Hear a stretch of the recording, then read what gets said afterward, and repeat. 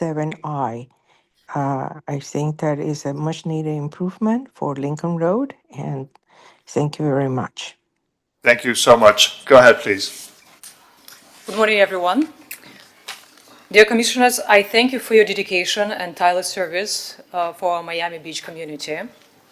My name is Rita Shinkawa, and I'm a proud resident of the Flamingo Park neighborhood, living near Bay Road and 15th Street.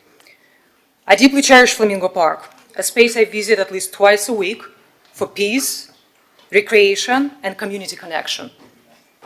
Flamingo Park is not just a green space. It is a historical and cultural gem that has served generations of families since 1920s.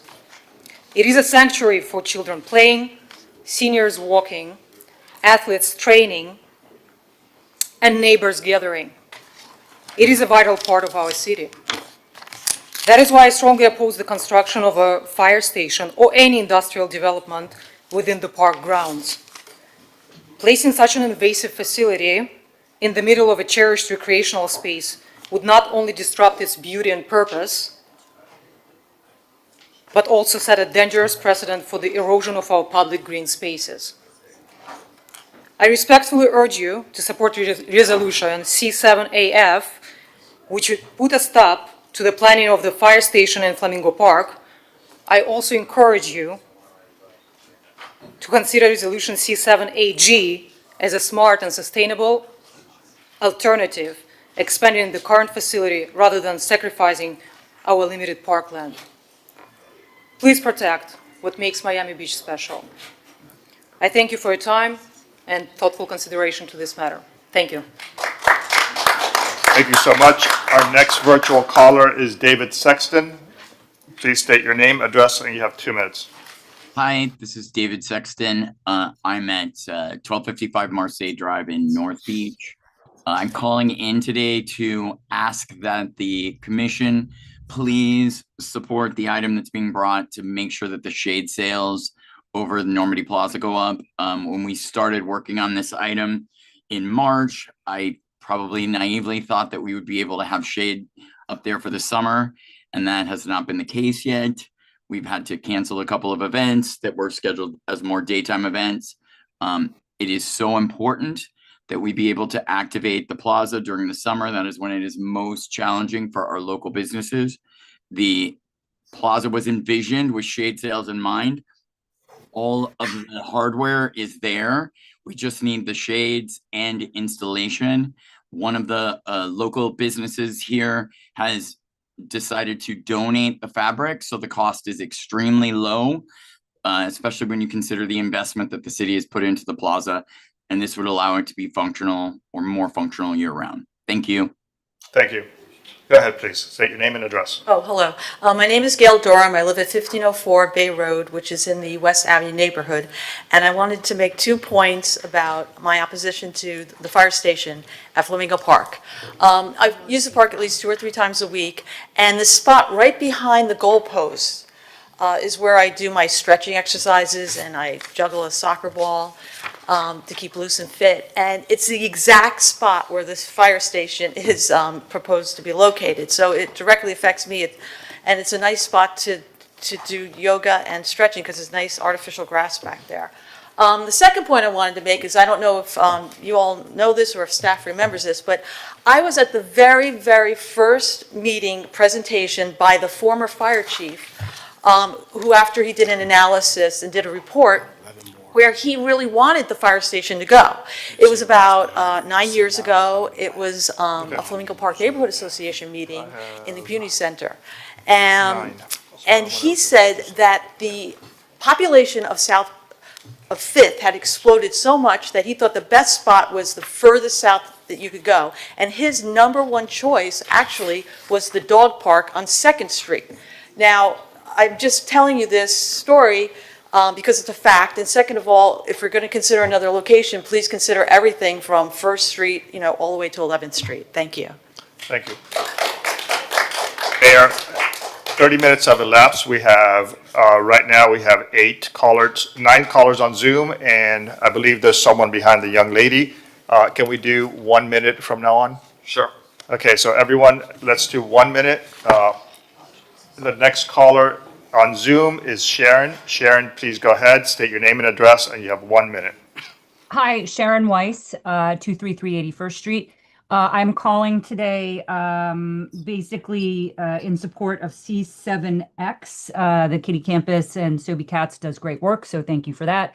The second item I wanted to talk about was a small request. I don't know if there's a legal reason why the agenda has to be in all caps. It's very difficult to read. Just some food for thought there. And lastly, I strongly echo Paula King's comments about the feces in the water up here. It's disgusting, and like really, I know you talked about it last week at a different meeting, but you really have to pay attention to this and put all effort into remediating this. It's disgusting. Thank you. Thank you. Go ahead, sir. You have 1 minute. Say name, address. I'm Ian. I live at 15th and West. I'm a Miami Beach resident, and I'm here to support the track. This park is part of the heart of the Miami Beach community. It's a rare green space where kids, neighbors, residents can all gather for free. It's the soul of our neighborhood. It's where generations have learned to swim, shoot hoops, play soccer, exercise around the track, and just be outside. It's where parents take their kids after school, where seniors walk in the morning, where friends meet up to connect, and people of all ages get fit. This is a city that's constantly changing. Flamingo Park is one of the few constants. It's a shared backyard for the thousands of people who live here who do not have a backyard. To build on this place is solution we can never replace. Our green space is a major reason why so many of us live in Miami Beach and not in Miami. Once that space is gone, it's gone for good. Parks are irreplaceable. They make our hot city livable and resilient. There are other essential places to put essential services, but no substitute for open park space. Let's protect what makes Miami Beach so livable. Let's choose community. Let's choose nature. Let's keep Miami Park whole. Thank you. Thank you, sir. Our next virtual caller is Larry Schaefer. Sir, state your name, address, and you have 1 minute. Larry Schaefer, 233 81st Street. I'm calling to oppose the budget and millage. I actually emailed the CFO, Mr. Green, and FERC Chair, Mr. Magazine, to ask about the budget, but I didn't hear back from them, and I want to know why.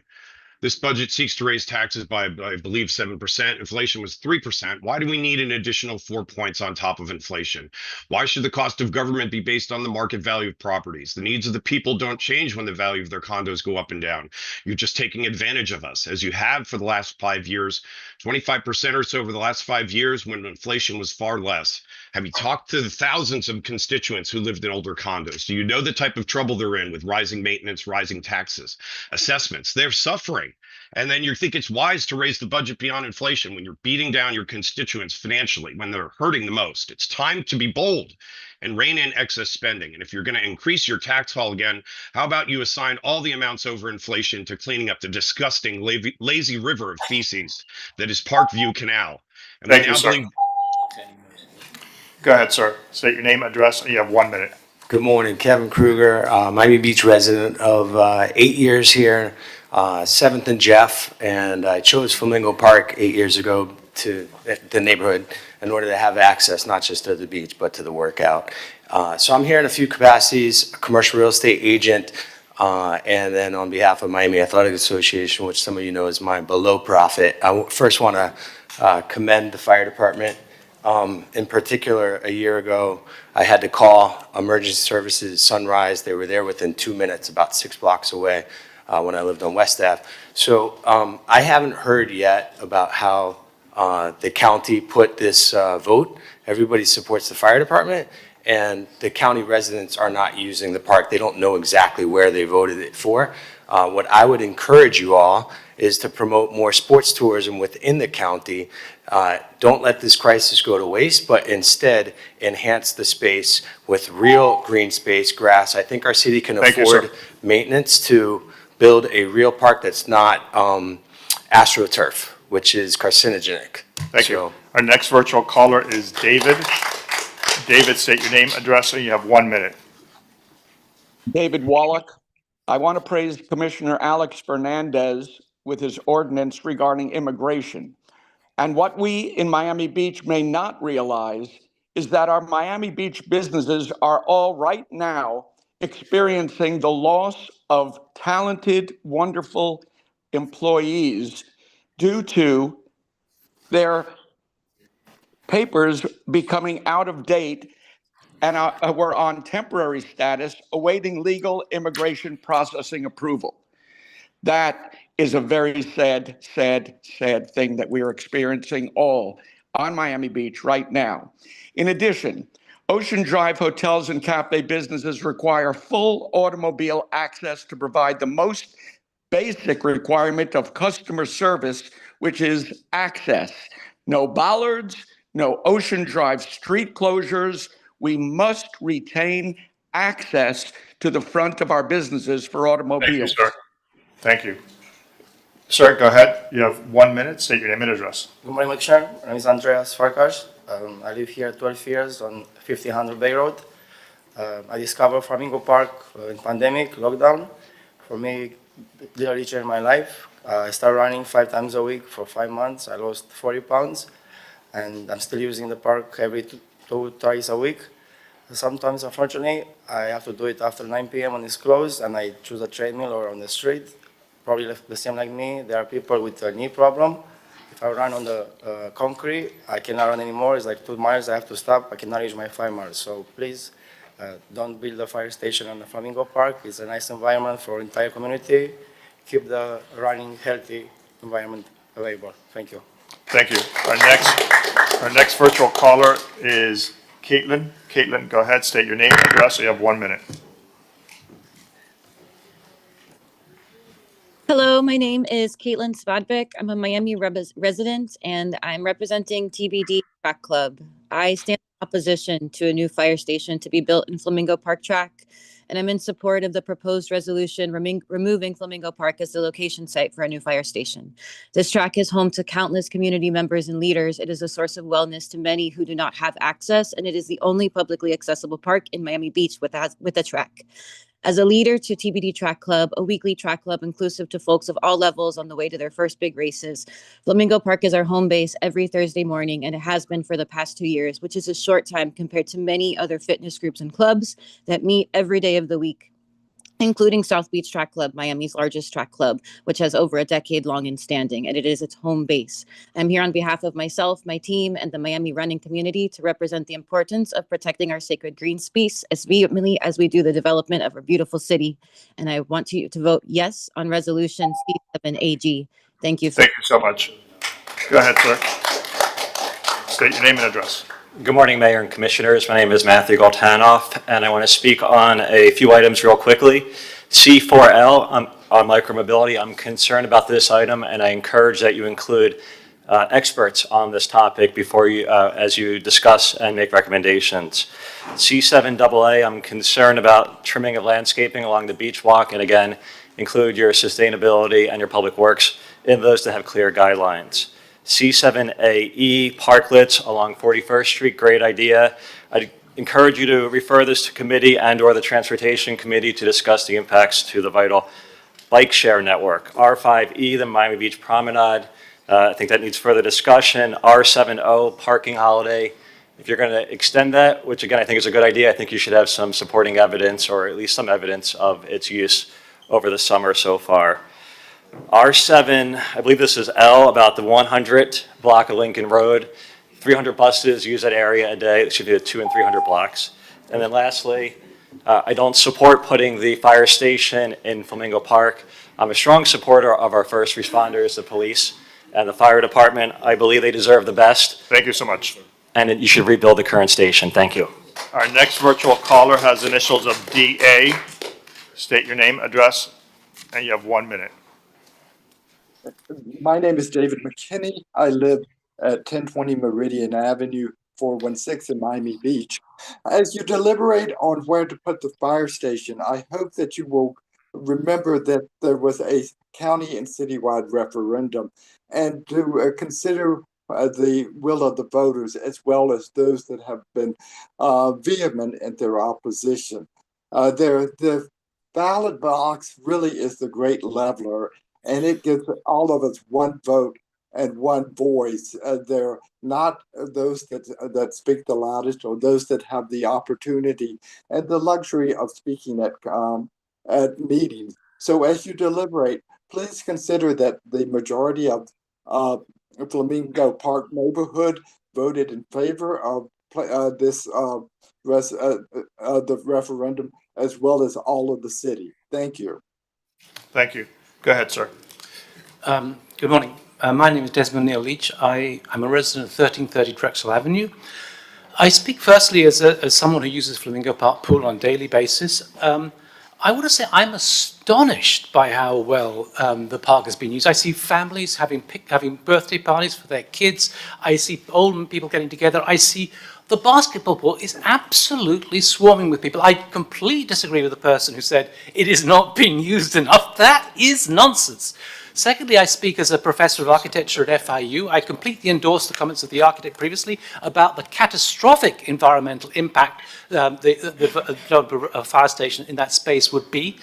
And finally, I speak as a UK native. Please do not make the mistake that we did in the UK. Margaret Thatcher sold off many of the public playing fields. Once they are gone, they are gone. This is a public facility that should be cherished and protected. Thank you, sir. Our next caller has a screen name of a picture of the Instagram logo.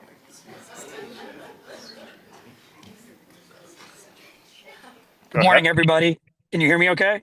Yeah, name and address, please. This is Michael Greco. How are you? I'm good, sir. All right, guys. So, listen, as somebody who's used the park for over 25 plus years actively and the track, I think it's ridiculous to put the fire station there. That being said, I want to just very quickly mention that, I have a newfound perspective regarding what our first responders are going through. And I saw a video that Commissioner Rosen Gonzalez posted yesterday regarding the deplorable conditions in which our sanitation workers work. But when it comes to our firefighters, they live in the fire station. And the existing fire station, for people that don't know, it's actually built on a sewage pump. So every drop of sewage north of 11th Street gets pumped under that building. It is not fit for human habitation. It needs to be relocated. We need to find a spot. There have been multiple locations that have been proposed over the years, and we essentially need to find a proper location that doesn't negatively impact response times, but it also treats our first responders the way they need to be treated. So that being said, it sounds like the Alton Road Flamingo Park location is not going to work, which is great, but we really need to not turn this into another 10 years of a political football. Thank you. Go ahead, please. Hi, good morning. My name is Christine Cuesta, and I'm a longtime resident of Miami Beach. I live on 8th and Meridian. And I recently started using Flamingo Park and was pleasantly surprised by the amount of people that utilize that track on a daily basis. As a longtime member of the volleyball community, I didn't know or understand that there were other communities like the volleyball community around South Beach. And now it's slowly becoming part of my life too. And I see that I can also speak on my experience, working at a school where 4 years ago we had to build a brand new football field. And for an entire year, we had to bus our students to Tropical Park to be able to utilize that field. The proposal of simply moving the track, I can tell you, it's going to have a detrimental impact on the community. We don't have the resources to move the people from the track to another park. We don't even have another park in the area. So simply building a fire station on a facility that is utilized by thousands of people per week is going to have a long-term detrimental impact on the community as a whole. And I want you to consider that before moving forward. Thank you. Our next virtual caller is Amy Mayhew. Amy, please unmute yourself. Good morning. Thank you again, and sorry about earlier. Amy Mayhew, Executive Director of the 41st Street Business Improvement District. I'm speaking today in support of Commissioner Fernandez's item C7AE to allow parklets on certain side streets at the 4000 block. We're truly appreciative of this thoughtful response to the needs of our small restaurants. It's as well as the feedback that we've heard from businesses who are looking to join the 41st Street corridor. So we're hoping that the commission will continue to move this forward. And we're excited to see our Tasty Cafe and PETA and whomever else will join us to take this up. And we're excited. So thank you for the support. Before our next speaker, I just want to interject something. I know a lot of people are here about the Flamingo Park Fire Station conversation, and I know it is a very passionate issue. Anybody who's read my newsletters or my opinion piece in the Herald will understand how I feel about it. I'm not going to interject that here. What I am going to interject is a very healthy dose of facts, because those are sorely lacking. Nobody is talking about moving the track. Nobody is talking about moving the field, the playing field. Those are not going to be touched, period, full stop. I see skepticism. We have plans we can show you. Doesn't work. It does work. Oh, excuse me. No dialogue here. Just trust me. We have teams of architects and engineers who have shown us that it works. Okay? So that's not this item at the moment. What I'm saying to you is the track is not going to be impinged upon at all. The field will not be impinged upon at all. It will not be closed for any portion of the construction. So if you would like to share your views on this, I'm very eager to continue listening, but I request that you do so based in fact. I am also a runner. I have also used that track. Nobody is closing the track. Nobody is getting rid of the entire park. Full stop. Go ahead, sir. Go ahead, ma'am. Sir, really? It's Navarrete. How are you? Thank you. Go ahead. Good morning, Valerie Navarrete. Last month, I spoke about the troubling acquisition of Alligator Alcatraz. Today, I return to voice my strong support for Commissioner Fernandez's resolution, C7Y, which challenges the discriminatory language and criminalization embedded in this issue. Let's be honest. Look, it's very short. Look around you at this very commission. Look at each other. Only if I come here now for the discrimination, I guess only KRG and maybe Magazine would get away with it. Mr. Mayor, you and your beautiful kids, you guys have Latin features. And especially you, Mr. Suarez, actually Suarez, very Spanish. With your dark hair and your beautiful tan, you would be doomed. A criminal should be judged by their actions, not by the color of their skin or their accent. Deport murderers and rapists, yes, but hardworking individual with a traffic ticket, an 82 years old American citizen with a clean record, that's not justice. It's injustice and a disgrace. Thank you, Ms. I Navarrete. urge this commission, just one paragraph, I urge this commission and administration to lead by example and extend this advocacy to all 33 municipalities. Okay. This moment reminds us all that we no longer live in the land of the free, and the safety and freedom are conditioned.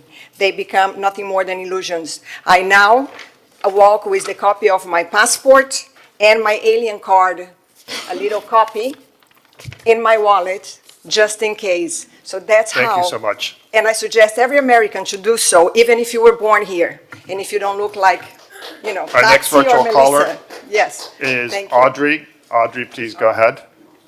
You have 1 minute. Hi, good morning. I want to thank the commissioners so much for their consideration to this Flamingo Park issue.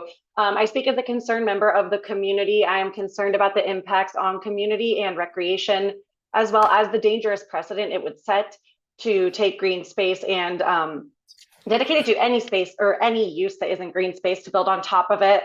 I also speak as an expert on the impacts of the urban heat island and air pollution on public health. And to Commissioner Bott's point, I just want to say that I feel like the construction of a fire station on that site, even if the track remains open during construction, all of the particulate air pollution, all of the various impacts of construction are completely incompatible with the use of the track for recreational purposes. Particularly, you have a lot of senior citizens, a lot of children on the track. I know this is a difficult issue, and I thank the commissioners for weighing all of their various constituencies. I know we need a fire station, but Flamingo Park isn't the place, and I am in opposition. Thank you very much. Thank you. Go ahead, sir. State your name, address. You have 1 minute. Hello, Jay Moore. I live at 1130 11th Street. It's kind of surreal to see you guys not on campaign posters, but in person. But I'm really here to really talk about Flamingo Park, and I think that the plan to put a fire station there is really not in the best interest of the people.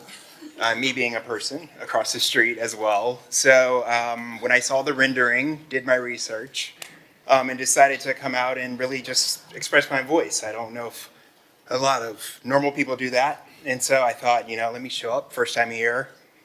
Been in Miami Beach for about 4 years, and I play tennis in the park, and I enjoy the park. And so the thought of construction, as someone whose building is going through construction right now for the 3rd year, just see that happen on Alton Road, just really decided for me to get up off the couch and come here and let you guys know what I think. So please change your mind. Thank you. Please keep coming and getting more involved. And by- People out. And if you're interested, I'll make you the offer. I'm sure my colleagues would extend if you want to come up and meet us, and we're more than happy to chat as well. I'll be around. All right. Thank you. Our next virtual caller is Florin. Florin, please unmute yourself, state your full name, address, and you have 1 minute. Hello, my name is Florin Vasiliu. I live on 800 West Avenue, and I'm supporting the resolution C7AF against building the fire station.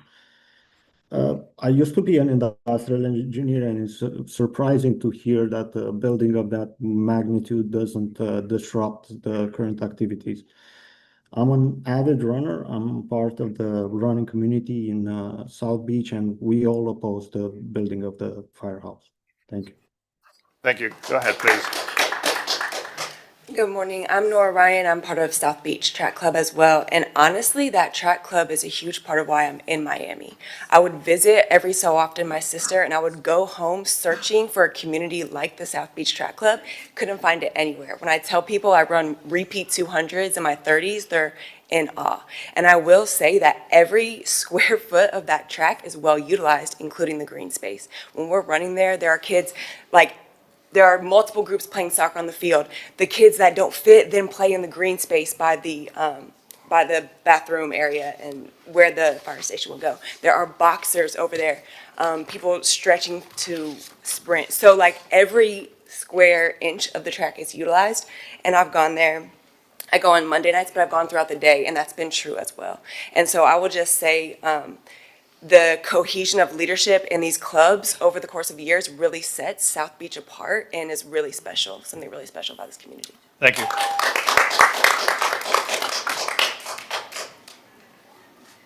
Good morning, David Adams, 1242 Alta Road. I'm here to support Commissioner Fernandez's resolution on the consent agenda and ask all of you to please support this resolution that urges the state legislature to amend section 775.215 of Florida statute. I'd like to thank Commissioner Fernandez for highlighting this important safety issue, and I'd also like to thank Mayor Minor, as it has been his highest priority for public safety. Over the past few years, we've had many sexual offenders and predators residing in Miami Beach. I've been notified by FDLE about sexual offenders residing in the community on both a temporary and permanent status within 1,000 feet of a school, park, or playground.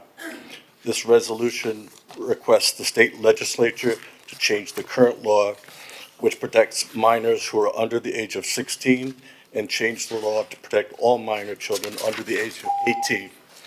Protecting our children is paramount. Thank you. Thank you. Go ahead.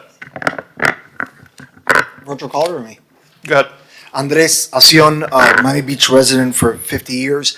I've been using Flamingo Park. Yeah, I actually I'm 50. But I've been using Flamingo Park since I'm 3 years old, going to the Boys and Girls Club there and using that park. And so that park is a special park for me. I gotta tell you that it hurts me that the current structure that's actually sitting where this fire station is proposed has been pretty much abandoned for many years. Those bathrooms are not used. I don't hear anybody complaining about having those facilities be repaired. I don't hear anybody talking about that's Flamingo Lake every single time it rains and there's a storm coming through here. When Alton Road was raised and the park wasn't raised and the proper infrastructure for drainage was not provided, that field and track becomes a lake every single time there's something happening there. I hear a lot of people that are worried about that track being closed down if this fire station was placed there, which is not going to be. But regardless, at some point, that's going to have to, please give me 20 more seconds, 30 seconds. That park is going to have to be repaired regardless moving forward. So I just want to say that the prior fire chief and the fire union had previously stated that this is the best location that they have seen out of all the sites proposed. And the people did vote, and I do feel for the people that are here speaking. And Thank you so Let the much. people- Thank you. Go ahead, please. Okay, hi everyone, my name is Darby. I am a new resident to Miami Beach, actually moved here in November. And I am in opposition to building the fire department at Flamingo Park. I understand this proposal won't completely take away the track, but it will take away precious green space that makes Flamingo Park so special to the community. When I moved here, I had 0 friends. But showing up to the park, especially the track, helped me find connection. Through the South Beach Track Club, I've met incredible people who've become my real friends. We support each other, we show up week after week, and we grab pizza after any runs. Anyone's welcome to join. It's become a place where I feel grounded and at home. Flamingo Park isn't just a facility, but it's a community. So taking away part of that space disrupts something that is really beautiful. There are other options. Please protect Miami Beach and continue to make it feel like home. Thank you. Thank you.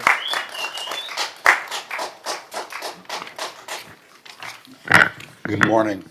Good morning. I'm Haskell Meyer. I've lived here for over 55 years. I've been running on this track for over 55 years. Some of the greatest runners in the world have run on this track. And for me to sit here and listen to one of the commissioners state that this building will not affect the track is preposterous. If you know anything about running, you know that you have to have wind direction in both, you have to have wind flow in both directions. This building is going to be 5 or 6 stories tall. How many feet is it going to be? I don't know that. You ought to know. You're the one who's sponsoring this, no? I'm not an engineer, but David Martinez or David Fair. Martinez might know off the top of their I'm head. very angry over this issue because you're taking public space and moving a fire station 600 to 700 feet away. What's the purpose of that? Why are we spending all this money to do studies that could be conducted on the back of a napkin and laid to rest as soon as it's completed? It makes absolutely no sense. Please leave this park alone, rebuild the fire station where it is currently. There's 21,000 square feet of space on that lot. Thank you, sir.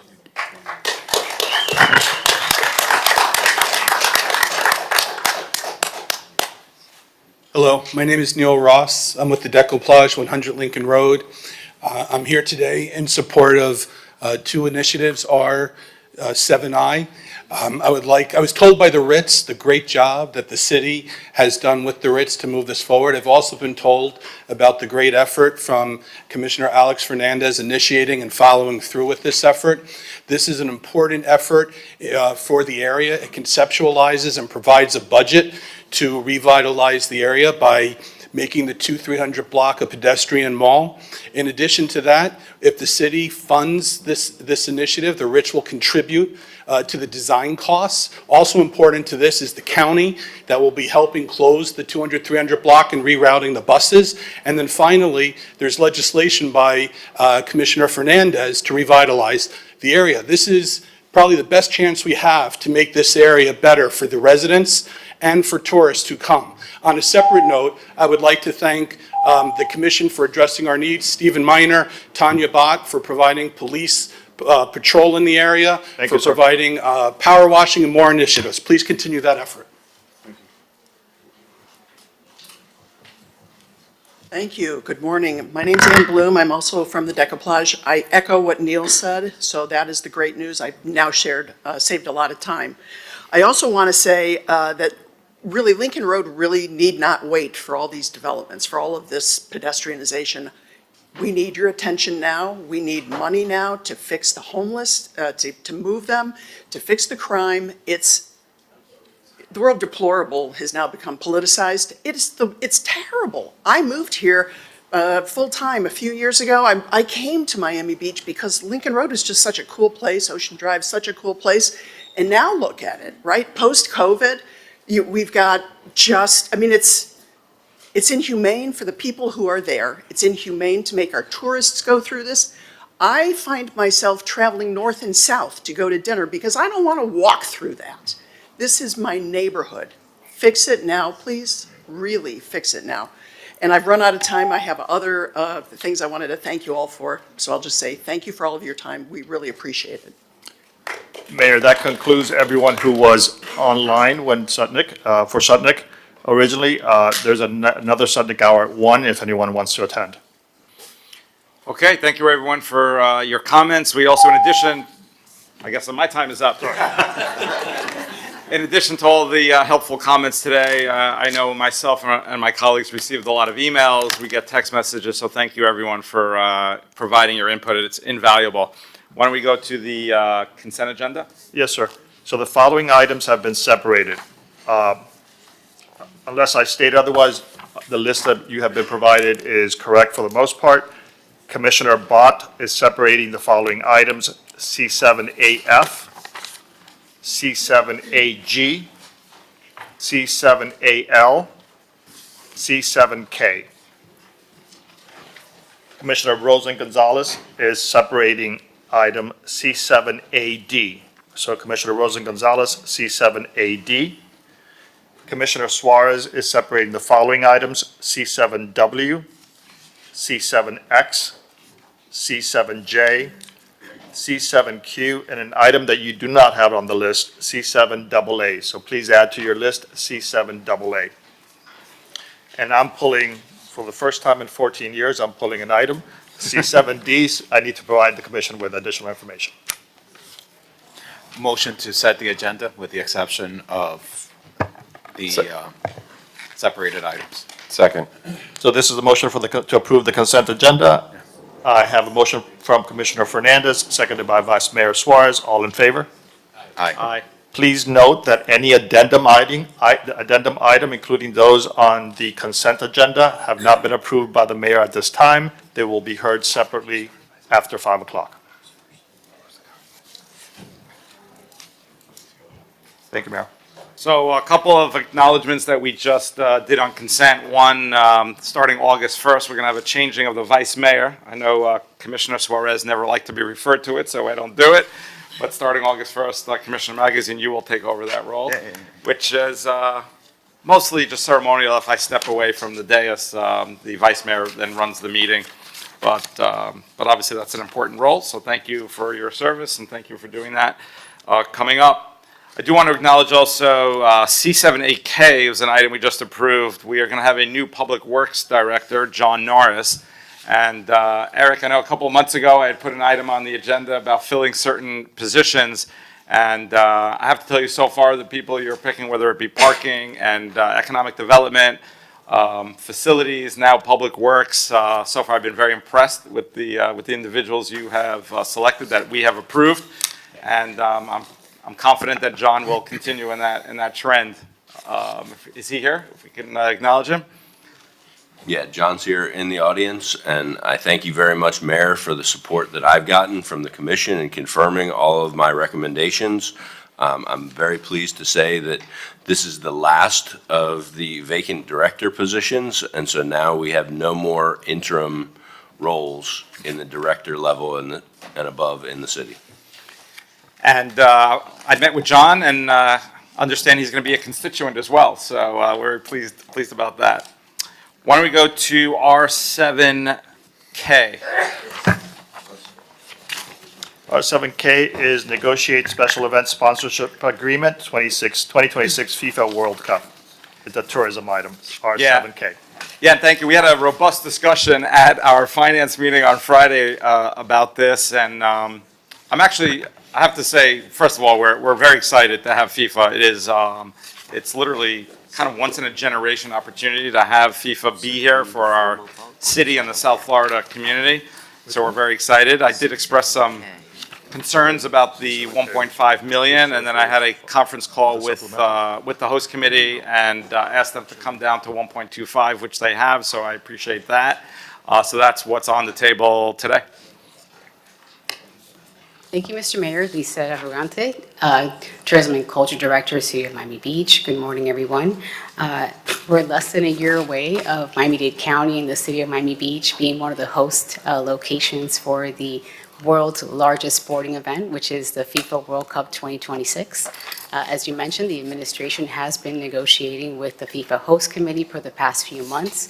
I'm going to share really quickly what the terms were for the special event sponsorship request that was presented at the December 20th, 24 FERC meeting.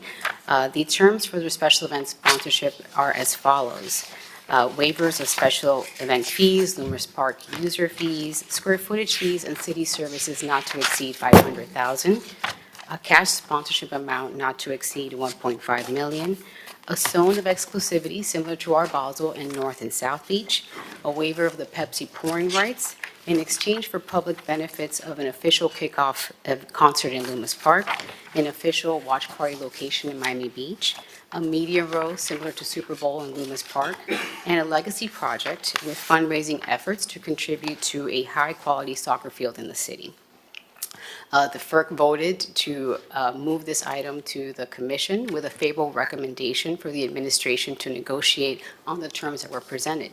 At the July 11th FERC budget workshop, Mr. Mayor and committee members discussed the cash sponsorship of the special event sponsorship and asked the staff to negotiate bringing that number down from 1.5 excuse me, to 1.25. And so we have some updates that we've also negotiated, which I'm going to share with the terms, which include, as I mentioned, bringing that cash sponsorship down. The committee has a number to be determined of watch parties in North and South Beach. And we also have excluded the following events from their zone of exclusivity, which includes the Miami Beach Pride celebration in Loomis Park in June, the City of Miami Beach Juneteenth celebration, the July 4th celebrations in Loomis Park and in Altos del Mar Park. And they will also bring a FIFA legend to attend a Miami Beach public event. I have today representatives from the FIFA host committee, Ray Martinez, who's here to talk a little bit more about any further details that I didn't capture or answer any of your questions. Good morning, and thank you for the opportunity. My name is Ray Martinez. I'm the Chief Operating Officer for the World Cup Miami Host Committee. I'd like to thank the mayor, the commission, the city manager, the city attorney, and the clerk for working with us over the past 6-7 months to fruition to bring this item here today to you. As mentioned, the World Cup is the largest sporting event in the world, and this is the largest World Cup that ever has been held. There are 48 different nations that will be participating, 104 matches spread out over 16 host cities, with Miami being one of them. We have 7 matches that are going to be played here at the Hard Rock Stadium, which will be renamed and rebranded as the Miami Stadium for the matches. We have 4 qualifying matches, a round of 32, a quarterfinal, and a bronze medal final. One of the unique things about the World Cup, obviously, is the international draw from 48 different nations. Our tournament period starts on June 15th and goes till July 18th. So we have the second longest tournament period from the first match to the last match, which means that there's going to be a lot of people in our community. So they're not only here for the 7 days that the matches are, they're going to be using, South Florida, the city of Miami, Miami Beach as their jump off point, if you will. We have met as a host committee with a lot of different entities, including the consular corps and different nations that have come and wanted to meet with us because they feel Miami and Miami Beach in South Florida is an important place for their countries coming to view the World Cup. We look forward to partnering with Miami Beach, and I don't know if there's any questions. We do have a sizzle reel if you're interested to show that kind of highlights the level of what will be taking place here in Miami Beach. How long's the reel? 90 seconds. Oh, perfect. PJ, if you could cue the reel. Thank you.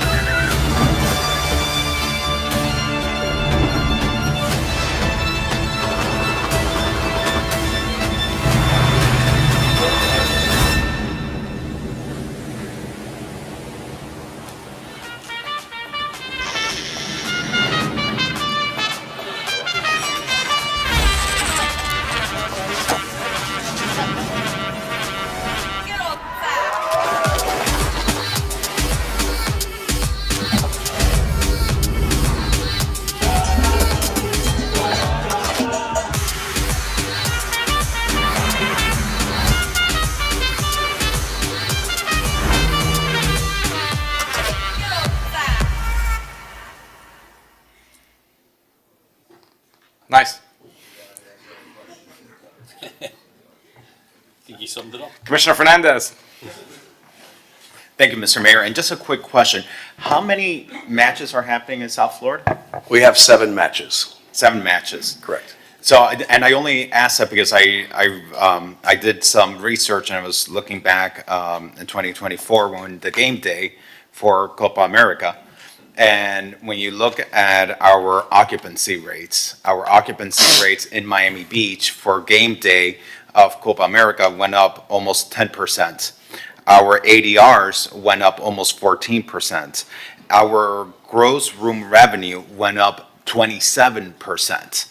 And that's just looking at data as it relates to our hotels. That's not going and looking into the impact on our restaurants or the significant media impact that we're going to get from having Media Row here. And that was only looking at a one-day game. And this is, seven games, so we can see much bigger impacts, I would imagine, because, this is an international game with just great ripple effects for our economy. So thank you for your partnership with our city, and I'm glad to support it. Commissioner Rosa Gonzalez. I just want to say that this is a once-in-a-lifetime opportunity for Miami Beach. I believe 1.5 billion people watch the World Cup. And viewing it with the official association with FIFA is just invaluable, and the public relations value to our city. I don't think we could ever get it, so I'm happy to sponsor the 1.25 million because I think we're going to get it back in so many other ways. So I'm really excited to showcase Miami Beach with FIFA and the World Cup Committee, and it's going to be really exciting. So. Commissioner Dominguez, then Commissioner Magazine. Thank you, Mayor. I'm very excited to support this. I think there's a lot of great public benefit that we're going to get out of it as well. I've read some of the material, and it talks about a watch party, a Legends appearance, of other viewings, potential broadcasts from Ocean Drive. So I think it's a good investment for our city. It's going to be a very exciting time next year, and I'm really looking forward to it.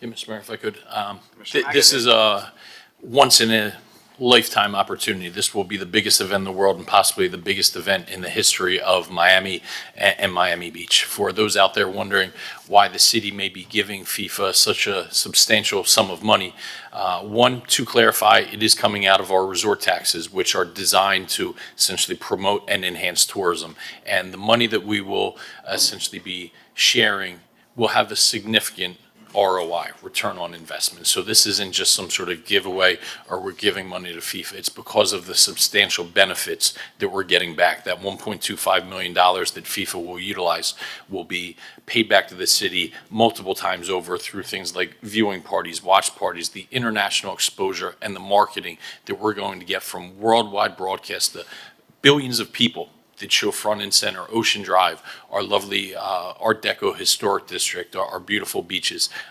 Those things are incalculable, immeasurable. So we're happy to welcome FIFA and can't wait for next summer. So thank you all. Great, thank you. Anybody want to make a motion? I'll second.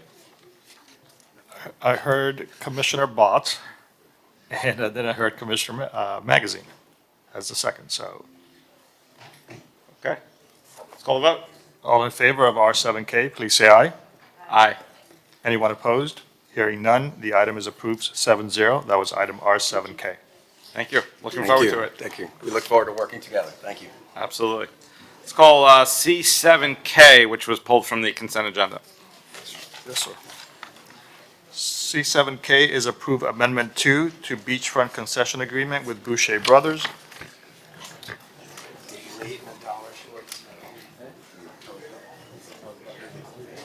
Commissioner Bott.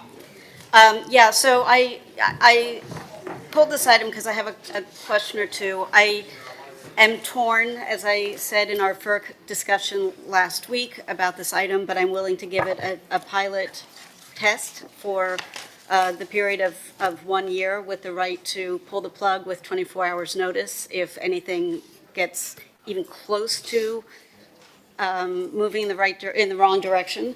That's very important to me, and I think that we all, and the city manager, needs to make sure that that is something that we pay close attention to. A question that I had for years on the planning board, we had folks coming to us to plead their case for one misstep or another, and often we were told, oh, well, I couldn't hire any off-duty policemen. And that is part of what this program is going to be covering, and I know that, you know, the operation will evolve as the needs become apparent, but I just wanted to get clarity on how that issue was going to be overcome. So I don't know if that's a Ron question or a Ralph question. Good morning, Mayor and Commissioners, City Attorney, City Manager, Ralph Andrade, represent the Boucher brothers. With respect to your question, we intend to hire off-duty police. We know sometimes they're not available. If they're not available, we'll look to outside jurisdictions to hire off-duty police, which, you know, happens all the time. A lot of private businesses do that. And you should know, in addition to that, as a licensed premises under state law with a state license, we're subject to oversight and enforcement under state law by the DABT, which is a Division of Alcoholic Beverages and Tobacco.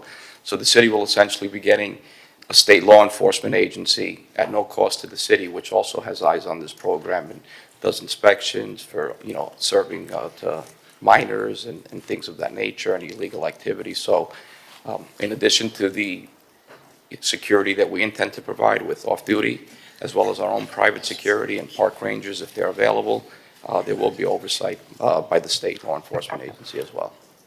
And that can be bolstered as needed. Correct. Okay.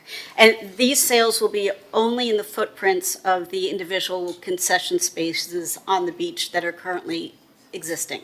Correct. They are not going to be west of the dunes, so they will not impinge on businesses on Ocean Drive and Collins. That is correct. Okay. So as I was going through the contract, you know, the Boucher brothers are excellent partners with the city. They have a long history of being excellent partners with the city, but they do have the right to go all the way up through the very northern end of North Beach. And that causes some concern for North Beach residents because as great as it is to have very organized concessions in South Beach, and some people really like that, there are lots of people who choose not to ever use that and don't want to have to be basically forced to find a little plot of sand, you know, winnow their way through areas of seating arrangements and umbrellas that have been set up. So I would like to ask if you would be agreeable to not activating those spots in North Beach, north of Altos Del Mar Park, unless the commission expressly and explicitly votes to authorize you to do that, rather than by doing it as of right. Yes, we agree to that. That would be great. I think that allays a lot of concerns for North Beach residents. If there is a pocket where, you know, there's a desire for North Beach residents to have one outpost rather than the 8, I think, that you have as of right, is that something that you would be willing to activate? Sure. Look, whatever we're here to serve the city and the commission's, you know, desire and will. So if that's something that the city would, if you don't want us to activate it, we won't activate it. If you don't bless the activation, obviously we won't activate it. If you want us to activate one block, we'll do one block. If you want 2, we'll do 2. And I think in addition to that, we understand, you know, the different dynamics between South Beach and North Beach. And so we're happy to, you know, agree to some number of beach equipment that the residents in that area can use at no cost to them. So we're happy to do that. So you would activate one outpost where residents could put in a request and use a beach chair for free in North Beach? Correct, up to a certain amount, of course, right? Obviously. 50, And then yeah. what about a citywide resident discount? A lot of people are not able to, you know, it's one thing to splurge for a weekend, but it's not, or if you're from out of town, but if you're a resident here, there is no resident discount now. That is correct. So could we, for citywide resident discounts, could you figure out a way to implement that? Yes, we could. How soon could you effectuate that? How much of a, I'm thinking 40%?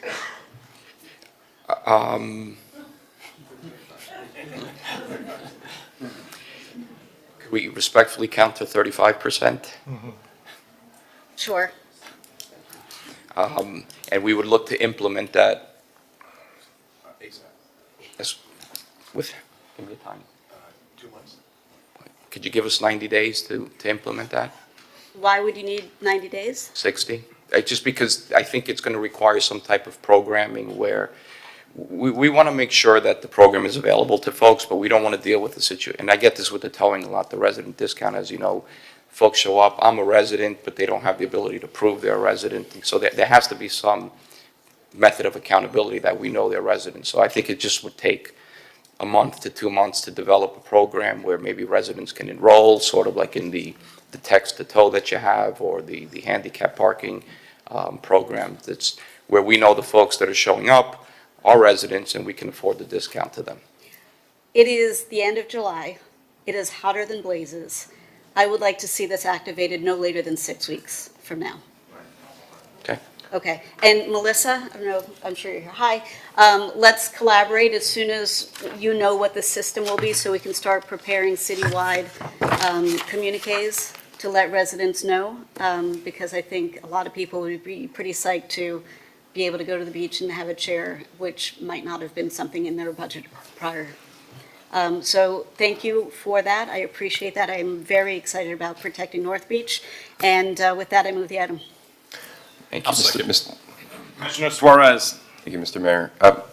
There's been a lot of talk about this from residents, and I think there's a lot of misunderstanding. If my colleagues would be okay with it, I just have a quick 2-minute presentation to really lay the reasons of why this is a good idea for a pilot.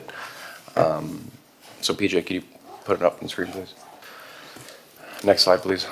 So the problem is there's a lot of illegal alcohol sales that are on the beach. Illegal beach vending is out of control. Both residents and tourists have sent me emails saying that they feel very uncomfortable. Some of the stats: 136 arrests in 2023, 151 in 2024, and only 27 for year to date. And I don't think that there's less alcohol sales. I just think that police resources are so strained that it's not cost prohibitive to be on the beach enforcing illegal alcohol sales. Some of the common issues is that a lot of these illegal beach vendors make unsafe homemade cocktails. They sell in glass containers and in plastic, which is obviously bad for the environment. Like I said, an uncomfortable environment for tourists and residents, undermines local businesses and city tax revenue. Next slide, please. Here's a video of some of these illegal vendors.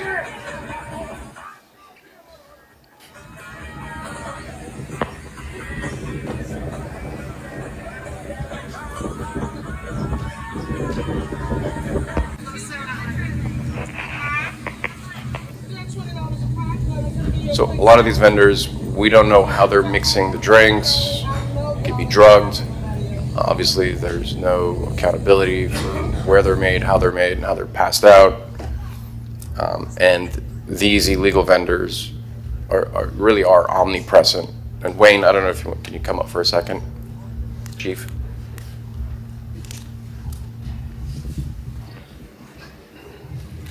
And this is just one after the other, especially in Loomis Park. And my fear is, I want to make sure that this doesn't continue to happen and someone gets severely hurt or drugged or injured from one of these illegal vendors. You can go to the next slide, PJ. I think it was the point. Like I said, the Miami Beach Police Department is already stretched thin. Beach ATVs are covering safety, emergencies, and more.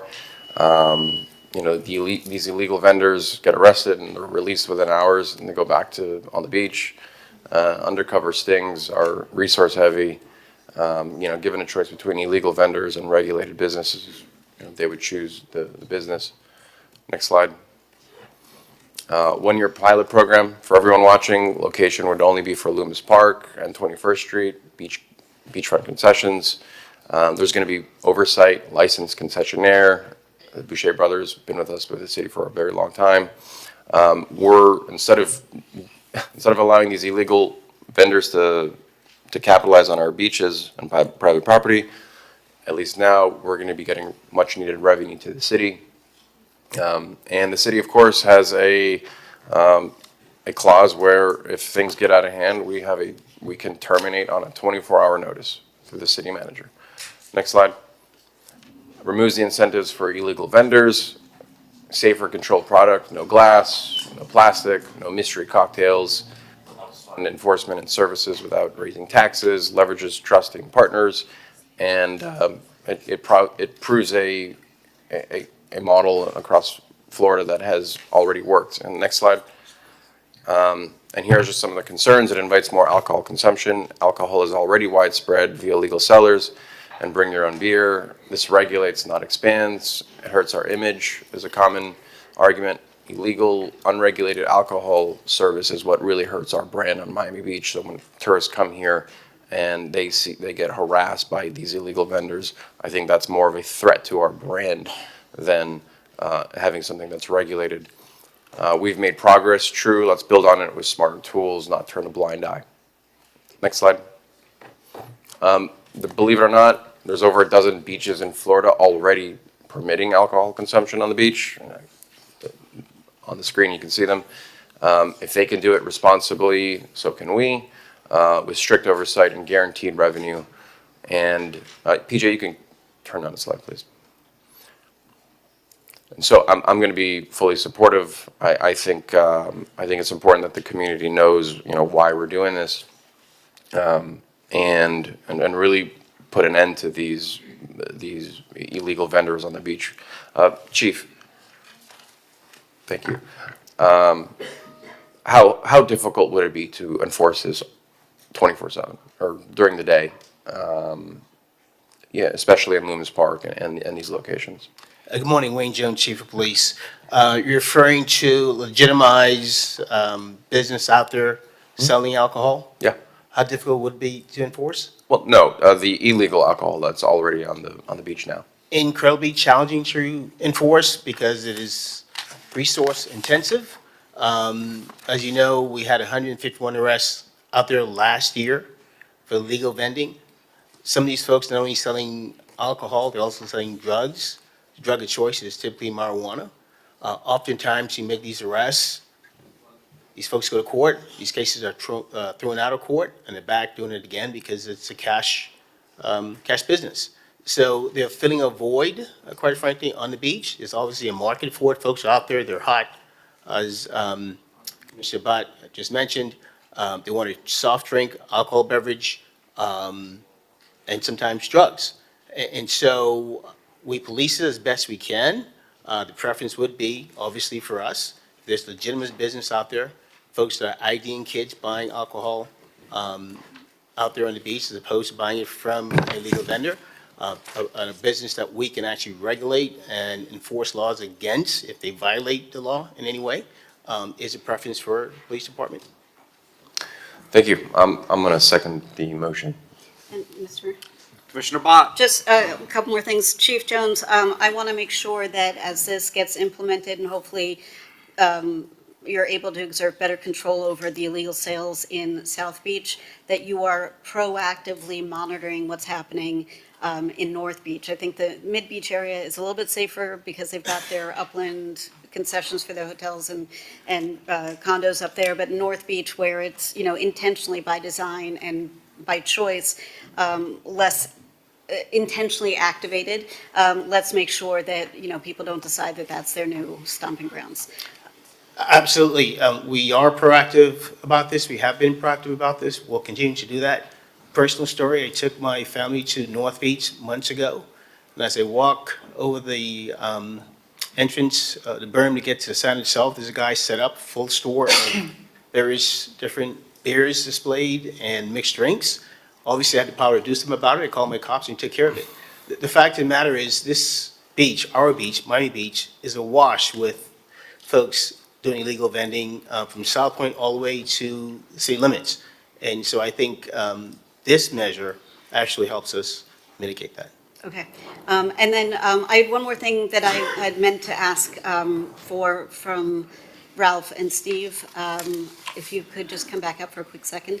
My understanding is that for your concessions in South Beach, you sift the sand every day, is that right? Correct. Okay, and we as a city in Miami Beach get our sand sifted by the state, but no, by the county? The county. On an annual basis. Correct. Is it any more than that, Ron? It depends on whether or not there's any events out there as well. If there are, then they do it multiple days to sift through the sand. Okay, so since there are fewer events up in North Beach, sand gets sifted up in North Beach how often a year? I think it's just daily. Just as needed? Correct. So let's say maybe 10 times a year. Correct. Would you be able and willing to use the sand sifting equipment that you have in South Beach and do a sweep up in North Beach a few times a week? Yes, we would. You would? Yes, we would. Okay. We'd be happy to do that up to 3 times a week. 3 times a week up in North Beach, which is a marked improvement over what North Beach gets now. Okay, then I move the item again.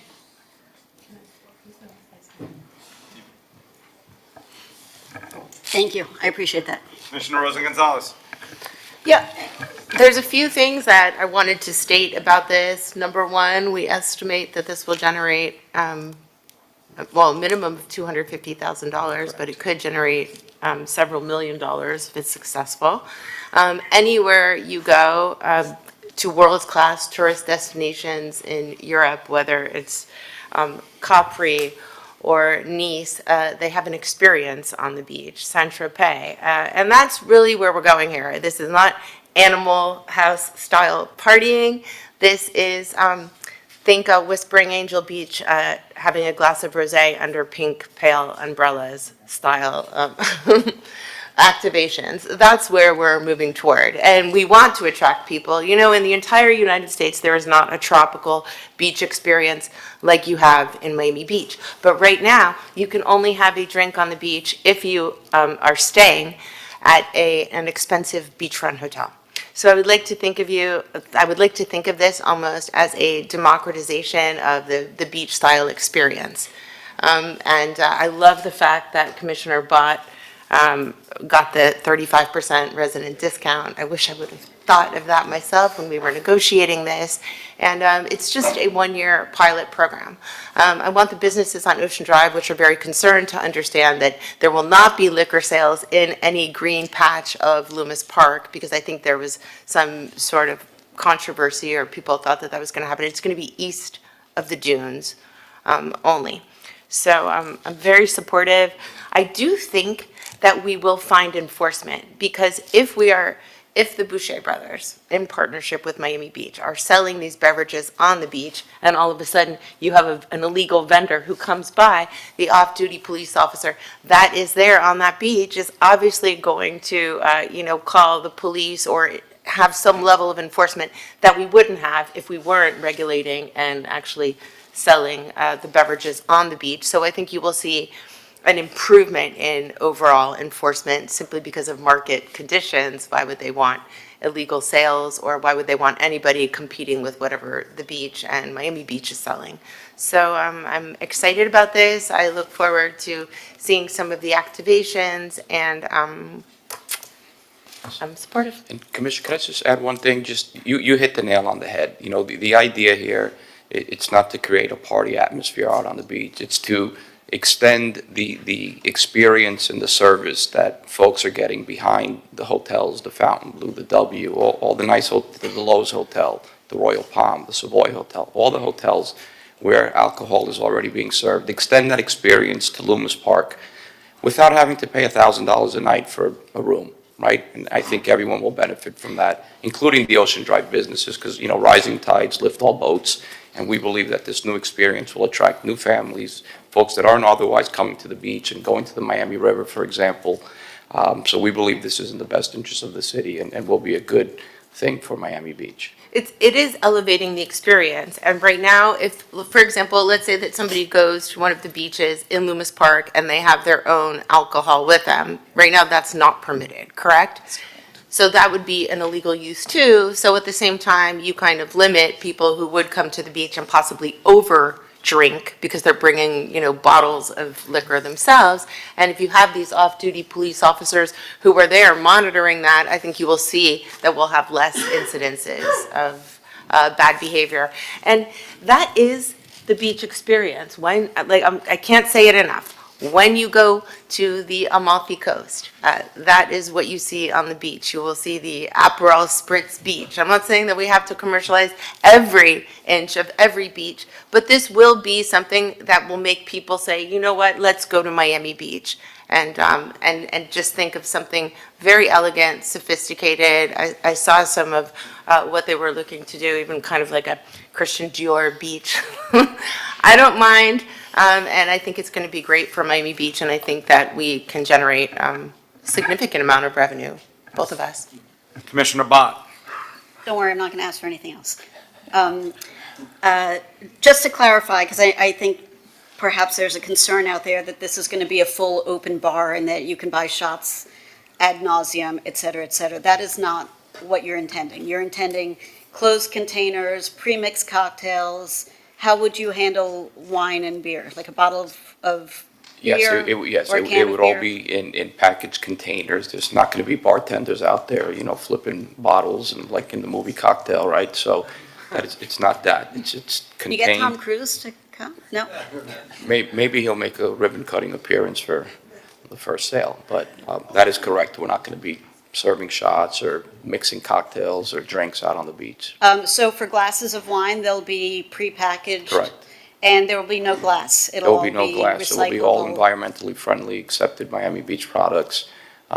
Look, we're looking to do something good here for Miami Beach, Okay. so that you all And can be just proud of. for the record, in case anybody thinks that this is not conducive with Blue Zones, which is a very important initiative that I'm championing with the unanimous support of my colleagues, I will tell you that two of the tenets of Blue Zones ways of living better longer include having a glass of wine daily and spending time with friends, actually 3 in open air spaces. So it is actually, I'm not suggesting anybody abuses this to excess, but this is a nice way to explore that part of the Blue Zones initiative. Question. So there are basically 3 organizations that have directly by that area in Ocean Drive. 2 are residents, 1 is a neighborhood association. So Be Safe, the Ocean Drive Association, and the Art Deco Neighborhood Association. They've all come out against this pilot program. Have you reached out to them? Have you conversed with them? Have you communicated with them at all? Yes, we did. Steve met with all of them, and some of the reasons that were given for opposing the project are based solely on self-interest, commercial interest, business interest. They don't want competition with respect to. Well, that's the Ocean Drive. You That's the could Ocean argue, Drive but folks, the yeah. 2 others are neighborhood Right, resident associations. the other 2, am I free to share how? The other, at least one of the other 2 expressed an opinion of, we don't care about the illegal sales. It's not affecting our building. They don't come and sell illegal alcohol here on our beach. We don't care what happens in Loomis Park. We don't care what's happening in Ocean Drive. And that was their position. It wasn't based on a larger vision or what's in the best interest of Miami Beach. It wasn't based on bringing families to Miami Beach to have a diversification of the city, reclaim some of what Miami Beach has lost to other destinations who are offering experiences such as this. By the way, when you say we lost, there's a stat that the GMCVB, and I saw David Whitaker here before that, we were, at first 4 months of the year, we were the highest on multiple levels of rating. We were at the highest room per night, RevPAR, occupancy rate in the entire nation. We were at 357 a night. The next city was 284. We were 25% higher on an average room rate of any city. So we're definitely expensive, but we could tell you from our. I'm saying we're doing well. I think. Well, yeah. Well, look, the city's. we just want to enhance the experience for folks. The city is doing great. I think under your leadership, it's done, a great job, and thank you for that. We just want to enhance the experience for those folks that are looking for this type of experience. It's commonplace throughout Florida. It's commonplace in Europe. I just came back from Portugal, had a lovely time, having this type of experience. It's something that it's all over the Caribbean. People expect this type of experience. They expect to be able to go to the beach with their families, have a glass of wine. It's common. And somehow it's been made out to be a boogeyman, or it's going to devolve into chaos. The issue is that we've had problems here. I think myself and our entire commission and our police department have done a good job of turning the narrative around. Obviously, spring break the last 2 years, a great success. So, listen, Boucher Brothers does a great job, great concessions, really. We couldn't not be more proud of the relationship we have. I just get concerned what the image that we're projecting to the world is when we do something like this, especially since I think we've done a really good job of turning that image. It's not easy, but we're doing it. I would just say for those folks that are concerned, the residents, the city manager insisted on the right to suspend or terminate the program upon 24 hours notice. So the moment there's a hint or a whiff that this is somehow And I going believe sideways. I asked the city manager to add to that the city commission can also Yeah, step in. and the city commission, so you all have maximum authority and control over this program. And the moment you think it's not serving the city's interest, the next day you could stop it. And we've agreed to that, and it's not a problem. We believe you're going to be happy with what we're doing. Mr. Mayor. Commissioner Fernandez. Thank you, Mr. Mayor. First and foremost, I think the Boucher brothers have such an incredible partnership with our city and contribute in so many incredible ways to the city of Miami Beach. You manage our most prized asset at such a high level. And so I think that just speaks to you being a partner who we would trust for something of this nature. My concern is that I know that alcohol and heat dehydrate people.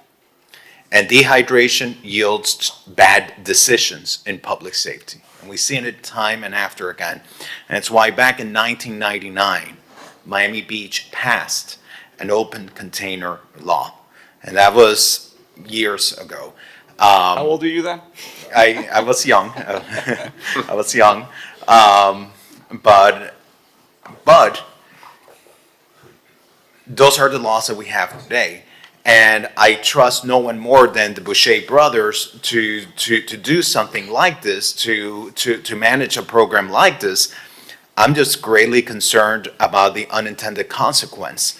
Not only about the unintended consequence on the ground, but that the headline be, or the perception be, that Miami Beach is going now in a different direction that does not align with the direction we have been going in, into promoting a health and wellness environment, where we have been going into residential areas and telling businesses that we're seeking to have 5 a.m. Alcohol beverage licenses, that now, no, we're rolling back those areas to 2 a.m. Because we want to preserve the character and the residential quality of life and the public safety of some of these neighborhoods. And so, if we are to do this, I would trust doing this with no one other than the Boucher brothers. But I can't support this today. Thank you, Mr. Mayor. Commissioner Magazine. Some of the feedback that we've gotten has been, well, you all have worked so hard to shift the image and the branding and what defines Miami Beach, and we have. And it's something, I'm the least self-congratulatory person in the world, but I think our entire city is right to be proud of doing so.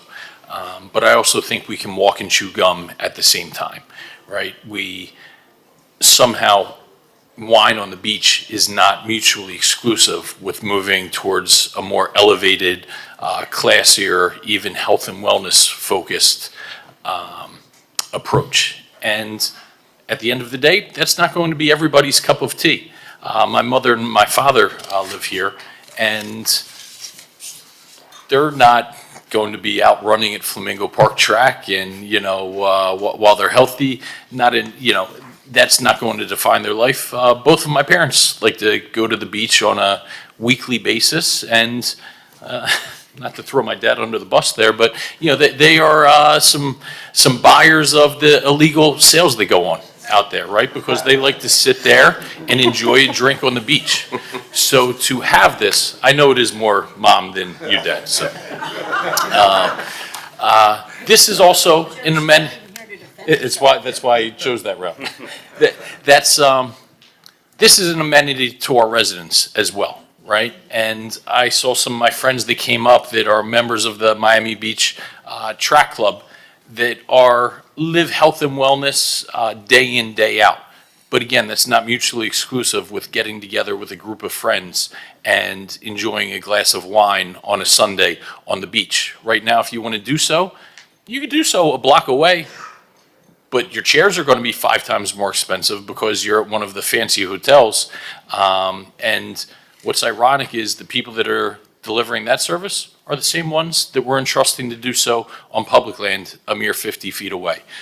So while I am very proud of the direction that the city has moved in, away from the anything goes, party till you drop atmosphere, and more resident focused and a health and wellness, I don't think that's mutually exclusive with providing this, not only an amenity to our visitors, and we talked about the World Cup and things like that coming, but an amenity to our residents, right, where we're providing a discount for them to be able to go down and enjoy beach chairs.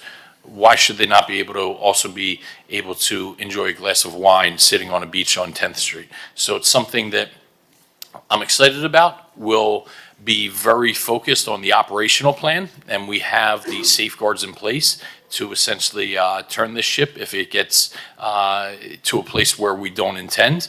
And with that, I think I'm excited to see our residents be able to be offered in this. I know so much focus has been on the draw for tourism, but for that, whether it be my parents or anybody else, to be able to go down on a Sunday afternoon to Loomis Park and order a glass of rosé and really take that all-enhancing experience, I think it's going to be wonderful for Miami Beach. Motion and second. Call the vote. A motion by Commissioner Bott. I have a seconded by Commissioner Suarez. This is to approve the item as amended. All in favor, please say aye. Aye. Anyone opposed? Me. And me. 2 noes. That's a no from Commissioner Fernandez and a no from Mayor Minor. The item passes. Okay, I see we have our tax collector, Dariel Fernandez here, so let's call RDA2. We are recessing as a Miami Beach Convention Center, and we are reconvening as a redevelopment agency. The RDA2 is a public hearing, new lease with Miami-Dade County Tax Collector's Office, RDA2. And Dariel, I am so excited, and I'll let you do the details, but to have a DMV come to Miami Beach, I mean, just literally yesterday, I was talking to someone who spent most of their day in an office. We're very much looking forward to you improving the process. Oh, thank you so much. I just wanted to start say thank you God for the opportunity to be here in one of the most beautiful city in the entire state of Florida, Miami Beach. Also, I wanted to say thank you to you, Mayor. Thank you to all commissioners for this opportunity. I think for a long time of the people of Miami-Dade County need to have one office here in Miami Beach. This office will be located at the shop at the Anchor Garage between the Collins Avenue and Washington Avenue. Will be a 14-fold service windows with 19-fold employee, 1,500 parking space. What is the service that we're going to start providing over there? Is a real estate property taxes. The people, the residents of Miami Beach now going to have their own office here in the middle of Miami Beach. They don't need to go far away. They don't need to go to the downtown to pay the property taxes. They don't need to go to another place to get the driver license or ID. If they need to open a new business, now we're going to offer that service. Also, I wanted to say thank you to the city manager, I'm sorry for that, because this is a collaboration between two entities, the Office of the Tax Collector and the City of Miami Beach. For a long time, the people of Miami-Dade County need to come to us. Now we're going to you, to the resident of Miami Beach. If you need to renew your driver license, I know a lot of people think about the waiting time, the long lines. We already stopped that in about 100 days, 200 days. Now it's a new future for Miami Beach to start providing this service here in your community. Disabled parking permit, baby stroller parking permit, and now expecting mothers parking permit. So thank you so much to all of you for this opportunity. Thank you to my team that is here today. I hope in a few months we're going to have our new office here for the first time ever in the city of Miami Beach. Thank you to all of you. I'm going to recognize Commissioner Fernandez. Actually, he's the sponsor of the. Yes, I'm sorry. I did have one question, Mr. Mayor. Very excited for this, Dario. I love your involvement in the community, how front and center you are.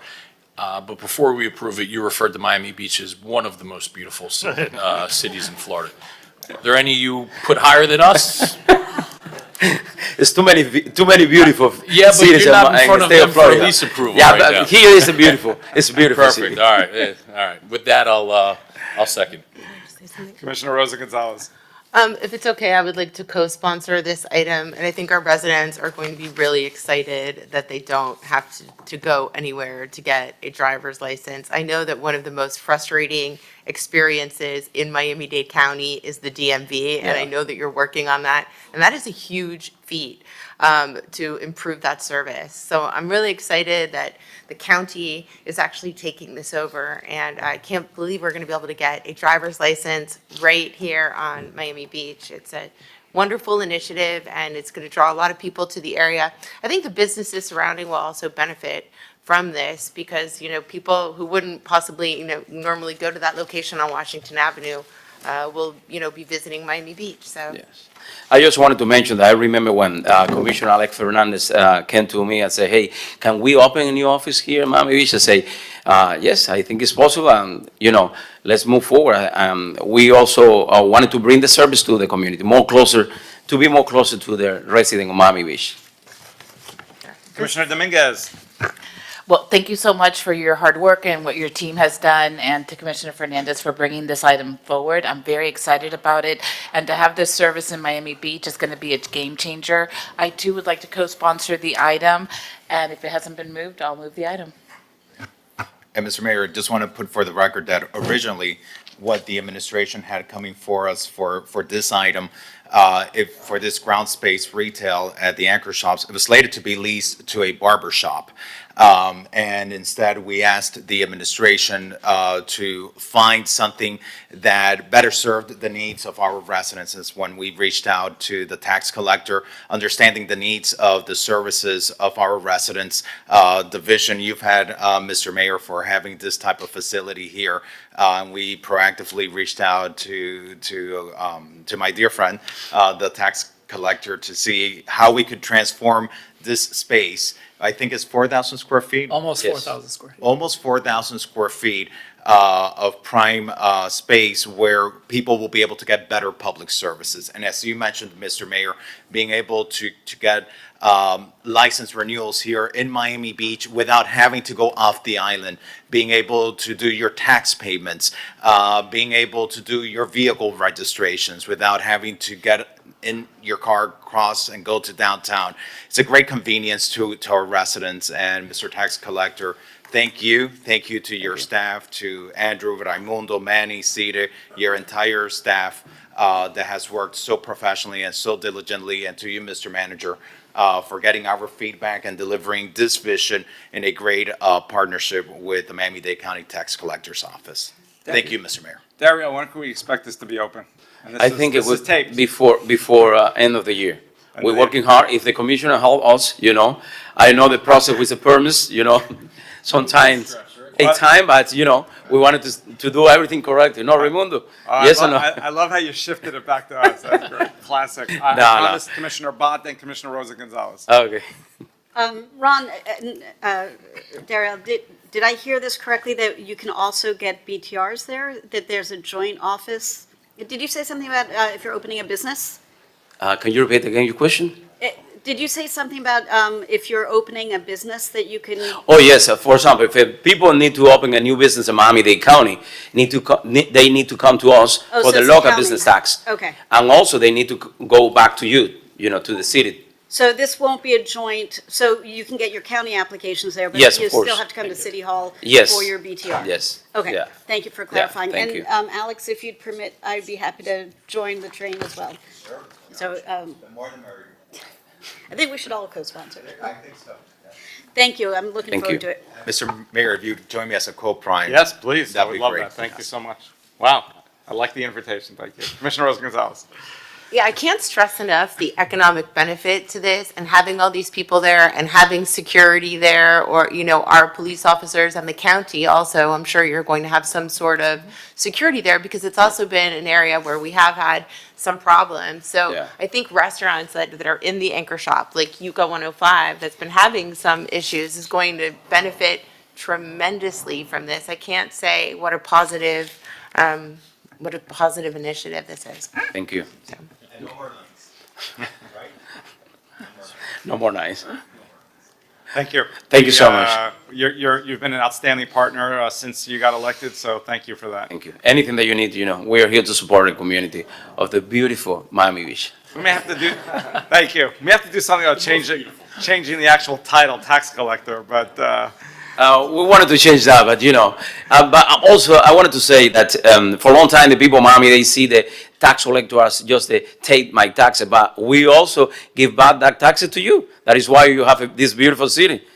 Fixing your road, pay the police, pay the firefighter, everything coming from us to you. Thank you. okay, we're going to call, Mayor, this is a public hearing. May I? oh, yeah. Is there anyone in the audience who wishes to speak on this item? Seeing none, I see two individuals requesting to speak online. One is Inez's iPhone. Inez, are you here to speak on the lease with Miami-Dade County Tax Collector? I want to thank Dario and the commissioners and the mayor for working together and bringing this facility to us. It's a wonderful accomplishment. Thank you. Thank you, Inez. Next, see Janessa Strode. Janessa, are you here to talk about the Miami-Dade Tax Collector's Office? No, I'm not. I hope that's okay. It's a little off I'm sorry, but it's a different item. If you want to talk on Sutnick, we could do so. That's at 1 o'clock. Thank you. Thank you, Mayor. Let's call the vote. I have a motion from Commissioner Fernandez, seconded by Commissioner Magazine. Commissioner Higgins is absent. All in favor, please say aye. Aye. Anyone opposed? Hearing none, the item is approved 7-0 with Commissioner Higgins absent. R7I. We're reconvening as the City of Miami Beach Commission meeting. R7I is execute an improvement maintenance agreement for 100 to 300 blocks of Lincoln Road.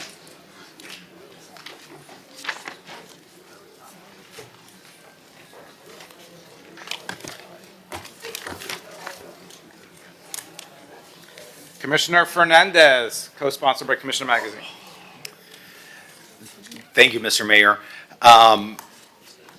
For way too long, the eastern gateway to our city's iconic street, Lincoln Road, has stood, I believe, in stark contrast to the vision we all share for Miami Beach.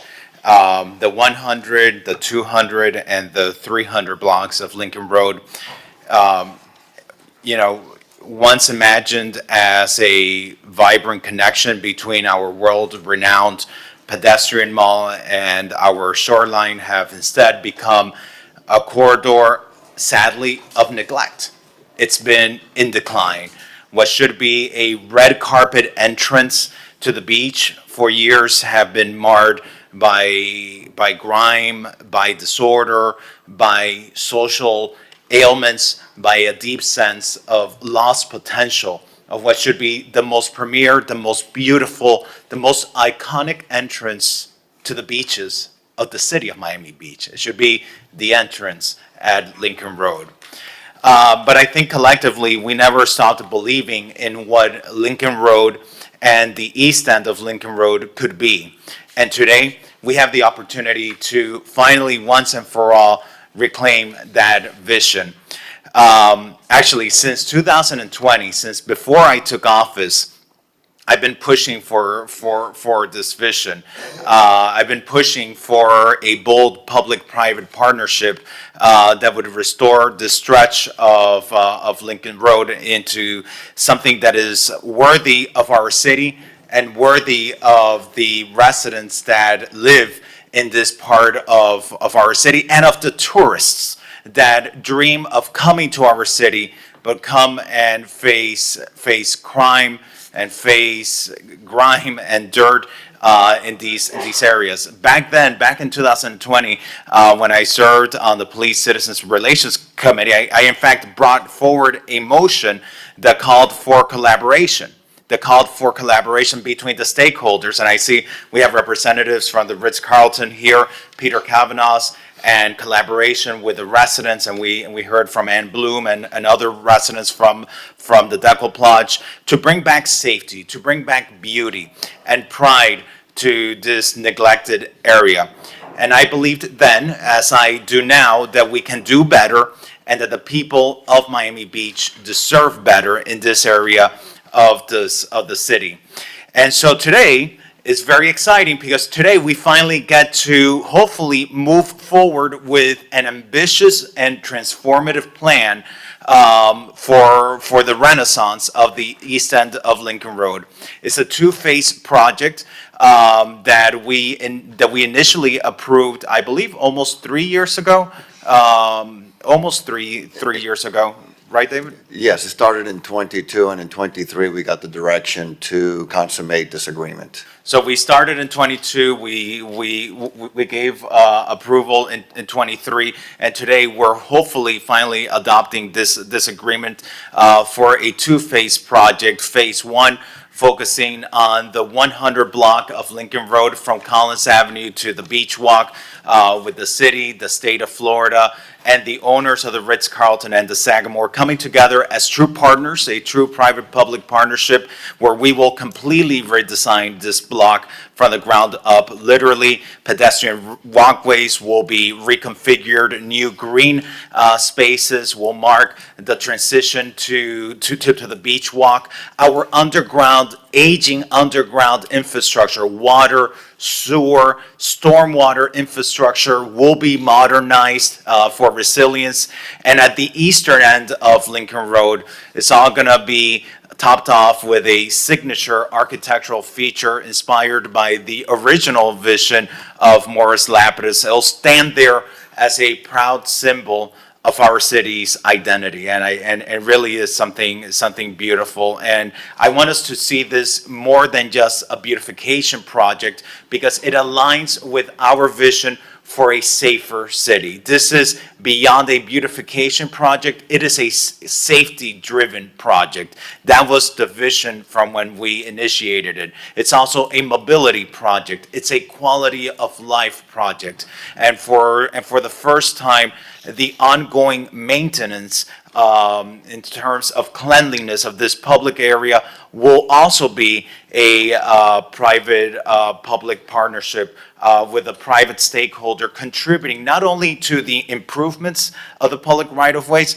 but making sure that those public right-of-ways on a monthly basis at least are power washed, that the landscaping is worthy of this beautiful tropical paradise that we live in, that the care is given so that our residents get the experience that they deserve living on Lincoln Road. And that's only phase one, this incredible transformation of this beach entry point. And phase two will bring the dream full circle, I believe, because that's the 200 and 300 blocks. And when those hopefully become fully pedestrianized with the support of Miami-Dade County, closing the gap between our pedestrianized Lincoln Road Mall and the revitalized 100 block, it'll be something transformative for that area, changing the energy. Buses will be hopefully relocated to Washington Avenue so that now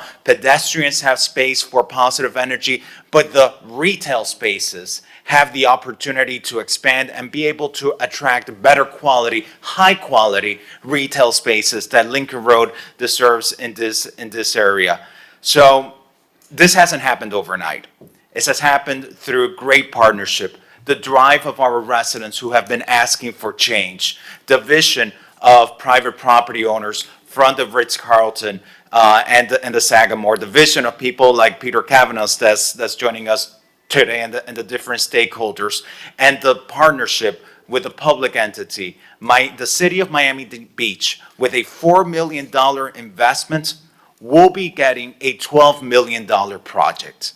And that is something we should all be proud of. If you weren't proud enough of the fact that Lincoln Road is going to be transformed into a beautiful red carpet entrance to the beaches of Miami Beach, well, then you should be proud that that transformation is coming at a great value for the taxpayers' investments. So with that, Mr. Mayor, I'd like to recognize David Martinez, our Assistant City Manager, who's been working on this to guide us through the technicalities of this item. And David, before you start, I just want to commend you. Commissioner Fernandez, before you were even elected official, you had reached out to me when I referred to like a baby commissioner about 5 years ago. And a smaller component of this, you were driving me to make this a reality. And then when you got elected, you rightfully took the lead on this, and really commend you for, there's a lot of work that goes into something like this. Thank you. So kudos. Thank you. Good morning, Mr. Mayor, honorable commissioners. I believe Commissioner Fernandez stole most of my thunder. It's very exciting. Are we ready to vote? I will keep it simple. What we're here today to do is for you all to approve the improvement and maintenance agreement that is part of this item that we have worked with the owner of the properties for many, many months. I think a lot of work went into it, and I think the city and the private entity will end up in a good place with this. The other things you'll be approving is authorizing the city manager to finalize the agreement and eventually execute it along with the city clerk. The agreement basically establishes responsibilities, terms, and conditions ahead of the construction regarding design and those sort of elements. It then establishes conditions during the construction, and finally, it establishes requirements for maintenance. The agreement has a total duration of 15 years. One of the key items that I want to touch on that I know that Commissioner Fernandez obviously is very passionate about is the 2 and 300 block. It does have the built-in conditions and the terms. It allows for, while phase one is going on, as well as the construction of their private project, it gives us 10 years to sort out funding, sort out approvals that are required from the county related to the bus stops, related to closing of the streets, and some technicalities. And I know that they've made great advancement in those particular topics. It would culminate in a separate agreement once we get those things ironed out. I'm happy to get into any of the details you'd like. We believe the information we provided is pretty comprehensive, so I'm happy to answer any questions. And David, I want to just ask a few questions of the private stakeholder that's partnering with us, either Peter or Peter. Welcome. Good morning. Good morning. Thank you for sharing in our vision. It is as much our vision as it is your vision, and that is the beauty of a public-private partnership. That is not just one person's vision; it's people coming together to achieve great things for the greater good of our community. Just a couple things I want to touch upon, because once this is built and completed, it's going to be transformative for the east end of Lincoln Road. But equally important as the construction is the ongoing cleanliness, the ongoing aesthetics, the ongoing landscaping. Tell me what is the arrangement right now for maintenance, for power washing, for cleaning this area? of Lincoln Road once the project is complete. Yes. For the record, Peter Cannabis, 1 Lincoln Road, representing the Ritz-Carlton. Before I respond, I really want to thank Commissioner Fernandez. None of this would have happened without his guidance. He had a vision for a public-private partnership that I think is going to work beautifully. I also want to thank the staff, the manager, assistant city manager, for the hard work that they did. Let me tell you, they did a good job. I know by the level of complaints I'm getting from my lenders' attorneys that they really did their work. To answer your question directly, yes, we are maintaining the landscaping from Collins Avenue all the way down through the path of the beach on an annual basis. The power washing of the streets, originally in the agreement that we worked out with the staff, we were going to be power washing the north side of the road. The city was going to be doing the south side. At a request from you late yesterday, unfortunately, we were able to get back to our lenders in time. We are now agreeing to do both sides of the road on the power washing.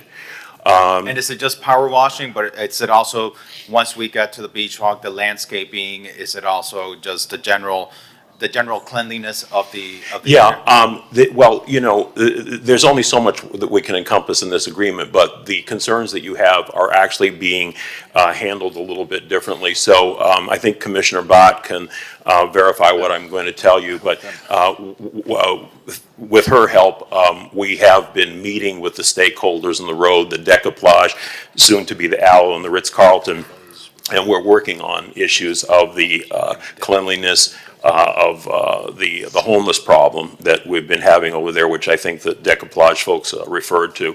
And we are in coordination. Our personnel at the Ritz is in coordination with the city, with the police department, and we're looking at those issues, which I think will address your concerns, although they really are not encompassed in this particular agreement. And thank you so much for working on the 200 and 300 blocks as well. That phase 2 part, I think, will truly be the most transformative part of it, being able to continue the pedestrianization of Lincoln Road east of Washington Avenue, closing off vehicular traffic to activate that area and help the quality of the businesses that go in there. Are we going to continue working with Miami-Dade County in addressing the bigger issue of the bus route that is ending at this location? It's very exciting what's happening, and I can tell you that we are, I think, within weeks for doing something that people have been trying to do for decades, which is to get the county to agree to relocate the bus stops over on Washington Street, which would be the precursor to bringing that to you here for a road closure resolution, which I expect would occur sometime this fall.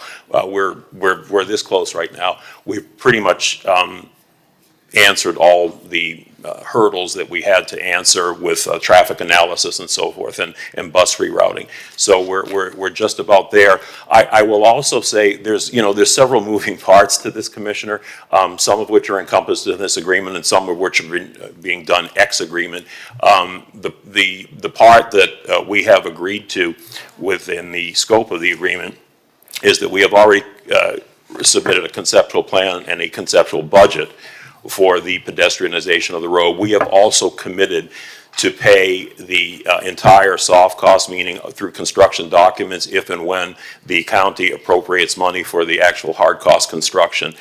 We're doing that because we don't see this project as just benefiting the Ritz-Carlton. This is not a Ritz-Carlton project. This is a city project. We are part of a district, and it's a district that's in trouble.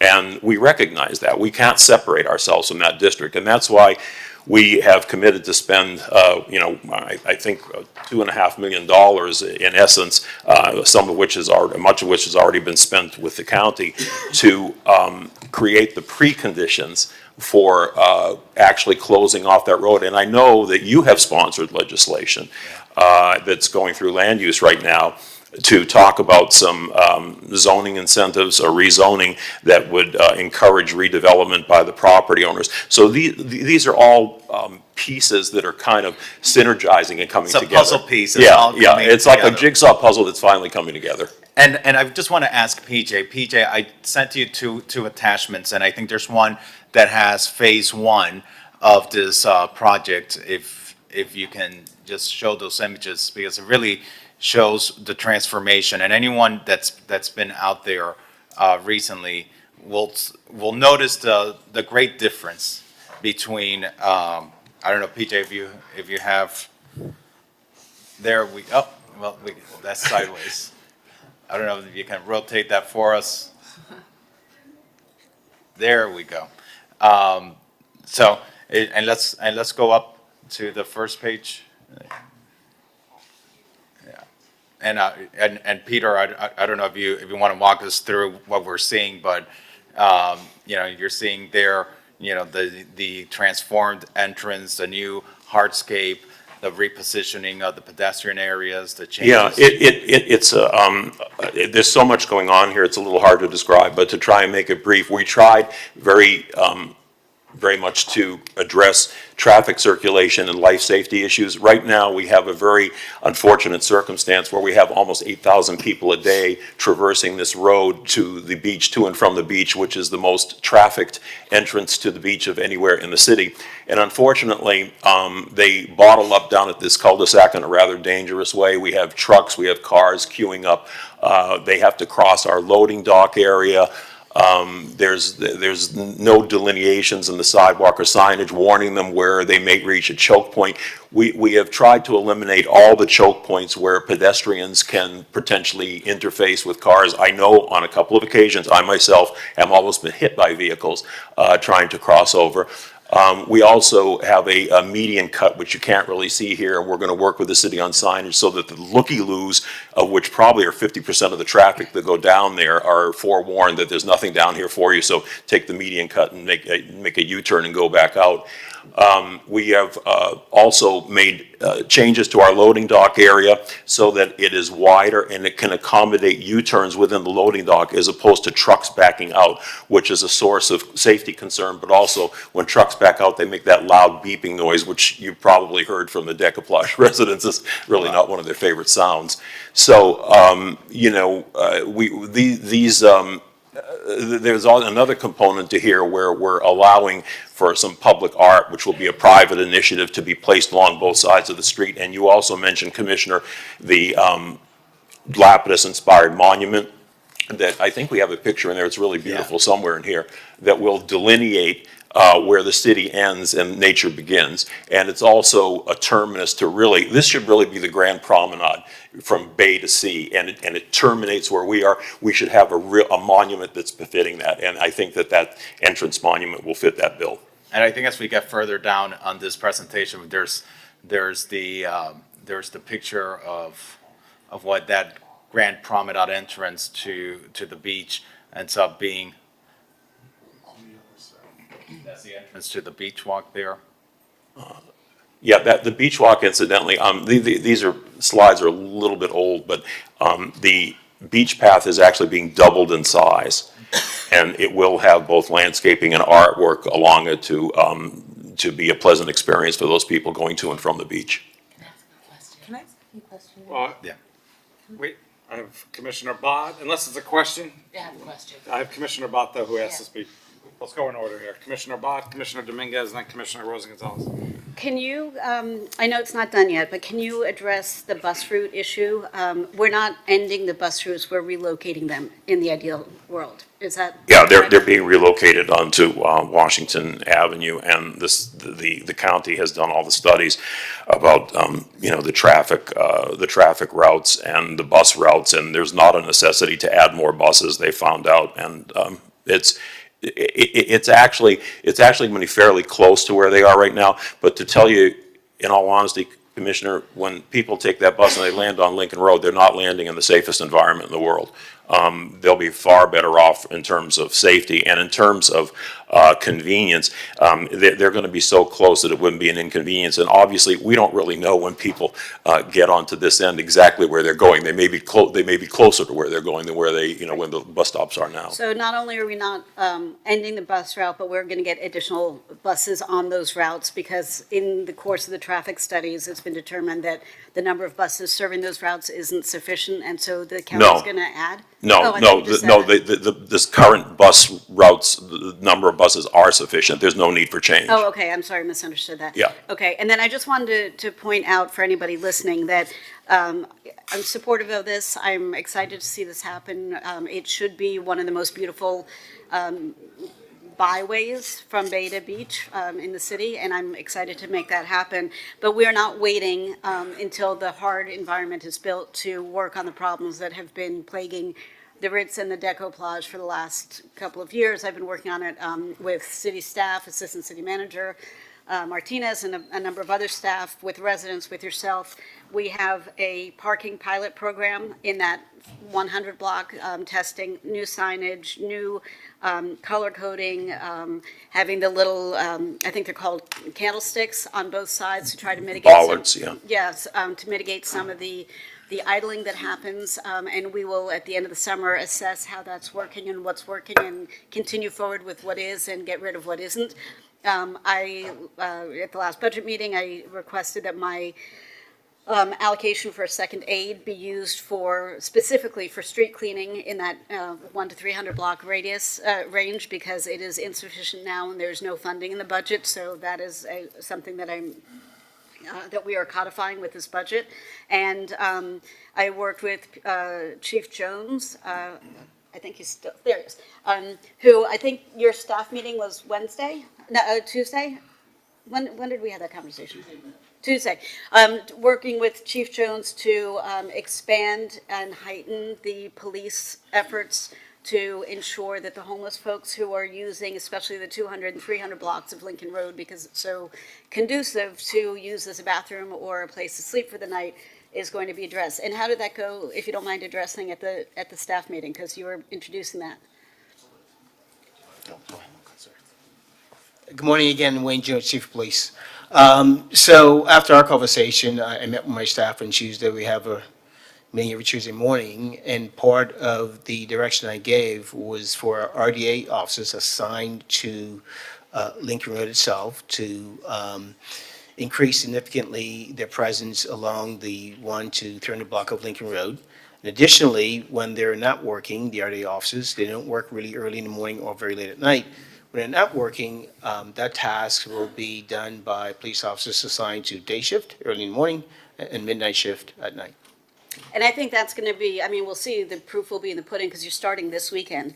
But I think that is going to make a significant impact immediately, because we know those folks are using the street as facilities overnight. And by having more boots on the ground, if you will, moving them along, offering services for them, helping them find a different path forward, we should immediately, effective this weekend, start seeing a better result. Yeah, Commissioner, I want to thank you for the attention that you've paid, and all the measures you said are correct. I just want to add, especially since the chief was just up here, this isn't the first revitalization in a city that I've been involved in, and my experience is, well, going back, we were closed down for almost 2 years when Hurricane Irma tore the air conditioning off our roof and created a funnel effect. And during that period of time is really when the homeless issue on that block accelerated, because like any abandoned building in Miami Beach, it becomes a magnet. When we make these improvements, it also kind of sends out a signal, and there'll be lighting and other things involved, that this is really not going to be the friendliest environment to loiter around in. So it's my hope that the renovation itself will reduce the need for police presence to ease the burden on the police department. And also, frankly, there's a double-edged sword. We appreciate the help of the police. It's not the greatest optics in the world, to have a lot of police cars and uniforms, patrolling the street when you're talking about the kind of people that come to the Ritz-Carlton or the residences. So it's my hope that the very act of revitalizing the street will have a positive effect in that regard. Agreed. Thank you. And I think also when we move the bus stop, that's going to have something I think, a transformational impact in this area. And PJ, I just sent you an attachment because I think that Morris Lapidus arc was not part of the images we were showing. Unfortunately, I don't know. And I think if we go to page 6 of the attachment I showed you, because it's something so beautiful, and it's going to be so transformational, and if the public gets the opportunity to see it as part of our presentation today, Mr. Mayor, it'd be great. 1 second here, I'm bringing it up for you right now. And after this, Commissioner Dominguez, then Commissioner Rosa Gonzalez. Let's see. While it's being pulled up, I just wanted a clarification. This is going to be a beautiful transformation to that area. I'm happy to hear that the decoupage is on board, and it'll be great for the neighborhood. Will the beach walk be open during construction? Yes, I mean, I can't really remember the exact details of all the plans, but I believe we do have to keep an access open during that period of time. Because that's a critical artery Sure. for our city. People use it to commute and not just for enjoyment, so it would be important to keep it open. Commissioner Rosa Gonzalez. Yeah, I'm totally supportive. I don't know when the end of 16th Street became like a den of iniquity, but there was some horrible activity happening on your block. And the city's sidewalks have been filthy, and we've been very reactive instead of proactive. Here are my questions regarding this. I mean, given what I've seen our city do, these estimates seem very low, $14 million. I know we're getting 4.5 from the state, and you're giving $4 million. Who is are you guys are not building this? Is the city building this? And are these estimates current estimates? Because one of my big worries is that this never gets done because we get an estimate that sounds so low for a city project, unless it's being built by the private sector. We believe these estimates are adequate, and the way this functions, Commissioner, is that of the of our $4 million, the first money spent are ours going into the design. Then when the designs are completed and the RP goes out, and the city will be handling the construction, the hard construction portion of it. But I'll defer to David. He can probably explain it better than I can. Okay, David, here's my question. Thank you. Yes. My question is, David, so if they're handling the soft costs of this construction and they're going to hand you a design and and you're going to get the permits also, is that where we are, or this? And I can add a little bit of information to that. So yes, as Peter stated, they'll be responsible for the design. Just to mention that the design's already has received approval from the Historical Preservation Board. So technically, we're already 30% into the design process. You will probably be seeing in September from administration a request for authority to put out an RFQ for a construction manager at risk. That would be the mechanism which we'll use to deliver the project. As most of you have heard us talking about construction manager at risk, we will be able to review the project at 50% and 100%, at which time the dollars would be shared in the estimates. And the idea is to design to the budget that we have. So we will be working collaborative to get to that point. We feel at this point comfortable with the budget. So that's how we are proceeding with this. So their 4 million is all soft costs, but no, you're No, contributing to the hard the costs first, too. I'm going to say roughly the first 1.8 to 2 million will go to soft cost. When that's completed, the balance of our monies kick into the hard cost construction. Okay, my biggest reservation about this is our ability to get this done.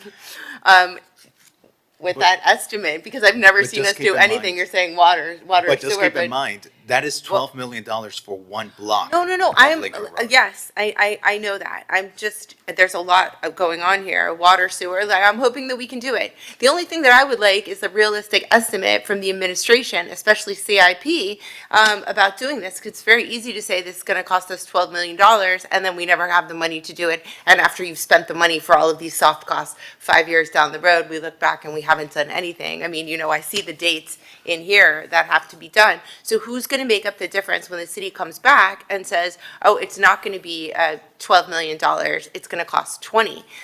What do we do at that point? And how are we going to get those funds? Can we use, or do you have because I know, David, I've seen your prices and I've never seen anything this cheap. I've seen what you guys do, and I just feel like, I just want it to happen. I want to see the deal take place, and this is, so, I mean, I think we have to budget. I think you need to get an estimate. Look, we'll approve this well, of course, we're going to approve this today because we all know that something needs to happen there. I think we're all, as a body, also willing to add some additional zoning within reason to transform the block. I know the block is in bad shape, and I feel for the Ritz-Carlton. I feel for the Deco Plage people. I mean, it's terrible. So I just, this is wonderful, and we sign it. You think you can deliver this? We have verified the numbers, and at least today, standing here, it appears that this is a reasonable budget. The agreement does provide a mechanism in the event that for whatever reason, we are not able to value engineer. If for some reason they come in higher, it does have a mechanism that provides for a cost sharing. If mutually agreed, obviously the commission would obviously have to approve any sharing if there are any overages. Would you guys consider doing the project for us and taking a construction fee? Because that, I think, is the key to getting this We can't do that finished. because we have state funding. Yeah, there's state funding involved, and that would preclude us from having any kind of involvement. Believe me, my preference would have been for the private sector, because again, part of the vision of doing private-public partnership is that when the private sector is involved, everything costs less and everything is done more timely. Because we have state dollars, which means that for a $4 million investment, the Miami Beach taxpayer is getting a $12 million product. But that means that we have to adhere to certain procurement requirements and regulations tied to the state allocation of those funds. Can I ask one more question? Let's say that you come in with a $25 million estimate, but the Ritz-Carlton says to you, look, we could probably get this done for 10 or 12 million using a certain contractor. Could we agree to bid waive and go with their contractor, even though the city could be supervising the project? And it's what Commissioner Fernandez was alluding to. Because of the grant, the state requires the city to procure the construction. So we would have to figure out a way of how do we keep the state's money and still and to be able to do that. The original. Can you speak to the FDOT secretary and ask for a bid waiver so we could get this done, or ask for some sort of exemption? I just want to see this I realized. mean, well, look, we would be happy. We've worked with staff on getting this done this far. I think we have a good relationship with them. If they, I mean, we can help in the recommendation process in terms of contractors and things like that, but we don't have any final decision-making over this. Okay, well, I'm excited to see it done, and I hope that, I know that you guys will do your part. I hope that the city can get it done too. Commissioner There are some areas of any city, Miami Beach in particular, that are more iconic than others, and they define the brand identity of a city, sometimes rightfully, sometimes wrongly. This area is one of those, and unfortunately in recent years it's fallen on harder times where I think it's negatively impacted the brand and experience of many in our city. And I commend Commissioner Fernandez, to you, Peter, and your team for having this vision, carrying it out. I'm excited to execute this, and that this is just one piece of that jigsaw puzzle that is part of a much further true ecosystem here that gets on track of defining this as one of the most iconic parts of one of the most iconic cities in the world. What do you need from us? I'll ask this, both of you, to have this go as quickly as possible, right? I do not want to be sitting here years from now still talking about design. So what can we do to help this move along as fast as possible, because that is what our city deserves? Do you want to answer that first? I will start on my end. Obviously, it begins with approval of the agreement today. That sets everything in motion, and then working with the city attorney's office, we'll get it executed as quickly as possible. From administration perspective is when, obviously, considering when we bring back the authorization to put the RFQ out for the construction manager at risk. That would be the more important things that we need on our side for administration, and I'm sure Peter has. I think the major issue that I see is really construction access. Right now in the agreement, it's an either-or situation between 17th Street and Lincoln Road. 17th Street is far preferable, would allow the projects, the public project and the condominium that we're doing to run concurrently without the potential of, bumping schedules against each other. And I think when you take a look at it, 17th Street, no residential, no real service to any of the hotels. In fact, one of the hotels I think has gone dark for a while. But that's not our decision. That's a decision that will have to be made at the city level. But just to make you aware of that is something that I believe would really help and assure all of us keeping on schedule for the various projects.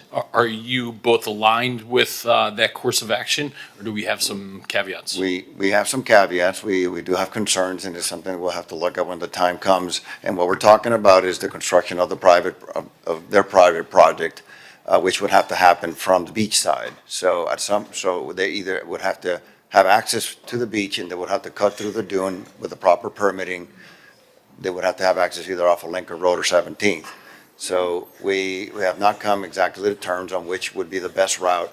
If it is determined that the best route is Lincoln Road, which is where we're leaning on because of a lot of different reasons, then it would potentially push the public project on Lincoln Road towards the end of their private construction, which could be several years.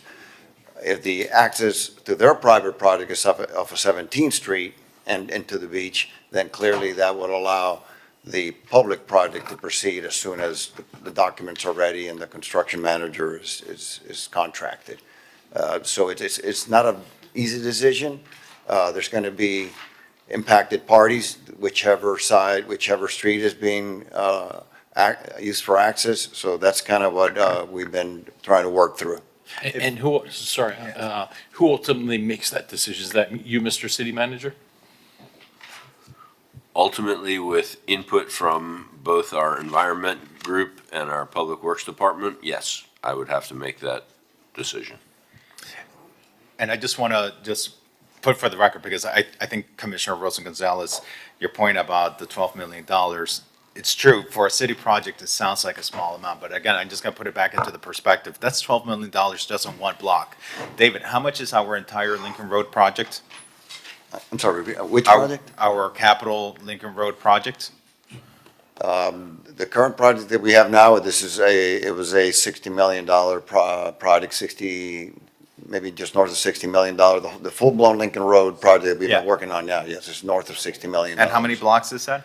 That is all the way from Washington to Lenox. So that's about 8 blocks?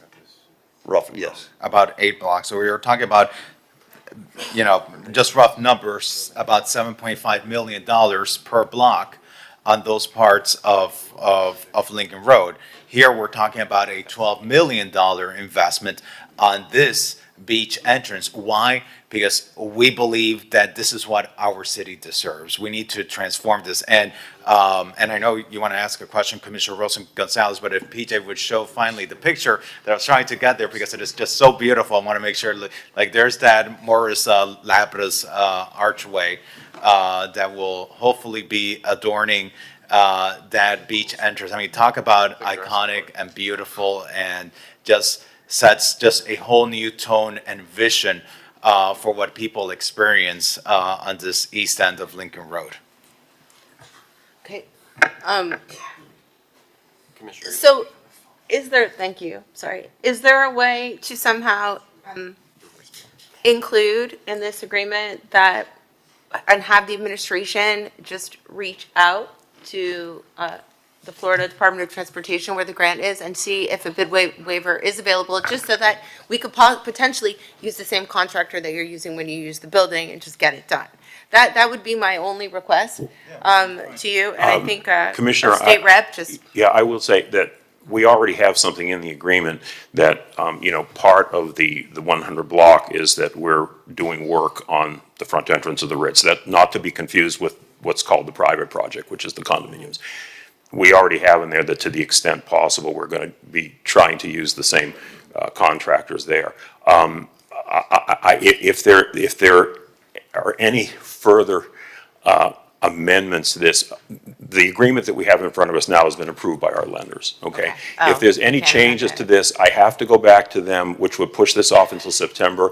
I really don't want to do that because I don't want to have another go-around with their attorneys that may open up new questions themselves and kind of. Oh, that's fine, that's fine. So what we can do is sign the agreement today, with the caveat that you guys reach out to FDOT so that we can potentially use the same contractor that's doing the side of the Ritz-Carlton, which would create a seamless, more expedited way of doing the project, but we won't make any changes to the agreement we're signing today. Understood. Through the chair, I believe what you can do is amend the resolution to direct the administration to do that. But he's saying that his lenders. Not the contract, the resolution. The resolution. Could we amend the resolution just to do this, just because you want to see this done in a Yeah, timely manner? I don't want it to get in the way of it. I know the state is very particular when it comes to these things. I remember, back with other projects when I worked at the county, they are very particular about this stuff.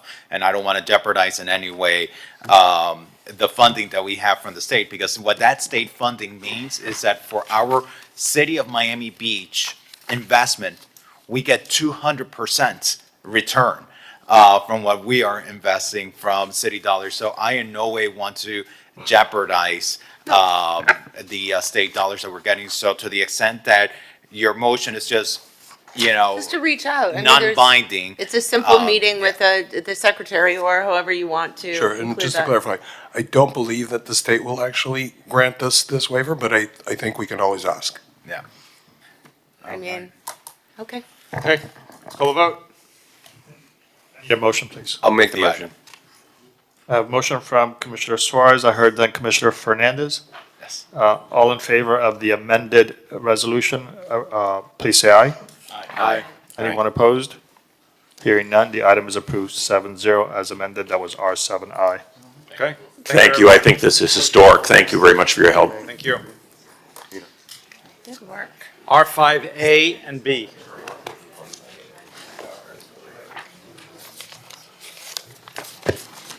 R5A is an ordinance of the Mayor and City Commission of the City of Miami Beach, Florida, amending Chapter 66 of the Code of the City of Miami Beach, Florida, entitled Marine Structures, Facilities, and Vessels, by amending Article 4 entitled Vessels by creating Section 66-143 thereof, entitled Anchoring of Commercial Vessels or Floating Structures used to rent, store, or otherwise secure other vessels prohibited, and providing for repealer, severability, codification, and effective date. That is item R5A. It is a second reading public hearing. R5B is an ordinance of the Mayor and City Commission of the City of Miami Beach, Florida, amending Chapter 66 of the Code of the City entitled Marine Structures, Facilities, and Vessels by amending Article 4 entitled Vessels by creating Section 66-156 entitled Miami Beach Overnight Anchoring Limitations Area, established by establishing a Miami Beach Overnight Anchoring Limitation Area and providing for repealer, severability, codification, and an effective date. This is a second reading public hearing as well. It is item R5B. Commissioner Suarez. Thank you, Mr. Mayor. Second and final reading for this much-needed ordinance to really protect the environment and the access to free and clear waterways of Miami Beach. Again, this is a very rare case of Tallahassee giving local governments control over their municipal jurisdiction. It's been a long time coming, and I'm happy to have championed this. I want to give just a couple special thanks to a few people who have really helped guide this bill through Tallahassee. One thing that I've realized is it's very hard to get a bill passed in Tallahassee. And I had a crash course in it from last session and this year's session. I specifically want to thank Representative Vicky Lopez, who sponsored the bill in the House, and Senator John Martin in the Senate. I also want to thank House Speaker Danny Perez for really pushing this through. On the House side, of course, Governor Ron DeSantis for approving it at the governor level. I also want to give a big shout out to our new lobbying team. You know, we also have a new hire. I don't know if he's here, Peter Laceragao, who helped really push this and advocated for it in Tallahassee. Yeah, Eric Shanti from Rubin and Turnbull Associates, Jared Rosenstein from Capital Cities did a phenomenal job.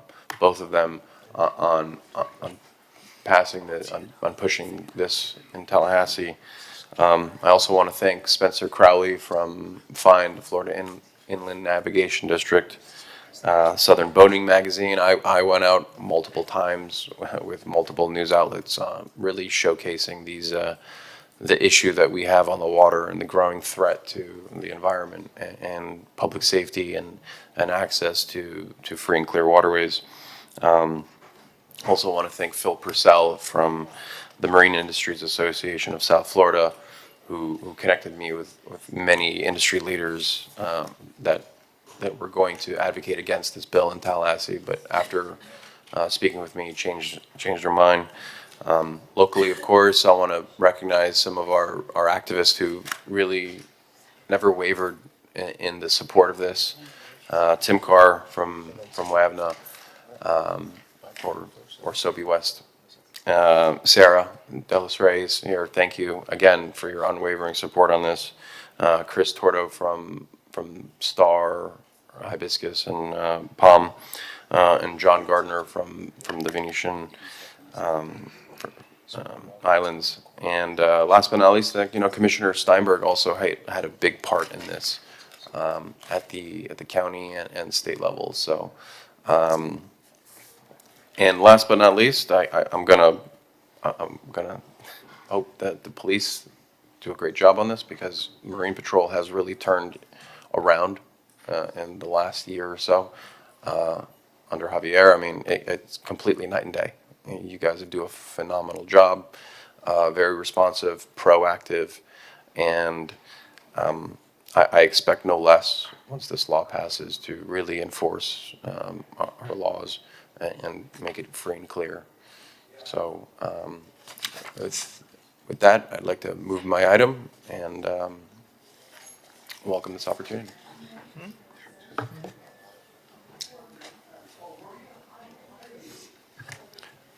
If I can. Commissioner Magazine, you're a co-sponsor on R5B. Yeah, congratulations on getting this seemingly across.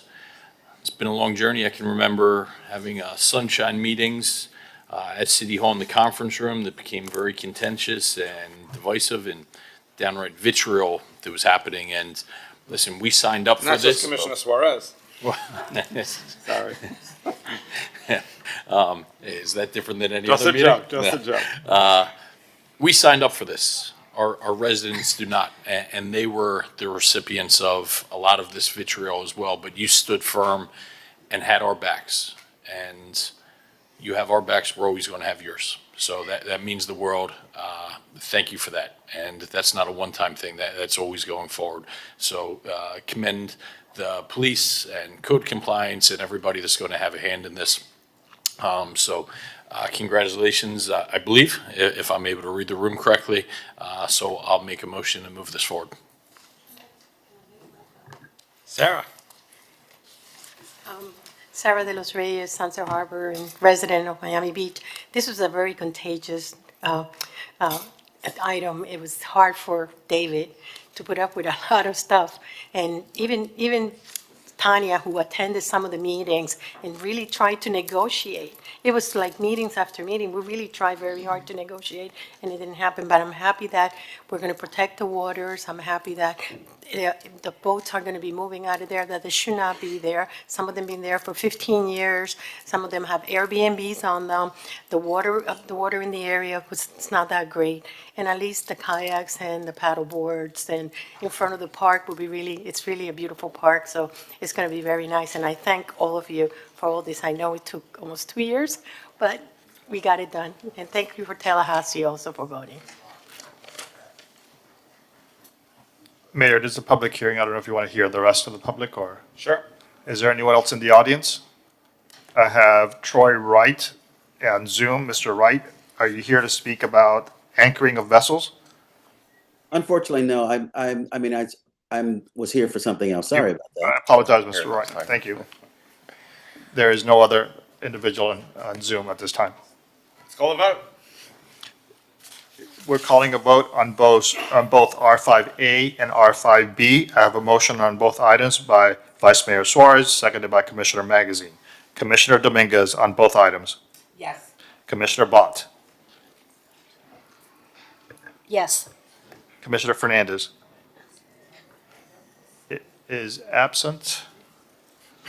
Vice Mayor Suarez. Yes. Commissioner Rosen Gonzalez. Yes. Commissioner Magazine. Yes.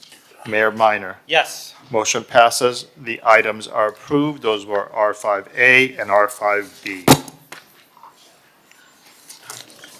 Okay, we're gonna do the Fire Station Flamingo Park items now. Let's call them all together. Yes, sir. So we're going to do C7AF, C7AG, C7AL, all of which were separated by Commissioner Bott. So I'm going to read the titles. The first one is C7AF. It is Save Flamingo Park. C7AG, Action Plan to Utilize Existing Location for Fire Station Number 1. And C7AL is Consider Repurposing Flamingo Park Parking Lots into Green Space. That's C7AF, AG, AL. We will do them all under C7AL. Yeah, so before, I'm gonna call Commissioner Suarez. I'm gonna go in the order that the items were on the agenda. I'll just say, one, I'm gonna talk about our firefighters. Please don't take, and Digna, thank you for being here representing. You guys and gals have been caught in this for a long time, and it's really unfair to you. Actually, our firefighters who do an incredible job don't deserve this sort of, thank you. Don't deserve this, really, this volleyball back and forth. I heard Commissioner Magazine say at the finance meeting that he went back to an agenda in 2016. But it's where we're at, so I won't belabor it, but I hope and I see Eric Sherrell's in the crowd as well, I just hope our firefighters know that this is unfortunately part of the process, but doesn't take any way or anyhow in any form for our affection and appreciation for the work that you do. But we do have an obligation to get our firefighters, and it's really our residents, and we say our firefighters, but it's ultimately for the benefit of our residents to have a first-class fire station that has the amenities that will provide the services and also obviously give our firefighters a decent place to be. I will also say, as we go into this and we'll discuss the items, I said this when it came up a year or two ago. I was never a fan of putting in a Flamingo Park. I said that publicly. I say it publicly then, I'll say it publicly now. So that's where we're at. I am going to turn in order of where the items were put on the agenda, and Commissioner Suarez, C7AF, and Commissioner Magazine, a co-sponsor. Thank you, Mr. Mayor.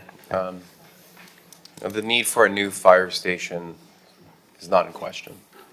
But putting a 66-foot tall industrial structure in Flamingo Park, a historic community, green space that has been here for well over 100 years, is the wrong solution. Some might say the voters approved this. That's misleading. The August 2024 referendum was non-binding and lacked much context. The referendum was emotionally framed, invoking emergency response times and public safety. Of course, people voted yes. Who wouldn't support public safety? But what they weren't told was that yes meant building a massive facility in the heart of one of the most city's beloved parks. Voters never got to see that rendering. Then the renderings came out, and people were shocked. A 66-foot industrial structure shoved just 1 foot from the sidewalk of Alton Road, looming over the park like a concrete wall. It's a brutal intrusion on one of the most cherished green spaces of our city. This isn't something that blends in or serves the park. It dwarfs it, it blocks it, and it violates the very spirit of the park. Flamingo Park is supposed to be a sanctuary open to breathable, human-scaled. This plan would replace that with shadow and noise. It doesn't enhance the park. It would destroy what's most sacred about it. This is bigger than just one building. It's about setting a precedent. If we allow this kind of industrial infrastructure in protected parkland, what's to stop the next one? And let's not forget, the same commission unanimously passed a resolution requiring neighborhood consensus from the Flamingo Park Neighborhood Association before moving forward. That never happened. The same commission passed a stop the pause policy because the previous fire station was at 90% design, and we decided to change course at the last minute. After 5 years of planning, costing millions of dollars in the process, that was a mistake. And I think by doing this today, we're gonna recognize and not repeat the same mistake of waiting to the last minute. I'd rather us make a decision today on if it's going to be at this park or not. Public safety is essential, but so is protecting public space. And we have an obligation as a city commission to do both. Let's commit to finding a better site and preserve Flamingo Park for the next 100 years to come. Mr. Mayor? Commissioner Bott. So I would be thrilled to find another space. We've been looking for one for 10 years. And what I am going to ask my colleagues is that while we go around the bend again to look for another space, we do not take this off the table until we have found a better solution. It doesn't mean doing anything further than what we're doing currently. No action needs to be taken. Nothing will be stopped. Nothing will be. There will be no pause in this project. There won't be any. You know, it's kind of where it is, and we have some time before we need to get to our next step. What I don't want to do is let the perfect stand in the way of the good. And I actually have a presentation for the first time in my elected tenure. PJ, if you don't mind. When we were putting this presentation together, Sarah helped pull the sources, so thank you, Sarah. You know, I read through the minutes that were taken by our mayor, by our clerk's office. I watched video clips, and I could have put together a 3-hour presentation of unedited video of people on this dais talking about what a great solution this could be, how important it is to keep our options open, how important it is to explore everything. And I am just asking for the same courtesy that we extended this process 1.5 years ago through the end of last year to the process where it is now. We can bring this back for a vote at a later time if it is determined that that is necessary, but to stop it now is cutting off our nose to spite our face. The amount of disinformation that has surrounded this entire process since the beginning is staggering, and I don't begrudge anybody for being passionate about how they feel. I don't begrudge anybody for feeling the way they do, but I really have an issue when people do not tell the truth. There were conversations about a parking lot going into the Flamingo Park to accommodate the firefighters that would be overlooking the pool so that people could stand there leering at people swimming. Obviously, that's not a thing. There were conversations about the fire station being put in Flamingo Park, literally on top of the track and field, taking away the track and field, not adjacent to. Obviously, that's not a thing. I mean, you might not like us, but we are actually not idiots. And certainly our staff and our firefighters are not idiots. So with your forbearance, I would like a couple of minutes of time to go through what is a pretty quick presentation. Like I said, I could have put in video clips of all of us talking about the merits of this process, but I chose not to. If you can go to the next slide, PJ. It feels like every milestone has been passed unanimously, 7-0 or 6-0, because for 2 votes I had to be out of, not present at the dais because my daughter was having health issues. But every single one has passed 6-0. We have met every benchmark requirement, but it feels like the goalposts keep moving. PJ, the next slide, please. I mean, if anybody knows this, this has been our lives for the last year and a half, and it's no way to do anything. It's really frustrating. In fact, today, a new benchmark was offered up by one of the folks speaking about the concerns that he had, that it might affect the wind patterns. I mean, at what point does this become absurd? I would argue that affecting wind patterns might be that point. January 31st, 2024, the motion passed 7-0, directing the administration to explore alternative site. Next slide, please. February 21, 2024, motion passed 6-0. I was not present, as stated, but I would have voted in favor, directing the administration to study the suggested sites. We pulled together a list of 8 potential sites. We worked with the Neighborhood Association, Flamingo Park Neighborhood Association, every step of the way to determine if they were even feasible. One of the things we looked at, the first thing we looked at, in fact, is if it fell within the correct GIS parameters. If it was not good enough, if it was not fast enough, if it was too close to any existing fire station, if it had any issues, it was no longer considered, because if it didn't work for public safety, it didn't work, period. We did not exclude lots that we could have to buy. In fact, we approached several private property owners, and they were already in plans to develop and had no interest in even entertaining a conversation. One of the sites that was proposed and that was evaluated was a site that Commissioner Fernandez brought to us to evaluate, which is the current Flamingo Park location that was actually suggested by a resident. That was included in the evaluation.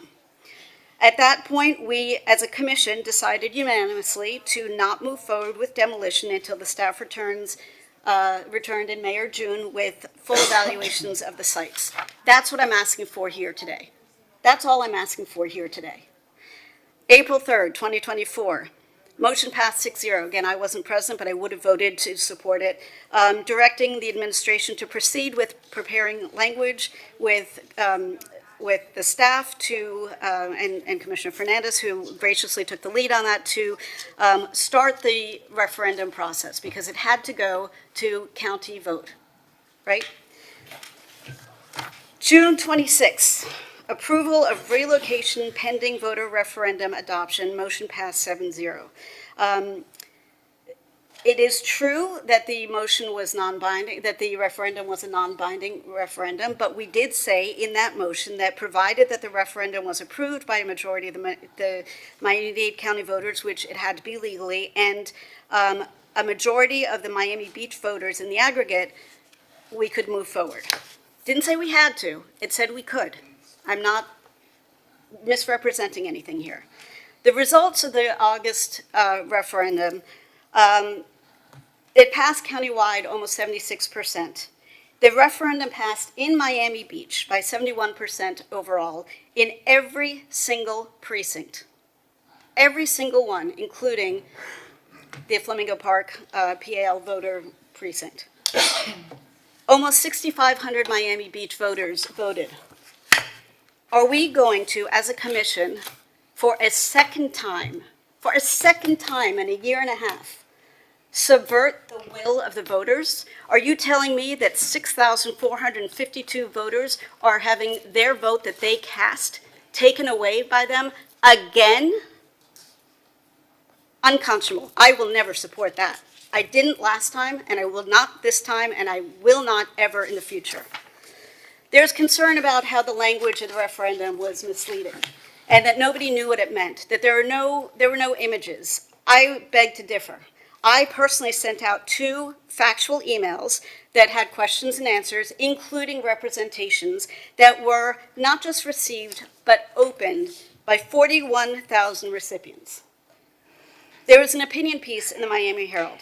There was massive media coverage, and actually updated results for the media coverage is over 3 million people reached. That's a lot. This was a hot topic. This was a hot topic, no pun intended, but it caught the attention of people who were going to be voting on this, with images, with links to presentations. So to say that nobody knew what we were talking about is nonsense. It's a false narrative. September 11th, we directed the administration to explore design modifications on the Flamingo Park site. Again, passed unanimously. We gave the parameters that it had to not impact the track, not shift the track, which was a concern because it would be a very expensive thing to do. It had to be able to be sited without having to close the track and field during the construction. We had to do it without getting too close to the track. Nobody wants to be running next to a cement wall. There is currently a fence there. We were not moving the fence. Fence stays where it is, and the proposition, the proposed project is further away than the fence. And if we could, to make an open air view corridor through the structure to preserve the views looking from east to west. All of those things were set out as goals because colleagues said, if we don't do X, I won't support it. So that's very clear direction. The staff and the architects and the engineers heard and came back with something that met all the criteria.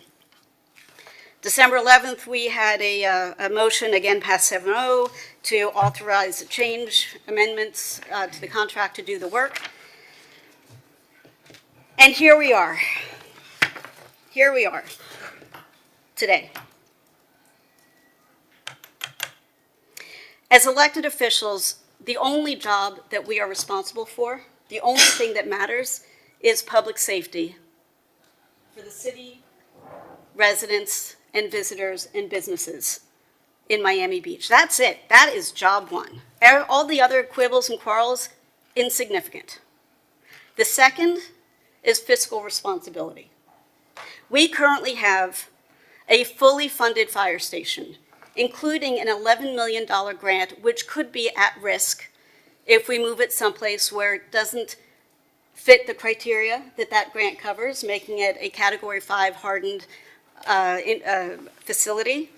It could potentially, if we do something like have two smaller stations in two different places to fit into land that's available, it could actually jeopardize, and Chief Abella, I'd love to hear you talk about this in a second, but it could, as I explained it, it could jeopardize our top tier rating for the fire service overall in the city, not just for that station. And if that's not correct, if I misunderstood, please correct me, but I will want you to speak about that. So going with the knowledge that we are facing a tough budget year next year, we have already, we're, I don't know, 80% through our budget process, maybe closer to 90. We have already seen the list of projects that this commission passed to address the needs and concerns of our residents and our public safety departments that we cannot fund because we don't have the money. Yeah, we have a $1 billion budget, but right now it's spent. So if we could find new land, and if the landowners would agree to sell, okay, where are we finding the $15 to $30 million? If we can, that's great. I'm not saying we can't. I'm just saying let's not close this door permanently before we have a solution. We also, some of us campaigned on it. Some of us supported it in so many words, literally, to protect the South Shore Community Center, to revitalize it. And everyone says, oh, it's ugly, oh, it's never used. It had the sword of Damocles hanging over its head for years. So the tenants who were there moved out because they stopped wanting to be living and offering services in a place that was scheduled for demolition. So to say, like it or not, aesthetically, that's your prerogative. But to say it's underutilized, yeah, because it was on life support. We just gave it the go-ahead a few months ago, it feels like, to move forward with programming. And what do we have so far? This is without even trying. This is without reaching out to neighborhood associations and having evening events there and community meeting space and potentially renting it out as a venue for events. Without any of that. Right now, we have the possibility, or not the possibility, the actuality of enhanced neighborhood security with a Miami Beach Police Department facility, serving a part of the city that could use a little more attention from the police department. There'd be 20 to 30 police officers going in and out. A senior lunch program daily, serving 50 seniors.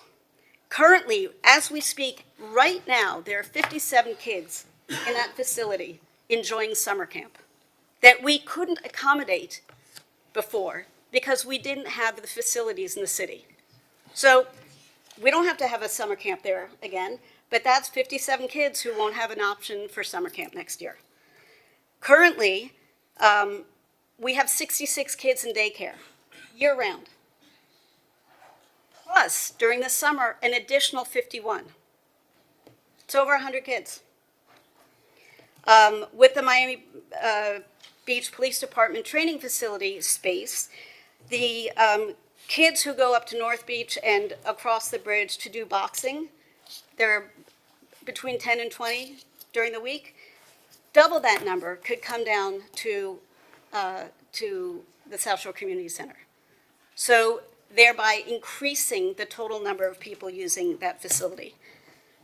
There are community services offices that are moving back in there, or much needed community service. You think you like having a DMV on Miami Beach? Imagine trying to get help with, Medicaid or Medicare while it still lasts, or trying to find language classes, or how do I talk to my landlord? Those are services that are housed there. And as I mentioned, there will be other programming. Again, I'm not saying sorry, I will hold off on that comment. So let's look at the goals that we accomplished. The referendum passed countywide and citywide in every single precinct. The track and field will not be moved to accommodate the fire station. The track and field will not be closed during the construction. The fire station will be set back from the existing chain fence significantly. It will not be, the track and field, duplicated. I really wanted to press the point that it will not be closed during construction. I guess I duplicated that point. I apologize. The view corridor that was suggested has actually been incorporated, and it's, I don't know, I'm not a 6-year-old boy, but I think it's pretty cool that you can actually see the slide that firefighters can go down. They don't use poles anymore because it's not safe. Fun fact that I didn't know until I saw this design. Am I right, Eric? Thank you.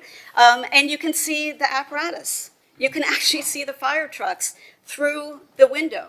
It's kind of cool. The field house, which is in sore need of attention, is going to be upgraded and moved and incorporated in the overall design. And the project, as I mentioned, is fully funded. If we move it, we have that prerogative, if we find a different spot, that's fine, but we risk an $11 million grant. Again, I'm not saying put it there. I am saying don't close the door on the possibility until we find a solution. The goalposts were moved one last time before today. That goalpost was address the loss of green space in the park. Nobody wants to lose green space in the park. Nobody. This is not our first choice, obviously. So we looked and we found a way to add a net increase of green space in the park of close to 30,000 feet, 30,000 square feet. Is it in the same place? It is not. Is it more usable?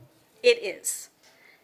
This is a lot to digest. The picture on the left is the full schematic, and then the two pictures on the right are the close-ups. We can get into this in more detail if you like, but basically the idea is that, number one, PJ, you can leave this up as I talk through the next points. The northern ramp of the fire station could be removed. The fire department had wanted a pull-through project, but is willing to live with a different kind of project with an apron that's big enough for the vehicles to turn around without having to back into the streets. So that square now becomes green space. We extend green space into the southern half of the 12th Street sidewalk. So still maintaining an ADA compliant sidewalk, but now you have this long, lovely stretch of green space that runs the entire length of the track and field. Repurpose most of the underutilized parking lot that is adjacent to the baseball field, which is only really heavily used during games, and make accommodations for those parking spots that are lost for game days by incorporating them into the new Parks and Rec facility that will be built in our next GO bond tranche, is already identified as a project to be built, so that we can reimagine that very important welcoming corridor to the park that the FP&A is so adamant about protecting it, and actually reimagining it into something that is far better than open parking, surface parking lot, and no greenery. So that whole space can be transformed into a green space, taking up the majority of that parking lot, incorporate the parking spaces without any being lost, and creating a new Parks and Rec facility that is beautiful, that is suitable for the community, that embraces its park setting and enhances the immediate entrance into Flamingo Park. Because right now you see the Parks and Rec building, which is nothing much to look at. It serves a vital and important role, but it's not particularly pleasant to look at, and a surface parking lot. And I know we can do better. So by doing this, not only do we make up for the green space that would be taken away, but we actually add 26,000 square feet of additional incremental green space, thereby getting us closer to our goal of more green space per resident going forward. So all I am asking of my colleagues today is to grant the same grace that you did a year and a half ago, to keep the door open as we pursue a parallel path, to ideally find something better before you irrevocably close this door. Mr. Mayor. Commissioner Suarez, then Commissioner Magazine. Thank you, Mr. Mayor. Okay, well, I'd like to cover some points that were mentioned by Commissioner Bott. I certainly wouldn't be in favor of building another taller structure on top of another taller structure for parking in Flamingo Park. I don't think there should be a garage in Flamingo Park. I think that's a ridiculous idea to even introduce for this area. We want to keep it low scale, not upscale and taller. Talking about fiscal responsibility, you know, and I guess we're all to blame for this except Mayor Minor. We were at 90% with full grant funding, not full granting, with grant funding for the South Shore Community Center at the very last minute. We pulled it. The same arguments that you're making now are the same arguments that I'm making, except for the Flamingo Park. Again, yes, technically the track doesn't get moved, but during the course of this construction, could be 2-3 years, you're going to have noise, you're going to have construction debris, you're going to have particulate matter. People are going to be running, they're not going to want to obviously breathe this construction debris in. I don't think that's a good idea. And look, I respectfully, I understand you know, the need to keep this on. But at the same time, I don't see a concession for keeping the South Shore Community Center on. And look, I think the residents have clearly spoken. They've come out in people that I've never seen before. They certainly do not want this 6-story building in Flamingo Park. And then to top it off, another 3 or 4, 5-story building as a garage on Flamingo Park. I think that's a terrible idea. You know, we certainly don't want to set the precedent by allowing this to continue. I think we should put our foot down today and not kick the can down the road. Obviously, this is an initiative that I'm spearheading. I think the commission, staff, and the residents of Miami Beach should know where we stand today for this particular item. So I would love to move forward on forever nixing this particular area as a potential site for the fire station. Commissioner Magazine. Thank you, Mr. Mayor. In March 13th of 2024, when we were talking about pausing other options that were on the table because we thought we found this new solution for Flamingo Park. This is what I said. I pulled the item and I said, well, I'm eager to hear staff recommendations for how feasible the park would be. My primary concern is there hasn't been full community vetting and there's not an appreciation for what this will really entail. I am in this park all the time. My daughter goes to summer camp there right now. She learned to swim there. She plays soccer there. It just takes one drive on a Monday evening at 6 p.m. past this park to realize how many people use this as their primary means and mode of community, sense of space and being. So then I further went on to say, if city staff comes back and recommends its feasibility, we essentially sit here as an elected body and start hearing from our constituents. They do not want it in the park. Exactly what we're beginning to hear now. And we realize that we're essentially at an impasse where we were 10 years ago. There are so many moving pieces to this, and there always have been. There are other opportunities in here, and there's several proposals. One thing that I lament that we truly haven't done, whether it be this commission, but really the dating back 10 years, a comprehensive plan, right? We did all of this talk about whether it be South Shore or the park.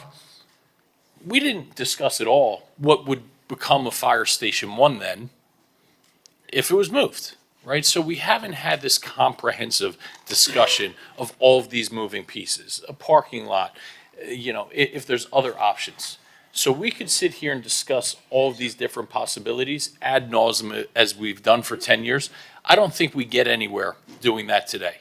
I'm never one to kick the can down the road, but the worst thing that we could do is make these impartial decisions that cost significant amounts of taxpayer money and time, which is what I tried forewarning back in March of 2024. And then we get to a point and realize that the desire to move, in some regards, I'll take that last part out, but we get to a point where we go down the path a little way and then have to backtrack because we haven't thought comprehensively about it. So what I'll suggest here, and I'm going to make a motion that I'll put on the table, is we all come back and give a multitude of solutions to city staff. I know Commissioner Rosen Gonzalez has having staff go out and determine the feasibility of keeping the location as is. And I talked to the city manager. Could we incorporate putting some of the larger equipment in parts of the Flamingo Park parking lot if they weren't able to be accommodated? Point being, there's a multitude of different solutions. Commissioner Bott's solution about the parking lot for Flamingo Park being expanded into green space. And we hear from the community as well. We give 60 days for that process to happen, and we give 60 days for our staff to come back and explore the feasibility and say, here are your different options. We sit there and we look at every option that's on the table, and we take a vote of which way we're going to move forward. And we live with that vote, and we move forward from that day on and do not look back. Any solution that we could ever come up with is going to come with imperfections and unintended consequences. There will always be a handful of people that say, yes, but I don't want this. We need to prioritize public safety, understand that this will come with unintended consequences and things that are imperfect. We live in an imperfect world, but we can't just keep kicking the can down the road at the expense of millions and millions of dollars, not getting any further towards a solution, and really just putting a number of different things in jeopardy. So I'll make the motion that over the next 60 days, between city elected officials, city staff, and our community, we come back with a multitude of different options that we put to city staff, including the construction of Fire Station 1 and its reconstruction of Fire Station 1 in its existing place, and perhaps if we needed to expand the footprint to the building just to the south, not to the building, but to the parking lot that's owned by the building to the south, or the parking lot in Flamingo Park, or Commissioner Bott's options about greenifying the parking space, any option possible, we have 60 days to put in front of city staff. And you come up with your own solutions, we hear from our community, and then we give city staff 60 days to at least determine the feasibility of each of those, to then which it comes back to us for a vote, that we take a vote of which site we're going to put this on, and we move forward and do not look back. I'll second that motion. Can I, Commissioner Bott and Commissioner Fernandez.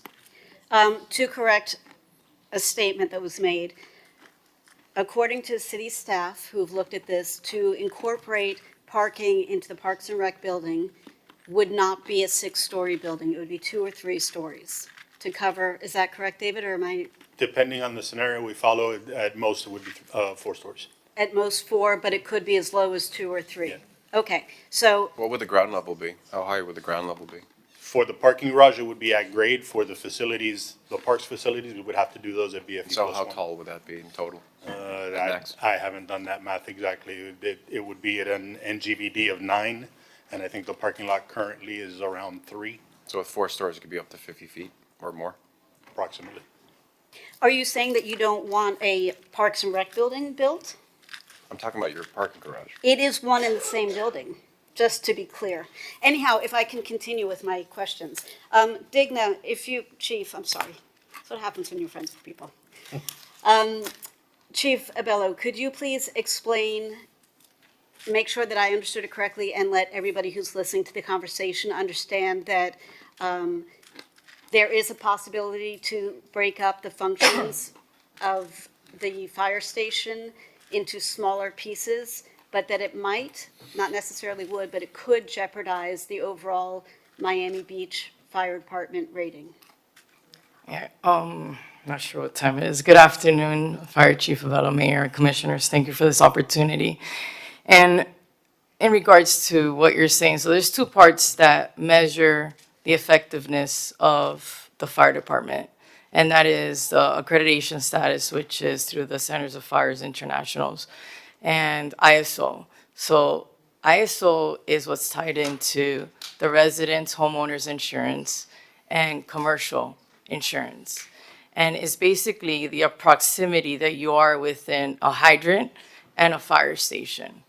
And within that, there are certain parameters that we have to fall in. So you need to be within 1.5 miles of a fire engine, and you need to be within 2.5 miles of a ladder truck. So our ladder trucks, we have 2 ladder trucks in the city of Miami Beach. Ladder 1 serves from South Point all the way to 41st Street. And I did the data yesterday, 697, so it's 682 buildings that are 3 stories and higher. And out of the 682 buildings that we service from 1st Street to 41st Street, there is a proximity of 60 of them that are greater than 7 stories or higher, that are pre-1993 buildings that don't have sprinklers or fire protection supply to it. So us arriving there on time is what is paramount to this whole entire picture. Ladder 1, Engine 1, Rescue 1, and Rescue 11, They are the busiest fire station per square mileage of the entire nation. So they service from First Street to 15th Street. Like I said, the ladder trucks service from First Street to 41st Street. And that is where the paradigm of the radius and how that affects your ISO. Can you repeat that again? I'm sorry, and I'm sorry to interrupt. Okay, that data about the busiest station in the nation? I never Yeah, heard this before. per square mileage, the amount, dense area that we service, we are the busiest in the nation. More than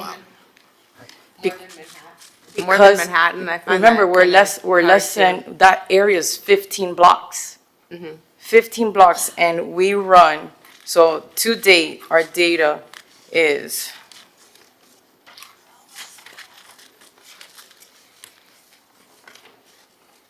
so to date, 33% of our call volume is Station 1. 32% is Station 2. Engine 1 has, to date, has run 1,900 calls. In the year, last year is 4,000. Just, I think a lot of people tuning in may not know the locations. Can you just Yeah, give the so, locations? so we have, Station 1 services what we're discussing right now, which is 15th Street, all the way to 15th Street. It's 1051 Jefferson. From the north side of 15th Street is where, Station 2 comes on, which is 2300. So Station 2 runs from 15th Street to 41st Street. And then you have 5303, which is Collins, that comes down to 41st Street up to 69th. And then you have Station 4, which is on 68th and Collins. So in historically, I'll go back historically. So the fire department was established in 1926. The original Station 1 was Old City Hall. We had 22 firefighters, 22 men. 1965 is when Fire Station 1 was built. We had 122 men, 0 women. So that fire station is designed for the time that it serviced, 40 years between one fire station was built and the next one was built, which is in 1051 Morris Lapidus building. Here we are today, now we have 220 men and 20 women. The fire station is still, it's like, stopped in time. And it's just not feasible for the men and women that service it. That's just one aspect of it, okay? You have 5 bathrooms there. You throw 3 women in that fire station, and it disrupts the entire dynamics for the bathrooms. There's 1 common bathroom for the men, and then 2 that we had to make, unisex. In addition to that, you also have what we're facing now as fire department is cancer, where the portholes, where everyone wants to slide down the fire pole, that is tied into the apparatus bays. The apparatus bays where all the muffler and your diesel and everything's coming out, well, it's going right up to where we sleep in our rooms. So again, 1965, the station was built. When I was at that station, every time I went home, I was sick. I was sick for a whole entire day. And then the next day that I was off, it was like finally when I recovered, I came back to work and I was back at it. But wasn't So- that because there was a severe mold problem there and not related to exhaust? I mean, when we did the test and we did the mold remediation, and that would make sense, I mean, in terms of having some sort of respiratory feeling, because you guys didn't maintain the station and you allowed a mold condition to grow out of control over years and years and years. And you weren't not the chief or in charge of when that happened, but you guys finally completed that mold remediation now. Well- After actually Commissioner Yeah. Suarez said you guys have a mold problem. So in the last year, we spent about $150,000. However, That again, should have we're- never been like that, but that's but- what would cause that type of respiratory, No, issue. completely understandable, but we're talking about, the exhaust fumes. The antique truck that is in the parade, that was the original ladder truck that serviced Miami Beach, compared to the new ladder trucks that goes up to 75 feet. So going back to Commissioner Bott's question, everything is tied into ISO rating and CFI. So how do you measure the effectiveness of the department? How do you mitigate a fire and to guarantee that you're gonna have first responders with a fire truck arrive there on time is through the ISO rating. And splitting up the units, splitting up the engine and a rescue truck, or the ladder and a rescue truck in different areas, Again, we're going back to a 1.5 mile radius, 2 point for a ladder truck. The dynamics are not going to fluidly work itself out, especially having to arrive there within the prescribed time of 4 minutes. It's, 460 seconds. And 8 minutes to your high rises. Again, like I said, 269 high rises that are non-sprinklered here in Zone 1. So in the last, I ran the data, in the last 7 years, for the 26 non-sprinkler buildings prescribed to all of the beach, so we have 10,930 calls that we've ran to each of those buildings in the last seven years. To date, we've ran 134 calls to those 26 buildings that service, that are serviced by Ladder One's company. And my last question, thank you, Chief. Joe, Commissioner Magazine. I would support your motion. A couple of questions, though. That includes keeping this on the table as part of that overall evaluation of what our options are? I'll be upfront. Sure. I'll mean, put if we're my doing a cards on full the table. assessment. Yeah, full assessment. Right now, I can't envision myself ever voting to put this in the park, but I think out of good governance, we need all options on the table. So that's my personal viewpoint. Other people don't need to put theirs on. But yeah, let's keep any and all options on the table because we don't want to limit ourselves, but I'll just convey my personal viewpoint. So what I would request is that I support this, but I don't think 60 days, especially as we're going into August recess, is enough. Staff is going on vacation, colleagues are going on vacation, people who own property are on vacation. I think it'll be very hard to get answers in August. So I would extend 90 or 120 days to get the full amount of research done to make informed So I think how decisions. I was envisioning is we would have 60 days to give them ideas and then 60 days, which would start in September when everybody's back, to get results, right? So we could come up with, have our Dropbox of saying, here's my idea, here's my idea, here's my idea.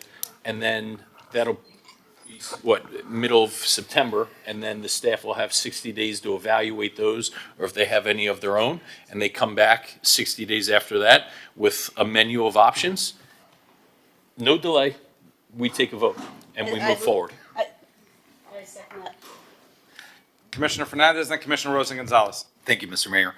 And thank you, Commissioner Magazine, for that motion. I support your motion. I think one of the things that we have not done, though we have approached individual property owners, Commissioner Bott, thank you for leading that very thorough process. I know you are very much invested in handling this in a very responsible way and approaching potential landowners about the possibility of partnering with the city. I don't think we've ever really put out there an RFLI to ask private property owners that we have not engaged with, hey, listen, are you looking to develop your property? Are you looking to do something with your property? Are you willing to enter into a public-private partnership with the city and accommodate this as part of your project? And so, for as long as we are looking at options, Commissioner Magazine, I think you're taking a very responsible approach. I would just suggest, let's put out there an RFLI and see if there is interest out there from private property owners to work with the city, and including this as part of any project that they might be looking to do within the city. And I don't know if you're willing to incorporate that as part of your motion. I'm not dogmatic about this. I'm not dogmatic. This isn't personal to me. We're all going to have to give a little bit here. Yeah. And whatever the right solution is that comes back, we move forward with this because it's not about what we personally prefer. There's a whole ecosystem that goes into this. Public safety, financial considerations, how quickly we can get things done. So the more options that we have at our disposal, the better. So I'll welcome that. Yeah, and I just checked with our city manager, and he seems fine with that, with doing an RFLI. Yeah, poor Eric doesn't feel his best today. Be sure to take Zycam during lunch break.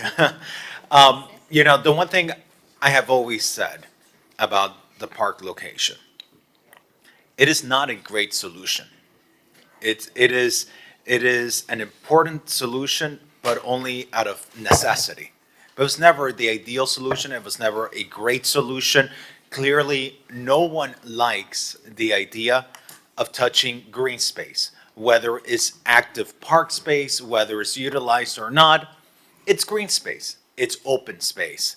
It's permeable space for the water. It's open space just to have a good urban planning. So it was never a great solution. It was imperfect from the get-go, but it was a necessity. And that's our priority. Public safety is our priority. I've always felt very comfortable exploring this because we were always unanimous, as was highlighted. We were either 7-0 or 6-0, but there was never a dissenting voice or a dissenting vote in this process. And so for as long as we are going out there and looking for another location, seeing clearly that we have at least 2 dissenting votes for the park location, you know, touching green space is a big move. And we should only continue doing that if there really is a strong backing of the commission. In fact, no, there's 3 voices against having it on the green space. Commissioner Wilson Gonzalez, you sent an email today saying you don't support it at the park. Commissioner Magazine has repeatedly said he doesn't support it at the park, and Commissioner Suarez has said he doesn't support it at the I park. actually said that too in my remarks. Okay, and there you go, and Mayor Minor. So there's already four voices saying that this does not belong at the park. It's a hard Band-Aid to pull off because we want to move forward. We want to deliver this highly necessary public safety infrastructure. And as we just heard from our fire chief, the busiest fire station in the nation with the density that we have in this area. So clearly, there is an urgent need for this critical infrastructure facility in the heart of South Beach. But clearly, Flamingo Park is not going to be the location. I think that writing is clearly on the wall. And I think, and for as much as this location was raised with good intentions, and the voters countywide backed placing it in this space, and the Miami Beach residents backed placing it in this space, and even the Flamingo Park voting precinct voted in favor of placing it in this space, the commission today is not aligned in placing it there anymore. And so I'm not against today saying, you know what, it is time to take that option off the table, and let's go ahead and just focus on what it can be. We know it can't be the South Shore Community Center. We know it can't be Flamingo Park. We know Fire Station 1 has its very unique challenges. So Commissioner Magazine has this motion. Let's go out there, look for different options. Let's go out there, do an RFLI, and come back in 60 days, give feedback to our administration, give them some more time so they can come back with something solid. But clearly today, you know, I don't think this commission is going to be moving forward in keeping that there. And let's just pull that Band-Aid off. Or otherwise, the residents that have come out, they're just going to keep coming out to speak about this. And it's their time, it's their energy, it's the stability that they deserve. Is it the perfect solution or is it the perfect situation to be at today? No, it's not the perfect situation to be at today. Commissioner Bott, is it highly frustrating? It is very highly frustrating. It feels like deja vu. We keep on having this discussion because the reality is there will never be the perfect site. South of 5th doesn't want it. People in certain areas of West Avenue don't want it. People don't want it further in the middle of Flamingo Park. So it's going to be very difficult, incredibly difficult, to find the right location for this. And I am convinced the only way we will land on a location that everyone will be ultimately able to agree upon is if we work with the private sector.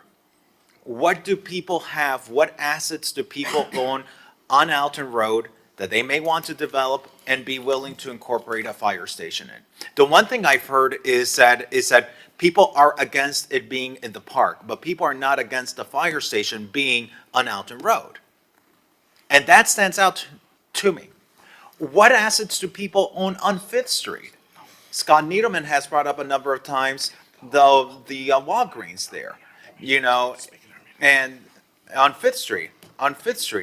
And I know perhaps we have reached out, but we haven't reached out to the open market in general and placed out a request for interests from the general marketplace of property owners out there. Let's do that and see, like how we did with Lincoln Road. We partnered with the private sector and we're delivering solutions for the residents on Lincoln Road where the taxpayers are getting a 200% return on their investment. Well, perhaps this is one such instance where we might need to partner up with the private sector and find the right solution. So, Commissioner Magazine, I support you. I also support us incorporating into that, doing an RFLI into the private sector. And Commissioner Suarez, I think you have the support today to get the fire station out of consideration. And Commissioner Bond, I give you my admiration because you really worked very hard on this. We've collaborated a lot on this issue. And I know how frustrating it is to find ourselves at this point again. It is very frustrating to us. I know it's very frustrating to the members of the GOB Oversight Committee, but I think it's just better to rip that Band-Aid now. Commissioner Rosa Gonzalez. So I just want to understand, Commissioner Fernandez, you're saying take Flamingo Park off the table today. Can we take the South Shore Community Center off the table today? Because It already is. You passed it 6-1. Well, last year. but this doesn't take it back off the table. I mean, is it still on the table? That would be my big worry, because as we've gone through this process, first it went south of Fifth. You have a lot of organized, affluent, educated people, and they said, we don't want it here. Well, actually, that's not true. First, it was supposed to go into Flamingo Park, where the Police Athletic League was. And actually, I helped run a campaign to take it out of Flamingo Park the first time. Then we tried to move it south of Fifth to the dog park, and they organized. Then what upsets me so much about all of this is the people who didn't have a voice, who English is not their first language, our hospitality workers and the working class of Miami Beach. We just decided to plop it in the middle of their neighborhood, and it didn't matter if it was servicing seniors or servicing children. Those people had no voice. And so when we came up with this solution for the park, did we want to put it in a park? No. Why should we have to sacrifice a park or a community center to get a fire station? And that is why my resolution is build it where it currently is. Now, former Commissioner Grieco came forward today and said, oh, there's a sewer pump there. But you guys have plans to put the Police Athletic League there. So you're saying that it's okay for underprivileged children to occupy a facility next to a sewer station, but a bunch of muscly guys, firefighters, can't take it? What I'm saying is that there is always a way to remediate. We have a slot right there. We have the funding right there. We have the piece of property where it has been functioning for decades right there. And all of our arrival times are working. We don't have any complaints at all. A lot of those calls are EMS calls that you're getting there, not necessarily fire calls. And I'm not saying that we should sacrifice anything, but we have the piece of land. We have that piece of land. We also have the new bikini hostel, which is right there. Possibly, we could take it and put it where the bikini hostel is. I know. Tap Tap is for sale on Fifth Street. And by the way, that property has been on sale for a long time now, and you could probably negotiate Tap Tap for a very good price. Because if you needed to rebuild part of it where it currently is, and then if you need a space to put a couple of trucks, just buy Tap Tap and have your big, what are they called? Ladder. Big ladder trucks on Fifth Street right there. Okay? Because, by the way, those big trucks are very intrusive for that neighborhood, which is a primarily multifamily residential neighborhood. So, I mean, I agree with this. I love the fact that we're going to take some time. I hate the fact that we're going to wait, because there are serious economic consequences to all of this waiting. As we've waited over the years, we've lost millions of dollars. But the point is when you put it in a place that it shouldn't have gone in the first place, and then insisted upon that place, a Morris Lapidus building, a building servicing our poorest of our poor. You know, it takes a village. And the communities that move forward are the ones that help those who might not have the ability to help themselves. So Commissioner Bott, I know that this was a mammoth effort, and Andre Sacion and Kobe Karp and Commissioner Fernandez. And so what I would say, and I hate to do this to the fire department, is that we should extend it for, are we saying 120 days now to come back with, and we're removing so would that be the motion? Commissioner Magazine, will you add to your motion? We take Flamingo Park off the table, we wait 120 days, and we come back with, creative solutions, including, I bet you can pick up Tap for probably, Mayor. make an offer for $4 million. It's an estate, by the way. I mean, the man died, nobody has wanted to purchase it.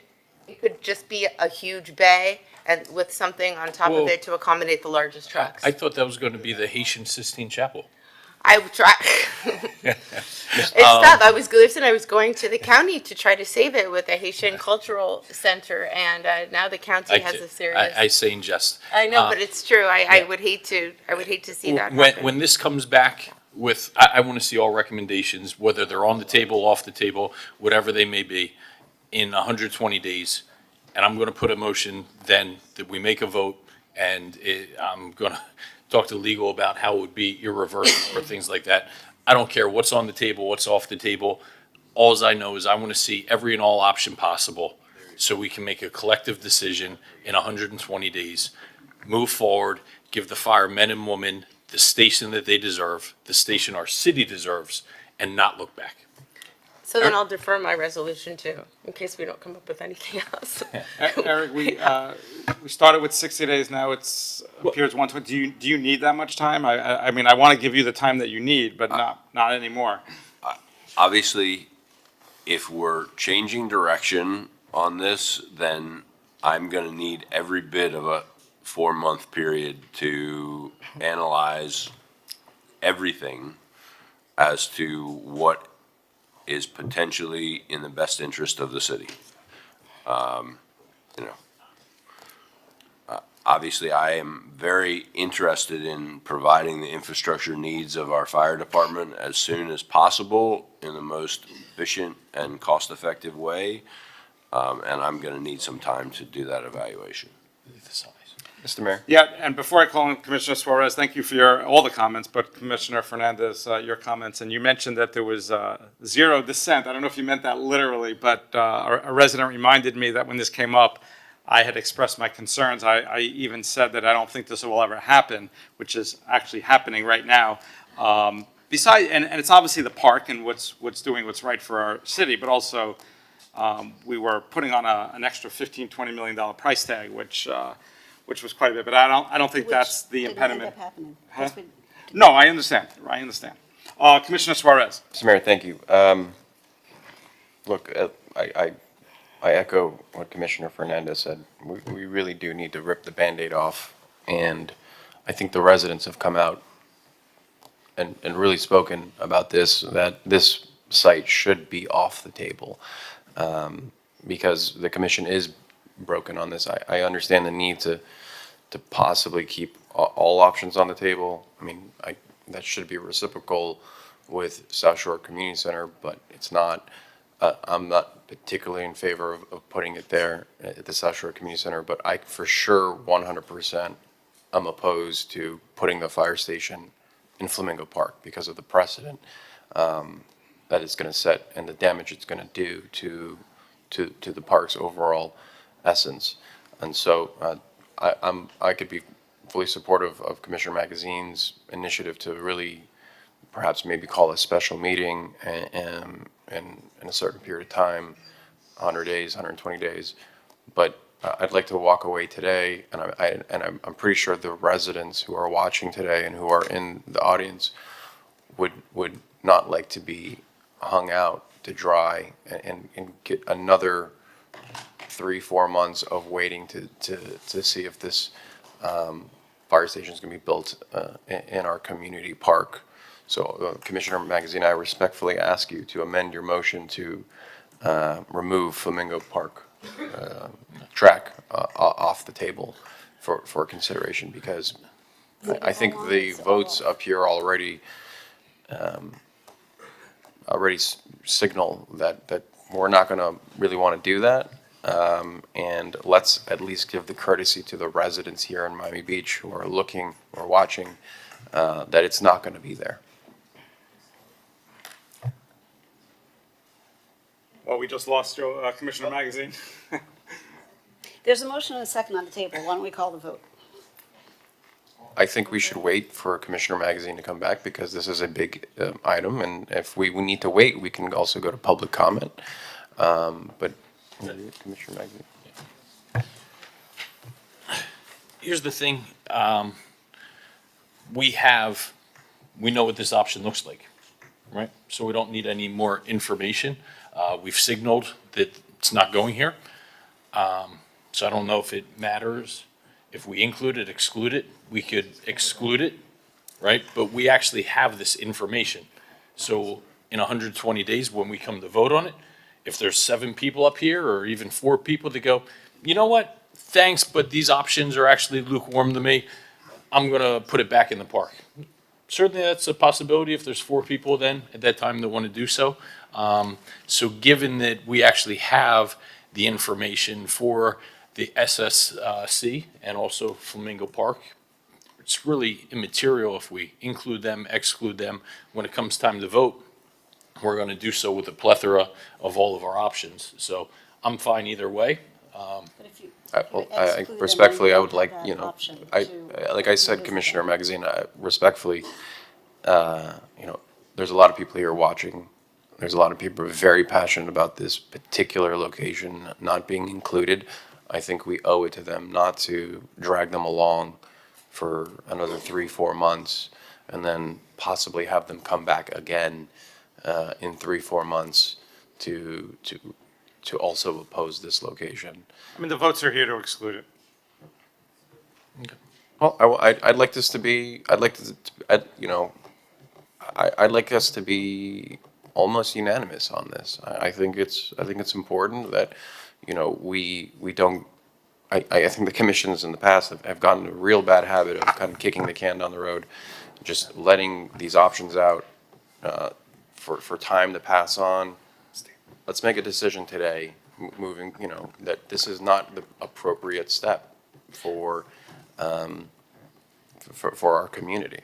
I think we need to take a bold stance and say, look, we definitely don't want it here. We see what it looks like. People have come out, people that we've never seen have spoken, and they vehemently do not want it here. And I think that's as co-sponsor to your item, and I came out unequivocally and said, I don't ever see myself putting it there. I think that's a bold stance. Now, whether the rest of the body wants to include it or exclude it, I'll let you all make that call. Obviously, by me saying I never am going to vote for it to put it in the park, by de facto, that's my vote to exclude it. But if there's 4 or 5 other people that say, I want that option on the table, then you all can collectively decide. I'm fine excluding it, but if there's, I think, Mr. Mayor, if just for procedure, how about we just call the original item first, and then we can see where the votes lie, and then we can see if the new motion put on the table today. You have to Okay, vote on the motion that was just made. Commissioner Fernandez. That's how This- it I would works. just say, clearly, again, when this was started, I know, Mr. Mayor, you dissented, you voiced concerns, but the votes were unanimous. The vote all along the process, as Commissioner Bott mentioned in her presentation, and again, Commissioner Bott has worked so hard on this issue, and I can only, I cannot begin to understand the level of frustration she must have. As I'm sure our fire department, the men and women that have to deal with the conditions and the challenges at Fire Station 1, and the administration that's been working with us. It is incredibly frustrating. This process was started unanimously all along the way. This is no longer a unanimous decision. And if touching green space, recreational park green space, requires a vote of the electorate, I think it also should require a strong, unified position of the city commission, of the governing body of the city. This cannot be a divided position that some of us wanted there and some of us do not know. Like, this is precious asset and we all have to be united in this. So given that we are no longer united, nowhere being unanimous, and placing it there, I think we owe it to our administration that it's going to be going through a process, the clarity of just saying today, we're just going to take it off the table. And so, Commissioner Magazine, I would just say, let's just amend your item. Let's amend your motion to make it clear, okay, we're going to go out there, we're going to give 60 days for ideas, another 60 days to explore those results, do an RFLI, and make it clear today, we're just ripping the Band-Aid and taking fire station out of this green space. And again, if not only for the clarity, for the respect of all the people who will continue to mobilize and activate and send emails and be concerned about this. And I don't want to continue causing our residents to be concerned and activating and collecting signatures and showing up at meetings if it's not necessary.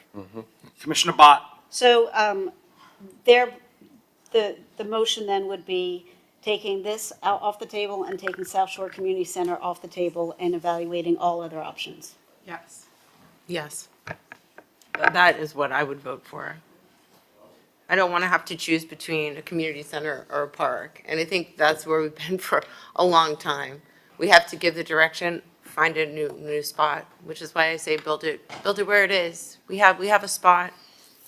It's good enough for the PAL, it can be good enough for the firefighters. And everybody on this commission is comfortable with subverting the will of the residents of the city of Miami Beach in every single precinct, including the Flamingo Park precinct. Can I respond to that? Commissioner Rosa Gonzalez. It's a No, fact.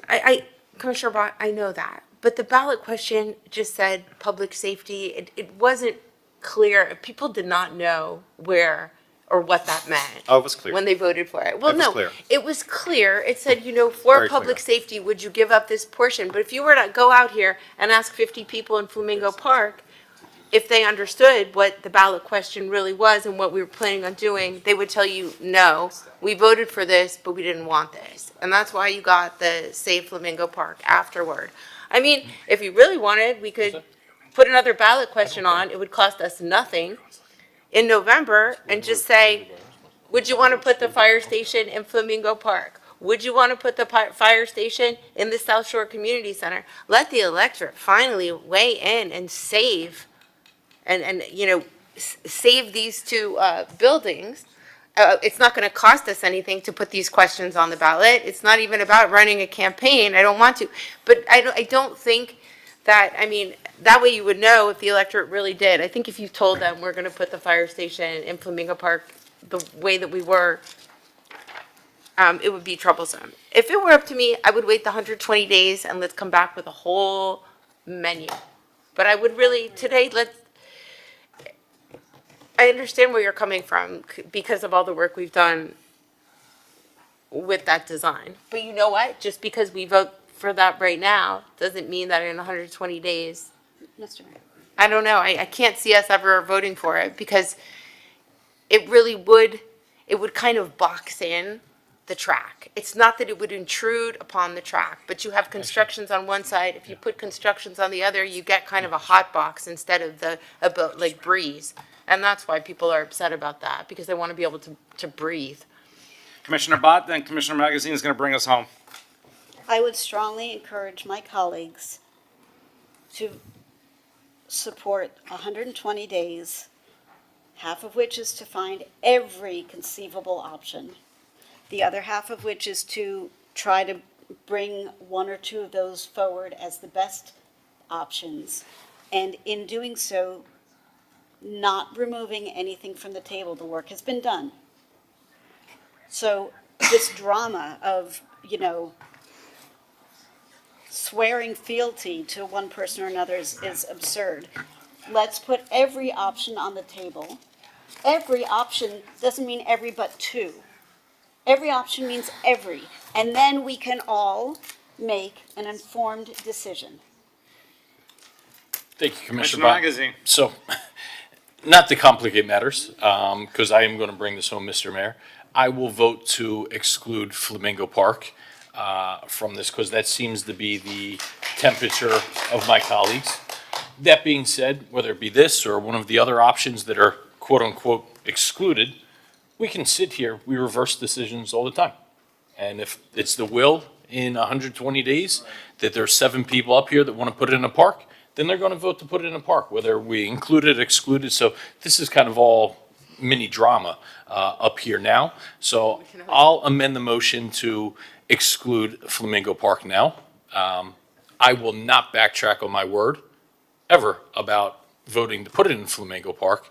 But just to forewarn, just because it is technically excluded from here on this motion, doesn't mean that if there's the will of 4 people in 120 days to put it there, that this decision cannot be reversed. So this is, we're making kind of much ado about nothing, because we actually already have these plans for Flamingo Park and other options, where just because we're excluding it now doesn't mean in 120 days that vote can include this. That will not be my vote. So I will happily amend the motion to exclude Flamingo Park now. But for better or for worse, whatever is included or excluded at this point can simply be reversed in 120 days anyway. So this is so much ado about nothing. If it's symbolic, then will you add in the community center too? I'll repeat the same exact soapbox drama that I just gave, whatever it may be. But there's going to come a point in time in 120 days where we make a vote and everything is on the table, right? That's just how legislation works. Let's call the vote. So what was the motion? It was only taking Flamingo Park off the table. If this Yeah. is just a symbolic motion, then would you also Yeah, of take the South Shore Community Center? Would you add that on? Sure. Okay, Whatever great. the colleagues want to do. Okay, that's the motion. I'll second. Let's call the vote. So just to clarify, you've accepted the amendment that South Shore Community is also off the table that Commissioner Rosen-Gonzalez offered? Yeah, city staff doesn't have to come back with those options. We already have the full information, things like that. So we just, we'll have a full menu of options of how to advance. Okay. I have a motion by Commissioner Magazine, seconded by Commissioner Fernandez. It includes the 60 days of ideas, the additional 60 days of exploration, RFLI. Can we do more than, we should do more than 60 days because we're going into a summer. So let's make it 90 days to include Commissioner. Okay. So 90 plus 60? Is that what it No, is? 90 total. No. Well, we're going to do 60 days to come up with community, administration, and elected sourced ideas. And then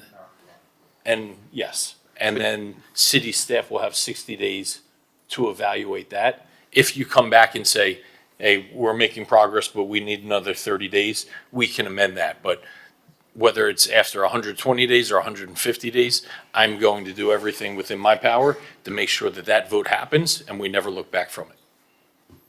Try to stick to the 120. Okay. Yeah, so Raphael? Yeah, so 60 and We gotta 60. get moving. RFLI, Flamingo Park excluded, South Shore Park excluded. All in favor? Aye. Anyone opposed? Hearing none, the item is approved 7-0. For the record, the 120 days would take us to November 20th. The next commission meeting after that is December 17th.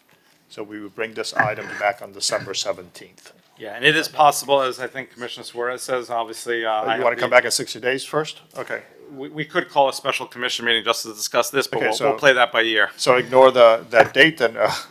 What do you want to do with these 3 items that were there originally? Are these now withdrawn and now a new resolution takes place? I'll withdraw mine. Okay, so you are withdrawing C7AL, Commissioner?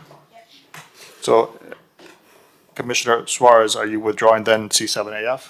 Sure.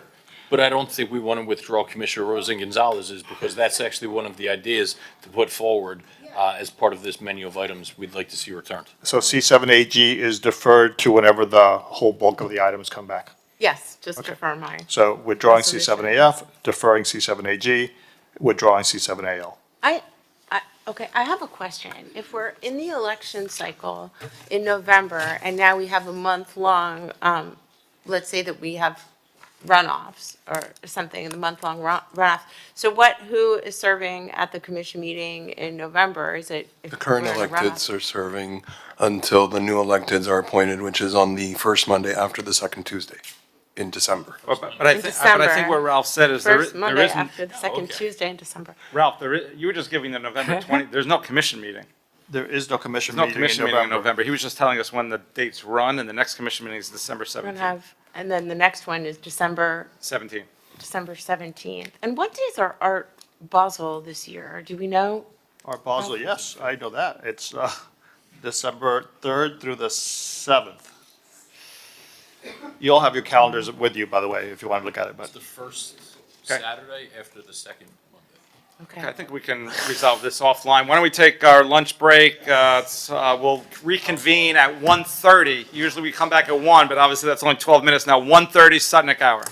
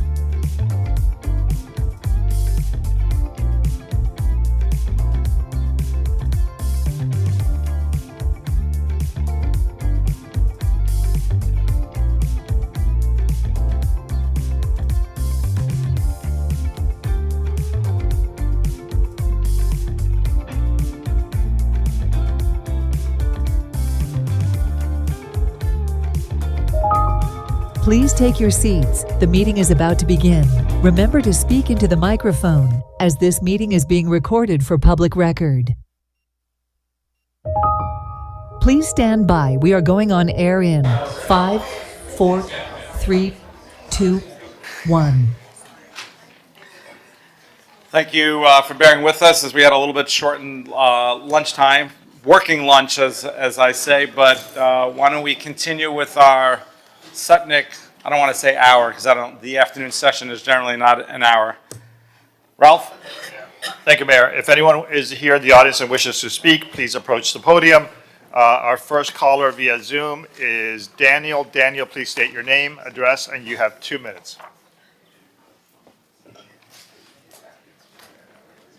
Daniel, please unmute yourself.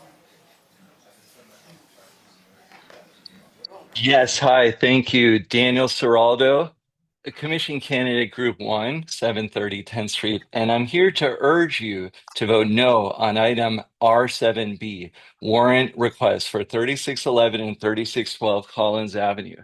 This is not just a routine warrant request. It is a test of our values of whether we stand by the principles of historic preservation that define Miami Beach. These are not just old buildings. They are designated historic landmarks listed on the National Register. They're still intact, though neglected by the current owners who are asking for the same warrant. And these properties are absolutely capable of being part of a revised, more respectful plan. The proposal before you uses state law 1526 to bypass local preservation rules, raises serious legal and ethical questions, and the warrant being considered today would grant additional development rights based on a false premise that these buildings no longer matter. More study is needed to determine how much FAR would actually be available without the historic buildings that are currently on the site. This calculation is critical, and rushing ahead without it risks setting a dangerous precedent that rewards demolition by neglect. As we know, the zoning laws in Collins Waterfront District were written with historic buildings on these sites, so the maximum FAR cannot be the same if they're just going to be vacant lots to build another luxury high-rise. If we grant this warrant today, we lose all leverage to negotiate a better outcome. But if you vote no, you bring the owners back to the table to work with the community on a project that respects both our past and our future. This is your chance to show that historic preservation means something in Miami Beach, not just when it's easy, but when it counts. Thank you. And also for those interested, you could visit my website where I have a letter to the Cipriani family at danielformiamibeach.org. Thank you. Go ahead, sir. State your name, address. You have 2 minutes.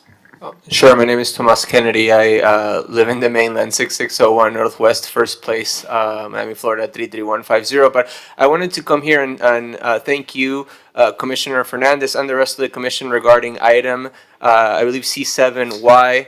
Miami Beach has always been a place that has welcomed people fleeing tyranny, fleeing genocide. It's been a place where people have sought refuge.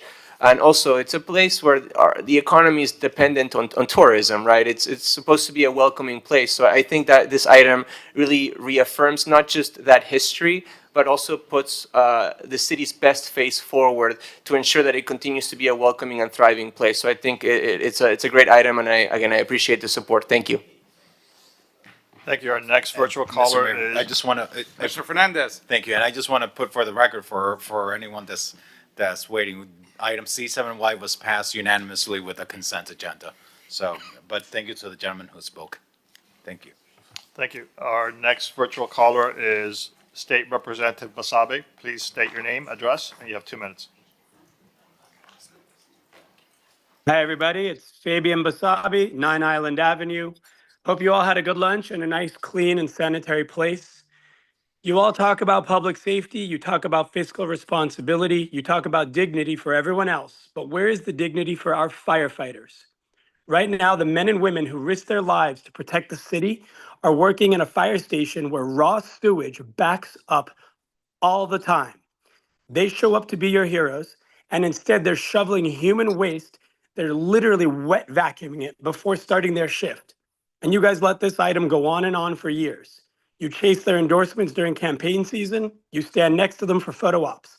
But when it comes time to actually fight for their working conditions, there's silence, no urgency, no decision, no respect.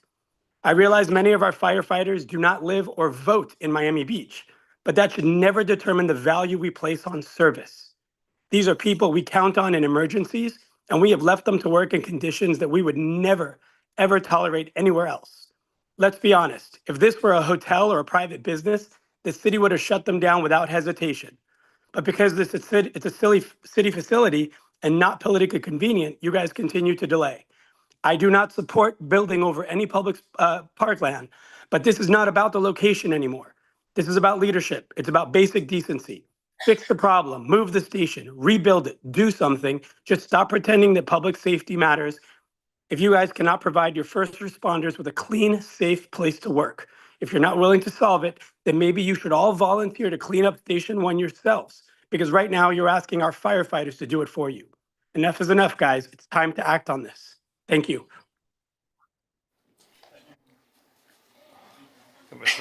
Commissioner State Rep Greco. Yes.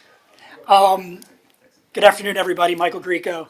I wanted to touch on two things, both of which are kind of nebulous, so just kind of bear with me. So I was joking around about the number 410. It's my favorite number because it's how long it took to build the Empire State Building.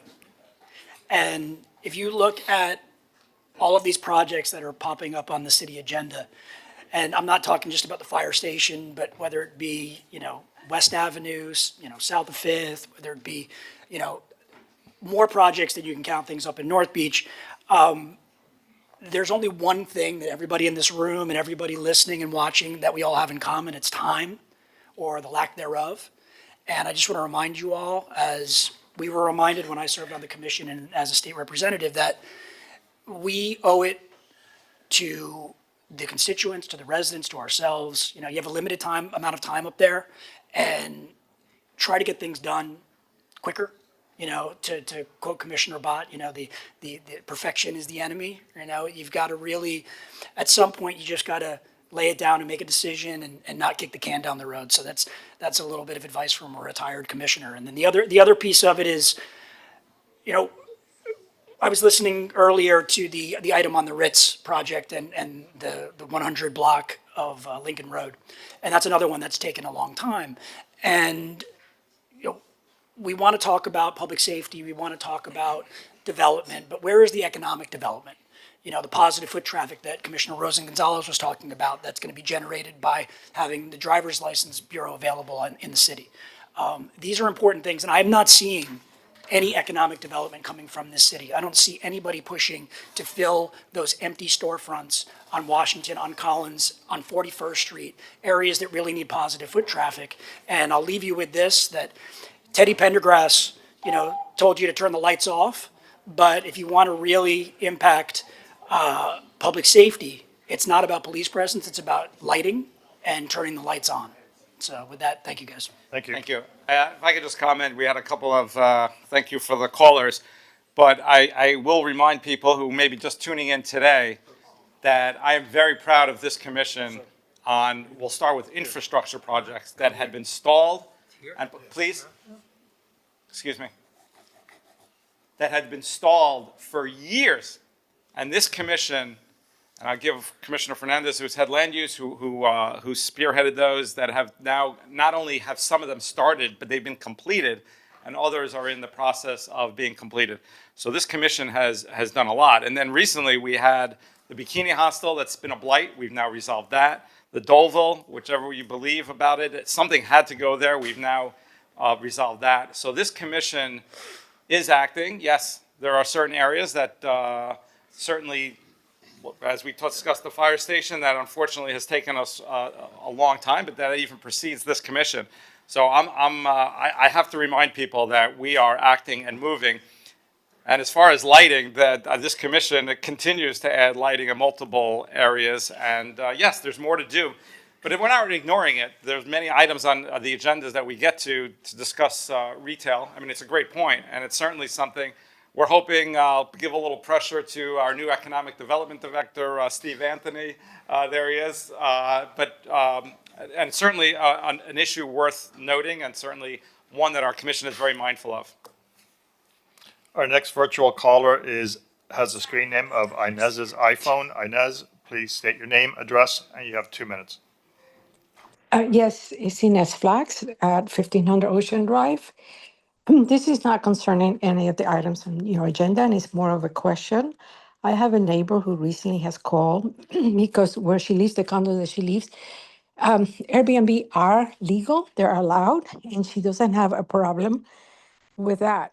What she's concerned is that those rooms are being occupied by much higher than the occupancy that is allowed. She says that there's sometimes 8 to 12 people to a room, and she's just concerned for her own safety when these apartments are being the occupancy is being, overwhelmingly being by, by many residents. So just wonder who can help in the city. She wants to be anonymous. She's afraid of harassment and intimidation within her own community. So if someone can help with this issue, I would appreciate they call me. That's all.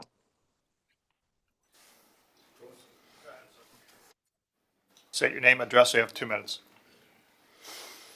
Good afternoon, Commissioners, Mayor Minor. It's nice to appear here once in support of something the Commission is doing. I'm here to congratulate all of you for your unanimous passage of item C7Y. I congratulate you, Commissioner Fernandez, for introducing it, you, Commissioner Bott, for co-sponsoring it. Let me just say a couple of words that I think reflect your vote. The current frenzy of hatred that our state and federal government has directed at immigrant communities will be remembered with shame by history. The TV and newspaper images of masked men wrestling down men and women in the streets should horrify us all.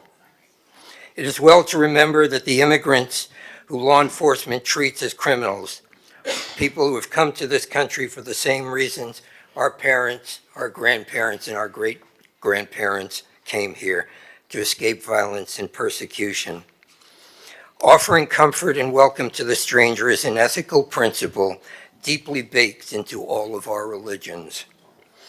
This resolution reflects that profound principle. More than that, it will send an important message to public officials in Florida and elsewhere that Miami Beach reaffirms its commitment, a commitment that is made to marginalized groups in the past, to treat all members of its community with the decency and dignity they deserve. Thank you for your unanimous consent to that resolution. I'm sorry, but I didn't catch your name. I'm sorry? Your name, I didn't. I'm sorry, Alan Levine. I reside on Miami Beach. Thank you, sir. Thank you. Our next virtual caller is Larry Shaver. Larry Schaefer, 233 81st Street. I'd like to issue a correction regarding my comments with Commissioner Magazine and Jason Green. Mr. Magazine did call me and did discuss the budget, and then we started talking about developments and other matters like the vision for the city. So he did get in contact with me, and Mr. Green probably heard that. And so we're going to try to just communicate more after that. Next topic, I'd like to encourage candidates to call in and share your opinion on as many topics as possible. We just heard Daniel Ciraldo. It would be so wonderful to hear from the other candidates. Spread the word of how you would run the city. Reach out. I will support you as a person, even if I don't support your position on the issues. We really appreciate when people take time out of their lives to run for office and share their issues. Regarding water quality issue, Fabian Basabe has money at the state level to remedy the situation. And I think why aren't we working together with the state or even the county to fix these issues? Mr. Carpenter has been here for 12 years, initially in public works. So he knows all about the water quality issues, and he has not solved the problem the entire time he's been here. Now, Mr. Mayor and Mr. Carpenter, this problem is yours. You need to pick it up. The water quality issue is urgent. It's a public health issue, and we need to have a public hearing. We have a right to call a public hearing in the city charter to bring everyone to the table in a town hall format, hopefully, to address the water quality issues. We need real answers. Are people getting sick from water that's in the baseball field across from Parkview Canal? Have we notified the buyers of 72 Park that they have have water quality issues and they should steer clear of certain things? Should we send kids back to school at Biscayne Elementary when we know the water is foul and that water is going to be on the grounds? Should we be building a playground on an area that has pollution? We have serious public health concerns. Mr. DePico, can we have a public hearing on this matter? Thank you very much. Thank you. Go ahead, sir. Andres Acion, 1000 South Point Drive. Mayor and Commissioners, I just want to say that we really need to be doing wow projects in our city. You know, and projects that people come over and say, how do we do this in our city when they walk into the projects in our city? You know, is our PAL facility a wow facility? Are our fire stations wow fire stations? Are people going to walk in there and say, how can we copy this in our city? We don't have facilities like this. So when you're thinking about the fire station or the new PAL or whatever it is that you're doing, make it wow. Don't just say, let me just find any piece of property where we can possibly fit this in and make it work. You know, think above and beyond, think bigger than what we're doing, think greater. With that being said, I also want to bring up something that's been bothering me for a while. For past few years, I've been talking to several of you that the exit ramp off of the MacArthur Causeway heading onto Biscayne Boulevard is a one-lane exit. They've been planning on that one lane, which opens up to 4 lanes for a while. We've had a one-lane exit that opens up to 4 lanes for the past 30 years. And right now they're spending over $1 billion on that bridge and that exit, and it's still going to be a one lane opening up to 4 lanes. There's going to be 3 towers built on Watson Island. There's going to be about 8 towers built right off of that exit, which were not there before and are not there now. And that exit bottlenecks constantly and backs up the MacArthur Causeway for a lot of our residents, as well as guests that come here that are leaving our beaches. It's going to be a problem, and we need to work together with the state, the county, and try to do a power of eminent domain to buy out some of the land that's adjacent to that exit in order to be able to expand that before the 5 buildings get built on the Miami Herald site, and think of that in advance, because if not, we're going to hurt ourselves here in Miami Beach with that exit. Thank you. Thank you. Commissioner Dominguez. I'll just chime in that I have been working with the Palm Hibiscus Star Island Neighborhood Association, and we've had meetings with FDOT, and there's been multiple, so they're aware, we're on the case, and thank you for bringing it up. Our next virtual caller is Janessa Strode. Janessa, unmute yourself. You have 2 minutes. Okay, hello. Good afternoon. I want to bring up I was going to bring up about the water quality as well being off on the bay, and people wanting to be able to access, the water safely. I have a 4-year-old myself. Just seems like the sign on Dickens over at like 72nd has just been up there for years, really, talking about the water quality. So that's a huge issue. I also want to bring up something that I know is not directly funded by Miami Beach, but that hopefully you guys can stand behind, and maybe something can be done about the animal shelters at Medley and Durrell not having any air conditioning, and these dogs are literally like stroking out and having heat stroke. It's just really upsetting to know that that's happening. I don't know exactly what can be done about it except for more funding being given to them. I don't know if you guys can maybe develop a letter or something that you can, write to the justice, please, write to the county about. That would be a great thing to do, and just something I really wanted to speak about. Thank you for your time. Thank you so much. Go ahead, sir. Hey, Eric, can you just summarize briefly? I know we have had a couple of callers about the water quality, and just briefly some of the steps we've taken. So through many legislative initiatives and direction from this commission, including Operation Clean Water, we have spent in excess of $2.5 million to date, and we have another $2.5 million programmed to think of out-of-the-box solutions.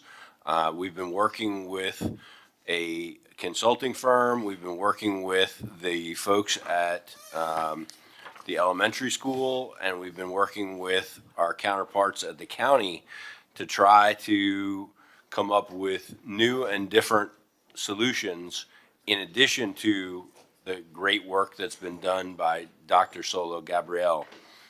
which is clearly shown that this is primarily a stormwater issue, and that stormwater is not inconsistent with other stormwater issues across the state and across the country and across the world. But we are continuing to push the envelope on this, and you have our commitment that we will leave no stone unturned. I have a question. Eric, questions. When is it being dredged? When is the Parkview Canal being dredged, number one? And number two, when are we retrofitting the stormwater drains with those fluorescent lights that supposedly get rid of the bacteria before it drains? Those are really the two big things that we need to do. And I don't know where they are scheduled, but So I'd ask Amy Knowles, our Chief Resilience Officer and Director of Environment and Sustainability. to speak Sure, on this. and good afternoon, Commissioner. So I'll take the dredging item first. Our staff has done a lot of studies with the consultants on a flushing analysis and the type of dredging that would work in the area. You know, there's not a lot of flushing, it's a slow-moving canal, and they're trying to determine what level of dredging would be appropriate that could actually make a difference. And we haven't received resolution on that yet, so we're going to continue to move forward on it. But we certainly don't want to spend $2.5 million to dredge and not have it fix the water quality problems. So that definitely needs to come back to the commission at the right time, and we're exploring some other kind of exciting alternatives. The second item is the UV disinfection. So that one is to not disinfect stormwater exactly, because that can't be done, but to disinfect areas on the roadway so that that bacteria doesn't then go into the stormwater system. So that one, the plan is completely ready. We just now have another agreement from that we took back to our attorney's office. So it's just some back and forth. But that is on 73rd Street. There's 3 different areas. And we'll study, we're actually got the equipment donated to sterilize the actual pavement. And then we will be sort of spraying water on it, test it to see if that sterilizing helps, what goes into the storm drain system. Is it much better than just simple, street sweeping? So that will be great once we can get it started. really, we have nothing moving forward right now, because I was under the impression that number one, we were going to dredge, number two, we were going to retrofit the stormwater drains with the fluorescent lighting, and it seems like neither one of those initiatives is moving forward. I mean, it's moving forward, but I mean, it's been years. I mean, Yeah, well, I would say that the UV disinfection is very new. No city has ever done that, so it has taken a few months to get through how we would do that. We have to have an agreement with the University of Miami. They have a huge, system of approvals as well, but we do have the equipment and the plan. And then dredging, I don't think our city has dredged in years and years and years and years. I don't know if CIP has any examples, but dredging is a huge capital project, and we just have to do that, properly. do we have the dredging funded? Yes. Yeah. Okay, so we have the dredging funded, and we're working on the fluorescent lights. But there's It's about complicated. 15 items. I mean, those are just a couple. Yeah. Yeah. Okay. Amy, I'm not sure if this is for you or for Rodney, but the huge hotspots that we found at the Biscayne Beach Elementary School, what's the status of getting in there and ideally fixing it before the kids come back to school? Yeah, I mean, I think Public Works is really close to issuing a purchase order on that one. I asked Rodney to come up and go ahead. Good afternoon, Rodney Knowles, the Assistant Director for the Public Works Department. Where we're at is that we are in touch with the school. They've agreed to, the school board has allowed us to enter the property. We're working on an access agreement with them right now. That should be forthcoming in less than a week. We have a vendor lined up who's going to line the lateral lines to seal those up, and so we can CCTV that also to really get a good handle on what's happening there. So the contractor's ready to go 2 days after notice to proceed. So we have everything lined up. We have the building permit for the plumbing lined up also. So we have everything in place. We're just waiting for the green light from. And it's funded as well, so literally ma'am. as soon as you get the okay, we can start We're going. ready to go. Thank you. Welcome. Thank you. Thank you. I'm going to call our next virtual caller who has a screen name of Miami Beach. Please state your name, address, and you have 2 minutes. Please unmute yourself. Okay, PJ, we're going to go back to that caller. We're going to go with Mr. Gultanov next. Okay. Good afternoon, Mayor and Commissioners. Matthew Goltanoff, 125 Jefferson Avenue. I usually don't speak in the morning and the afternoon, but I just went to a brand new restaurant, or I guess establishment on Lincoln Road called Joe's Pizza of New York. It seems to have opened in record time, so you have that. At least there's one business that's able to open here. The pizza was great, but really what got me thinking was New York City does a lot of great things. For example, I was just there last weekend and I was able to take a clean, a comfortable, a safe train from the airport to the city. And here on Miami Beach, we don't, well, I'll just give you an example. There is a bus stop right next to City Hall, and it was closed last week. It's the bus stop that serves the convention center that's right next to City Hall. It's blocked off of concrete blocks. There's not even a sign that says the bus stop is closed. There's not a sign that says, where is the next bus stop? And this is something that New York City does great. I'm sure anyone here that's visited or perhaps has lived there before knows that when there is work being done on the subway, on bus stops, when they're being relocated, whether it's temporary or permanent or for months or for weeks, there's signage and people know. And yet people who are coming to City Hall, your constituents, who are good people taking public transit, by the way, they won't have a way to get back to the bus because they don't know where it is. So just these little things are super important. And next to City Hall, we need to make sure that we let people know how to get to the bus. Thank you. Eric, was it the bus or trolley? It's actually both. Eric? I'm assuming that Matthew's talking about 17th Street, east of Convention Center Drive, where the hotel construction is going on, and we will have our program managers that are working with the hotel folks address that immediately. Thank you, Matt. Thank you. Our next virtual caller has a screen name of Miami Beach. Please unmute yourself, state your name and address. Good day, Mayor and Commissioners. Wanda Jamin, 8305 Crespi Boulevard. We've been talking about the water contamination in the Bay, and this is something that I want to discuss. You all aware of the health risks posed by this alarming levels of bacteria.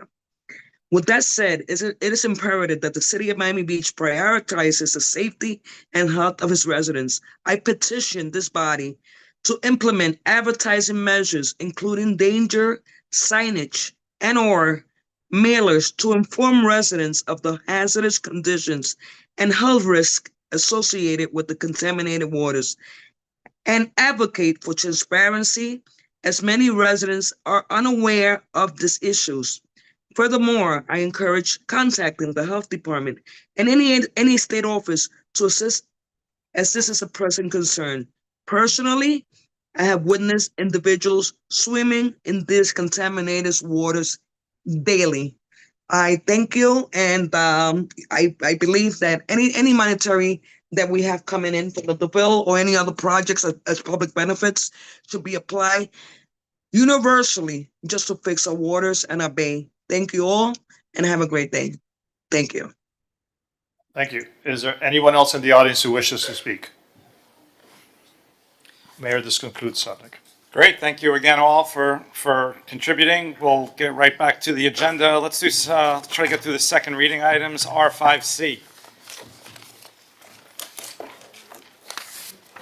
R5C is an ordinance of the Mayor, City Commission of the City of Miami Beach, Florida, amending Chapter 54 of the Miami Beach Code entitled Floods by amending Article 3 entitled Resiliency Standards for Tidal Flood Protection to amend the applicability of this article, modify definitions, and strengthen construction standards for a new and existing seawall and other tidal floods barriers, strengthen coastal resilience, and mitigate the effects of tidal flooding and sea level rise, and providing for repeal or severability codification and an effective date. This is a second reading public hearing. It is item R5C. Commissioner Fernandez, co-sponsored by Commissioner Dominguez. Thank you, Mr. Mayor. So back in 2021, our city commission adopted some minimum elevation requirements for seawalls. It made sure that properties with new construction or substantial improvements would upgrade their seawalls. And we did considerations so that property owners would consider using materials that promote biodiversity as part of their seawalls, and it established it established other protections to prevent overtopping and other matters. Today, we're bringing an ordinance that is further strengthening this ordinance. Right now, our current ordinance says that if the city is requiring a property owner to fix their seawalls, the owner has 60 days to show they're working on it. But we have no indication as to what showing progress really means. We're requiring them to show progress, that they're doing all of this work on their seawalls to prevent tidal waters from flowing overland and leaving their properties and creating other types of community flooding. So we have this 60-day time period where they need to show that they're doing progress on repairing their seawalls, but it's not clear what progress really means. So with the revised ordinance that we have before us, we're making that clear. We're demonstrating progress could include things like getting price quotes from contractors, because we want to make sure that they're really engaging with contractors and they're really attempting to do the work, that they're securing financing, that they're applying for the necessary improvements, actually putting some criteria, some objective criteria into what showing progress in seawall repairs really means. In addition to the 60-day requirement, property owners are required within 6 months to apply for permits within the city and the county. So not only are we required to show progress in the first 60 days with quotes, with financing, and applying for the necessary improvements, but within 6 months, we're requiring people to apply for permits with the city and the county. And that just helps make sure that our repairs are moving forward and gives clear next steps. Also, currently, the ordinance says if your repairs cost $300 or more per linear foot, it's considered a major repair. And then now that triggers for the seawall to be raised to the new current NAVD, which is 5.7 feet. We're amending that, understanding the changes in market conditions, and we're increasing that cost to, I believe, it's $500 per linear foot. And the issue is that some people may be making smaller repairs, and the costs of those repairs elevate. And now if we say if your cost of repair costs $300 a linear foot, and you'll have to raise the elevation of your seawall, we are in essence discouraging people from repairing their seawalls. So this is an important amendment. So with a revised ordinance, not only are we raising the costs for major repairs from $300 to $500, we're also putting a condition by which a property owner needs to prevent water from flowing out into the community, which is the bigger issue that we have in areas like in Palmview. In areas like Palmview, we have crumbling seawalls. And those crumbling seawalls, yes, they need to be prepared, and we know repairing these seawalls is a long-term process, but in the short term, that community flooding needs to be stopped. And so now it creates this requirement for temporary barriers for flooding, so that damaged seawall doesn't flood the rest of the neighborhood. So this is an overview of work that we've done in coordination with neighborhoods that have been experiencing community flooding. Community flooding as a result of broken seawalls. It encourages people to make repairs, long-term repairs. It changes the criteria so that people are not forced to completely raise the elevation of their seawalls just for making responsible maintenance to their seawall. But it also makes sure that when we have times of flooding, that there is this 72-hour period where temporary barriers for flooding need to be placed so that the rest of the neighborhood doesn't get impacted by damaged seawalls. So with that, I want to recognize Amy Knowles. I want to thank my co-sponsor in this item, Commissioner Laura Dominguez, you. for their work on this item. Because when we talk about resiliency, we can only be truly resilient if we help our private property owners fix their seawalls. And right now, we're facing a burden where fixing the seawall isn't really encouraged, and this helps move the needle in the right direction. Commissioner Dominguez, right on Thank cue. you. So it was a pleasure to work with you on this as being the co-sponsor. I remember doing a walkthrough with Palmview Neighborhood Association where we really got down and dirty because it was flooded that day. But some of the things I'll quickly recap. It provides clear steps for property owners and ensures timely action. It increases the threshold for substantial improvements. Allows exemptions for maintenance work unrelated to elevation, and requires temporary tidal barriers if overtopping conditions impact public right-of-way, which was a real big deal in Palmview. So I'd like to move the item. Let's call the vote. Well, before we do, Amy, is there anything that needs to be clarified? Because it's a very technical item, and I put it in layman's terms, but this is a very technical item that you've worked very hard on. And we've also seen changes at the county level also that has an impact on our ordinance and the use of riprap, which makes these repairs very expensive. I don't know if there's anything that you feel we need to place on the record. No, Commissioner, I think you covered it very well, and Commissioner Dominguez as well. I think you highlighted all of our main items, and I think it's a really nice sort of slight adjustment of an ordinance that was passed in 2021. You know, we should be very proud that we passed one of the first seawall ordinances that require elevation for the resilience of our community, and this gives us some really important updates. So thank you for your support. All right. Thank you. Let's call the vote. I have a motion by Commissioner Dominguez, seconded by Commissioner Suarez. It is a public hearing, and there's no one in Zoom, and there's no one in the audience requesting to speak. Vice Mayor Suarez. Yes. Commissioner Bott. Yes. Commissioner Magazine. Yes. Commissioner Dominguez. Yes. Commissioner Fernandez. Yes. Commissioner Rosen Gonzalez. Yes. Mayor Minor. Yes. Motion carries. The item is approved. That was item R5C. R5D. Commissioner Suarez's item. Let Ralph cue it up. This is R5D. It's an ordinance of the mayor and city commission of the city of Miami Beach, Florida, amending chapter 82 of the Miami Beach City Code entitled Public Property by amending Article 3 entitled Use of Public Property, by amending Division 1 entitled Generally, by amending section 82-73 thereof entitled Balloons Prohibited at Public Marinas, Marine Facilities, Parks, and Beaches, to increase the civil penalties and specify responsible parties for violations in order to deter harmful littering and protect marine and coastal wildlife, and providing for repealer, severability, codification, and effective date. Second reading, public hearing. It is item R5D. Thank you, Mr. Mayor. I move my item. Second. Let's call the roll. It is a public hearing, and I see no one in Zoom and no one in the audience. If there's no discussion, Commissioner Rosen Gonzalez. Yes. Commissioner Bott. Yes. Commissioner Fernandez. Yes. Vice Mayor, Commissioner Dominguez. Yes. Vice Mayor Suarez. Yes.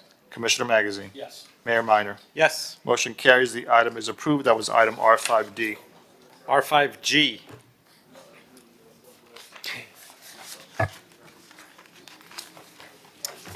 R5G is an ordinance of the mayor, city commission of the city of Miami Beach, Florida, amending chapter 106 of the city code entitled Traffic and Vehicles, Article 2 entitled Metered Parking, Division 1, penalties, exceptions, to expand the existing exemption from the requirement to pay a fee for the permanent removal of a parking space when a removal is necessary to provide access to off-street parking.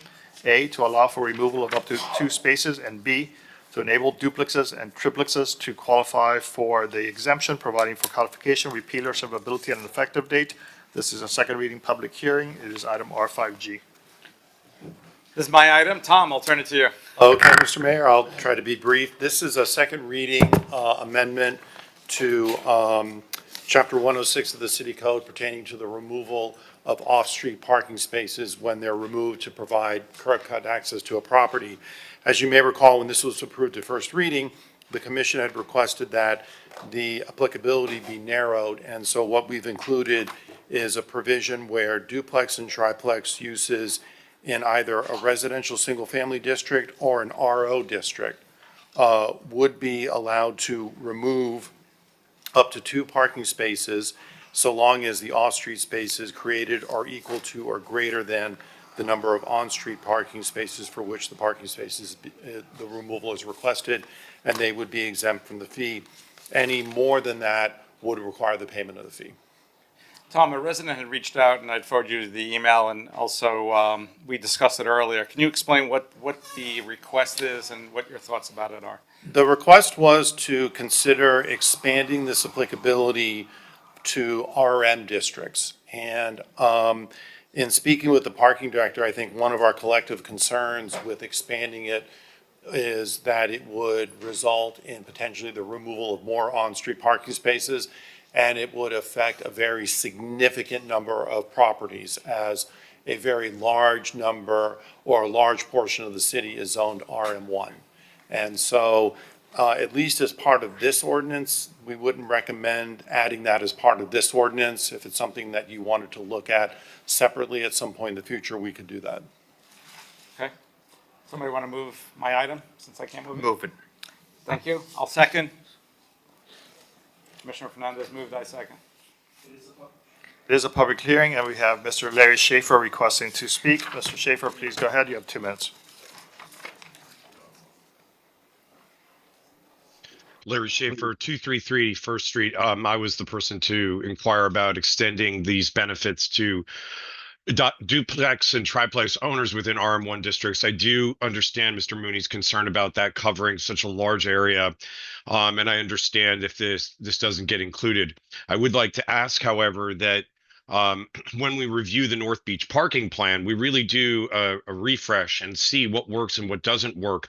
We have the West lots up here. We would like to rationalize their use as parking and actually add 2 more parking lots, the top 2 parcels. And if we can rationalize the West lots in their use for parking, then it might be fine for RM1 zone properties up here to not get the benefits that these other properties are going to get. So I hope that when I sit down with the parking director, we really take a look at the entirety of the North Beach parking program. The West lots is providing additional parking, and we also need to take a look at additional demand for parking from the schools up here. The Lehrman School's expanded. They're probably going to need some more parking, and so there may be additional schools coming. So we'd like to take a look at the MBPP overall. Thank you very much. Thank you. Thank you. There is no one else requesting to speak on Zoom. I see no one in the audience requesting to speak. May I call the roll? Yes. Commissioner Dominguez. Yes. Commissioner Bott. Yes. Commissioner Fernandez. Yes. Vice Mayor Suarez.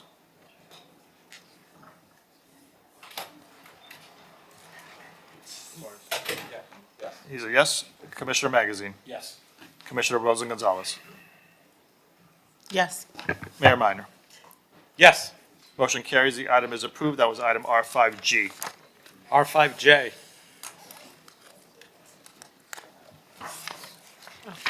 R5J is an ordinance of the Mayor and City Commission of the City of Miami Beach, Florida, amending the Resiliency Code of the City of Miami Beach by amending Chapter 7 entitled Zoning Districts and Regulations, Article 5, entitled Supplementary District Regulations, Section 7.5.3, entitled Supplementary Yard Regulations by amending the allowable setback encroachment for air conditioning units and providing for codification, repeal, or severability at an effective date. This is a second reading public hearing. The item requires 5/7 vote. It is item R5J. Commissioner Rosa Gonzalez. Thank you. So this is a simple item to streamline our building permit process. There are a lot of smaller units that have wall units in the city of Miami Beach, in South Beach, North Beach, especially in the older buildings. Right now, we have certain setback requirements that are cumbersome. So when I sat down with Tom and we said, how can we make it easier for people to do these simple jobs? One of the things we found was to amend the setback. So that is what we're doing here, correct? That's correct. And with that, I move the item. Call the vote. It is a public hearing. I see no one in Zoom, and I see no one in the audience requesting to speak. On R5J, Commissioner Rosen Gonzalez. Yes. Vice Mayor Suarez. Yes. Commissioner Bott. Yes. Commissioner Magazine. Yes. Commissioner Dominguez. Yes. Commissioner Fernandez. Yes. Mayor Minor. Yes. Motion carries. The item is approved. That was item R5J. R5K.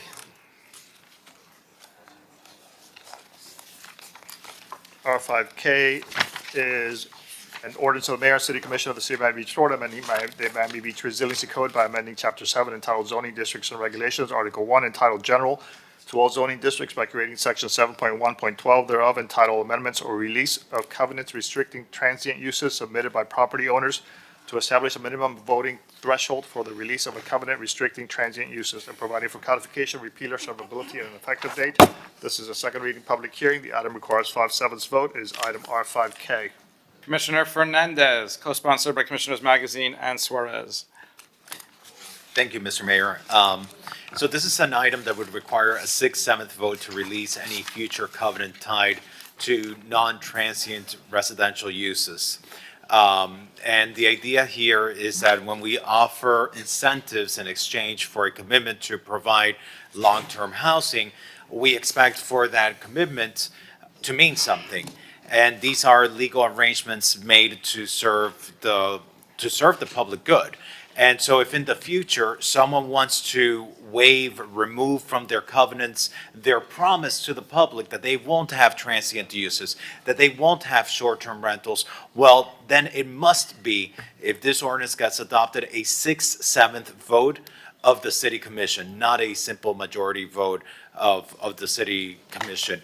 Requiring this supermajority will help ensure that future commissions take these commitments seriously and don't reverse course without a strong consensus of the governing body. So with that, I move my item. Second. Second. It is a public hearing. I see no one on Zoom and I see no one in the audience. Call the vote. Commissioner Dominguez. Yes. Vice Mayor Suarez. Yes. Commissioner Fernandez. Yes. Commissioner Rosa Gonzalez. Yes. Commissioner Bott. Yes, and for the record, I'm also a co-sponsor on this item. Thank you, Commissioner Bott.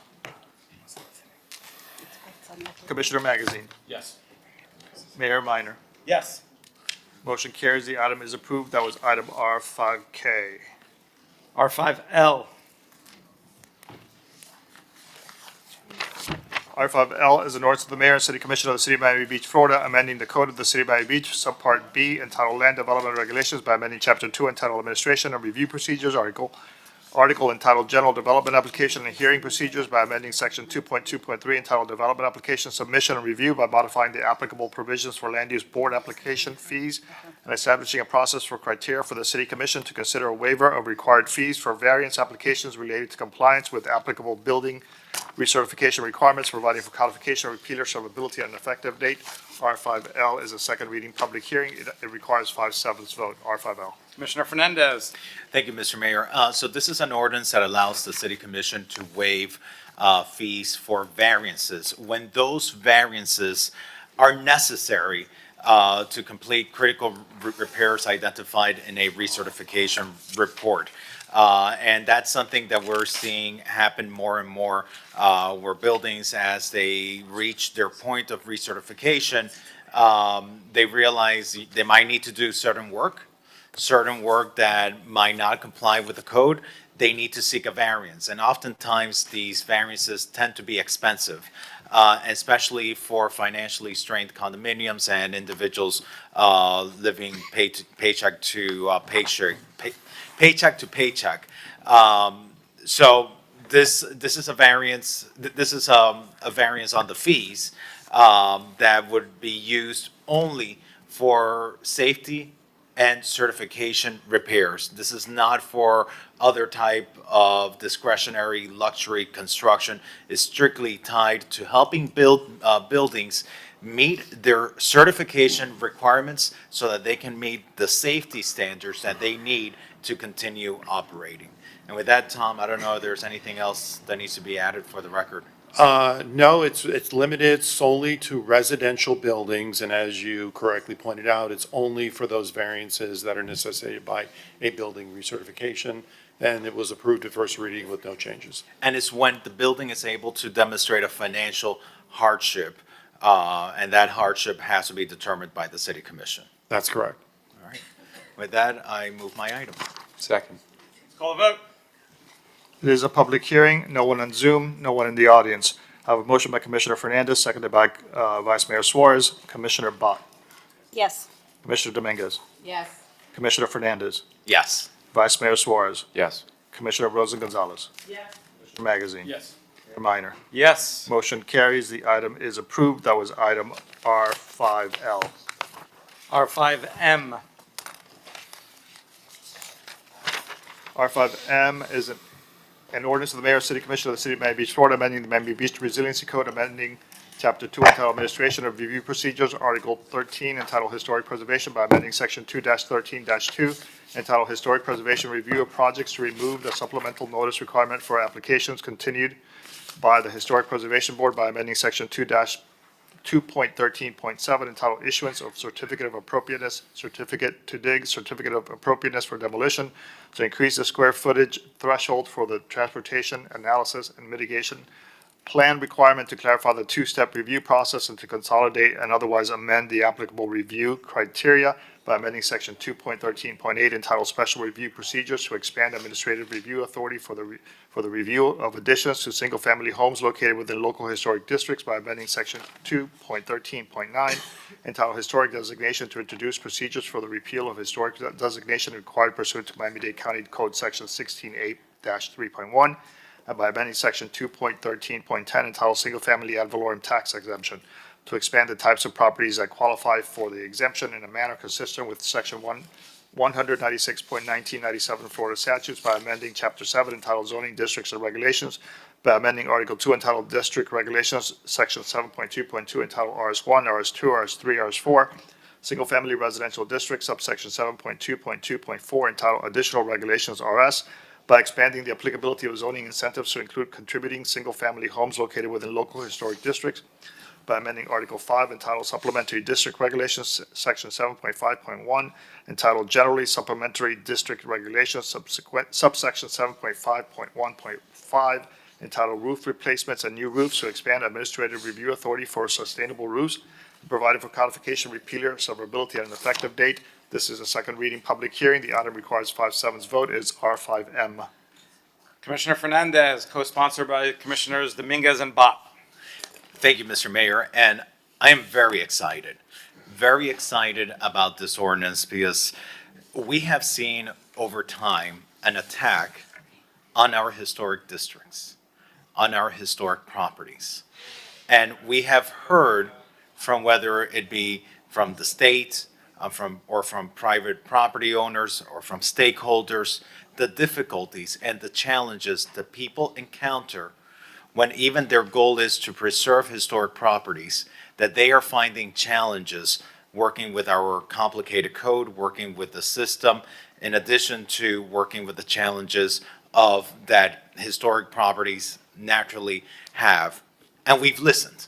We've wanted to address these concerns. And I just want to begin by expressing a deep appreciation for the architectural heritage that makes Miami Beach unique in the world. It is our built environment that tells the story of our past, that shapes the identity that we are so proud of today, that we promote all over social media and throughout our campaigns, and that deserves that thoughtful stewardship for future generations. It's 14 historic districts, it's 17 individual historic sites, it's 31 historic single-family homes. And this historic preservation ordinance that preserves this cherished patrimony of ours, one could call it, was first adopted in 1982. And while it's seen certain amendments over time, the last real comprehensive review really took place in 2001. And since then, a lot of things have changed. A lot of things have changed, and the needs of our community has changed. And recognizing this, back in March of last year, I convened an ad hoc historic preservation ordinance advisory committee. And their purpose was to thoroughly review and modernize our preservation regulations in a way that balances the architectural integrity of our city, but with contemporary needs. And I just want to recognize that the committee was designed to be non-political and professionally driven. It was led by Rick Lopez, who was also a former chair of our Historic Preservation Board, a professor at the University of Miami, and committee members were composed of a diverse group of community stakeholders, of activists, of residents from neighborhood associations, of bankers, of developers, and they focused on identifying ways to simplify and enhance the preservation process, making it more feasible for people to save and to protect and to invest in our historic assets. And I'm going to turn it over to Tom Mooney and to Debbie Tackett. Debbie, our Chief Preservation Officer, who sat with this committee and walked through this incredible work that has been created. But just superficially, I'm just going to touch on some highlights because we are expanding certain administrative review authority that's going to help some of our condominium associations save time and save money. We are working on a two-step process that we're adopting today to facilitate and streamline the process before the Historic Preservation Board and save also time and money for applicants. We're streamlining the transportation analysis process so that transportation studies don't hold back small applications. We are allowing additions, greater additions to historic homes so that hopefully we see less of a loss of historic homes and more investment into preserving these homes, in addition to finally expanding our ad valorem tax exception to go beyond single-family homes and to also include commercial properties, putting our money where our mouth is. When we say we want you to invest in preserving historic properties, well, now we are giving you a tax incentive on commercial properties to invest in the preservation of that beautiful historic asset that people have in our city. And with that, I'm very proud to recognize our Chief Preservation Officer, Debbie Tackett, to walk us through the details of this reform. Thank you, Commissioner. Good afternoon, Mr. Mayor, members of the Commission. Commissioner Fernandez did a great job of summarizing. I'm just going to hit on a couple more details. The committee's recommendations that are reflected in the ordinance can be really characterized into three different categories. The first category that we looked at was the Certificate of Appropriateness Review criteria. Currently, the City of Miami Beach, because we love to be unique, and we are, has over 50 criteria when you break them all out. When the committee and staff researched other comparable historic preservation programs in Chicago, New York, Washington, D.C., New Orleans, Savannah, Charleston, we realized that the vast majority of all preservation programs have about 10, maybe a handful more. And they primarily rely on the Secretary of Interior standards for rehabilitation. While we have those standards as well in our criteria, what we found is that there were many redundant criteria throughout those, nearly 50 criteria. There were some erroneous criteria, out-of-date criteria about code requirements. And so the committee unanimously recommended that we remove 14 of these criteria, and the reduction in criteria would be consistent with best practices throughout other historic preservation programs, and staff is very supportive of that.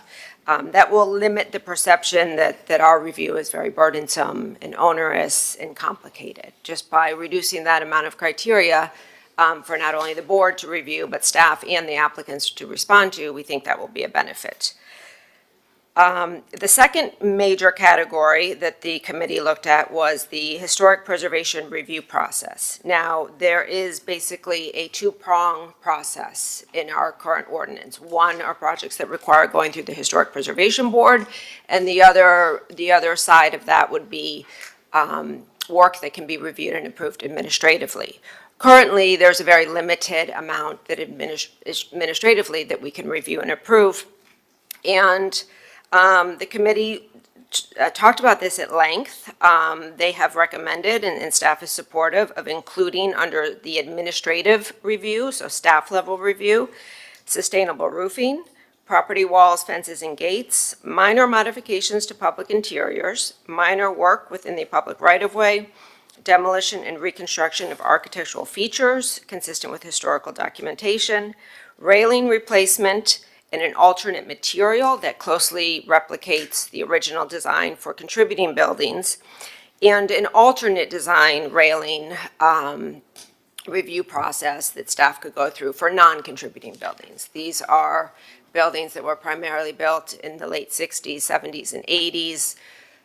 What we're seeing and what we discussed at the committee is a lot of these buildings of that period have these heavy concrete railings. Most of those buildings right now are in the building recertification process. I would say 9 out of 10 are coming in saying our engineers are telling us that, our slabs cannot support this weight. If we do try to repair it, we're gonna be in the same position in about 10 years. So we're seeing a real hardship for these larger condominium buildings. And repairing it would also mean a cost because it's concrete, but it also means currently they would have to go through the preservation board process, which adds time and engineer fees and other fees to the condominium Correct. associations. And we have seen several of these non-contributing condominiums go through the process, and they have, expressed concern about being delayed in the structural repairs that need to be done to the building. About how much time do you believe that? I mean, it adds probably between 3 and 6 months. So right there, we are saving many of these condominium associations up to 6 months in time, and not even talking about money with this simple modification. Correct. So that would be the recommendations with regarding the expansion of the administrative review. The other process that the committee is recommending that's in the ordinance is to modify the existing two-step process. There is an existing two-step process that allows projects to get a site plan approval, a binding approval, and then go back to the board within a certain time frame for the architectural detailing of the project. However, as currently written, that is a very nebulous process. There's no criteria, there's no guidelines, there's no determination of who's eligible for this type of process. So what the committee did is they recommended major clarifications, detailed guidance, detailed requirements, and thresholds for what projects would be eligible for this. These would be larger projects that typically, and I brought a visual. I heard the conversation earlier today about the Lincoln Road Ritz-Carlton project. Well, this is the book that the board gets for this one project. And what we have found is that it's extremely difficult for the board to digest, while they have other applications to be heard that day, to digest all of these details and agree to move forward with the project. Typically, what we've seen with these larger projects is they get continued with recommended design changes. And what happens when they get continued is that this entire set needs to go back to the architect, to the landscape architect, to the lighting designer, to all of these different professionals, and we're seeing a real waste in resources. Whereas a two-step process would allow the board to review and approve certain threshold requirements, such as the height, the massing, the site plan, the level of demolition that they're comfortable with, and focus on those real big picture issues, approve that, or, recommend changes to that, but then you're only A smaller package. revising a much smaller package, which will save time and resources.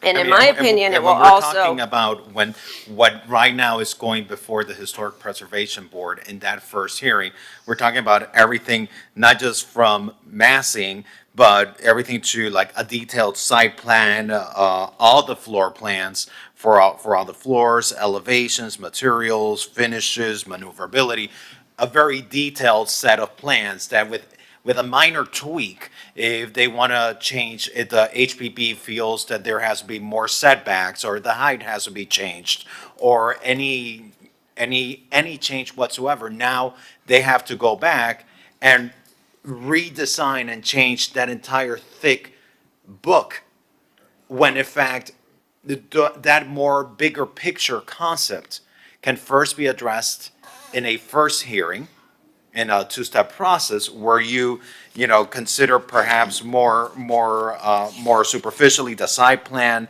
and the massing. And then once you know what your site plan and your massing is, then you come back with your bigger set of plans with all of your other details. Correct. And how much money do you think that this costs applicants when they're applying for the historic preservation process?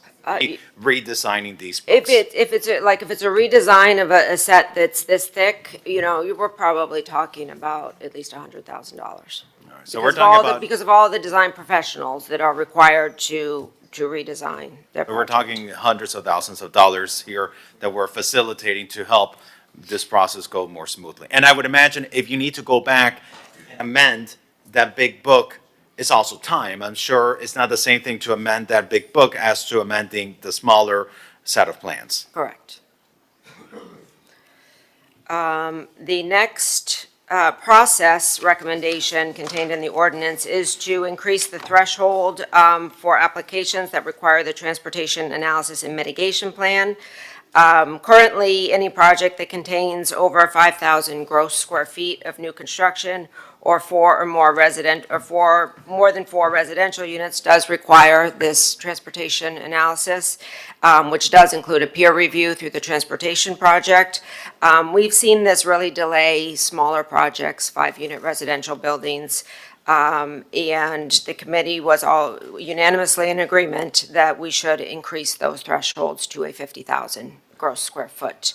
And what causes the delay with that transportation analysis? Because we're saying, okay, if you're creating 4 new residential units, which in essence, we want to encourage people to create new residential units, because we need that housing, why does it cause a delay when we have that transportation analysis?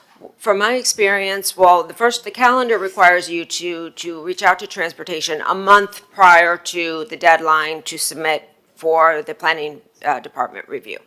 So that's an additional month. Then once that meeting with transportation is held, a methodology has to be determined, agreed upon with an outside traffic consultant. So what we've seen is the city has our own outside peer reviewer, and the applicant is required to have their outside transportation professional. We've seen a delay in that process where before we can even agree on a methodology for what needs to be submitted, things are getting, bumped back to the next agenda cycle. So we're seeing 2, 3, 4 month.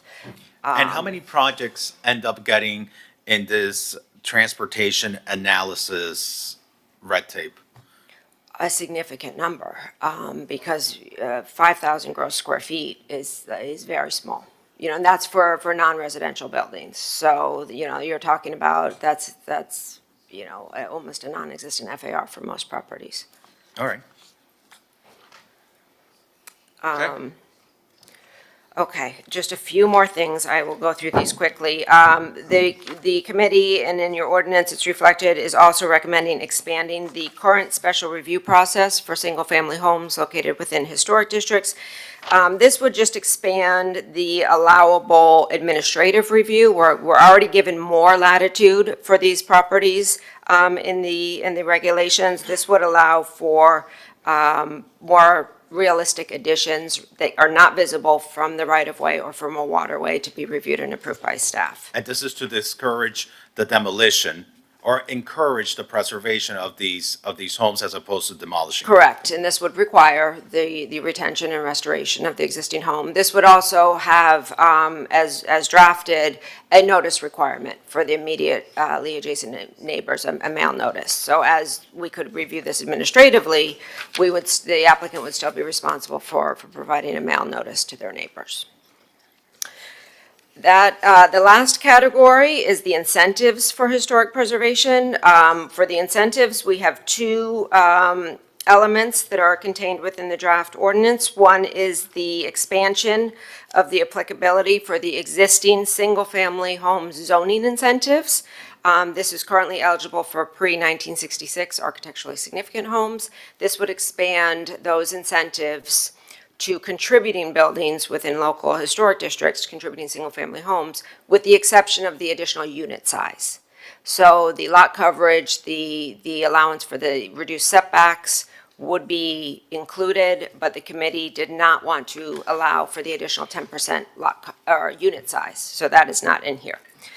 Finally, the last incentive is to expand the city's ad valorem tax exemption program. We currently have that program, and only single-family homes located in historic districts are eligible for that. And this is very exciting because this is putting our money where our mouth is. We say we want to encourage preservation, and not only are we encouraging preservation through our zoning policies, and not only are we doing it by cutting red tape, by cutting time for applicants, by cutting reviewed criteria, but by giving those who invest in our historic assets a tax break as a thank you for investing in our historic assets in Miami Beach. Correct. And just let me point out that the tax exemption program, which is also, the county has the same program, is for qualifying improvements. So it's not just a rubber stamp, you're historic, you get a tax break. You have to invest into restoration and repair of the existing building, and that increase in building value is what is potentially exempted for a maximum period of 10 years, and then it's rolled back in. Debbie, I want to thank you for your leadership in this. I had a vision of convening this committee, and you went with that vision. You drove that committee and brought back some incredibly substantive recommendations that I'm so excited about, because I really do believe when we get complaints from Tallahassee or from the private industry, we oftentimes get frustrated because we want to help people, but we want to preserve the integrity of our architectural districts, and we struggle to find this balance. And I think with the work that you've led together with this advisory committee of experts and professionals and residents and activists, I think we're striking that great balance. I think there's more work to be done in the future, but I hope that this is received by the industry and by legislators as a message that we take this seriously. We care about our historic assets, but we also care about helping property owners facilitate the investments into these historic assets to breathe new life into them for their future. With that, Mr. Mayor, I'm very proud to move this item. Thank you. Thank you. Good item. Call the vote. It is a public hearing. I see Mr. Larry Schaefer online. Mr. Schaefer, you have 2 minutes. Larry Schaefer, 233 81st Street.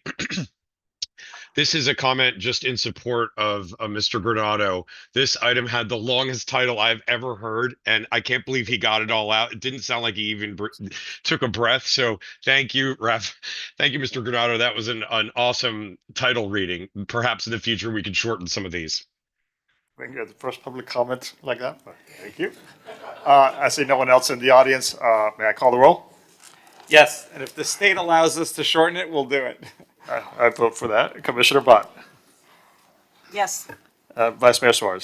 Yes. Commissioner Magazine. Yes. Commissioner Dominguez. Yes. Commissioner Fernandez. Yes. Commissioner Rosa Gonzalez. Yes. Mayor Minor. Yes. Motion carries. The item is approved. That was item R5M.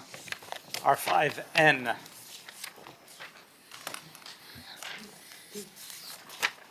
R5N is it's an ordinance to the mayor and city commission of the city of Miami Beach, Florida, amending chapter 4 of the Miami Beach Resiliency Code entitled Landscape Requirements by amending Article 1 entitled Intent and Applicability by amending section 4.1.2 entitled Short Title and Applicability by modifying the minimum landscape requirements for single-family home projects exceeding the 50% rule, providing for repealer, servability, codification, and effective date. This is a second reading public hearing. The item requires a 5/7 vote. It is R5N. Commissioner Rosa Gonzalez.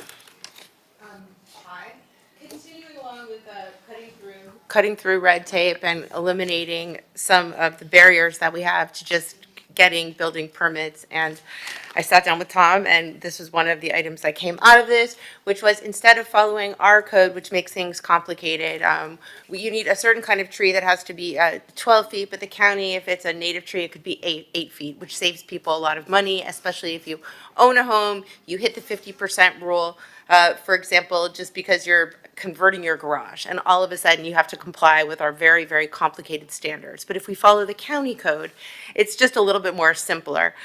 For example, if you plant a shrub, it only has to be 30%, but ours is 50%, and ours has to be drought tolerant, salt tolerant, low maintenance. So we get people tied up over shrubs where they don't need to be. So we're just going to follow the county code, which I think eliminates things. It makes it inexpensive in case you do hit the 50% threshold, because you can hit that threshold very easily, and then all of a sudden you have to comply with these super complicated landscaping codes, and people just can't get it done. So what do? They don't get a building permit. So in keeping with the spirit of eliminating red tape but following the county code, which does have landscaping regulations, I move this item. Second. Let's call a vote. Public hearing, I see no one on Zoom, no one in the audience requesting to speak. I have a motion by Commissioner Rosa Gonzalez, seconded by Vice Mayor Suarez. Commissioner Fernandez. Yes. Commissioner Bott. Yes. Commissioner Magazine. Yes. Vice Mayor Suarez. Yes. Commissioner Rosa Gonzalez. Yes. Commissioner Dominguez. Yes. Mayor Minor. Yes. Motion passes. The item is approved 7-0. That was item R5N. R5Q. R5Q And is R5R.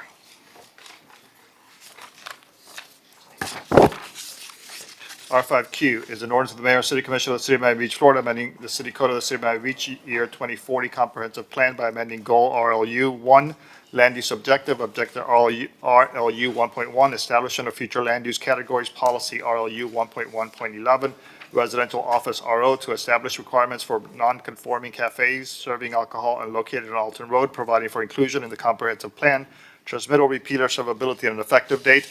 That is R5Q, which is a second reading public hearing. Companion item R5R is an ordinance of the Mayor and City Commission of the City of Miami Beach, Florida, amending the Code of the City of Miami Beach, so Part B, entitled Land Development Regulations, by amending Chapter 2, entitled Administration and Review Procedures, Article 12, entitled Nonconformities, by amending Section 2.12.5, entitled Nonconforming Use of Buildings to establish requirements for nonconforming cafes serving alcohol and located on Alton Road, by amending Chapter 7, entitled Zoning Districts and Regulations, Article 2, entitled General to All Zoning Districts, Division 7.2.9, entitled RO Residential Office District, by amending Section 7.2.9.2, entitled Uses, RO to allow alcohol sales in existing cafes, providing for codification, servability, and an effective date. That was companion item R5R, which is a second reading public hearing requiring 5/7 vote. Commissioner Dominguez.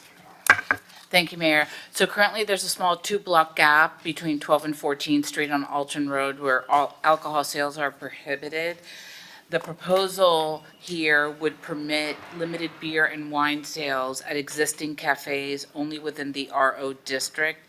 There are key provisions. Maximum of 10 seats per cafe applies only to existing cafes. No new cafes will be permitted, and it includes a vesting provision to protect current uses. Because it applies only to existing small cafes and under strict conditions, the overall impact is expected to be minimal. And the planning board had approved this unanimously. The existing cafe in question is the plant nursery that's currently there. And in the back, there is a tiny restaurant that serves salads, sandwiches, and food and drinks. And with that, I would like to move the item. Second.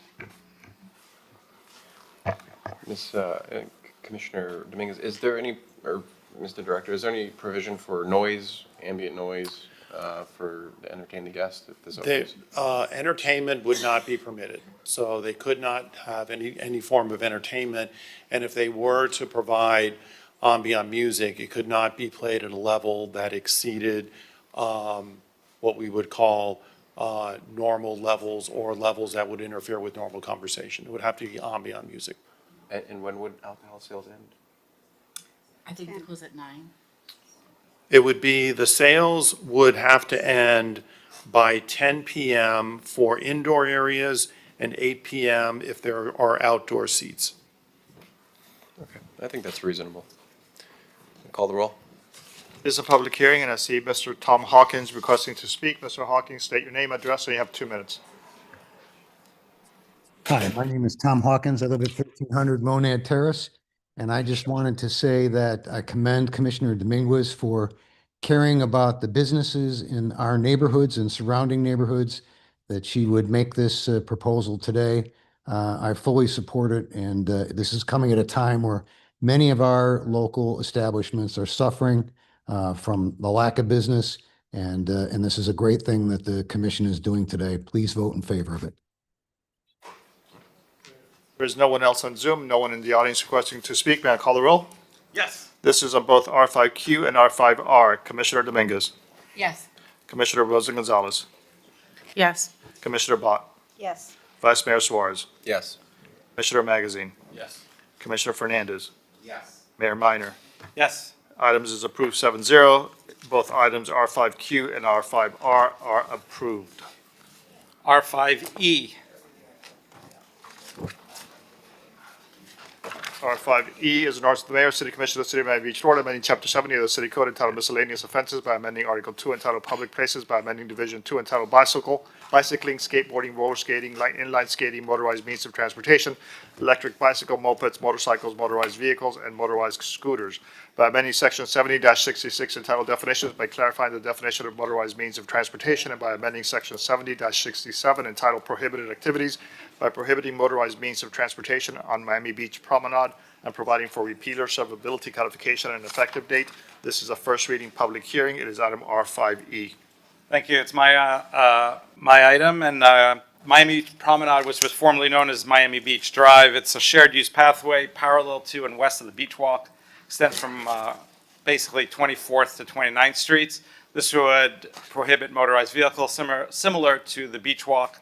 I want to thank the Mid-Beach Neighborhood Association for their help in the renaming and also for driving this, for this legislation. No pun intended. No pun intended, correct. Mr. Mayor, just one comment. Please. Good afternoon, Jose Gonzalez, Transportation Director.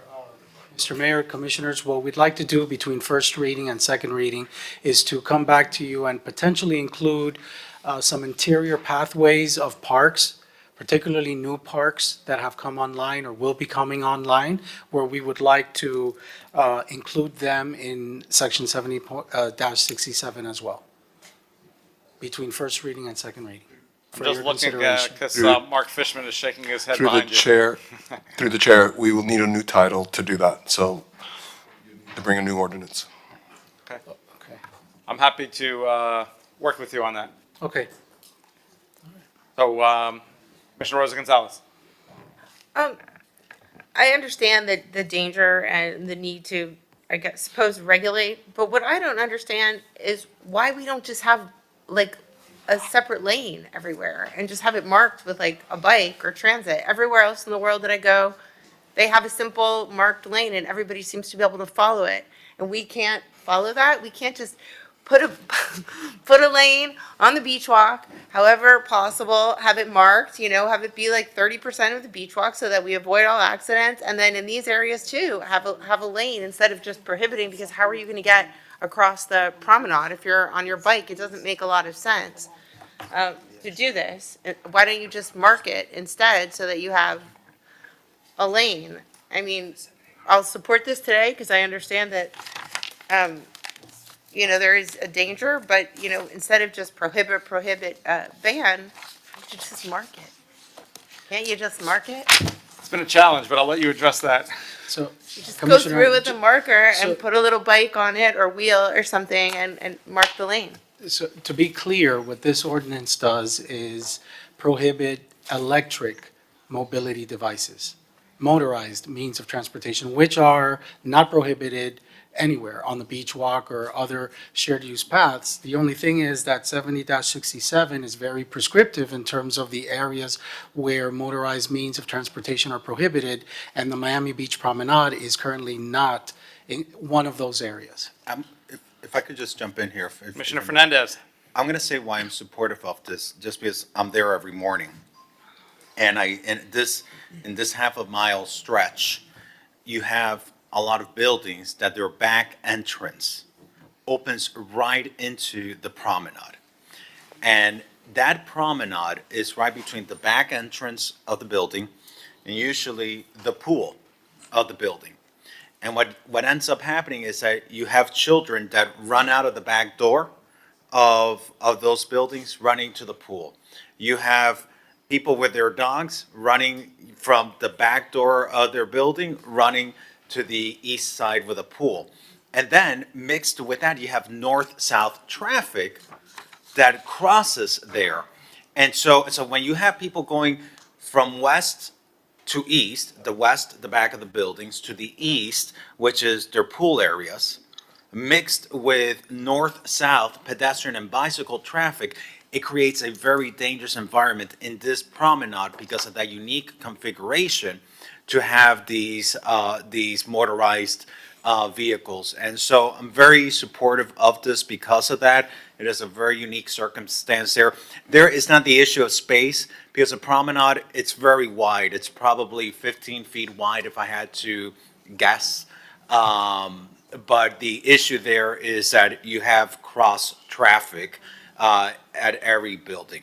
And so happy to support this. Commissioner Rosa Gonzalez. Yeah, I'm fine with this, but Jose, given all the complaints that we have and the fact that we're preempted from regulation, why haven't you just marked the lane? Do we have a marked lane up and down the beach walk at this point? So we tried, you may recall, we tried that a few years ago where we tried to segregate bicyclists from pedestrians. And along the beach walk, it just did not work. Because to try to squeeze two-way bicycle traffic in about 8 feet on the beach walk, and then giving about 7 feet to two-way pedestrian traffic, it was just too many conflicts occurring, and it was more dangerous than actually not doing, than doing nothing. So what we did, which is what we have in place now, is we drew a center line down the entire 7-mile stretch of the beach walk. And we are encouraging through symbols and through signage for all users to keep to their right, with very simple signage that says "keep right" and slow down. Has that been working? Have you seen And less yes, it complaints has. about Actually, accidents? we've received generally positive feedback. That's good. Okay, all right. Commissioner Bott. Yeah, to that point, as you all know, because we talk about it almost every commission meeting that comes up in one way or another, there is a working group internally that has been in effect for a year and a half, working on these micromobility issues holistically. The signage changes, the dividing of the beach walk, all of that are steps getting to what we hope will be a lot more usable mileage for all types of micromobility devices, including electric. But we need to get to a point where we can get the data and measure the metrics and make informed decisions in order to do it safely. The problem with the beach walk as it stands right now is up in North Beach, you got, I don't know, 25 feet across or something enormous, where it would be absolutely no problem to divide into multiple segments. But down just north of Ocean Drive, you can barely go 2 or 3 people across, right? So it doesn't work. It's not uniform. So before we start doing things that will end up in complicating and potentially dangerous circumstances, we're trying to fix everything we can as easily as we can while we get the data to make better decisions that fix us in a comprehensive, permanent way moving forward. So it's the goal. I do think at some point too that we're gonna have to mark sidewalks because people are telling me how dangerous it is to walk on the sidewalks, especially in North Beach. Yeah, we're dealing with that as well. And now we're gonna be adding robots to the mix. So you're gonna have delivery bots and every kind of whiz-it on wheels, and you're gonna have to mark a bot lane too. Well, yeah, I mean, that's actually going to be a thing, the delivery bots, which we have no. It already is. No, my point is, which we have no ability to, exert home rule about. It's going to get very complicated. So, yeah, it's an octopus of an issue. Just one more bot to deal with. Nice. Second. I move the Full item. vote. Motion by Commissioner Fernandez, seconded by Mayor Minor. Excuse me, is this a I think it public was hearing? Fernandez, but. No, but you seconding it? Your item? That's fine. It's your item. Second. Okay. Sure. Okay. I have a There is a public hearing. I have Inez on Zoom. Inez, state your name, address, and you have 2 minutes. Yes, thank you to all the commissioners and the mayor for all the effort and the work and the time that you volunteer. I appreciate all your work. What I want to suggest, because I hear, I live on the ocean, I'm 1500 Ocean Drive, and I hear from many of my neighbors, especially my elderly neighbors, how afraid they are to walk on the beach walk promenade, or even bike. So I think that I may suggest that you may consider designated, say, certain days, certain hours for just pedestrian or just bicycles, and I think that would be very helpful. And I think is very possible. And like you say, with announcements, signs, and all of that, that you should reserve certain days, certain hours for only bicycles, and certain days, certain hours for just pedestrian. So the pedestrian can be at peace that they're not going to be run over, because there's been quite a few accident happenings with the bicycles running into the pedestrians, especially 2 of my friends recently. Okay, thank you. Thank you. Go ahead, sir. Okay, good afternoon. Once again, Matthew Goltanoff, 125 Jefferson Avenue. I have a few questions about this. I'm wondering why it's happening now. Is there a problem on this half-mile stretch of Miami Beach Promenade? What is the width of the promenade?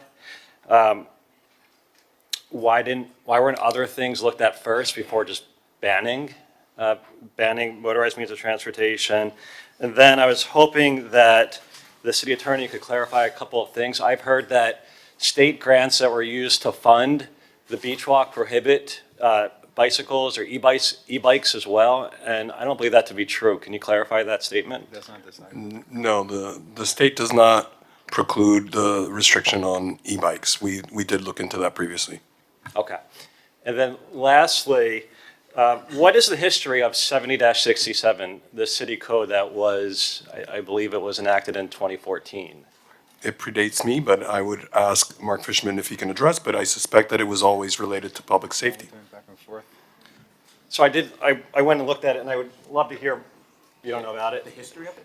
It was about segways. It wasn't about e-bikes. E-bikes didn't exist. It wasn't about e-scooters. It was segways, non-tandem, they called them assistant motorized devices, electric personal assistive mobility devices, also known as segways.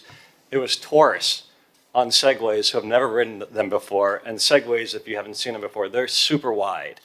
So, I mean, I know that we're in a day of age now of micromobility, but this ordinance was, or the city code was for a different problem at a different time. And micromobility is here today, and it's going to stay, and it's going to keep getting bigger. So just saying no, no, no is not addressing anything here. Pushing the problem away won't make it. By the way, I don't think it is a problem, but many call it a problem. It isn't going to make it go away. These are your neighbors. These are your constituents. Got to find some way to deal with this. It's literally one of the biggest complaints we get. People are fearful walking on the beach walk because of the speed of some of these motorized vehicles. Speed limit. It's done Matthew. all around the country. enforce. Matthew, you've been sitting in every single one of these meetings. You know what the goal is. The goal is to have safe, rideable, shareable paths and streets to get people out of cars and onto bikes or scooters or segways if they want, if it's legal in that right spot. But you know what we're trying to do. So I appreciate your passion, but let us do the work. We had to get funded. Now we've got the devices. Now we're getting them installed. Then we're going to have the data. We've just got the signs going. I was up all the way up at 87th Street and ran back down. The signs look amazing, and they are universally clear. You don't even have to speak English. They're legible. Like, you know where we're going with this. I hear you loud and clear. We are all trying to get to the same destination, but we have to put in the work. Our next public speaker via Zoom is Daniel. Thank you. Yes, hi, Daniel Seraldo, candidate for Miami Beach Commission. I also wanted to express that I'm hearing a lot about these bikes causing safety issues. I myself ride an electric bike, but I do it responsibly, and unfortunately, not everybody does. But I wasn't going to speak on this, but I heard one of the constituency Nez Flags call in, and she had a great idea about also having a time when bicycle folks can use some of those lanes. I know, for example, Lincoln Road, a lot of us like to go before 9 a.m. when bicycles are allowed. And so perhaps as an interim, you all can consider something like they do in Central Park, where they switch the modes from time to time and allow that boardwalk that's a public taxpayer funded street to allow for all different modes of mobility, but to do it safely. Thank you. Thank you. There are no other individuals requesting to speak. Okay, let's call a vote. I have a motion by Commissioner Fernandez, seconded by Mayor Minor, Vice Mayor Suarez. Yes. He's a yes. Commissioner Rosa Gonzalez. Yes. Commissioner Magazine. Yes. Commissioner Dominguez. Yes. Commissioner Fernandez. Yes. Commissioner Bott. Yes. Mayor Minor. Yes. Motion carries. Second reading, public hearing is scheduled for September 3rd. R5F. R5F is an ordinance of the mayor and city commission of the city of Miami Beach, Florida, amending chapter 18 of the code of the city of Miami Beach entitled Business by creating Article 20 entitled Police Cost Recovery, by creating section 18-950 thereof entitled Recovery of Cost for Failure of Responsible Person to Appear on Behalf of Business, by authorizing the recovery of all lost costs or minimum service fee in lieu of recovery of all costs incurred by the city's police department under circumstances in which a criminal prosecution is null prost, abandoned, dismissed, or otherwise unsuccessful as a direct result of the failure of a responsible person to appear in court proceedings on behalf of the owner or operator of a business establishment, and providing for repealer severability, qualification, and effective date. This is a first reading. It is a public hearing. It is item R5F. Commissioner Bott. Yeah, this is an item that I'm bringing in service of helping keep the bad guys from doing bad things. We are frustrated and have made great strides in prosecuting cases that are brought, which is great. Thank you, Mayor, for bringing that. I think that started when you were a baby commissioner, as you said earlier. One of the other problems we have is that we make the arrests, our police officers fill out all of the reports, they go to the courthouse, and the store or the retailer or whoever who pressed charges fails to appear. So it's a waste of time, and also the case is immediately dismissed. There are other jurisdictions that have programs in place to combat that. It doesn't have to fall on the shoulders of the individual store owner or manager or employee who was the victim of the crime. There are ways to mitigate that so it's not a drain on the retail operator. And I think that if we start encouraging people by having negative consequences to make sure they show up to enact the court proceedings, to go through the court proceedings, they will do that more often, and we will have another tool in our kit to try to curb this. And I'd like to bring up Chief Jones to talk about this if there's anything more particular that needs to be added. Good evening, good afternoon, I'm sorry, Wayne Jones, Police Chief. We support this item, and I'll let Assistant Chief Dan Magallo tell you as to why. But in summary, we oftentimes go to theft calls for service at various businesses throughout the city, arrest people in good faith, probable cause, expecting those folks to be fully held to the extent of the law, and oftentimes those cases are dropped because victims don't show up to see the case through to the end. But I'm going to let Chief Dan Magallo sort of speak directly to this. Good afternoon, Commissioners, Mr. Mayor. Assistant Chief Dan Magallo on behalf of the Police Department. So the prosecution of these retail theft cases is extremely important, especially for us to be able to deal with the habitual offenders that we have in our city.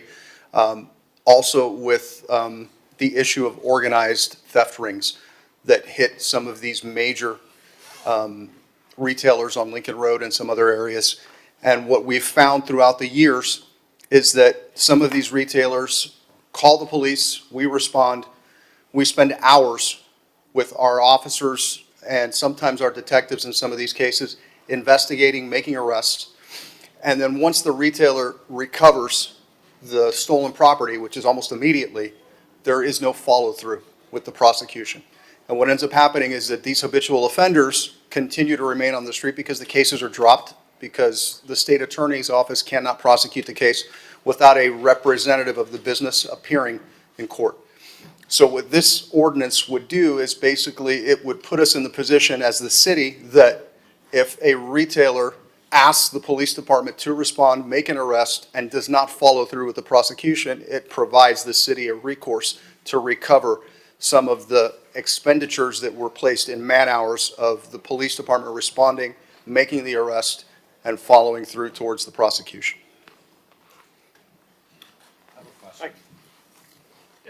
As do I, but Commissioner Fernandez. So I have a question. Is this for any business that reports a crime and doesn't show up in court? Or is it only for bigger businesses? I get concerned. I get concerned about that because I don't want to discourage people from reporting things.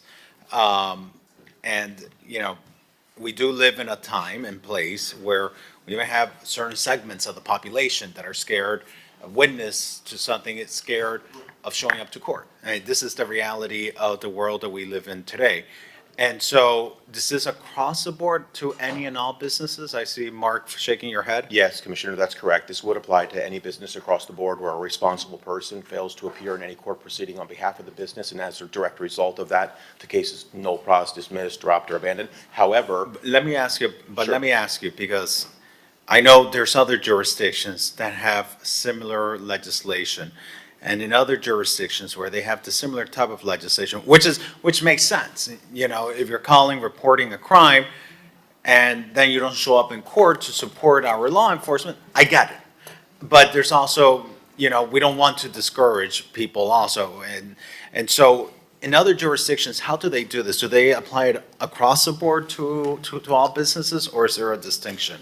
my understanding was the other jurisdiction you might be referring to is Aventura, and they had problems, these theft problems at the Aventura Mall, and they applied it to the stores in the Aventura Mall, most of whom are big box stores. They said it really helped to remediate the problem. However, in all honesty, they haven't used it in a number of years when we called and spoke to them about it, but I think they're going to revive it. But what I was going to tell you is the police chief always has discretion whether to invoice the business, either a $250 amount or a full cost amount, in which case it would involve the CFO, Jason Green, or not do it at all. And I think our police chief has shown that he's a very reasonable and thoughtful individual, and I'm sure if it's a small business where something happened or it's a one-off, I don't think he would probably invoice and look for that police cost recovery. I think what they're more referring to is the bigger businesses. I don't have to name them, but some of the bigger stores who just routinely, as a cost of doing business, have decided that they're not going to send a responsible person to court, which frustrates our police department and then doesn't get a conviction on a person. They get arrested for shoplifting,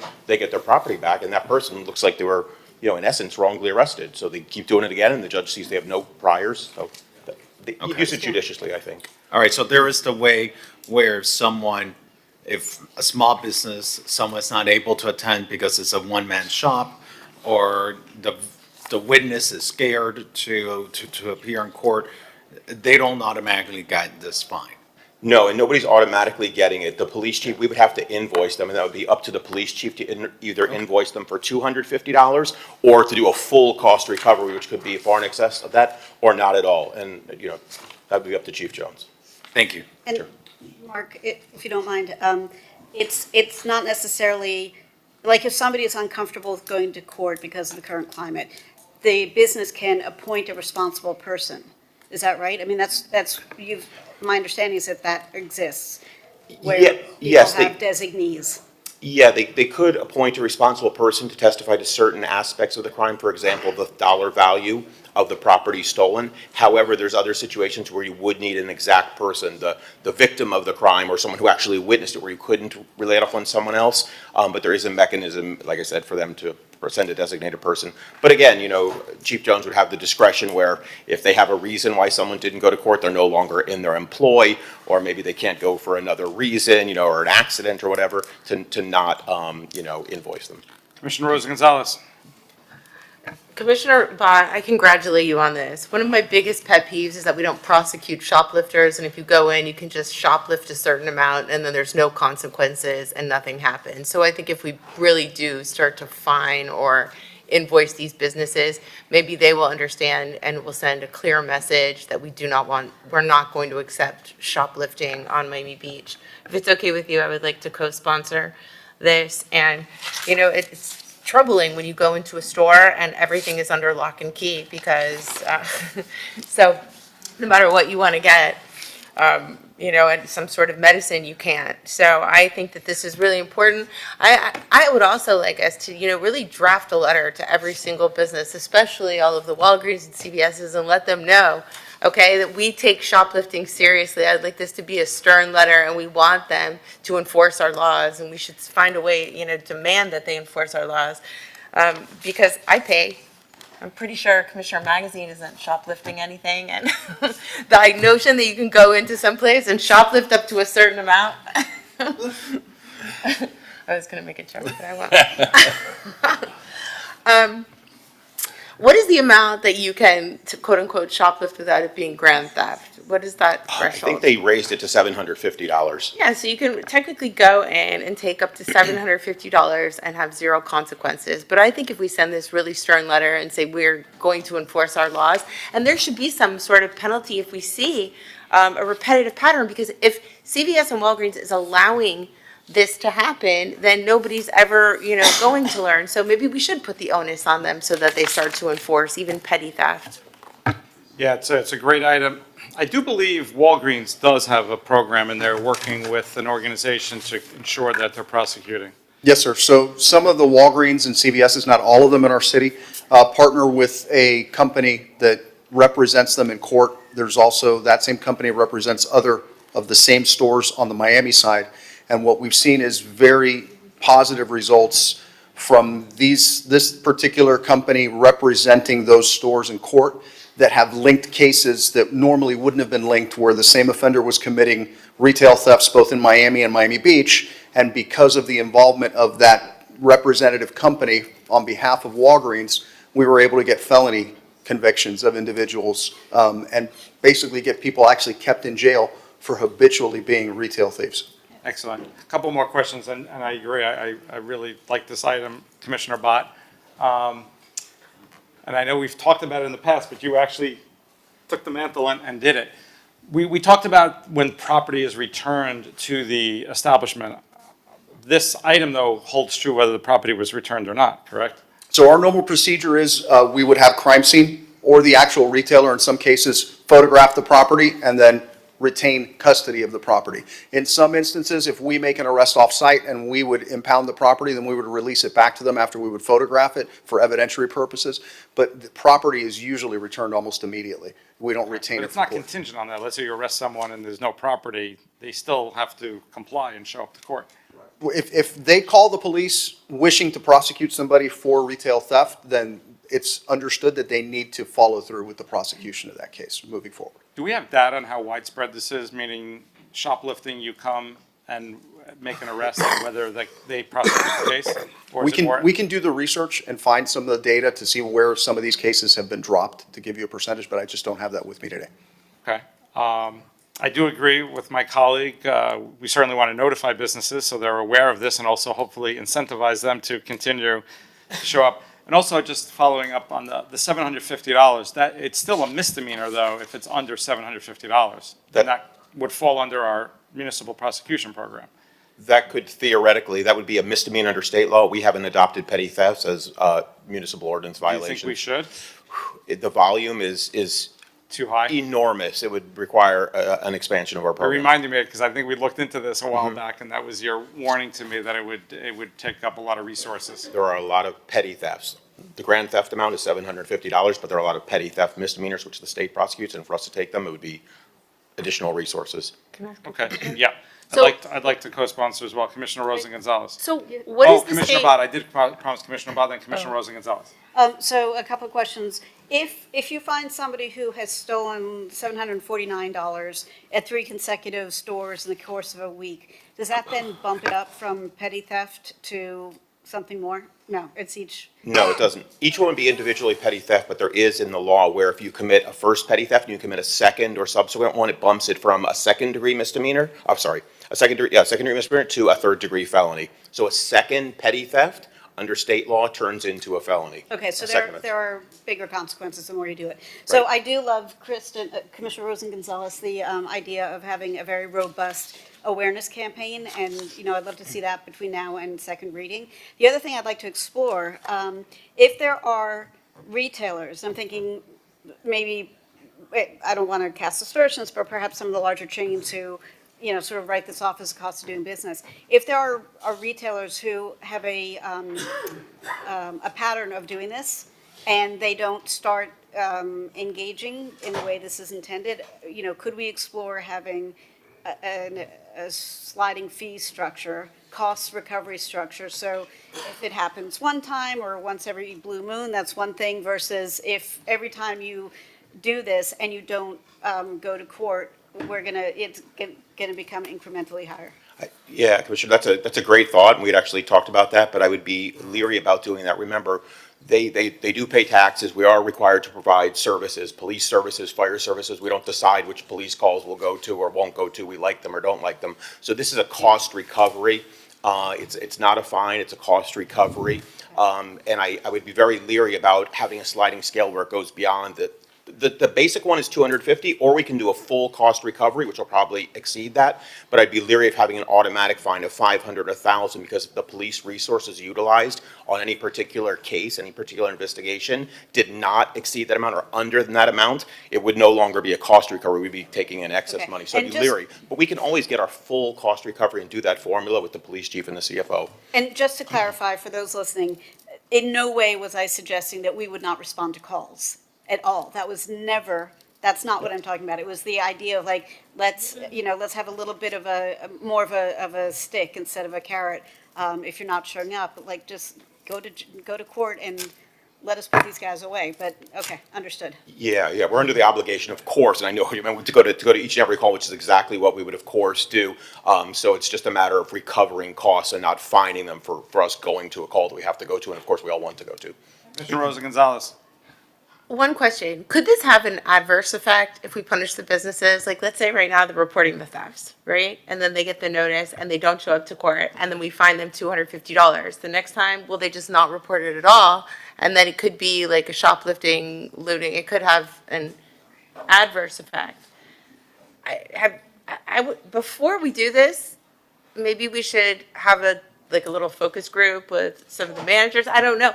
I mean, we can approve this right now, but what happens if we start to find these businesses and then they don't report any of the petty crimes? That's my first thought. Second is, let's say right now, okay, someone gets arrested for shoplifting, they go in, they get, nobody prosecuted by the state. Let's say that the business does show up, okay, and the police show up. What happens to them? Are most of these getting dismissed as pleas, or what's happening in criminal court? Yeah, I can't say without looking, but I do think the state attorney does prosecute them. And of course, a plea would be a conviction, a guilty verdict, which is a very good thing. Most successful prosecutions end in a plea, not with a trial, 90-some-odd% of it. So a plea is a very successful thing. But I can't say what they're doing, but I do believe they're prosecuting them. Of course, they can't if there's not the witnesses from the businesses, typically the big box businesses. And you had a good point. Could it possibly have an adverse reaction where they just start, not reporting? It is possible, but I think the chief would slowly roll this out, after they send the letter notifying all the businesses that this is going to be happening, you need to show up, it's very important. If not, we're going to look at cost recovery. If they still fail to show up, he'll probably, hit them with the $250, the automatic $250. If they continue not showing up, and we see if they're continuing to call in when they have thefts, and if they are, maybe he would increase it and then do the full cost recovery. And if they start then not calling in thefts, then we might have to reevaluate at that point, Do we want to get to that point where people aren't reporting their thefts because we're punishing them? If I can, first of all, and the chief I think can address this, the city of Aventura is utilizing it, and our understanding is it's been pretty successful overall. It's true there's the potential unintended consequences, but think of it from the business standpoint, it's not in their self-interest, ultimately. Either they're going to have to hire a private security guard, or they're going to have to, or they're going to, because they're not going to want massive thefts in their establishment.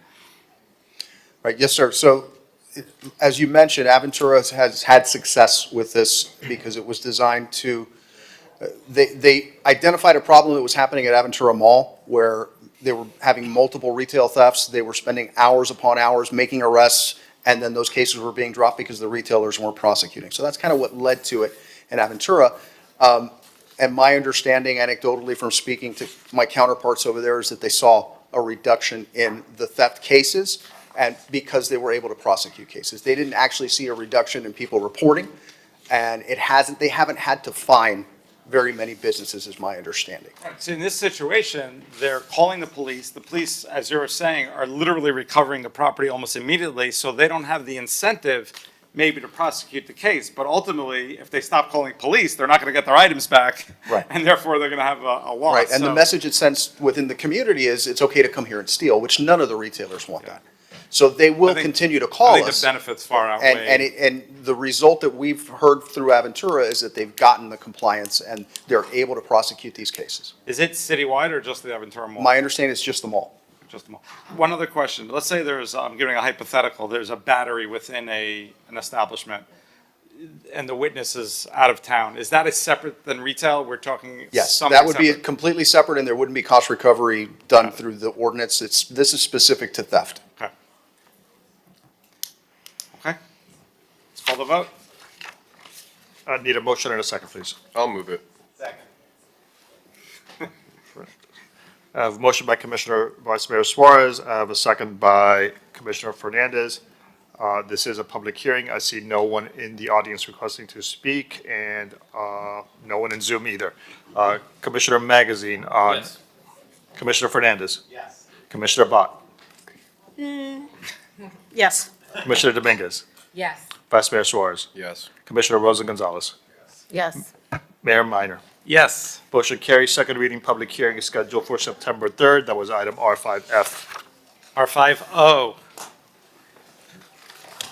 R50 is an ordinance of the mayor, city commission of City of Miami Beach, year 2040 comprehensive plan pursuant to expedited state review process of section 163.3184 subsection 3 Florida statutes by amending the resilient land use and development element goal RLU 1 entitled land use objective RLU 1.1 entitled establishment of future land use categories at table RLU 1.1 to provide floor area ratio FAR incentives through the city commission warrant review process and providing for codification, repealer, severability, and an effective date. This is a first reading public hearing. It is item R50. Okay, we got Commissioner Fernandez, and let me just, we have a lot of co-sponsors, Commissioner Suarez, myself, Magazine, and Bob. Commissioner Fernandez. Thank you, Mr. Mayor, and I want to thank the entire commission for joining as co-sponsors of this item that we're introducing for targeted land use incentives to make it easier to develop new educational facilities in our city. And we keep on saying how we want to increase the resident base in our city.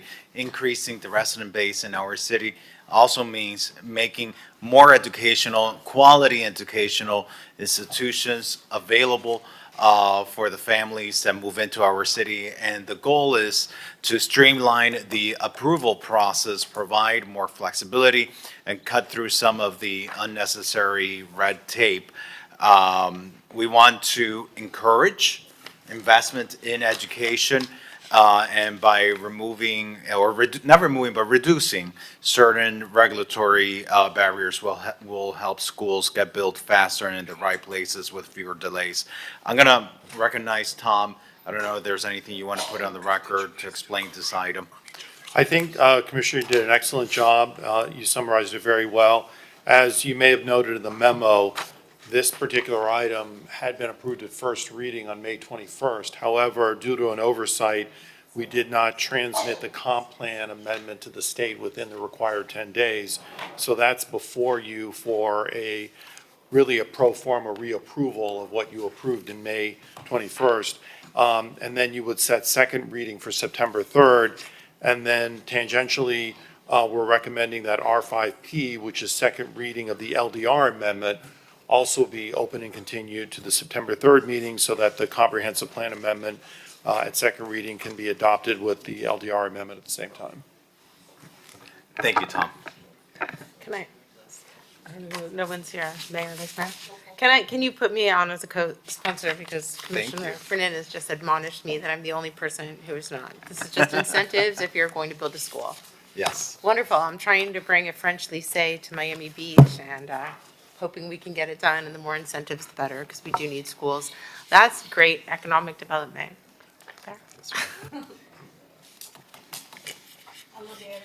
And I'll second the item. Call the vote. It is a public hearing, and I see Daniel online. Please state your name, address, and you have 2 minutes. Yes, hi. Sorry about that. Daniel Seraldo, candidate for Miami Beach Commission. I was just curious about whether or sort of what the FAR change would be, including existing FAR currently and what would be allowed, as well as the maximum heights. If perhaps if the planning director could just share that with the public, I'd appreciate it. Thank you. Sure, it's. Tom, do not take direction, only from the commission, please, okay? Thank you. Well, but it'd be good to, feel free to answer the question. Okay, at the request of the sponsor, I can answer the question. There is no technical increase in FAR or increase in height. However, the commission would have the ability to grant a warrant for a potential increase by up to 10%, not to exceed 5,000 square feet for schools. And similarly with heights, there would be the ability for the commission as part of a warrant to allow for a building height to exceed 50 feet or whatever the underlying zoning district is, whichever is less. So the goal is to amend the procedure. We're not granting FAR, we're not granting height, but to the extent that a school might potentially need more height or FAR in order to make a school work, we are providing them with a more flexible procedure through commission action. That's correct. All right, with that, I second the item that was moved by Commissioner Bott, Mr. Vice Mayor. Call the roll. And there's no one on Zoom, no one on the audience. I have a motion by Commissioner Bott, seconded by Commissioner Fernandez, on item R50. Commissioner Bott. Commissioner Bott? I'm sorry, yes. Vice Mayor Suarez? Yes. Commissioner Dominguez? Yes. Commissioner Rosen Gonzalez? Yes. Commissioner Fernandez? Yes. Commissioner Magazine? Yes. Mayor Minor? And for the record, R5P is being open and continued to September 3rd. This item, R50, is its second reading. Public hearing is September 3rd. Mayor Minor? He's a yes. Item is approved 7-0. R5S. R5S is an ordinance of the Mayor, City Commission of the City of Miami Beach, Florida, amending Chapter 46 of the Code of the City of Miami Beach entitled Environment, Article 11, entitled Use of Gas-Powered Leaf Blowers and Chainsaws by amending title and creating Section 42-249, subsection 1 or point 1, to be entitled Regulation of Noise Produced by Air Conditioning and Swimming Pool Equipment to prohibit noise on residential properties that unreasonably disturb the quiet enjoyment of a neighboring residence by a nearby resident, and establishing enforcement and penalty provisions, and providing for repealer, severability qualification, and effective date. This is a first reading public hearing. It is item R5S. Commissioner Bott. Yeah, very simple. To make sure that new pool equipment or air conditioning units that are installed are within a reasonable decibel range, so that people who are living adjacent to them are not impeded in enjoying their space by the noise coming out of air conditioning and pool equipment devices. It is not intended to require people to retrofit, replace the equipment that they have now. It is just intended to as things get repaired and you might need a new compressor or whatever, to make sure you've got something that is within a reasonable standard and won't impinge upon your neighbor's enjoyment of their homes. Commissioner Rosa Gonzalez. Okay. I understand that noise could bother people, but, okay, so let's say I'm changing out my compressor. Now, all of a sudden, I have to come in with a permit and have a certain decibel size unit, do you know the cost of what that would increase the cost of a unit? Or, I mean, like, I'm a little concerned about this because, so you can't just call in and complain and say, like, hey, my neighbor's AC unit is bothering me, right? They're gonna be in violation, correct? This is only for new units. But I just wonder, what is this going to require when you go to pull a building permit? And all of a sudden, if you didn't need a permit for for an emergency repair at your home, just nobody's gonna get a permit. That's what we're gonna do. I just, what is that, how do you know what's quiet and what's not? Is there like some sort of labeling? Is that gonna double the price of the unit? Do you know that? So good afternoon, Hernan Cardino for the Code Compliance Department. To add to that, just another point of distinction is we have no other decibel-based enforcement throughout the city. Our noise, We do, you do or don't? we do not. So that would require us to buy the equipment and to have the equipment calibrated and our staff trained for the special magistrate testimony. So are you recommending this or not recommending it? Where's staff's position on this? Again, it's going to require us to buy additional equipment, training, and there is no other, we follow the reasonable person standard on whether noise is unreasonably loud, excessive, unnecessary, or unusual. And that, I understand, has been held up in court in the 11th Circuit, sitting in its appellate capacity. Commissioner Dominguez has to speak. I wanted to, I might have misstated saying decibel range. It's the standard that we have now.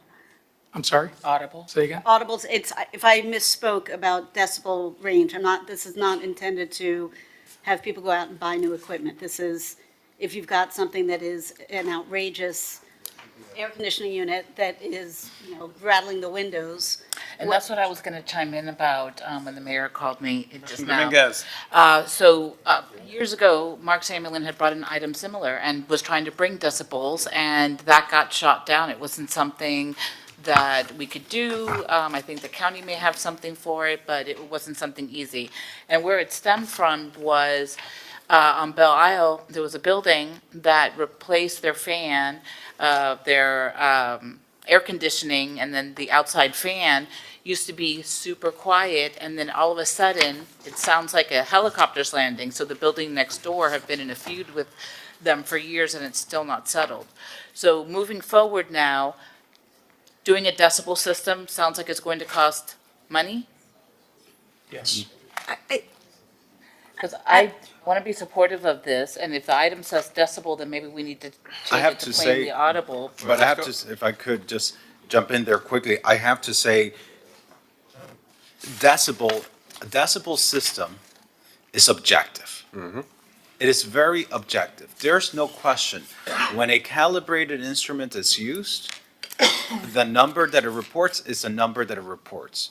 When we say reasonable, what's reasonable to me is different than what is reasonable to you. Or when we say 100 feet, if it's audible within 100 feet. I might hear it within 100 feet, but someone else who might be hard of hearing might not hear it within 100 feet. But a decibel system, it is objective. And when I read this item, I read it in such a way, who drafted this item? Was this item drafted by the city administration, or was it drafted by the city attorney's office? It was drafted by the city attorney's office. Rob Rosenwald worked on the item. Okay, because in the clauses that were placed here, it says the American National Standard Institute provides reliable and widely accepted guidelines for sound measurement and instrumentation, which are utilized to ensure consistent and enforceable compliant assessments. And this ordinance introduces a phased implementation timeline to ensure fair notice and informed adoption. It establishes a clear enforcement and appeals process.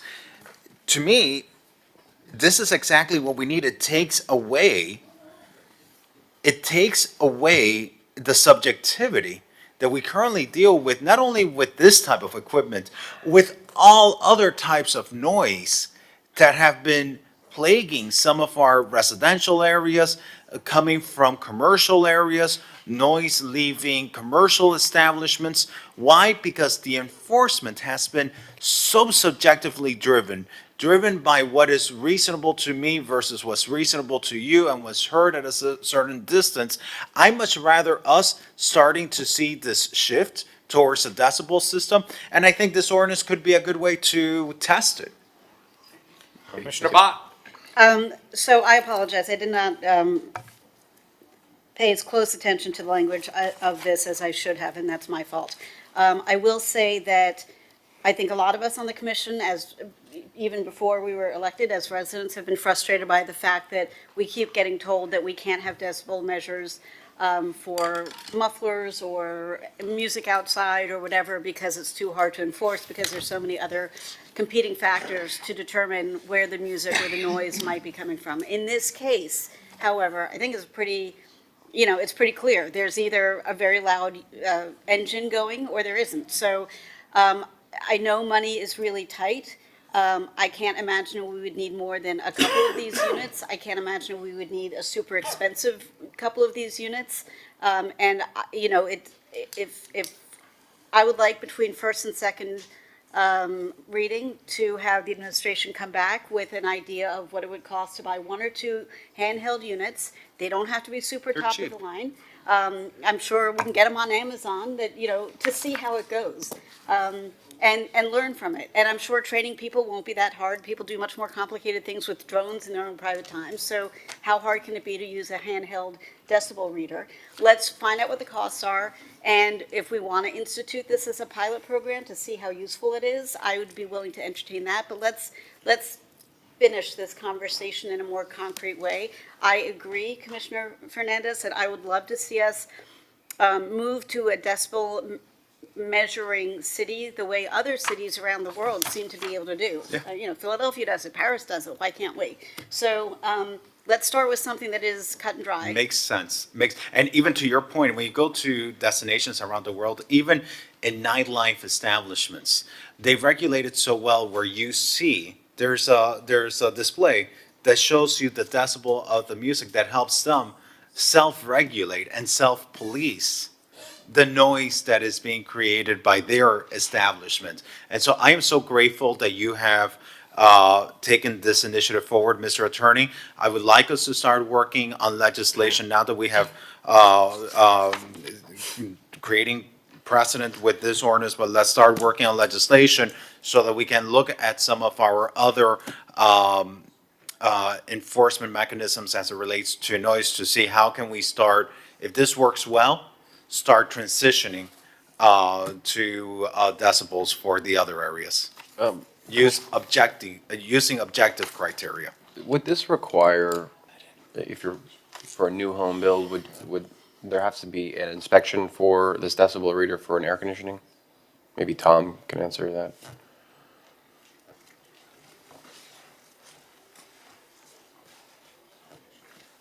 If it was something that was included as part of the permit, then I would imagine that the inspector would have to verify that the decibel reader has been installed and is working correctly. So if it's a new home build, every new home is going to have an air conditioning. That is going to add another layer of review. And with code or planning or building. It would probably be code or building because it would have to be installed in a manner consistent with the criteria in the ordinance. And it would have to be somebody with expertise in ensuring that the decibel reader has been properly calibrated and is working correctly. So what is the threshold decibel? Because let's say it's a very large home and the air conditioning rises maybe 1 decibel over the threshold. And where is that decibel reading being taken place? Is it being taken place from the neighboring property? Is it 5 feet away? So yeah, the reading's taken from the decibel, from the property line. It is the at levels that rise for single-family homes, starting at the quietest for single-family homes, then going through multifamily residential, and then commercial and industrial, with each being allowed a little bit louder. and it is 55, 60, and 65 decibels, which our research showed was what modern equipment at the quiet to moderate rating. When you mean our research, whose research? My research when I wrote this. Okay, so, look, generally I am supportive of this, but what I don't want to happen is add another layer to the building permit process, and I don't feel comfortable Well, having this- a city, no, hold on, a city attorney tell us what the decibel should be. I think it should come from building, or planning. They say this is what the average decibel reader for an air conditioning or pool equipment should be, not from legal. But I want to be cautious because, this is going to add another, it's going to add another layer of the permit process. And I certainly don't like to hear loud equipment, but I just want to know, I want to be very thoughtful on this. I want to make sure we're thoughtful on what is that threshold. So I would like to suggest, if I may, excellent points. Nobody's trying to put in an additional layer of complication. You need to have a permit to build a home, install a pool. All those things are permitted processes anyhow.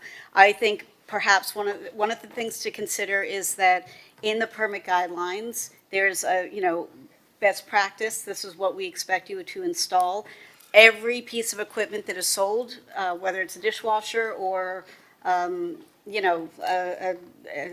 generator, tells you what their ratings are. And so that is not a complicated thing to do. And so if we state in the permitting process guidelines, this is what's allowed in this neighborhood, my vote would be that the person is given the benefit of the doubt that here's a sticker on the piece of equipment, check. So there's no additional level of anything that has to happen. It's just, hey, this is a brand new piece of equipment, here's a star rating, here's everything else.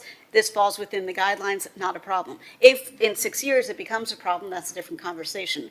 I would also suggest, I have to go back and look at my notes, but I believe, and I could be wrong, but I believe Miami-Dade County or the city of Miami already has legislation along these lines, perhaps that we can base our levels at to make them commensurate so it's not crazy complicated and we're not extrapolating. And we have a good basis that if it's working in Miami, it's likely that it would work here.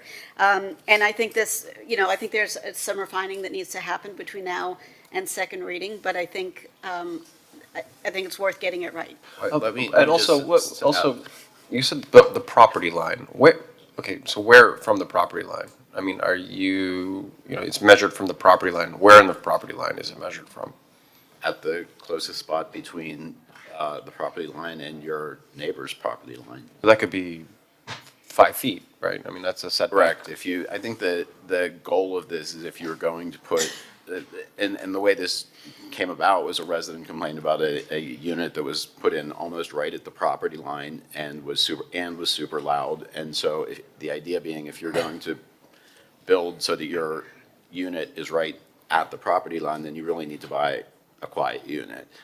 And if I could just add. If I could make a friendly suggestion, instead of making it part of the permitting process, maybe it could just be a process where it's proactive. If someone has an issue, they call in and they say, okay, is that the?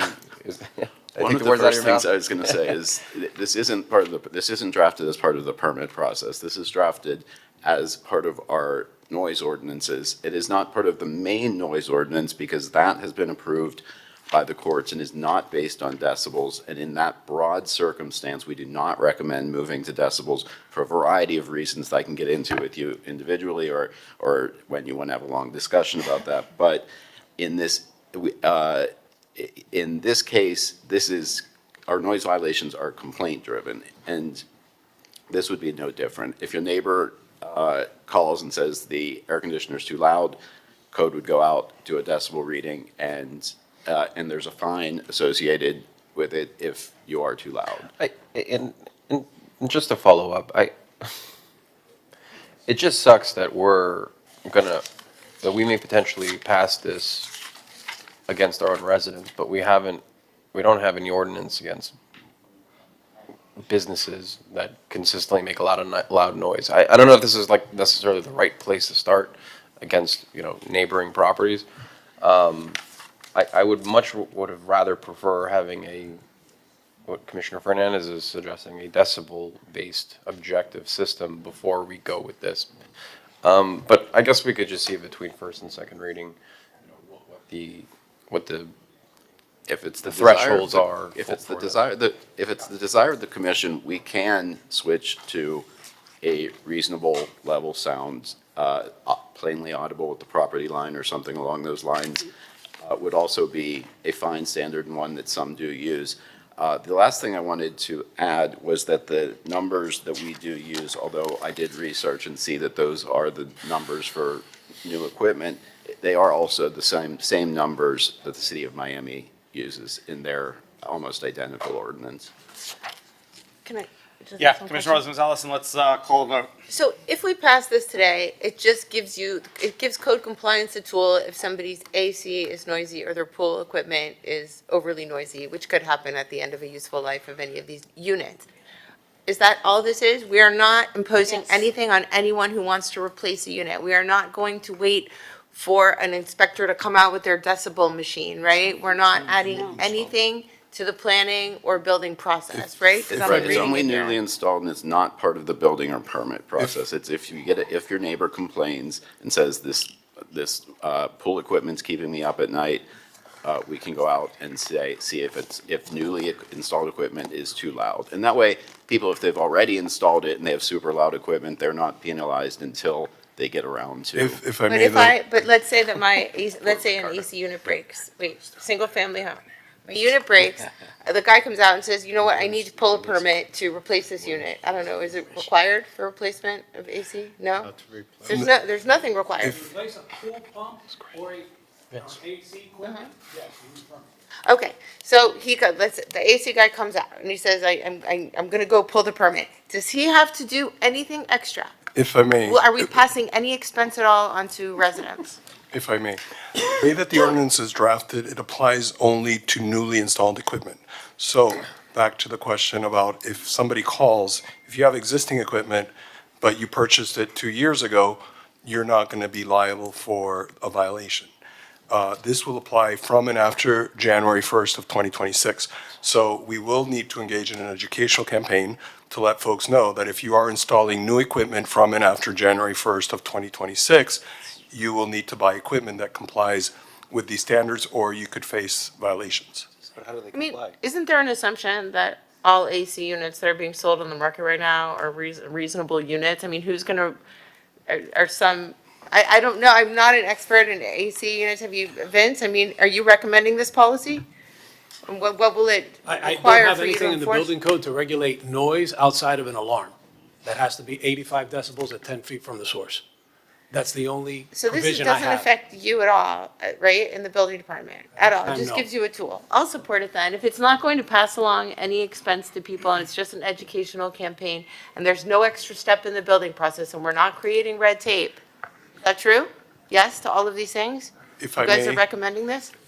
again, a person who purchases or installs a new air conditioning unit or a pool pump after January 1st of 2026 would need to be mindful of this ordinance, because the last thing you want to do is install equipment that will violate the decibel requirements, because then you're going to be subject to fines.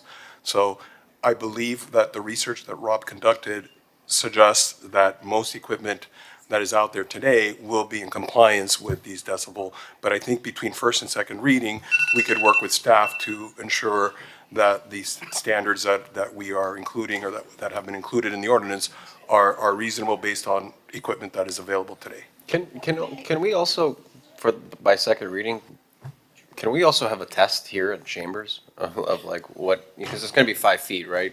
That would probably be the minimum. Whatever you're recommending, what is that threshold? Sure, we could do that. I Okay. mean, the decibel levels here, like 60 decibels is generally the sound that a refrigerator makes. 70 to 80 decibels is the sound of a vacuum cleaner. And so what is the threshold that you're recommending? For residences, 55 above ambient, which means with it on and with it off. Well, let's work this out between readings. Let's call the vote. Yeah, I just want to, I'm amused at all of this because let no good deed go unpunished. We are trying to help keep Miami Beach quieter, and if it leads to a more codified way to approach sound issues across the city, because we learned that, in fact, we can use decibel readers to manage this issue that is a chronic quality of life annoyance to our residents and our businesses. You know, there's been a lot of good points raised. Let us rework it between now and September, and, you know, Let's call the vote. it's amazing. Thank you all for coming up here. I have a motion by Commissioner Bott and a second by? I'll second. I'm sorry, I heard I'll second. Commissioner Suarez. Commissioner Dominguez. Yes. And, I'm sorry, it is a public hearing, and I have Daniel Seraldo on Zoom.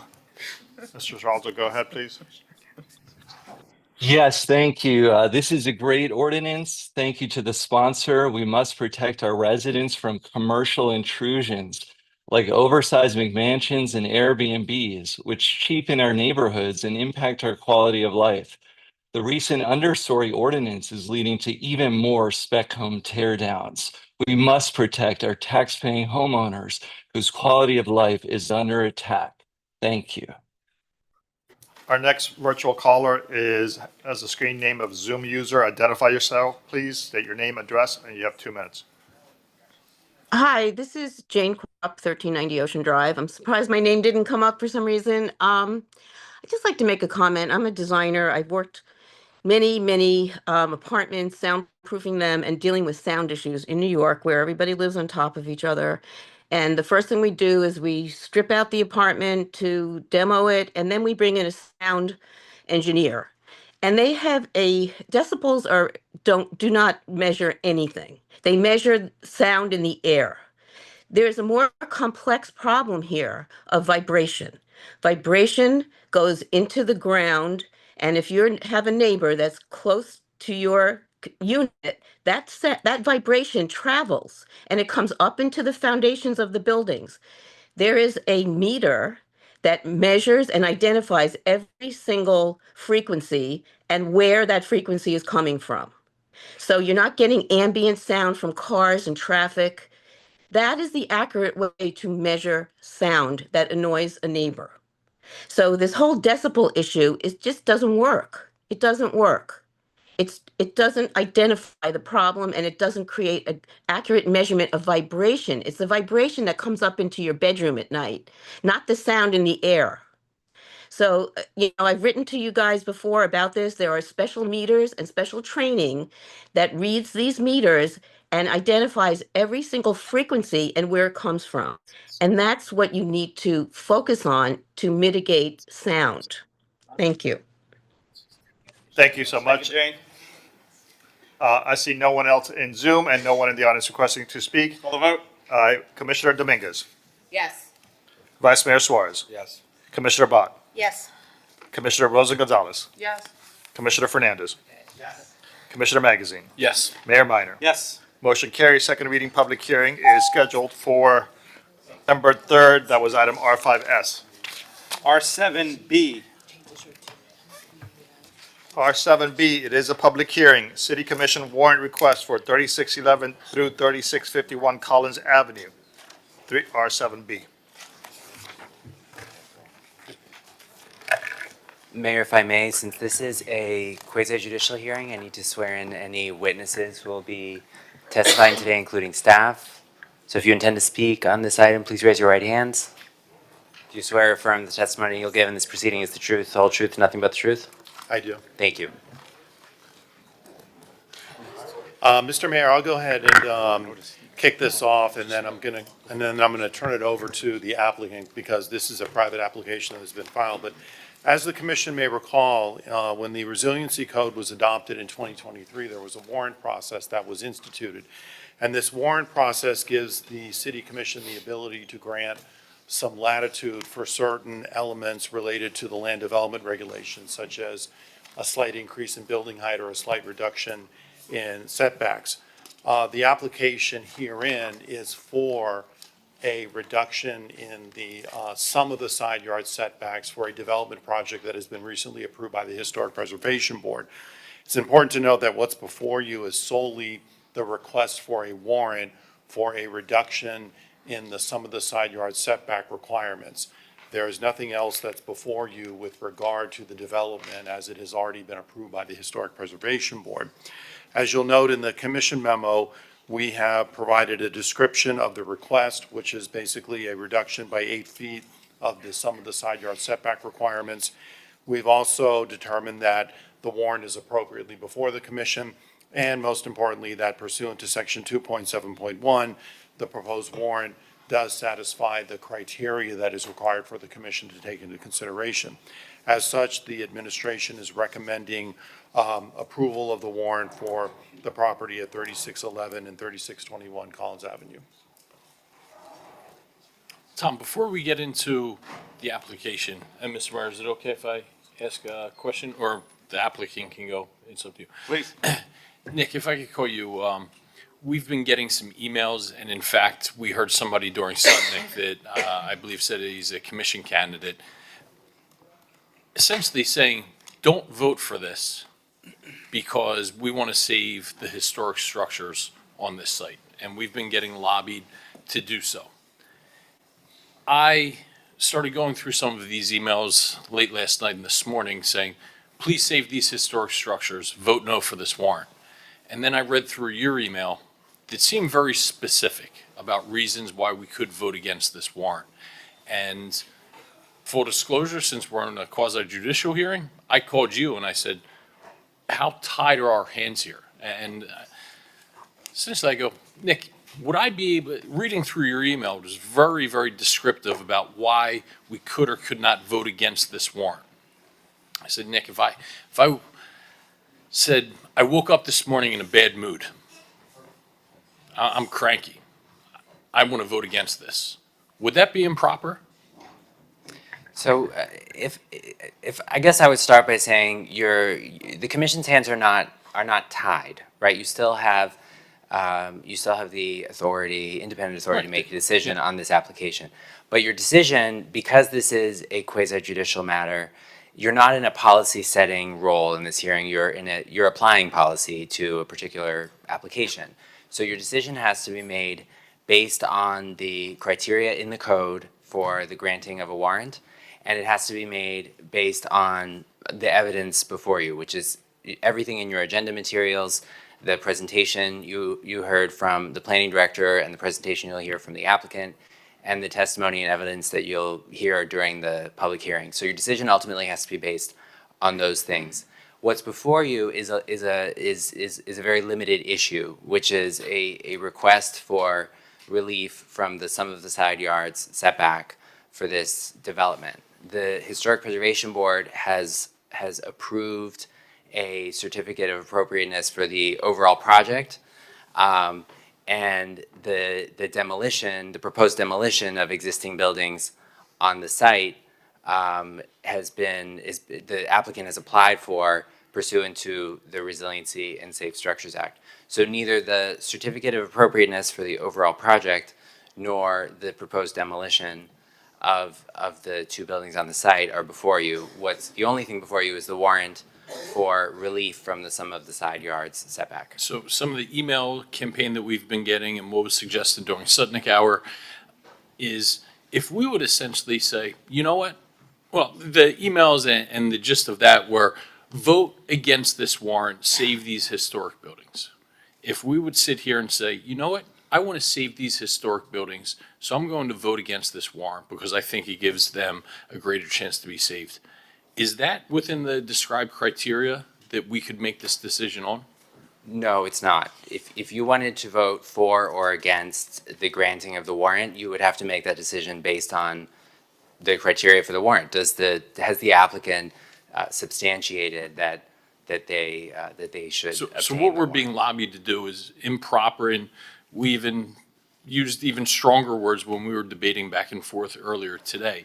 And if we would sit here and say, you know what, we want to save these historic buildings, we're going to vote against this warrant, then what would be the process? What would happen immediately after that? One of two things: either the applicant would need to redesign the project to comply with the code without the warrant, or the applicant could seek review of the city commission's decision by petitioning to the circuit court, essentially by appealing your decision.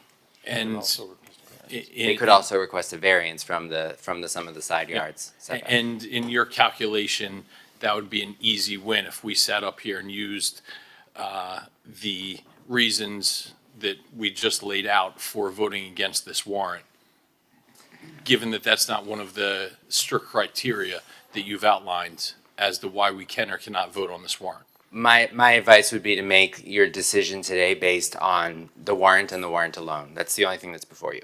Thank you. So if I can just follow up, just to clarify one further thing. So the idea of using this as leverage to negotiate a better project, that should have happened at the prior quasi-judicial hearings from the HPP and whoever else. Like we don't have that purview to say, we'll give you the warrant, the way we do horse trading up here against everyone's counsel all the time. We'll say yes to the warrants, but really we want you to do X, Y, and Z. Like, that's not a thing that can happen. Right. I mean, the reason the commission adopted a warrant process as part of the resiliency code is to be able to consider these one-off requests for relief that might improve the overall design of a project without having to go through the legislative process of amending the code. Right. So this is the first warrant application that's before you, but it's for that reason. So there are a number of us on this commission who are preservationists, and this ship has sailed. We are preempted by the state on doing all kinds of things that would have perhaps made things better for us. We, at this moment, don't have a path to proceed to undo that, although we're never going to stop looking. And so it's not a question of let's save these buildings, because the die has been cast. If we, had made a different decision as a city, not us up here, but if the plans weren't approved by the other boards, the applicant could say, fine, we're not preserving anything, we're building a live local project, which they can do as of right. I do think this property is likely eligible for live local. I would just say, what's before you is a very narrow request. The staff analysis analyzes the application under through the lens of the warrant criteria. The applicant will now have an opportunity to make a presentation. This is a public hearing item. The City Commission has forwarded me all of your ex parte communications, which we uploaded to the online agenda so that they're part of the record. And then after the public hearing, if the applicant wants to make a rebuttal, they can, and then you can deliberate and make your decision. But so what I want to get clear is that this is not a reflection of whether or not we like the project, whether or not we think the building should be demolished. It is purely and solely about these very minor variances that are a more efficient way of granting variances rather than making an application or changing the code for an overlay district, as we like to call them here, that affect very limited areas. And so, because I'm guessing the reason why a lot of my preservation friends are in the audience are because they are very concerned about the demolition of these buildings, which I share the concerns.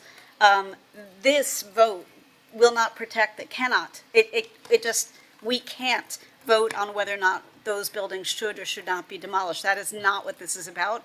And what we are required to do to fulfill our obligations is vote on the very specific matter before us, not the validity of the project, not whether or not we like it, not whether or not we want to save one more of the buildings and get it incorporated. I mean, yes, obviously I would, but that's not what I'm voting on. And if I make a decision to say no to this very specific thing because I don't like the project, then I'm not fulfilling my legal obligation. Is that correct? Right, again, you just want to make this decision based on the criteria for Specifically granting this. of a So warrant, right? I just want that understood, because I know that's why you guys are here, and it's so frustrating. I share your frustration, and I know I've gotten the same emails that my colleagues have, and I hear the frustration just, dripping through the emails. We all share it in the city. We have this gem of an architectural landscape that is no longer ours to manage. Be that as it may, this vote is specifically on some very minor variances on a project that is already approved. And that is what we are bound by law to do.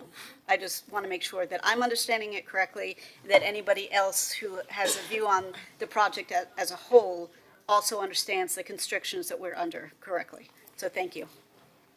Commissioner Dominguez, and then Commissioner Fernandez, and we'll open up to public comment. Thank you, Mayor. And like Commissioner Magazine mentioned, all of a sudden last night I started getting so many emails, and I emailed you a couple times saying, aren't we preempted?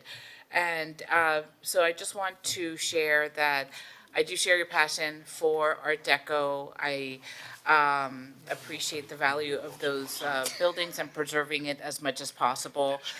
But as Commissioner Bott mentioned, we as a city are preempted by state law when it comes to the demolition of these buildings, and the applicant previously submitted a demolition permit under the Resiliency and Safe Structures Act, and the city staff confirmed that the existing structures meet the criteria for the administrative approval under the law. And so the only item before us today is to vote on a warrant related to the projects required some of the side yards setback.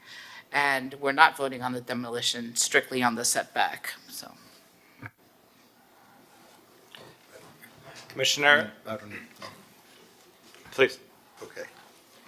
Ethan Kasdan, thank you for being here. Is that on? We have a presentation, if it could be How long? posted. I'll try to make it pretty short because the staff report, I think, is complete. So, good afternoon. Neeson Kasdan and Cecilia Torres Toledo of Ackerman, as well as Tracy Slavens and Mike Llorente of LSN, representing the applicant. Also with us today is Brandon Hall, the lead architect, who I will turn it over to in a moment, and Steve Abdikov, a consulting architect. I think you had a very fulsome, honest, and accurate discussion of the legal posture of this matter, so I will not go into that.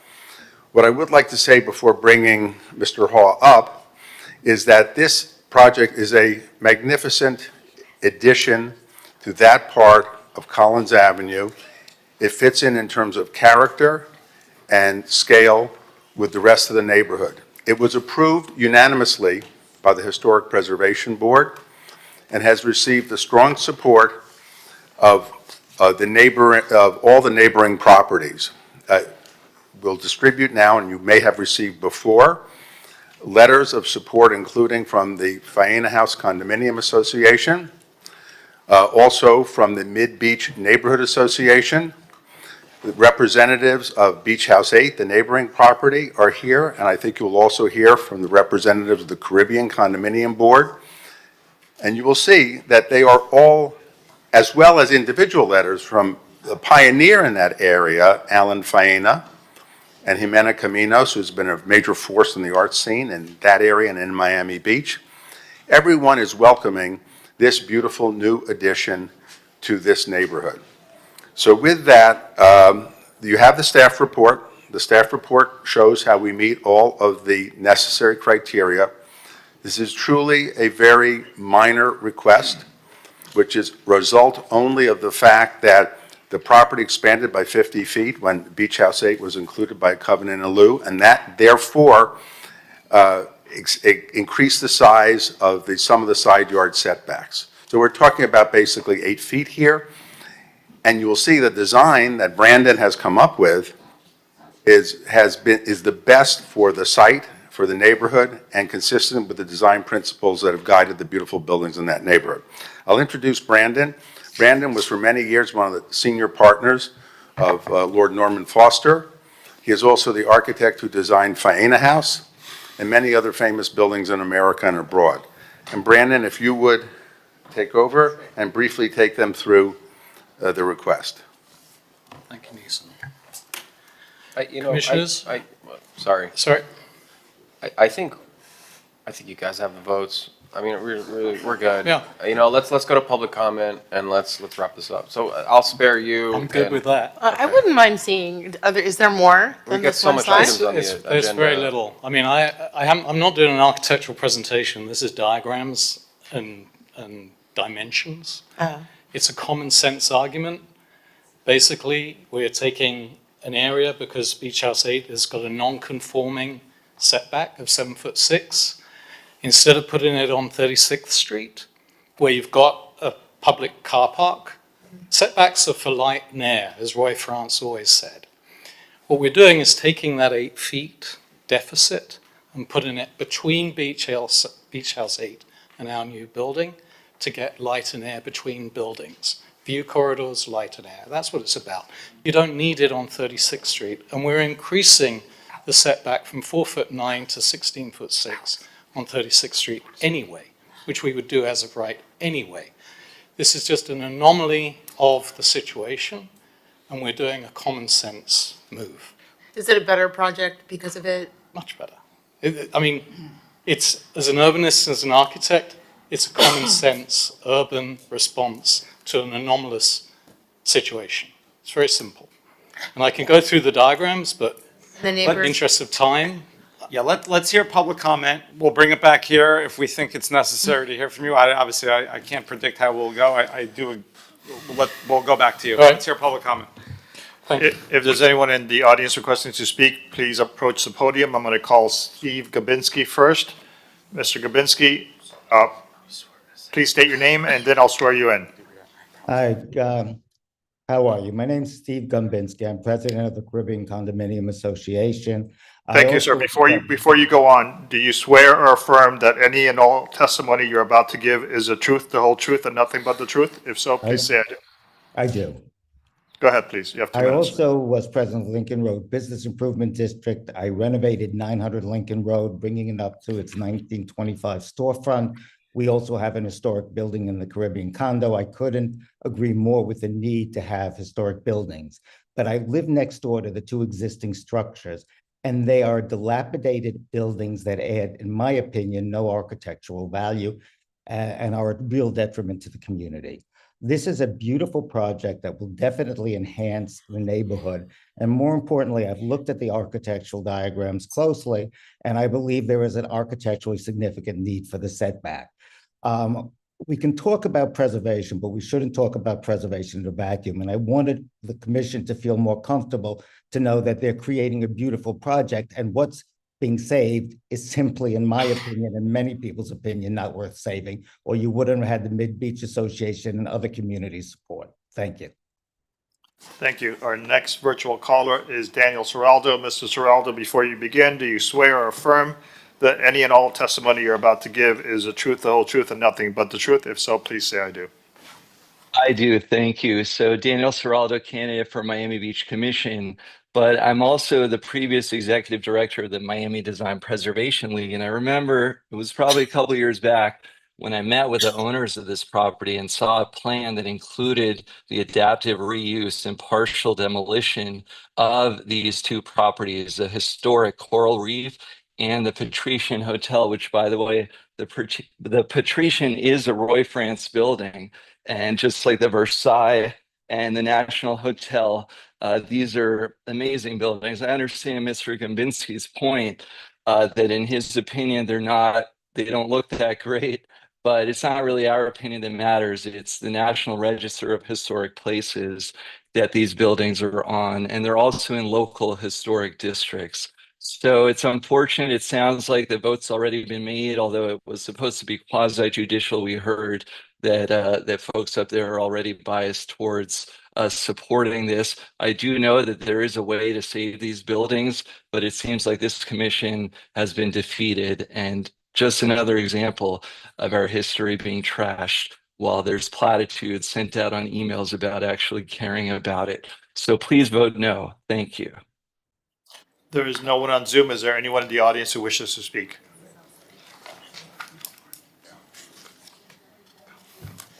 Neri, please state your full name first. Yes, my name is George T. Neary. I'm the interim executive director of the Miami Design Preservation League. Let me swear you in, I'm sorry, I don't know if. Yeah, you did? I was sworn in Got it. already. Perfect. And I just want to say, as I said at the Finance Committee, it's deja vu all over again. I served from 91 to 98, and the things that you've heard from the gentleman behind me, I have heard for 30 years.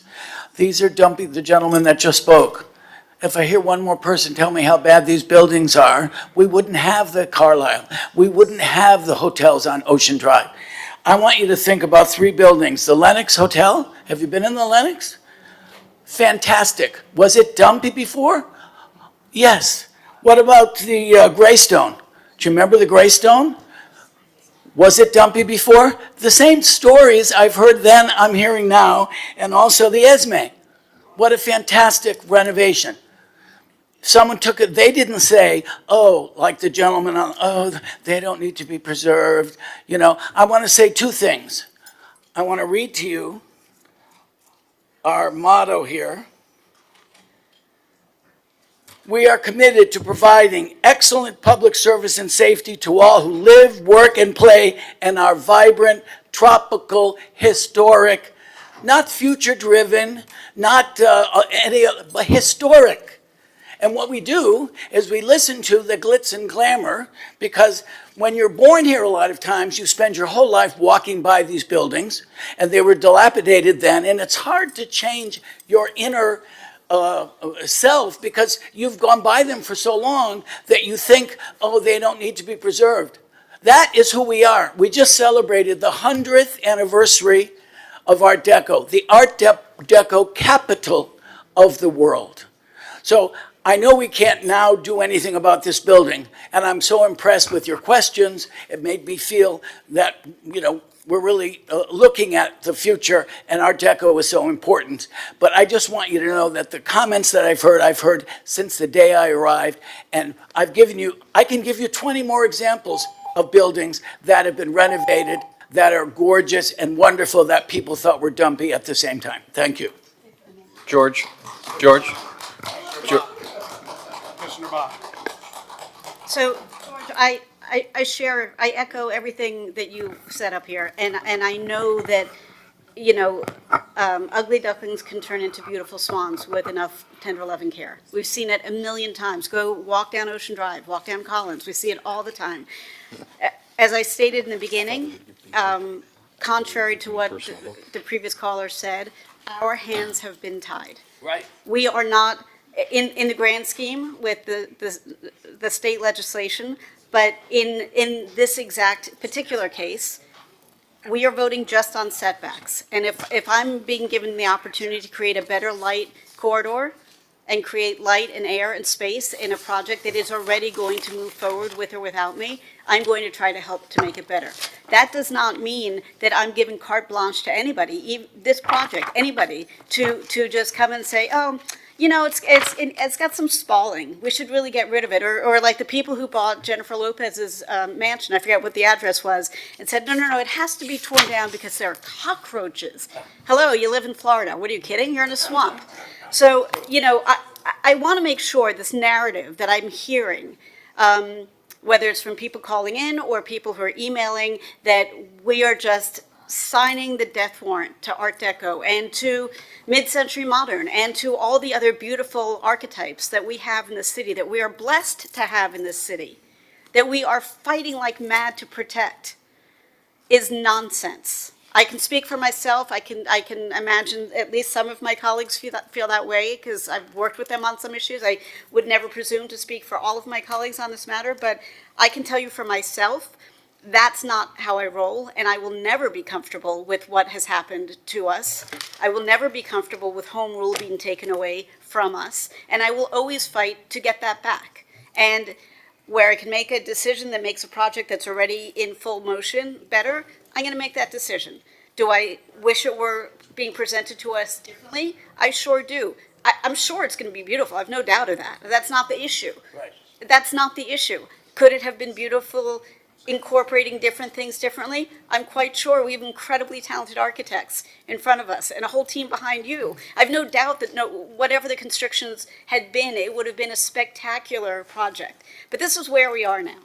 And so this is what we're going to vote on. And the narrative of we're condemning the entire city to death by demolition is false, ridiculous, and quite frankly offensive. Mr. Mayor. George, if you could stay by the podium. Commissioner Suarez.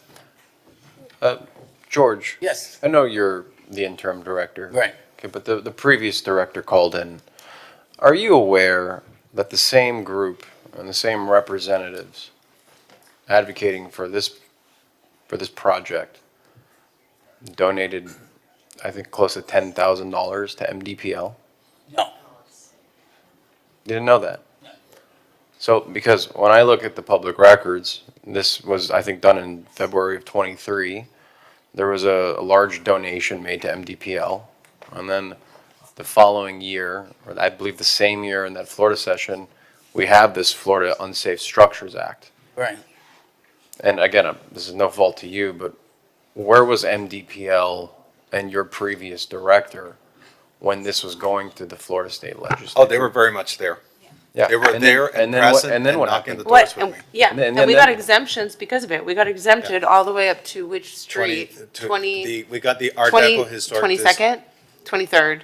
From We got Fifth an Street. exemption One at a time, one at a up time. to Yep. 23rd. So if I can, I want Listen, to make the MDPL is not excuse on me, I want to trial make here. I want to make the point, because I've been consistently in the last couple of months that it's important to make sure that developer and special interest money stays out of MDPL.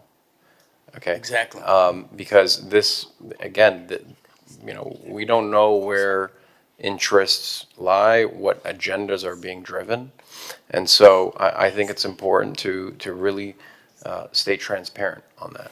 I agree, and also, as you know, they haven't been voted on, but the board is going to be approving very soon some new directives for the rules and regulations, and those things are going to be included.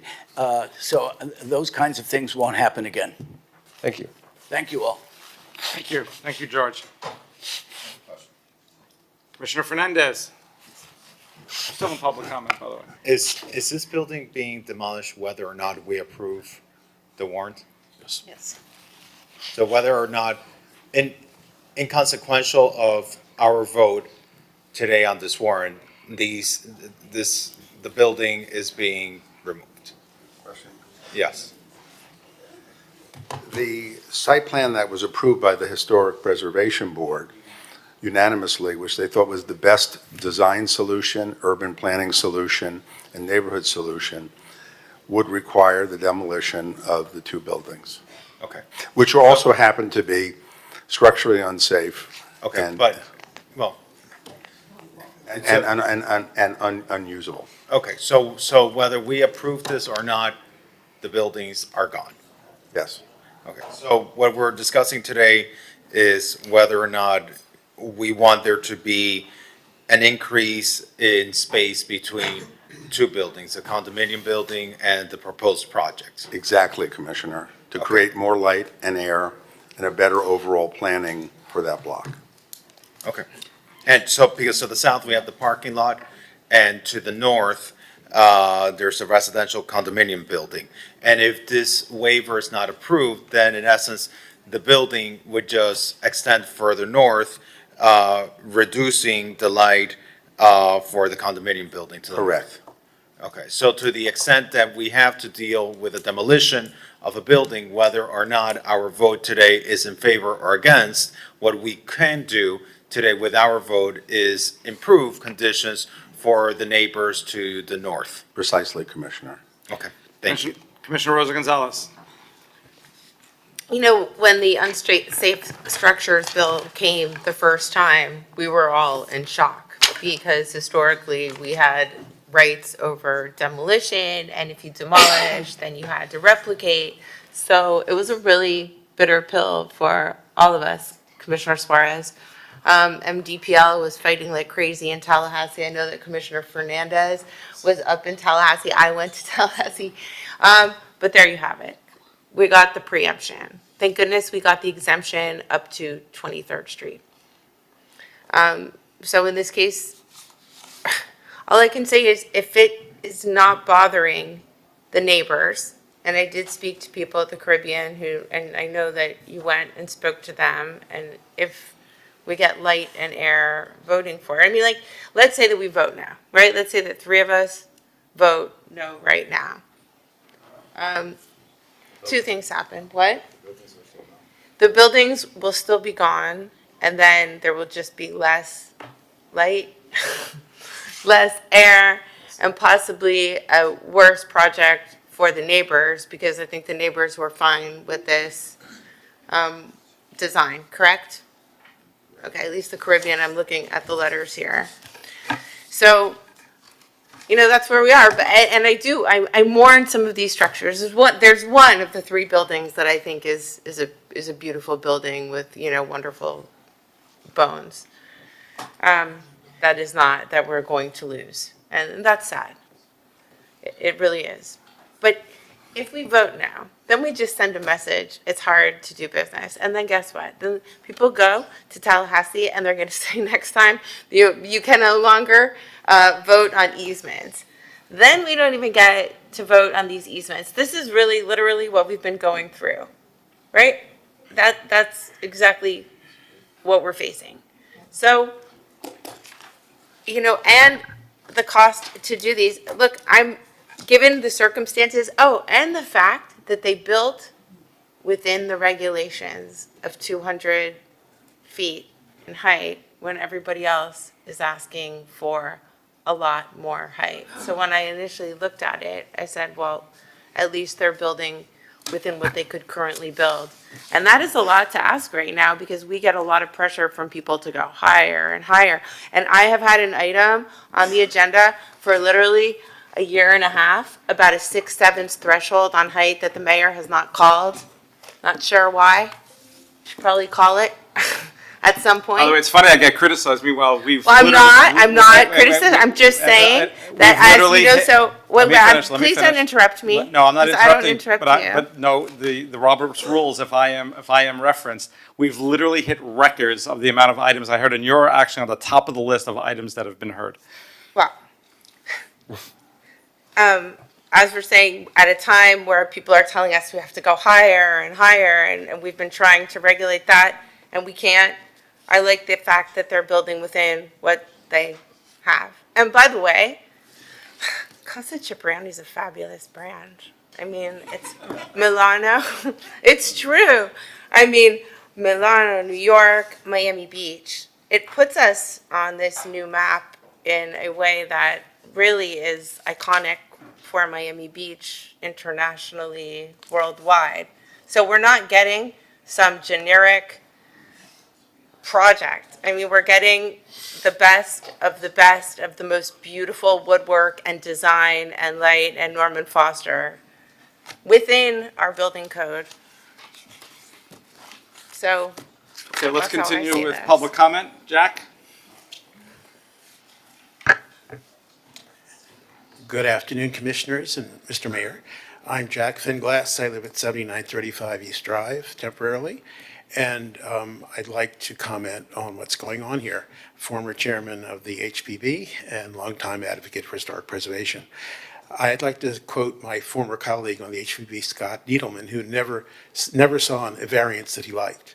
And for a long time, I criticized him because I thought that was a very bad attitude to take, that there should be variances for some things. But this is a case, even a symbolic case, where it might be a good thing for you all to have a backbone for a change and vote against this.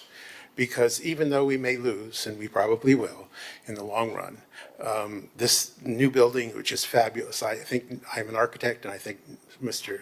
Norman Foster is a fabulous addition to the city. We have to have a backbone, no matter what the opposition is in Tallahassee or anywhere else. And we really need to stand up and take a stand permanently against the destruction of our city. So thank you very much. That's all I have to say. Thank you. Any other public comment? Everyone has spoken on Zoom at least once. Oh, please. Hi, I'm Roger Goldberg. I'm just talking as Roger Goldberg. That's it. Miami Beach citizen. I'm sorry, I didn't get your name. Excuse me? Your name, I didn't catch it. Roger Goldblatt. Everybody asks that, I must mumble. Anyway, what I like to see has happened pretty much, the conversation of historic preservation. It would be nice, I think, as a citizen, to see a little more compromise in structures and buildings, things you can't save. We understand the laws. We are a vibrant MDPL. We want to show our face. We're there to help you, give advice if you want it. But anyway, thank you very much for what you say about historic preservation. I think it means a lot. Thank you. Commissioner Magazine, and let's call the vote. Oh.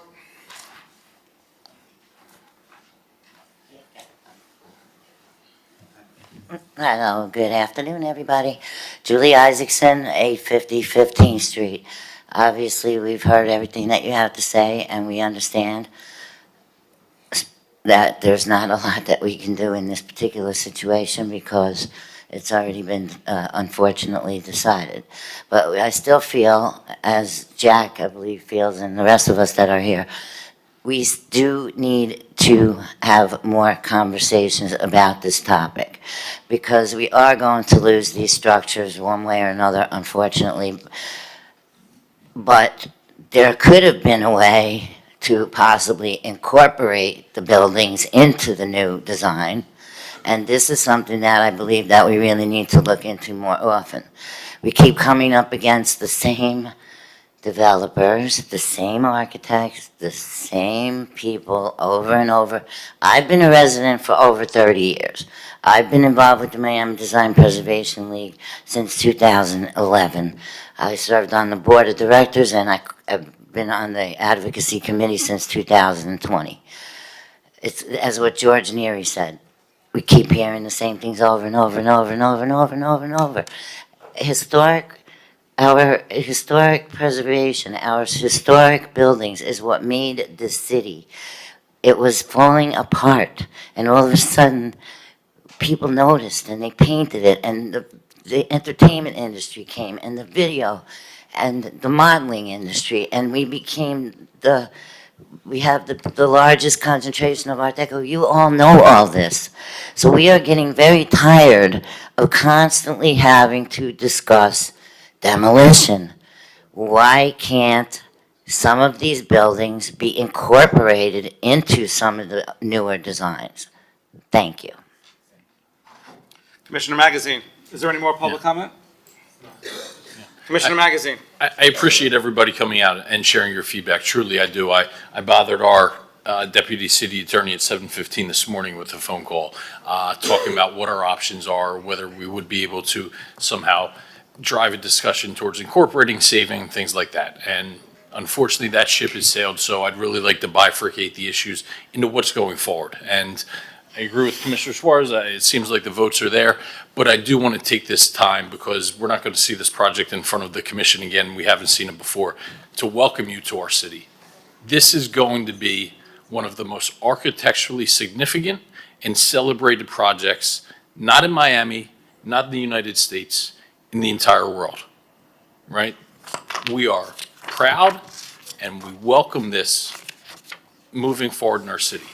I hope it's a great project because I see this big team that I guess has to be paid down here, and it's pretty big. So I hope it's going to be a great project. But kidding aside, truly, this is going to be one of those types like the Faena, where in 10 or 15 years we can't imagine what that area was like prior to Casa Cipriani coming to our town. This is going to be the American Riviera and a section of our city that was once left abandoned, and now with the addition of the Faena, Casa Cipriani, the Aman, this will be one of the most celebrated and recognized areas in the entire country and the entire world, and I look forward to that. So I'd really like to bifurcate the discussion about lamenting losing buildings. That ship has sailed, but really turning an eye towards celebrating what we have coming to our city. So thank you for that. Are you moving it? Yeah, with that, I'll move the item. And I got a question for the city attorney, for Nick.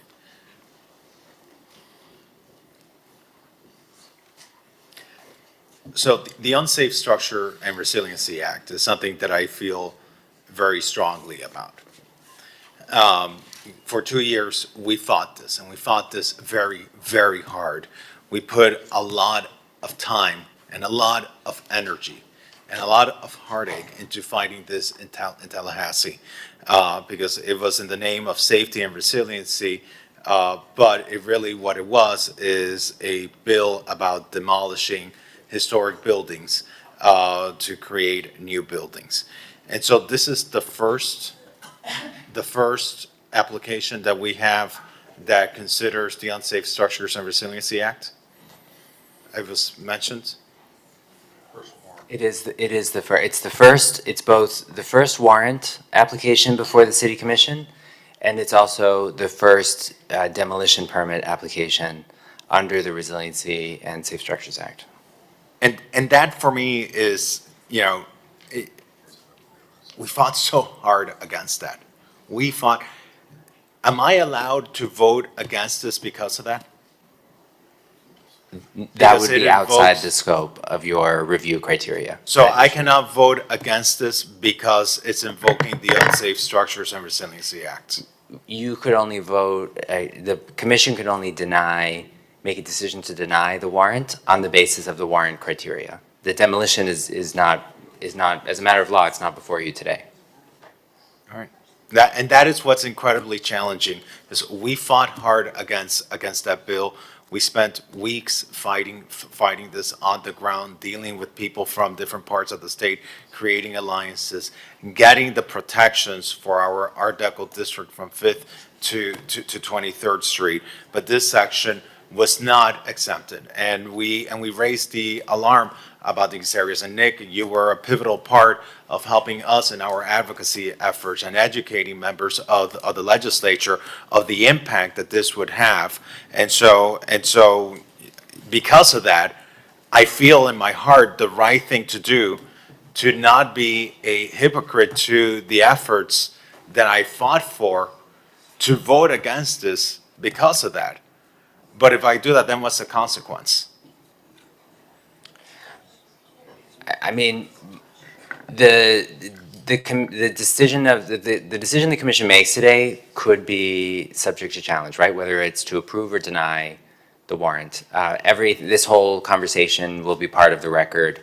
So when I look in at the warrant itself having greater setback between two buildings, having more separation between two buildings, is a good thing. That part is good. What I don't like is that this is tied to this demolition. And so I absolutely cannot vote against this based on that. You cannot vote against this based on the proposed demolition. Okay. All right.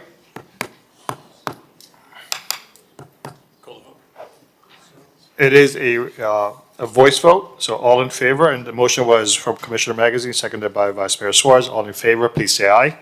Aye. Anyone opposed? Hearing none, the item is approved 7-0. Thank you very much, Mayor, and thank you for your confidence in this great project. Thank you. R9V.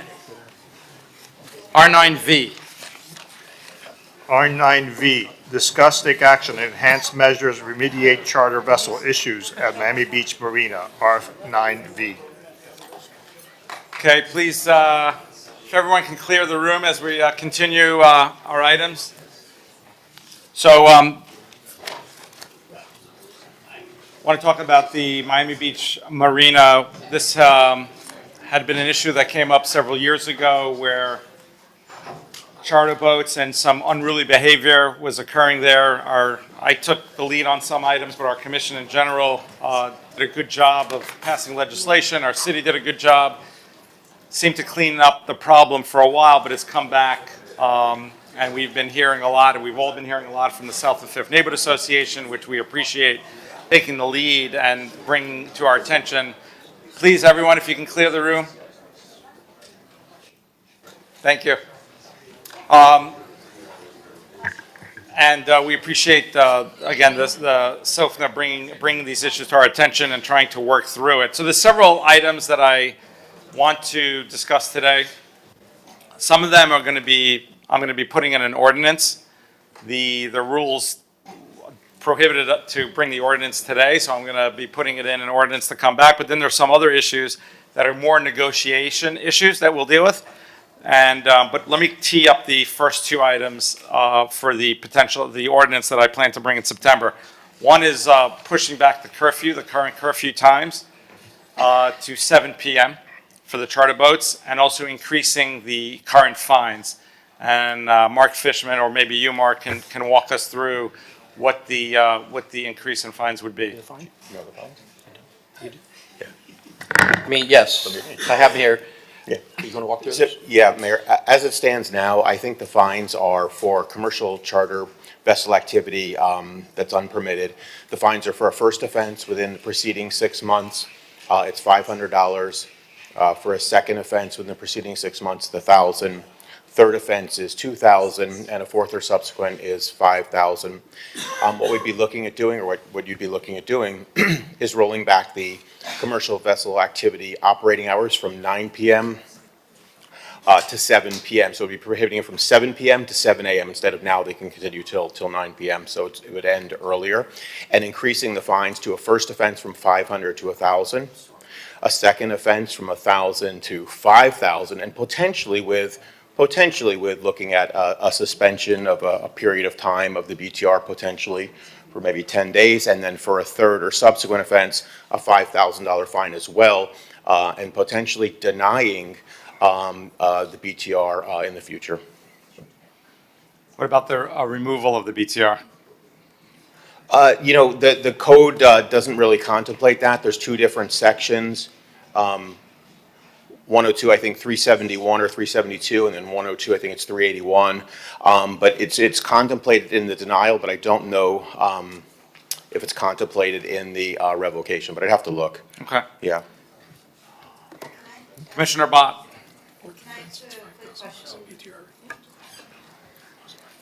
Mark, can I ask you a quick question about that? Don't we currently have in our code about other BTR issues that if you're a third-time striker, you lose your BTR for 13 months? Yeah, that's it. That was in the code that you challenged. I think we might be switching it now or soon to May, right? Well, it was open, and the item was open and Regardless continuing. of whether it's shall or may, but there is the provision that if you screw up 3 times, on the third time, you're done. And you're done for 13 months. And we're talking about that for a brick and mortar establishment, where it would be incredibly punitive. I mean, they lose their lease, all this stuff. Why would we not have that same standard for boats, which, you know, it might be an inconvenience for them to lose their slip at the Miami Beach Marina, but they're a boat. They can go any place else that they want to. I would respectfully request that we look at making it that same level of punishment, because it's easier for them to go elsewhere. And I don't think that people who have historically shown, especially in the marinas, of you know, being bad actors and not really caring about what they do as long as they make their dollars, they should be held at least as accountable. Yeah, no, I think you're right. I agree. We were trying to max out the fines with 1,000, 5,000, and 5,000, and look at suspending and denying and possibly revoking the BTRs. But we were just started looking at it, so I think that's something we definitely want to look at and want to do, you know, as strongly as possible, because we just had, you all have had recurring issues at the Marina with these charter vessel operations, just consistently, no matter how much you try and do, there still seem to be some issues. Okay, two other issues that I'm in my meetings and consultation with legal are not something we would put in an ordinance, but is subject to negotiations. I want to discuss those as well. One is potentially moving the pickup and drop off to the Montes. And then two, about making the parking for Marina only.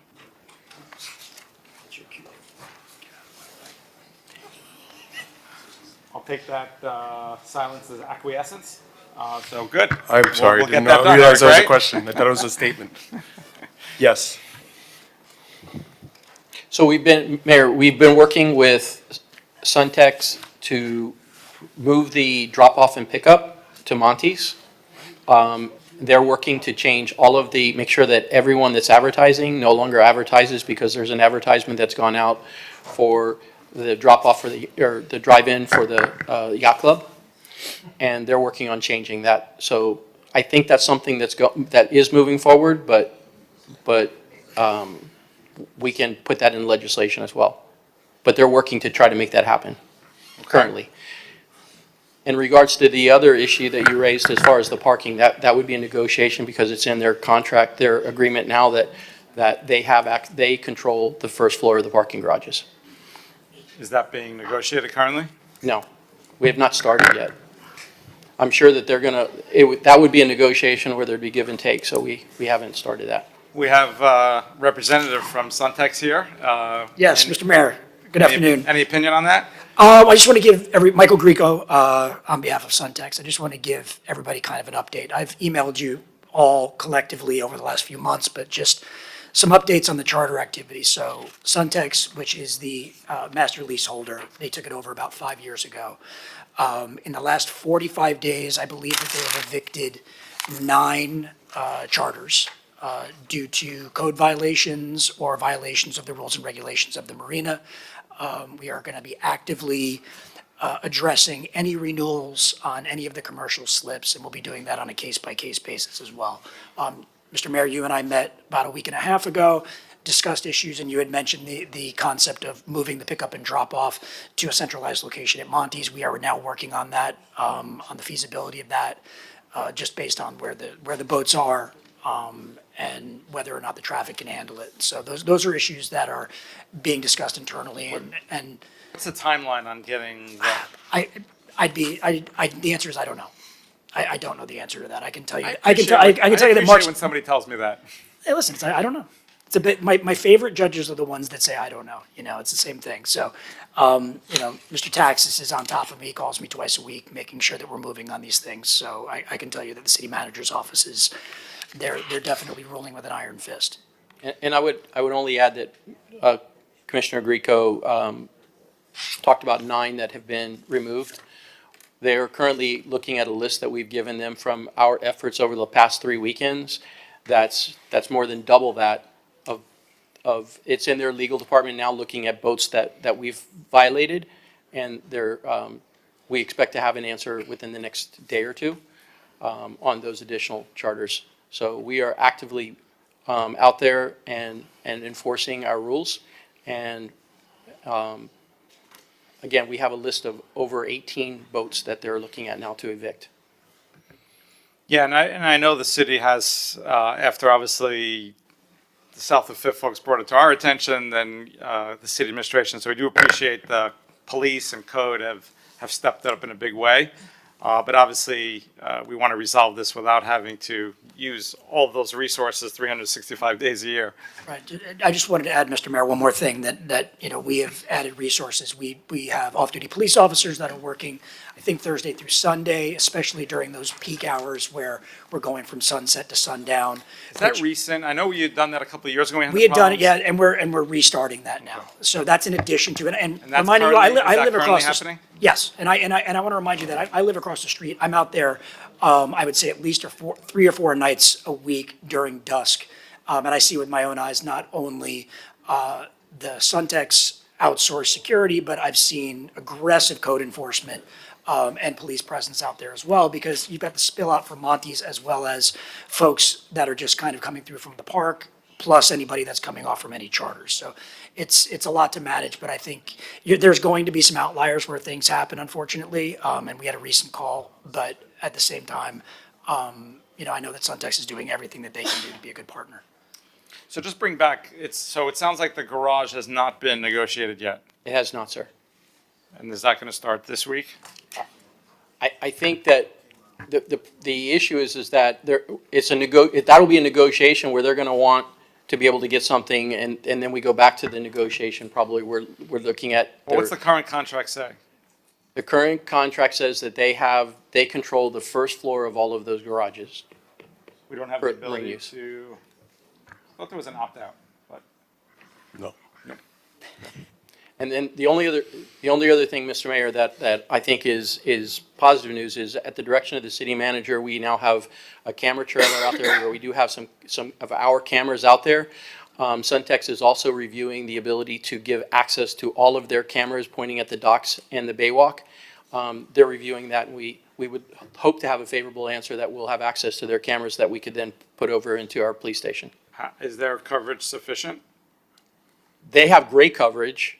Our coverage is limited. We don't have nearly as many cameras on each one of those docks. So we could either install more cameras on the buildings. That's something that we could do, but we're waiting to get an answer back. And again, we expect to have that answer one way or another within the next few days. Any issues with that, you think? Above my pay grade, Mr. Mayor. I know that the city has definitely installed a few more, or at least temporary cameras, specifically right outside of Jose's apartment. The city gaining access to Suntex cameras. It's a deeper legal issue that's above my pay grade, because, they are the master leaseholder, and those cameras are, technically private, and there's people that live on those docks as well. So those are issues that are, again, above my pay grade. So those are being made either, I have legal counsel with me, and we also have general counsel in Texas that they're the ones that are making those decisions. Okay. So again, September will bring the ordinance, and I'd like to stay regularly in contact, Eric, about these negotiations. Commissioner Rosen Gonzalez.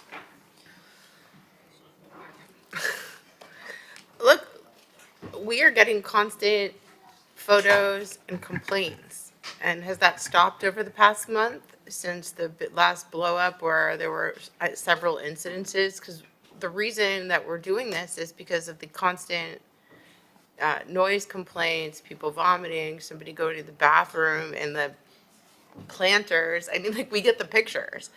And so how have the calls been to code of the Marina for the past month? Have we been getting a lot of complaints? Because that's really all this is about. If you fix it, we won't get the complaints.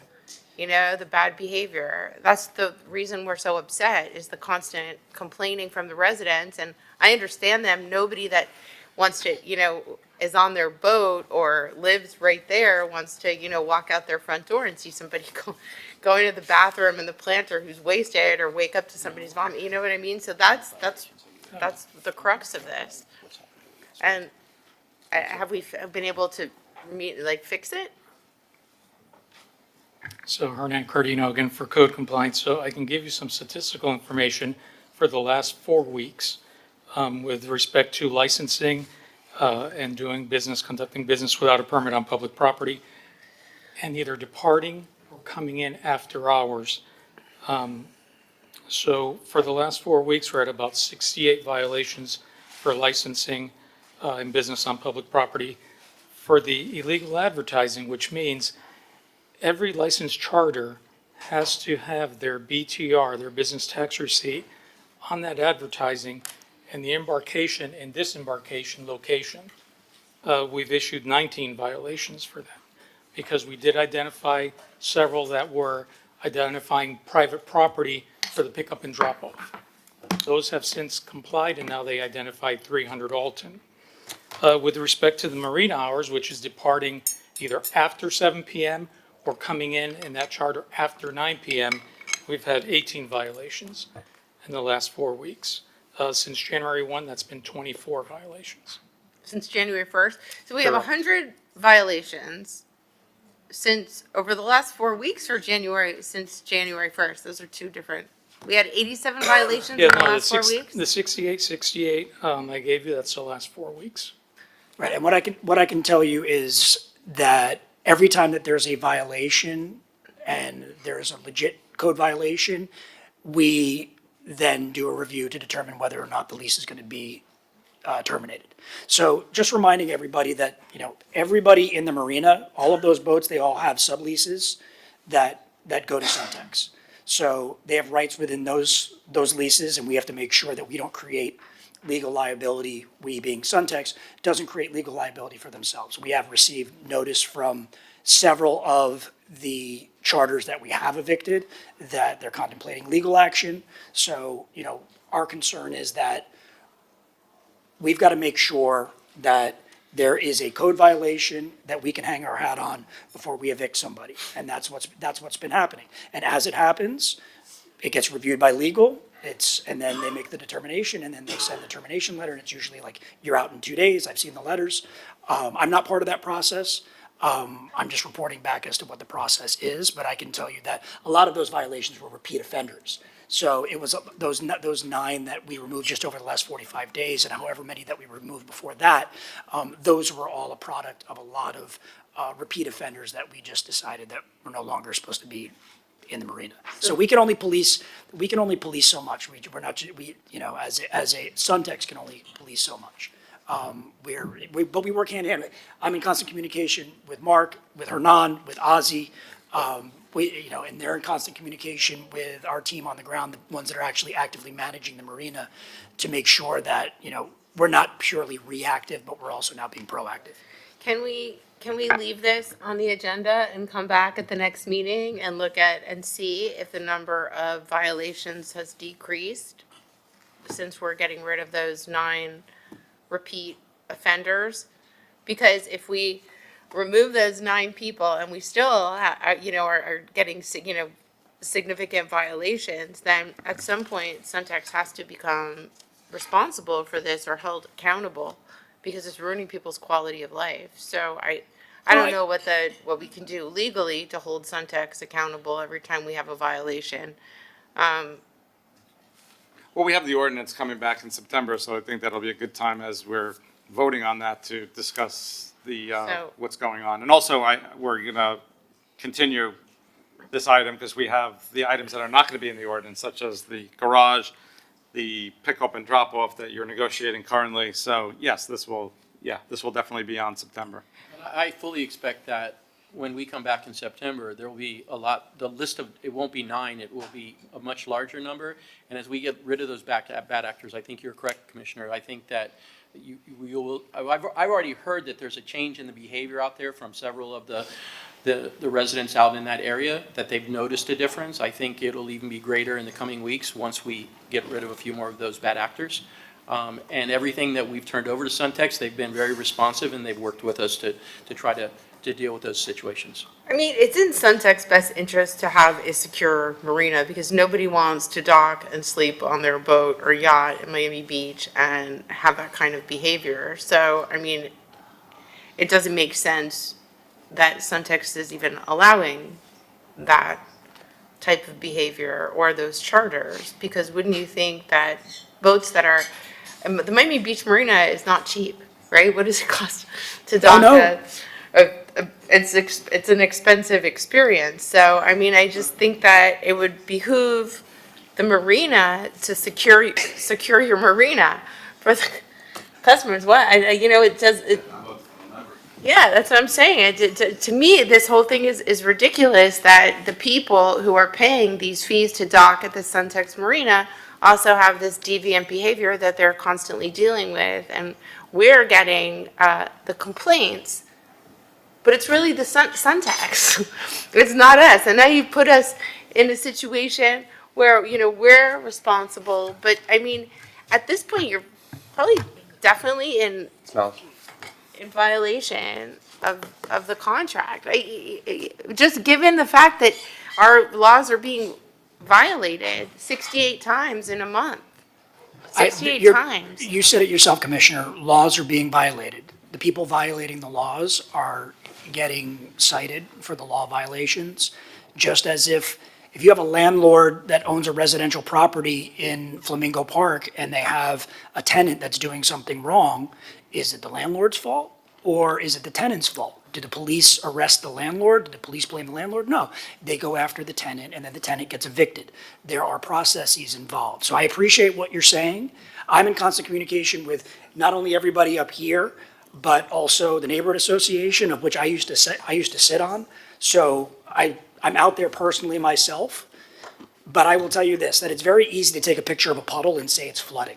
Okay, 99.9% of the time, there aren't any problems. The problem is when there is a problem, there's a video or someone's going to take a snapshot, and it is what it is. And then you'll get a call, or Commissioner Suarez will get a call, and then he'll text me at 2 o'clock in the morning because that's what we do, you know. And this is what we do. It's fine.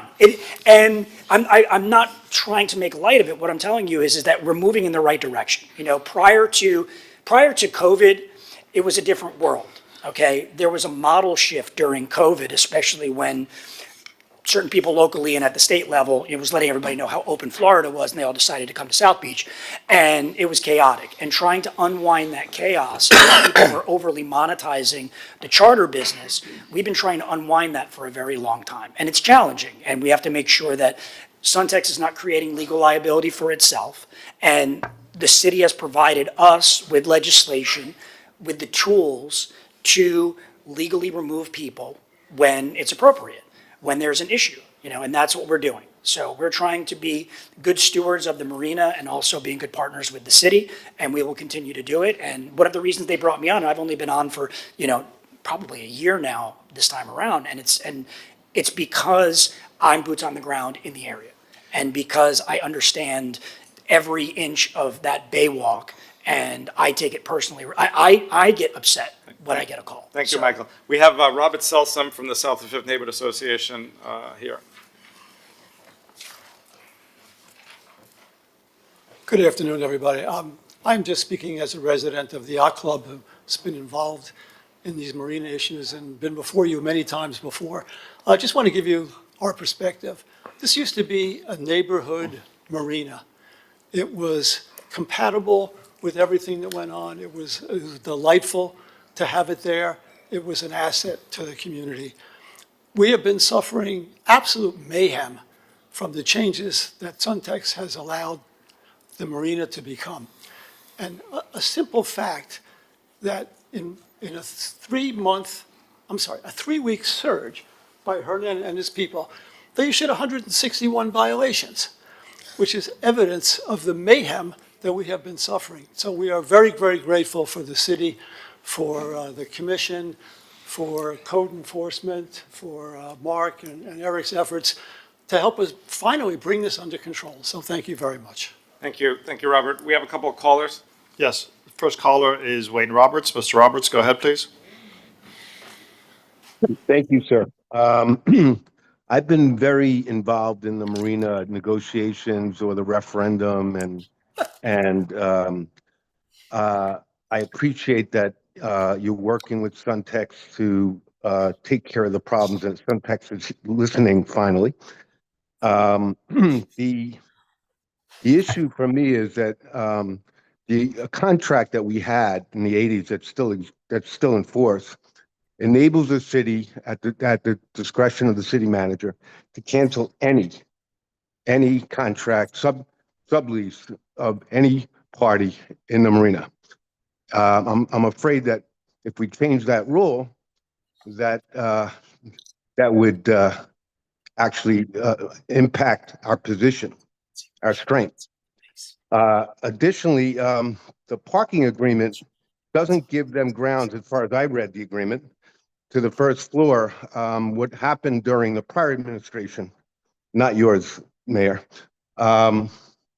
The parking lot was given a 10-year agreement where pay by plate, and but the 10-year agreement was specific. It allowed a 2-year window where you can cancel, and then you're allowed to cancel every year thereafter, is the way I read it. So I would ask our legal department to look at the original agreement. I sent the language that enables the city manager to cancel any sublease at will, without reason. And secondarily, additionally, the parking agreement where we're enabled to cancel annually. Thank you very much. Thank you. Our next virtual caller is Keith. Keith, state your name, address. You have 2 minutes. Thank you. Keith Marks, Continuum, president of SOFNA, speaking for SOFNA, and happy to reporting I'm not running for a commissioner seat. But I appreciate the efforts that, as Robert said, SOFNA has been working with Suntex and talking to Michael Greco and talking to Eric, and it's just, it seems like, as Commissioner Bott wrote to me, that there might be a light at the end of a tunnel instead of a tunnel at looking at a light. You know, we are showing, and there's proof that there are numerous bad operators, and it's incumbent on code to continue to do that, to ferret out these bad operators, to lower the threshold of, as the mayor has proposed, to 7 p.m., to up the fines. And I would recommend that we look at our power to say that if you have a illegal operation, meaning you're running a boat, you're taking money and you don't have a BTR or it's expired, that you can cancel their lease. It's sort of, you're running an illegal business, and that's what they're doing. They're taking money. Some of them are actually doing it on purpose. They say they're private. They don't have a pleasure cruise craft, and they don't have a license. And so we have to do something about it. Lastly, I agree with Wayne. We need to look and cancel the pay for park arrangement. It needs to go back to Marina use. I don't understand why Suntex would not want people there who are just there to enjoy the Marina shops, the restaurants, Monty's, and go to the boats. So please work on the garage issue. Thank you. Okay, this is a good discussion. The ordinance we'll bring back in September, and as we discuss, we'll also discuss these negotiation issues. Thank you again to our police and code that's really stepped it up, and really to SOFNA for highlighting these issues for us. Mr. Mayor, we'll continue to keep you updated throughout the coming weeks on what's being done. Great, thank you. Thank you. Thank you. Let's go to our, well, actually, we have one more marina-related item, R9U. R9U is discuss update on Miami Beach Marina lease agreement audit by Inspector General. Yeah, so I brought this item. The Inspector General had a report, and I thought it behooves us where we're at as a city and moving forward on some of the findings and recommendations. Hi, thank you, Mr. Mayor. Commissioners, Ron Mumad, Director of Facilities and Fleet. You are correct. The OIG did conduct a lease agreement covering, an audit of the lease agreement covering January 1st through December 31st of 2022. And they did come up with 4 items that I'll kind of highlight real quickly here. The first one being underreported fuel sales, totaling $2.3 million, which the city is due 10% of that for $238,000. The second item that was discovered was the underreported gross receipts. The amount was $2.3 million. Again, the city is due 10% of that for $239,000. The third item was underreported parking gross receipts. Total debt was $660,000. Reported was $165,000. Unreported recovered was $495,000. Due to the city, 35% of that would be $173,000. The last item is unreported parking receipts, total $12,158. So the total there is $668,000 with a 3% tax of $19,000. The gross total is $683,000 due to the city based upon the OIG's report. That's just 1 year? Excuse That's just 1 year? Yes. Yes, sir. And so what action is the city taking? So as of yesterday, we did send out a demand letter to the marina itself, and we're waiting to hear about any response from them. A demand letter for the payment of $683,000? That is correct. And how will we, and what does the letter say? A demand letter usually has a consequence if the demand is not met. What is the consequence? Well, the city has the right to pursue all of its remedies under the lease and applicable law, so we did not specify exactly what we will do, but we have the same remedies we would have in the context of another demand letter. We reserve all our rights, basically. And do we anticipate that these same issues occurred in other years as well? Possibly could be, yes. I'm getting a nod from you and the Inspector General. What are we planning to do about that? We have another audit that we are going to pursue. What year? What's that? What years? We have the I believe the 24 audit, we're going to audit 24. I don't think we could do the 23. And why is that? I don't think it meant that we were timely on that. What? Please. So we did 22, but we're not timely on 23? That's what I believe, yes, sir. Okay, and we can't go back to 21? Cannot go back to 21, I believe. Why don't we hire a special forensic accountant to go back since the initiation of the contract? Because when you look here, it says that there was a $6.5 million difference between the revenue that they reported to the state of Florida and submitted to the city. Is that that's illegal, isn't it? If you report, Joe? That's a manipulation. I mean, they're Well, okay, thank you, Mr. Mayor, Commissioner Joseph Senario, Inspector General. I think what you're referring to criminal. is that we pointed out that the Marina had reported, I don't know, maybe $28 million in receipts for that year, but they to the state for state tax purposes, but they reported substantially less than that to the city. The bone of contention here is that they claim that there were certain exclusions that they were entitled to make. We didn't agree. I don't think the city attorney agreed with their position. But so it's not a question of legality, but it's a question of whether they complied with the contract. So it's a civil contractual issue? Yes. Yep. Okay. Yes. I mean, I think we hit on something because this is $680,000. And when was the inception of the contract?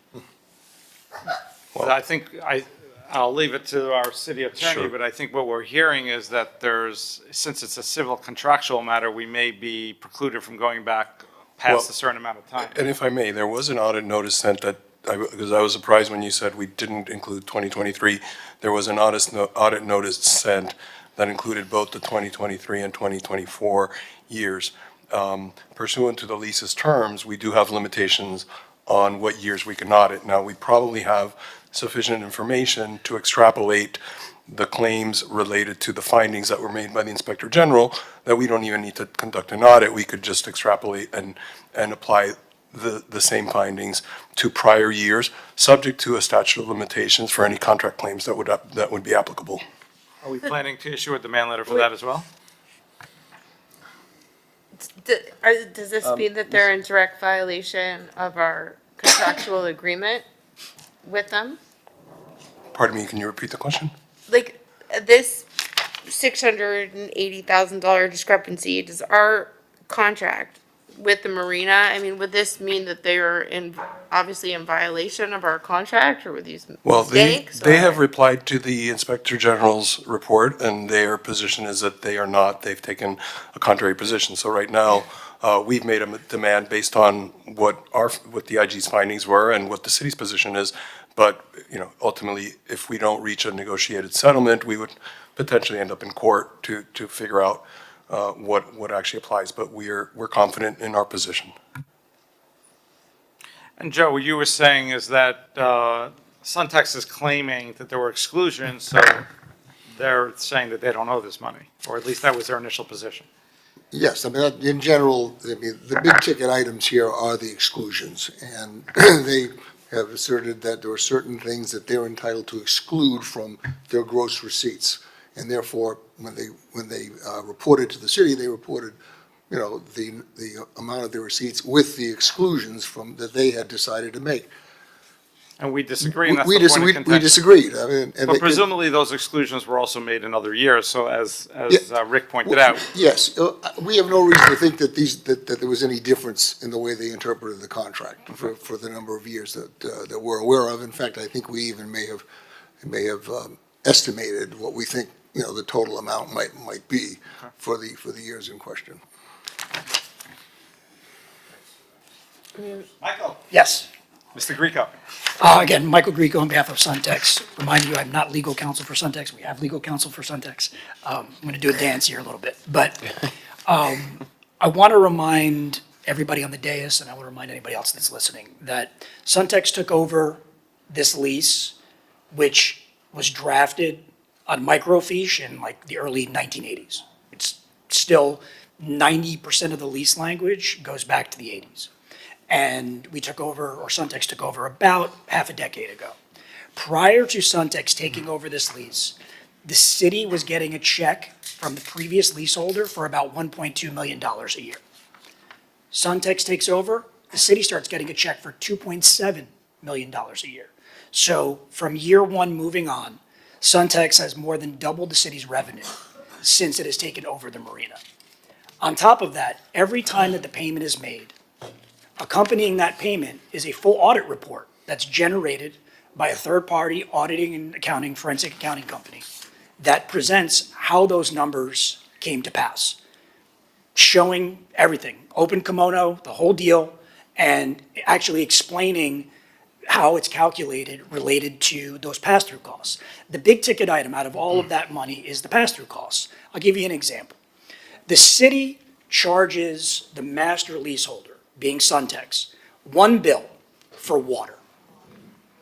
Suntex then bills all of the subtenants for water because Suntex doesn't use the water, the subtenants use the water, right? Suntex isn't making money on this, they're just getting reimbursed for the water bill.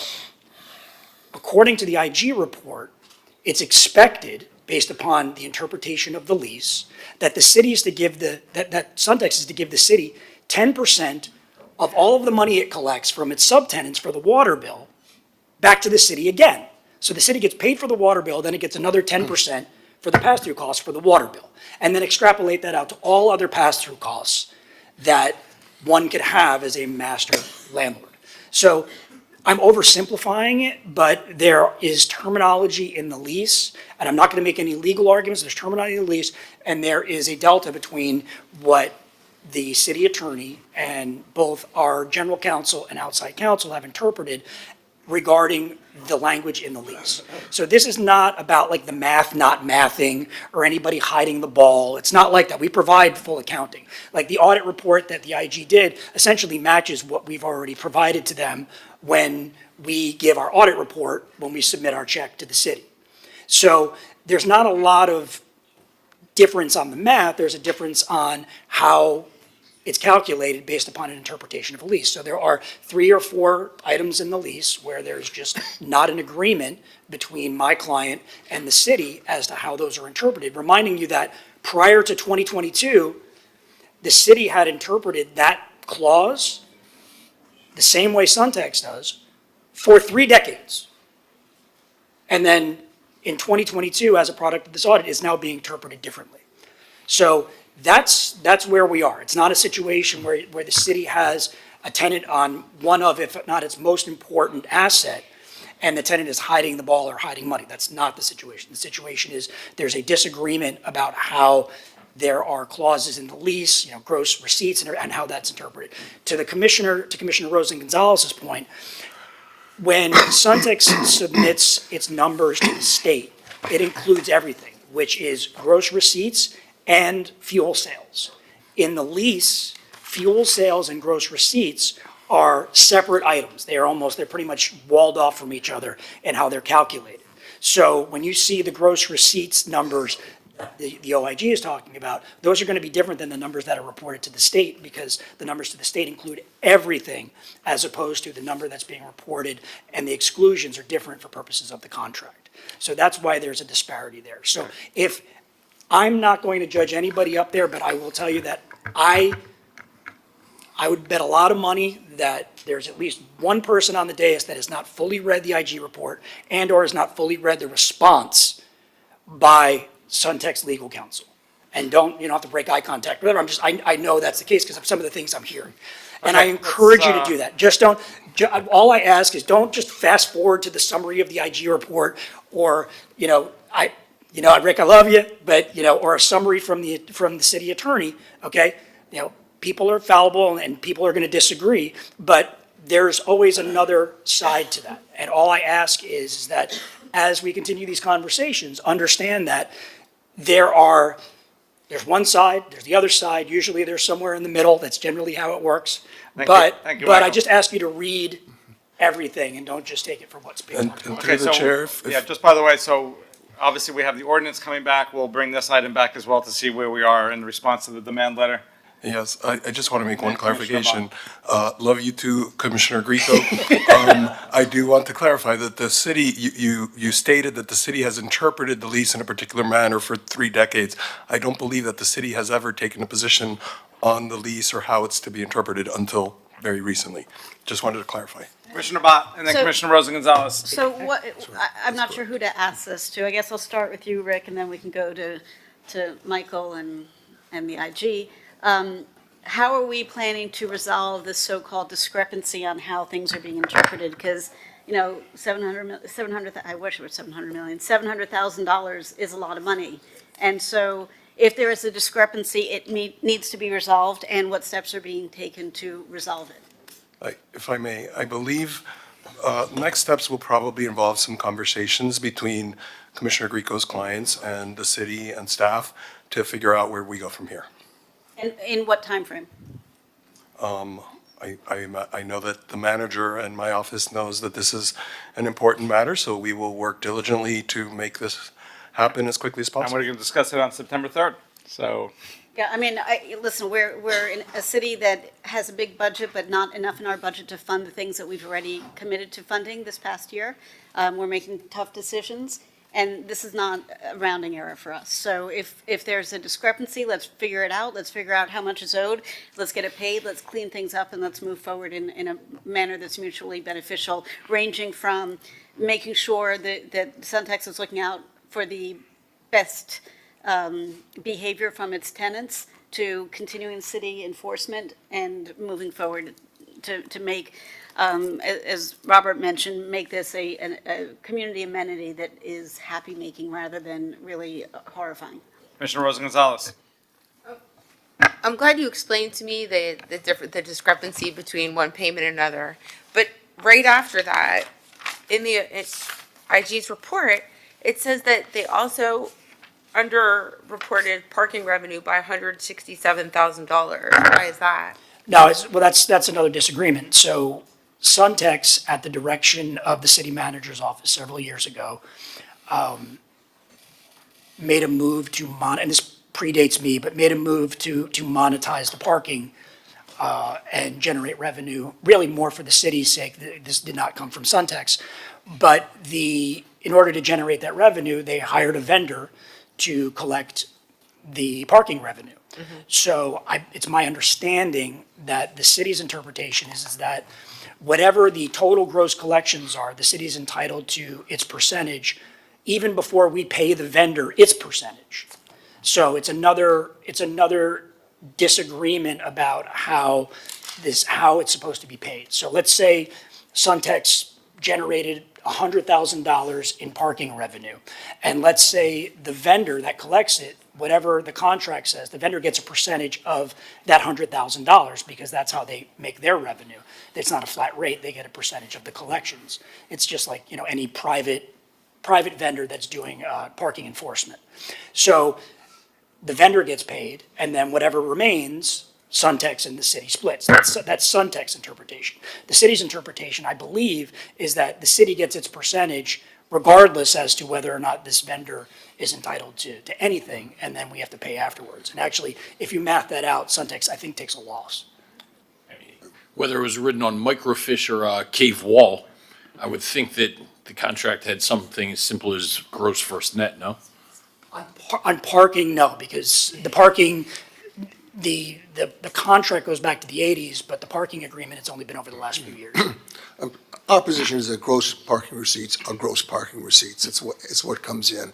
If they pay their, their contractor, then that's fine, but that doesn't reduce the gross receipts. So I think that's the And nature Joe, of the disagreement. If, let's say it would come, we don't reach an agreement, it would have to be litigated, and we would come out on top. Then, of course, it's not just this 1 year, but even though we can't audit in years past, this would have been a recurring theme. Would we have any recourse to previous years? Well, I think we estimated it's probably over $2 million, the total amount that we think is owed. So I think that's a question, I think, yeah, a lot of that should be within the statute of limitations. So I would think that most of that would be Yes, subject this would be to- subject to the statute of limitations, a claim. And have we agreed now on the reinterpretation of everything from water to parking to all of these revenue streams? Oh, no, there's no. No, that's Oh, the no, that's demand letter. That's what we're talking, I mean, that's There's no that's kind of where we are. Yeah. I think everybody's on the opposing 10-yard line at this point, and we've got to figure out who's gonna move towards the. Okay. Well, we're going to be discussing this back in September along with the ordinance, and hopefully we can make some strides in resolving this. Also, if you want to Amicably. use my moving goalposts and Charlie Brown football photograph, I can send it to anybody up there who feels like they might need it, or Rick, it's available. Mayor, so we're bringing back R9U and R9V in September. All right, thank you. R5U. R5U is an ordinance of the mayor and city commission of the city of Miami Beach, Florida, amending chapter 2 of the code of the city of Miami Beach entitled Administration by amending article 3 entitled Agencies, Boards, and Committees by creating section 2-28 entitled Procedure for the Removal of Board and Committee Members to establish a procedure for the removal of a board or committee member and providing for repealer codification, severability, and an effective date. Commissioner Suarez.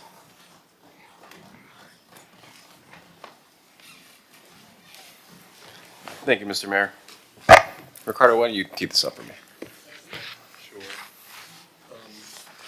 So currently, the code does not have a mechanism for the removal of members from boards and committees. And so Commissioner Suarez asked my office to work on legislation to provide a mechanism. And in a nutshell, there are certain provisions that require an automatic removal. For example, if a board member, I think that is the only cause for removal we currently have, which is related to attendance. But if a board or committee member is charged with or convicted of certain crimes, that will result in automatic removal. If a board or committee member has been appointed as a direct appointment, then the commissioner or the mayor who appointed that individual can remove that individual. And if it's an at-large appointment, then any member of the commission may make a request to have the member removed. And I believe it's a 5/7 vote to remove any board or committee member. And I'm actually going to turn it over to Nick, who worked on this item. Thank you, Rick.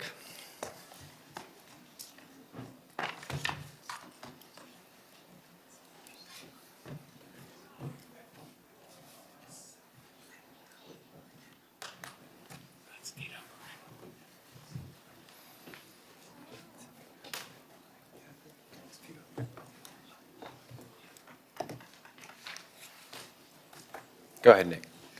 Sure. So the only thing I would add is that we don't currently have a rule in place for the removal of a board and committee member, except as to attendance. If a board or committee member fails to attend the minimum required number of meetings in a given year, then they are automatically removed.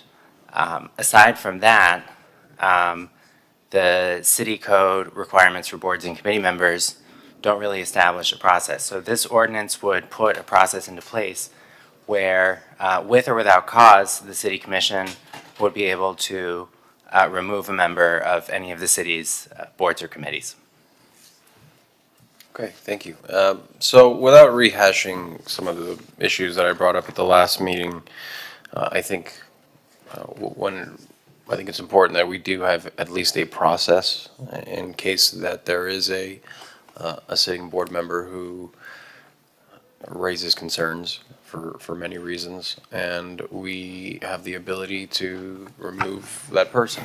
So I think, I think it's a good policy in place to have as an emergency process, and I think with a 5/7 vote for at-large appointees, I think it's a pretty good threshold and consideration for the will of the body. And welcome feedback from my colleagues. Commissioner Fernandez. Thank you, Mr. Mayor. And to the sponsor, thank you for bringing this item. I think it is a good safeguard for us as appointing members, whether it be us as an appointing body or individually, to be able to have a mechanism through which to remove members.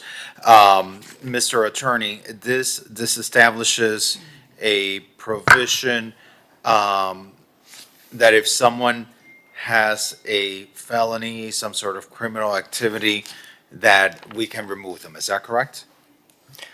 So that's one of the components. This ordinance gives the commission the ability to remove a board member with or without cause. It also provides for automatic removal of board members under certain circumstances. One of those circumstances, Mr. Fernandez, is what you were alluding to, which is if the member is arrested or convicted of certain crimes. And then if, like, there are certain categories on land use boards where we require licenses, if they don't have the license, then they can be removed. They no longer live in the city or do business in the city, or they fail to attend meetings. That is automatic removal. Correct. No vote of the city commission is necessary. Okay. So then on the issue where on the issue where someone who is appointed to a board and committee by the city commission is brought forward to be removed, is there any criteria like unbecoming behavior or anything like that that we're placing there, or is it for any reason? Because what I want to make sure is that what we don't end up with is,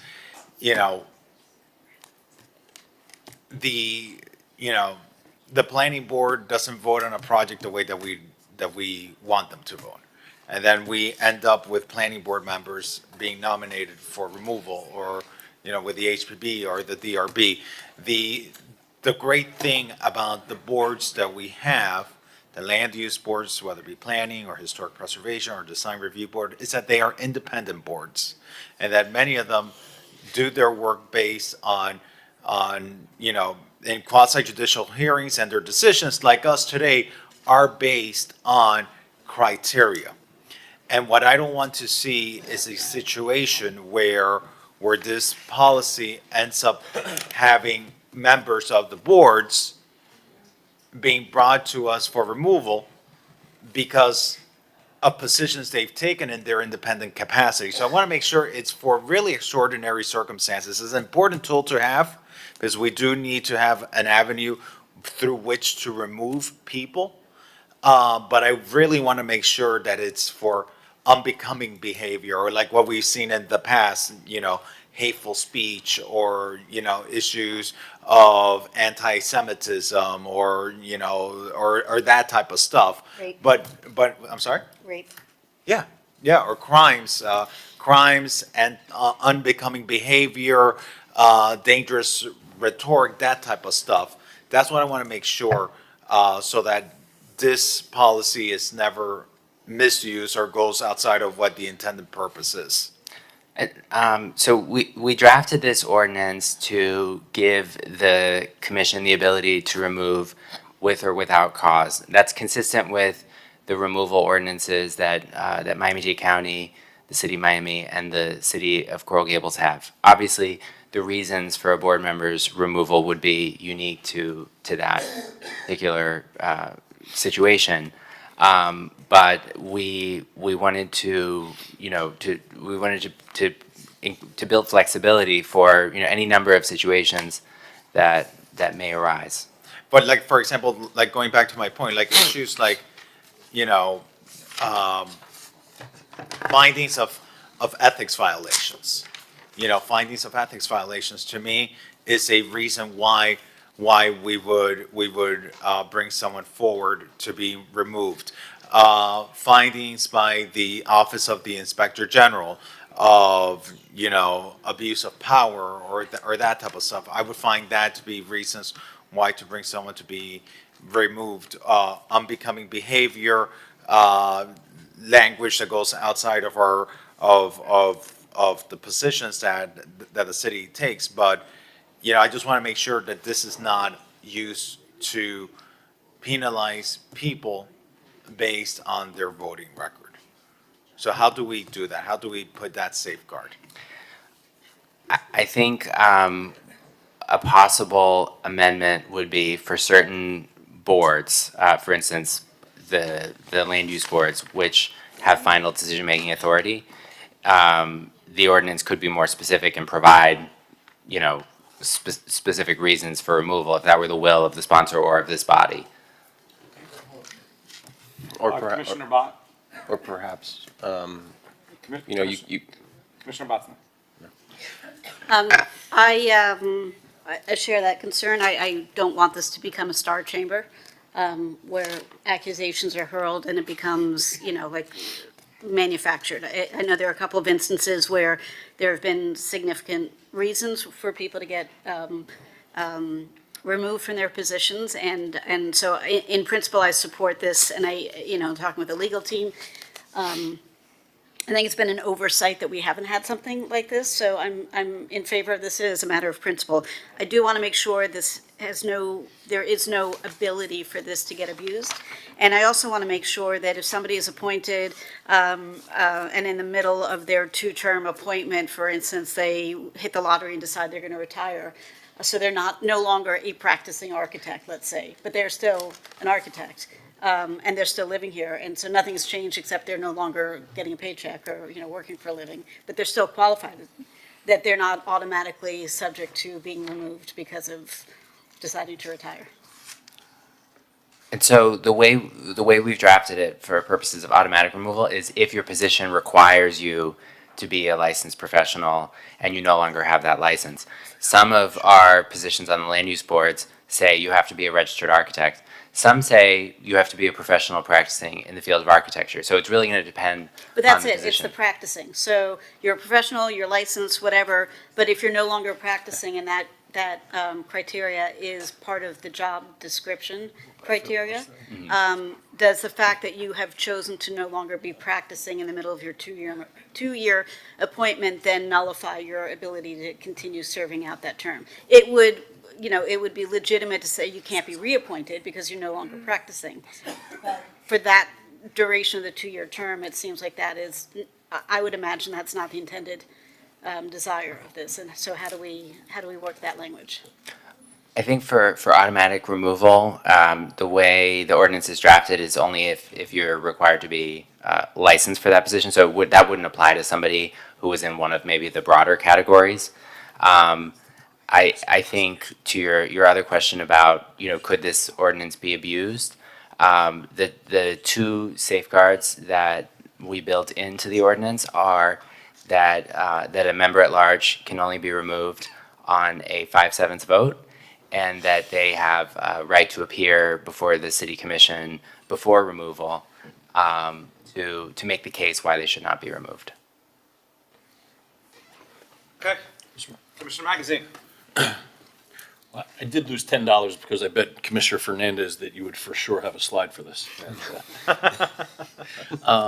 He's kidding. There should be, I do want to be cautious not to almost have this contingent on hanging it over people's heads. You need to vote a certain way or suffer the consequences. So how about a higher threshold? Maybe that could thread the needle. We saw something egregious that we all unanimously agreed. That person that made such remarks had no business serving on a city board. So you would have had a 8-0 vote if it would have been called, much less 7-0. So what if that threshold would be 6/7? I'm not tied to it. I'm just putting it out there for sake of discussion. I'm okay with that. I was also about to make the suggestion, perhaps, that, that you cannot be removed based simply because of a vote, of how you voted on the land use board. So, I think that with a higher threshold, I would feel more comfortable with that because I think if something comes to the point where someone has to be removed in office, where the behavior, the action, the situation involved is so egregious that it really does merit the removal of someone from one of these offices, I think we will probably more than likely be pretty united in something like that. And I think to Commissioner Magazine's recommendation, I think a 6/7 vote, I think this is great ordinance. I mean, we need this safeguard. But I do think getting it right will make sure that in the future it sticks to the intended purpose, and I like the recommendation of the 6/7 vote. and I just want to say thank you, colleagues. I mean, you're helping me craft this much better, because I certainly don't want it to be used against someone or to pressure people how to vote the way they want to vote, or how the way we may want them to vote, or special interests may want them to vote. Again, not to rehash what happened last meeting, that's sort of like the crux of why I'm doing this. And the fact that we don't have a process in place is kind of why I'm bringing this forward. Commissioner Rosa Gonzalez. Thank you for this. We've needed this for a long time. I think that you can, okay, Section 1A is the city, you have, Section 2 is automatic removal by the city clerk if you don't, if you don't attend the number of meetings, if you don't have the professional license, if you're convicted of a felony or charged with a felony, or moral turpitude. But what I don't like is the removal of at-large appointees in Section 1B. I would say there has to be a cause, with cause. Why without cause? There are any number of reasons why the city commission may want to remove a member from a board or committee. We looked closely at other ordinances that Miami-Dade County, the City of Miami, and City of Coral Gables have for removal of board members. I think that I would recommend including without cause. I also think that, even though we establish a process, it's not to say that a board member could not file a lawsuit challenging their removal if and when it happened. So I would recommend that you give yourselves the flexibility to remove without cause. Okay, then, I think, and I don't know if we've been enforcing in the committees, the attendance rules, but. We do, We are enforcing them? every month. I think with that, on those, land use boards, the attendance policy should be even more strict. It is. It is? Yes. How many, you're one? I one- think it's 2. You can only miss 2. And the only caution I would say on that is if we make that tougher, we already have, it's really challenging to recruit qualified members to the land use boards as it is. And it makes it, if somebody misses a meeting because they're out sick, then that would be their last absence. Okay. then. Okay. Let's call the vote. It is a public hearing, and I have Mr. Seraldo requesting to speak. Mr. Seraldo, are you here on the board appointments? Yes, thank you. And I know my name was mentioned in a prior item, and so I had my hand up, but I was not able to respond. I'll do that another time. As far as this one, good afternoon, Mayor and Commissioners. I'm here to speak out of concern regarding this ordinance, which proposes a formal procedure for removing board and committee members. While I support accountability and high standards for civic service, I'm deeply troubled by the risk this ordinance poses for misuse and politicization. We must ensure our boards remain places for honest civic engagement, not battlegrounds for personal vendettas or political retaliation. Policies that allow for the removal of volunteers must be accompanied by equally strong safeguards for fairness, transparency, and due process. Without these, we risk turning public service into a liability, discouraging qualified residents from stepping forward, and opening the door to selective enforcement or public witch hunts, as I'm personally in the middle of. Let's be cautious not to enact a policy that could be used not for good governance, but as a tool to intimidate and silence dissent. Finally, I want to mention that I've been told by many members of these boards that commissioners have reached out in the past and urged them to vote a certain way. And so I hope that that can also be addressed either by this or a future commission to make sure these commissioners do not pressure our precious volunteer board members. Thank you. Thank you. Go ahead, ma'am. State your Hi, name, thank you. address. and you Patricia have 2 Agnello, minutes. 2555 Collins Avenue. And I have a clarification question for Mr. Nick. So when you say appointed at large, what does that mean? If someone on a committee is appointed by a specific commissioner, would that be considered at large, or, I don't think so. No, that would be a direct appointment. Okay, so in that case, if you want to remove a committee member, who can do that? Is it the chair of the committee, or do you have to go back to the person who sponsored that person? Under this ordinance, it would be Yes. by the commissioner who appointed that member. Well, the commissioner or the city clerk, based on a set of criteria. Well, by the city clerk if it's for one of the For automatic. for direct appointments, but if Right. you were voted on by the entire commission, then your appointment has to be reversed by a 5/7 vote or 6/7 vote, depending on Right. if we made the amendment. That's right. So we have two different types of appointments. Okay, thank you. Sure. Appreciate it. And I like the bill. One more individual, Stephen Cohn. Stephen, please state your name, address, and you have 2 minutes. Name is Dr. Stephen Cohn, 6365 Collins Avenue. I'm a newly appointed, newly voted in member of the Parks and Rec Committee. And I just have a question about the attendance requirements. Because it wasn't clear to me when we spoke to the people at the last meeting. Are you allowed to miss 2 meetings and on the third miss you're kicked out? Or are you allowed to miss 3 and on the 4th meeting you're kicked out? And why is there no opportunity to attend by Zoom and have that count for at least half credit? I missed it. I was out for the first meeting. I did it by Zoom. They said it didn't count. Second meeting, I was across the other side of the country. I couldn't even do it by Zoom. So then they said, if I miss another meeting, I'm out, and I didn't even start yet. The attendance policy goes by 33 1/3. You can miss up to 33 1/3% of the meetings. We cannot give you a specific numbers because there are some boards that meet quarterly, some boards meet more often, so it's based on that percentage. So that was the first question, or if you. And Mayor, if you'd like me to respond to the second question, under state law, board members have to be physically present in order to vote and to count toward the quorum and to count for attendance purposes. Great. Let's call the vote. I need a motion. And the amendments were the 6/7. Was the other amendment not based on the vote also accepted? Yes? So as amended by Vice Mayor Suarez, seconded by Commissioner Fernandez. Commissioner Rosen Gonzalez. Yes. Commissioner Fernandez. Yes. Commissioner Magazine. Yes. Commissioner Dominguez. Yes. Vice Mayor Suarez. Yes. Commissioner Bott. Yes. Mayor Minor. Yes. Motion carries. Second reading, public hearing is scheduled for September 3rd. That was R5U. Mayor, I have items on consent and some I'm getting- timely I and one promise you I can get that it to all was, them. okay. I- The consent items for the Yes, I'm Kitty getting that, but campus. If you can actually give me a little note of your items. Also the and I- Pietra Portuguese, I'll give you a note. But I'm going to go to, Ralph has the first item in 14 years. We want to make sure we get to him. Yes, sir. C7D. C7D.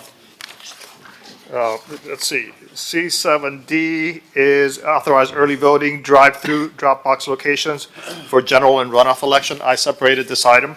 Mayor, I've taken it upon myself to request the supervisor of elections to extend the early voting hours for a runoff if necessary. Usually we have 3 days of early voting for the runoff. Those are from 8 a.m. to 4 p.m. I requested, because it's the same as it's during the Art Basel period, I requested that if they could please expand those from 7 a.m. to 7 p.m.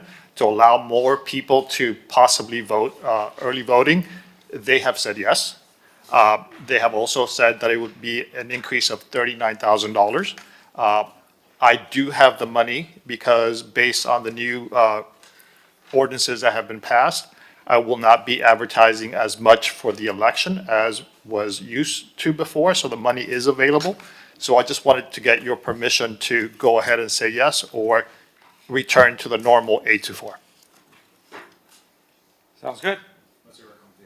My recommendation is to expand it from 7 a.m. to 7 p.m. on the 3 days of early voting for the runoff in the 4 locations that we now have. At 4 locations? Okay. Yes. I support that.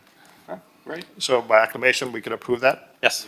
So I will amend the resolution to state exactly that versus how it's written now. So Okay. C-17 passes. And Mayor, also, we needed to vote on technically, a vote on the appointment of the new director. Yes, I'm going to get to that. And so really what we're hitting now is time-sensitive items. We had a couple of long items today, so I'm going to try to hit all of them that are time-sensitive. R9D. I'm sorry, you said D, right? D as in David. David, okay. This is discuss, take action, set special commission meeting for final fiscal year 2025 budget amendment. This was requested by the budget director. They are requesting to hold a special commission meeting on November 21st. As you recall, any meeting between the election, which is November 4th, and the runoff election acceptance, which would be December 15th, can only be emergency matters. We do have a meeting on November 10th, but that is not early enough for the budget department to obtain all their financial data information to amend the budget. So they're requesting November 21st. I've given everyone a calendar that you have with all the dates and color if you wanted to use that. That's the date they're recommending. What we would be asking is if that date works for this body, what time do you want to have it? Mr. Mayor, can I, Commissioner Suarez. can I propose the 20th of Thursday instead of Friday? I agree with that. That's fine. Is it in the evening? It doesn't matter. Anytime is good. I can do that in the evening. This is not one of those 501 meetings? No, this is just a budget amendment. Okay. So 5 PM is 5 PM on the 20th? November 20th? That's fine. So by acclamation, November 20th is being requested at 5 PM. The 21st. Is that late enough? Joe? Is that late enough? And just for the record, Tamika, this should be a rather short meeting, correct? It should be, yes. Just a budget amendment. Yes. Okay, so I'll move the approval of the special commission meeting for the budget amendment to November 20th at 5 PM. Thank you. Thank you.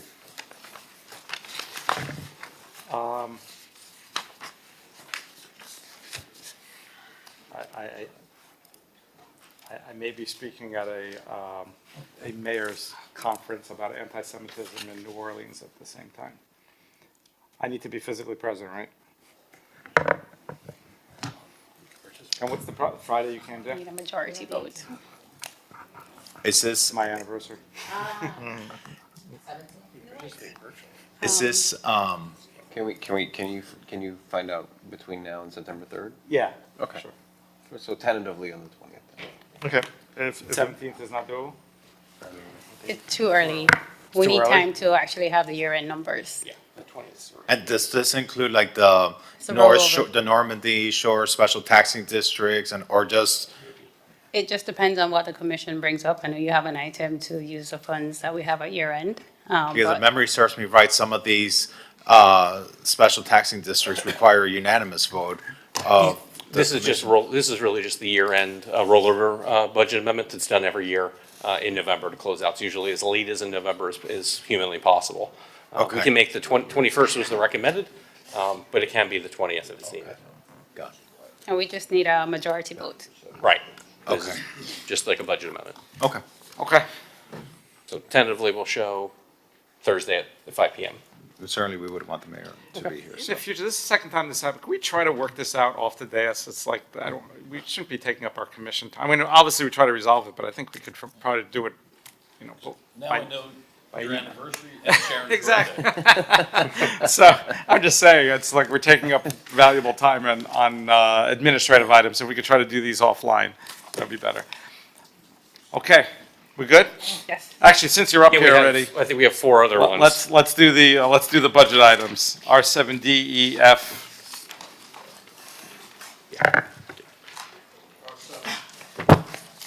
R7, I'm sorry, yeah, R7, D, E, F. R7D, adopt Seventh Amendment to fiscal year 2025 operating budget. I move the item. Second. Hold on. R7D is Commissioner Fernandez, seconded by Commissioner Bott. It is a public hearing. I see no one in Zoom, and I see no one in the audience on R7B. If no discussion, all in favor? Aye. Anyone opposed? R7B is approved unanimously. I'm sorry, R7C. No, hold on, where are we? It's D. Yep, it's D. D, R7D. The next one is R7E. It is a public hearing, adopt Eighth Amendment to the fiscal year 2025 capital budget, R7E. I move the item. Second. I heard a motion by Commissioner Fernandez, seconded by Commissioner Suarez. It is a public hearing. I see no one in Zoom, no one in the audience. May I call the roll? Yes.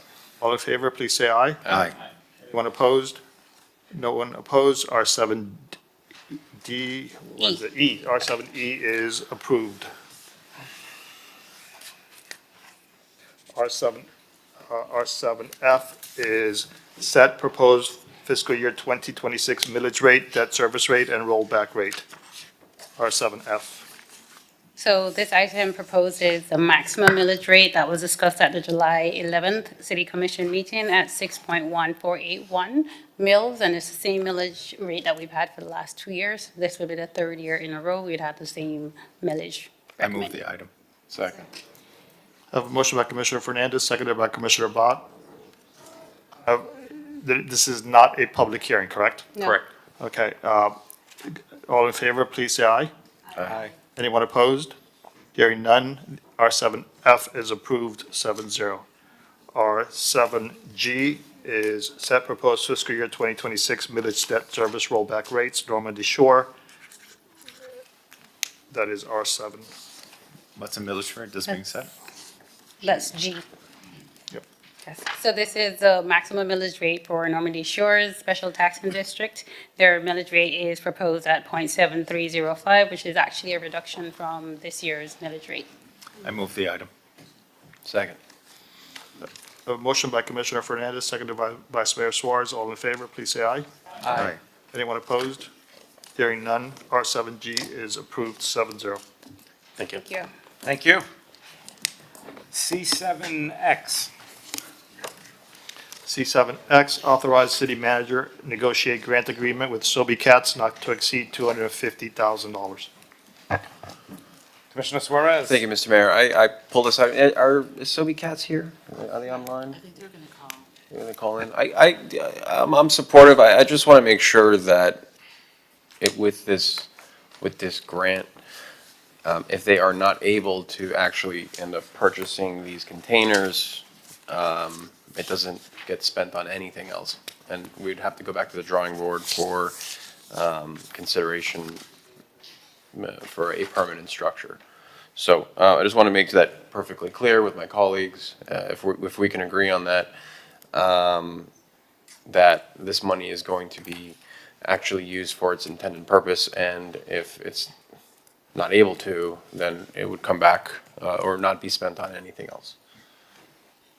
I mean, this is very prescriptive. They've submitted invoices, electric, I mean, and the administration is gonna be on top of this. We just wanted to grant them a little bit of latitude, and you're negotiating this grant agreement, right?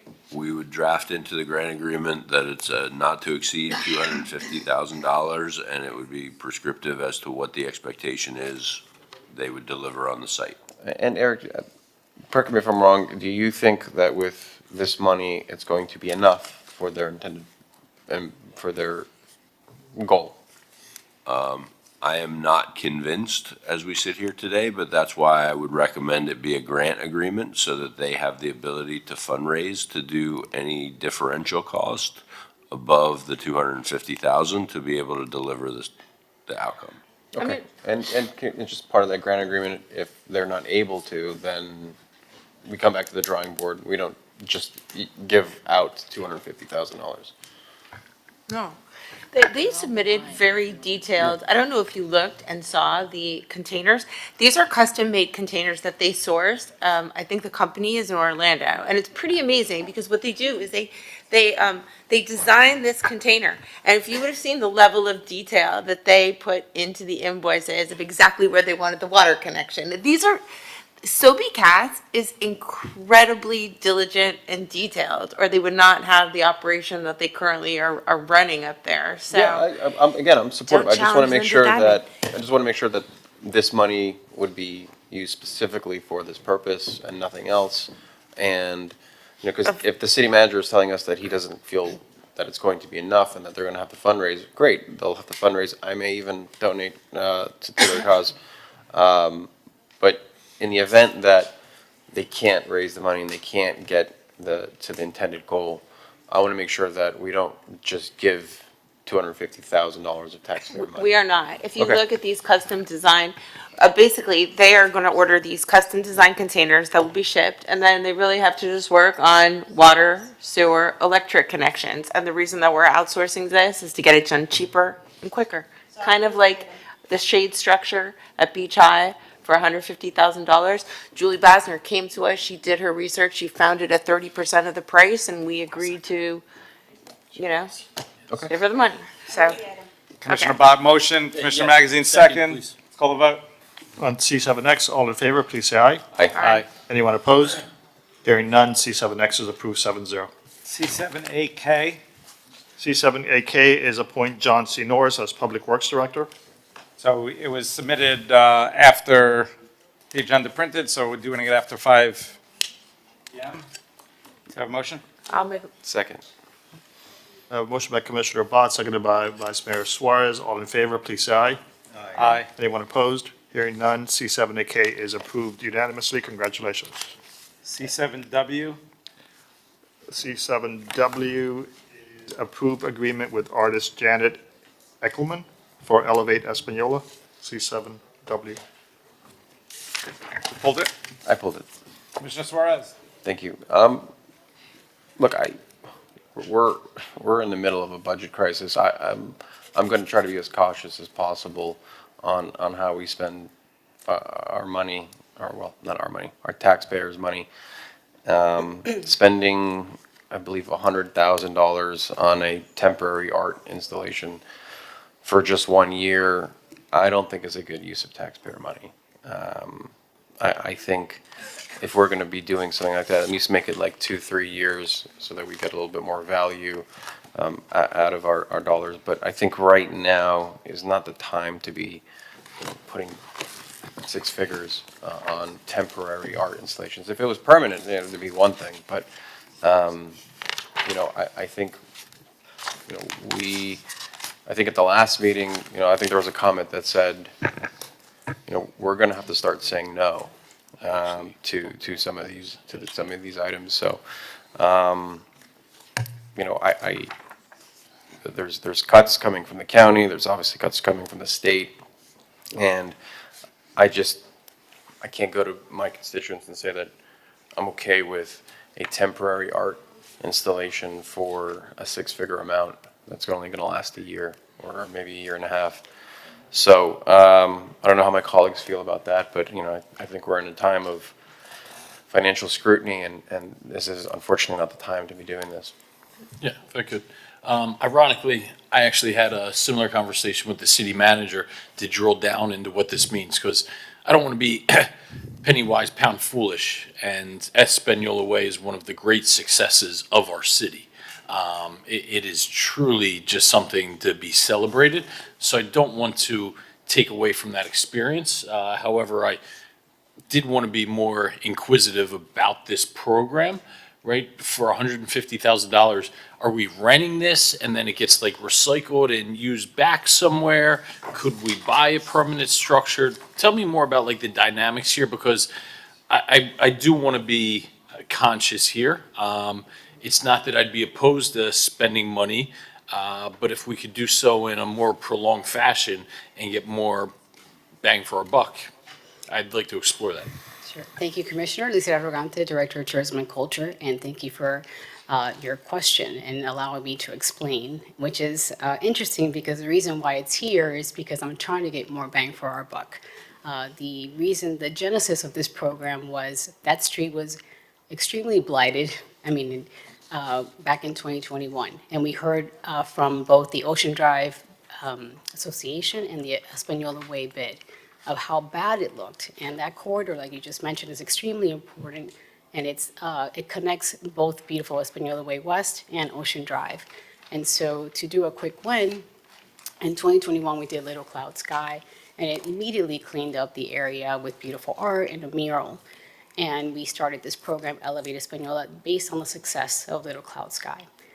We did 2 of these activations a year, but we noticed once we de-installed the one that ran from December through March, the street became blighted again and dirty with just unsightly and folks that you wouldn't want hanging out on the street. And so we noticed that, and what we did is last year, we extended the program to run 11 months so that the mural stays up. We obviously have to take down the lighting, the hanging installation because of hurricane season, but we are trying to be eliminating doing 2 to just 1 to get 1 big installation so that the street is beautiful for 11 months out of the year, because we saw that the issues of what were happening. This is not just art for art's sake, it's a creative placemaking program in order to mitigate blight in one of the most amazing corridors of our city. Yeah, and if you don't mind 1 second, I looked at the memorandum, because I reviewed this carefully, and I don't think I was able to get a true sense for what this is. This is something that's hanging above the pedestrian right-of-way? Sure, and you might have gone, we always unveil it during Art Week in Yep. December, so it's a mural and it is a hanging installation. And it brings a lot of foot traffic to the 2 businesses that are there, La Legenda and I think La Mulata restaurant on the other corner. So why wouldn't we be able to keep the structures that are there now? There's no structures, we take them down because of hurricane season. So the mural is up. Do we throw them away? No, we don't, they're temporary, so the materials necessarily don't withstand a lot with the weather, the rain and everything, they get beat up. So their depreciable life is a year, basically? We wouldn't be able to extend the useful life of Yes, to do something like that that? permanent would be a lot more than the money that we're discussing today. Yeah, Mr. Mayor. Commissioner Rosen Gonzalez and Commissioner Suarez.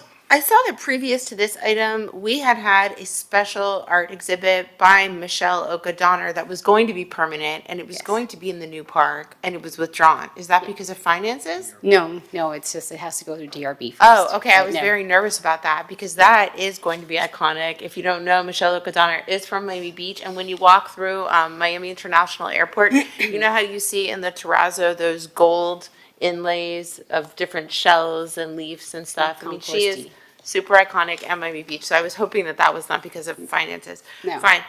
I understand where they're coming from, Mr. Mayor. but if we didn't have it, are those funds, are these funds coming out of the general fund? No, they're part of CAC, and we've been doing this since 2021. CAC is the Cultural Arts Council. Cultural art. And so we could spend that money on something permanent, on some sort of permanent installation? Not for that amount of money, no. Commissioner Suarez. You brought up a good point, Lisette. It was blighted, right? Espanola was blighted. It's not blighted anymore. It's not because we have artwork there. I don't necessarily think that's the reason why it's not blighted. I mean, I'm sure. The lights on Washington Avenue. I'm sure there's a multitude of factors, but if that is truly the reason, I think that taxpayer dollars should go to other streets that are blighted right now, that could use that sort of foot traffic and help, perhaps on Lincoln Road. But again, I don't think we're getting value out of $150,000 for something that's temporary during a budget crisis. And listen, I know it's coming out of the CAT fund, but it's still taxpayer money, right? I mean, it's still coming from the taxpayers of Miami Beach. So I think how about we defer this and we work with staff on finding possibly a more long-term art exhibit for either Espanola Way, or use these funds to an area, perhaps maybe in North Beach, maybe at the fountain, where the Normandy fountain, where it could draw even more activations there. So I'd like to defer this. If I may, Mr. Mayor, we can't defer it because we've already done a call to artists. It's been announced. We have artists that we're ready to contract. And if we're ready to launch this for the first week of December and we defer it to September, we won't have enough time for the artist to produce the work and contract with the artist. So we can't defer this item. We want to have something ready for Art Week. Mr. Mayor. Commissioner Fernandez. So I get the spirit of this conversation, and I don't disagree with the spirit of this conversation. I would say this artwork it's already been procured, I guess is the best. Yes, through the Art and Public Places Committee. Right. And these are resort tax dollars, right? I believe so, yes. All Cultural Arts Council grant funding is. I remember a number of years ago, I guess at this point, maybe like 6 years ago, John Deutschman, he used to call this area of the city, he used to call it Murder Square. That's what he used to call it, Murder Square. And it was this area that was bordered on Collins, east, on Washington on the west, Espanola Way on the north, and 14th on the south, where we would even have murders there. We would even have murders there.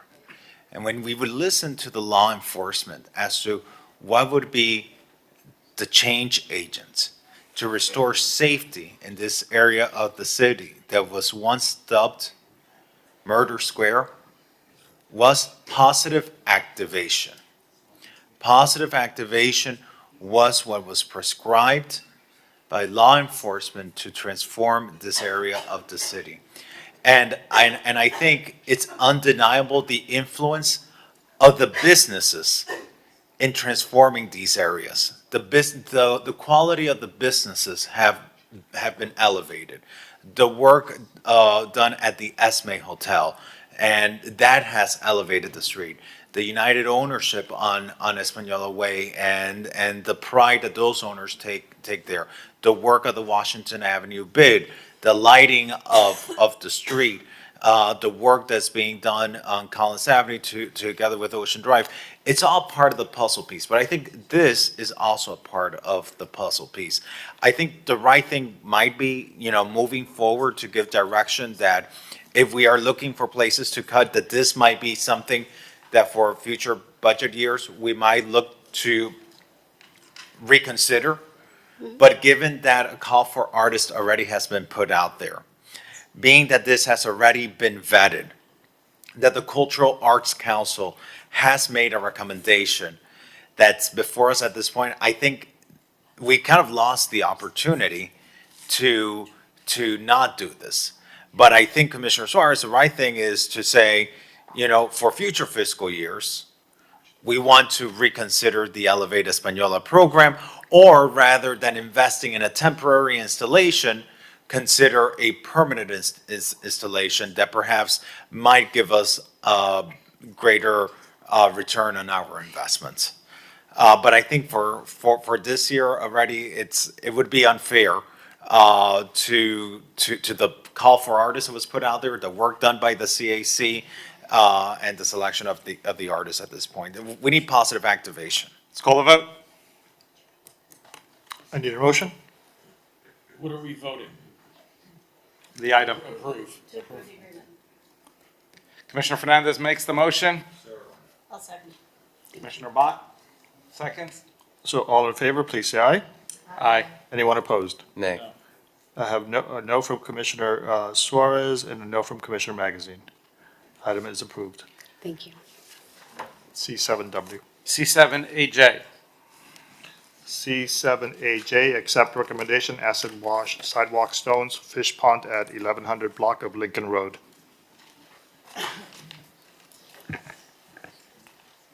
pulled it? It's a. It was just an addendum addendum, from the got it. administration. I'll second the item. Yeah, this is just the maintenance and the sealing, the acid washing of the 1100 block on Lincoln Road, just to upkeep and maintain what we currently have so that it looks beautiful. And thank you for getting it in. Thank you, Rodney. Welcome. I hope it looks Call the nice. Motion by Commissioner Rosa Gonzalez, seconded by Commissioner Fernandez. All in favor of C7AJ, please say aye. Aye. Anyone opposed? C7AJ is approved 7-0. Let's do the remaining, the RDA items, 1 and 3. RDA item is RDA, we're recessing as a commission meeting, commencing as RDA. Item 1 is joint grant RDA Executive Director authorized during RDA Board of Directors. This is an item that was approved. This is companion item to one that was approved at the consent agenda.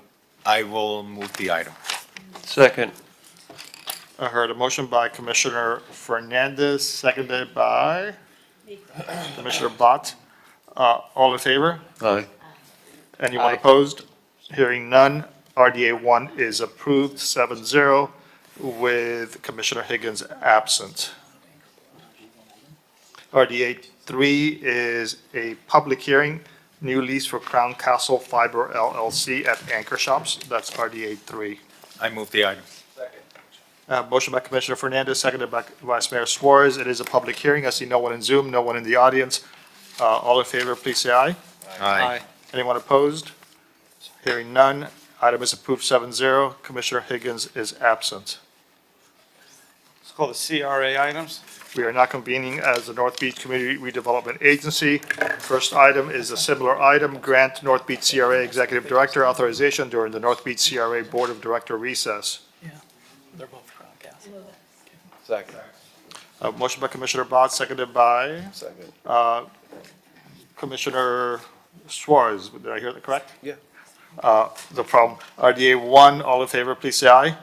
Aye. Anyone opposed? Hearing none, RDA 1 is approved with Commissioner Steinberg absent.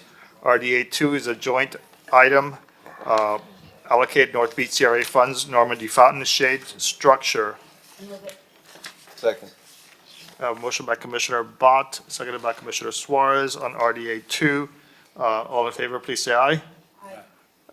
Anyone opposed? Hearing none, item is approved 7-0 with Commissioner Steinberg absent.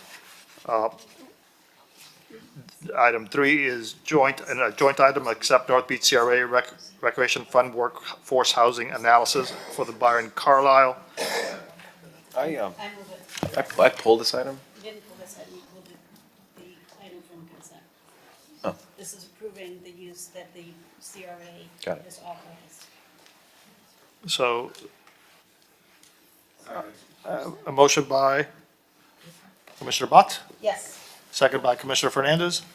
All in favor of item 3, please say aye. Aye. Anyone opposed? Hearing none, the item is approved 7-0 with Commissioner Steinberg absent. R7A.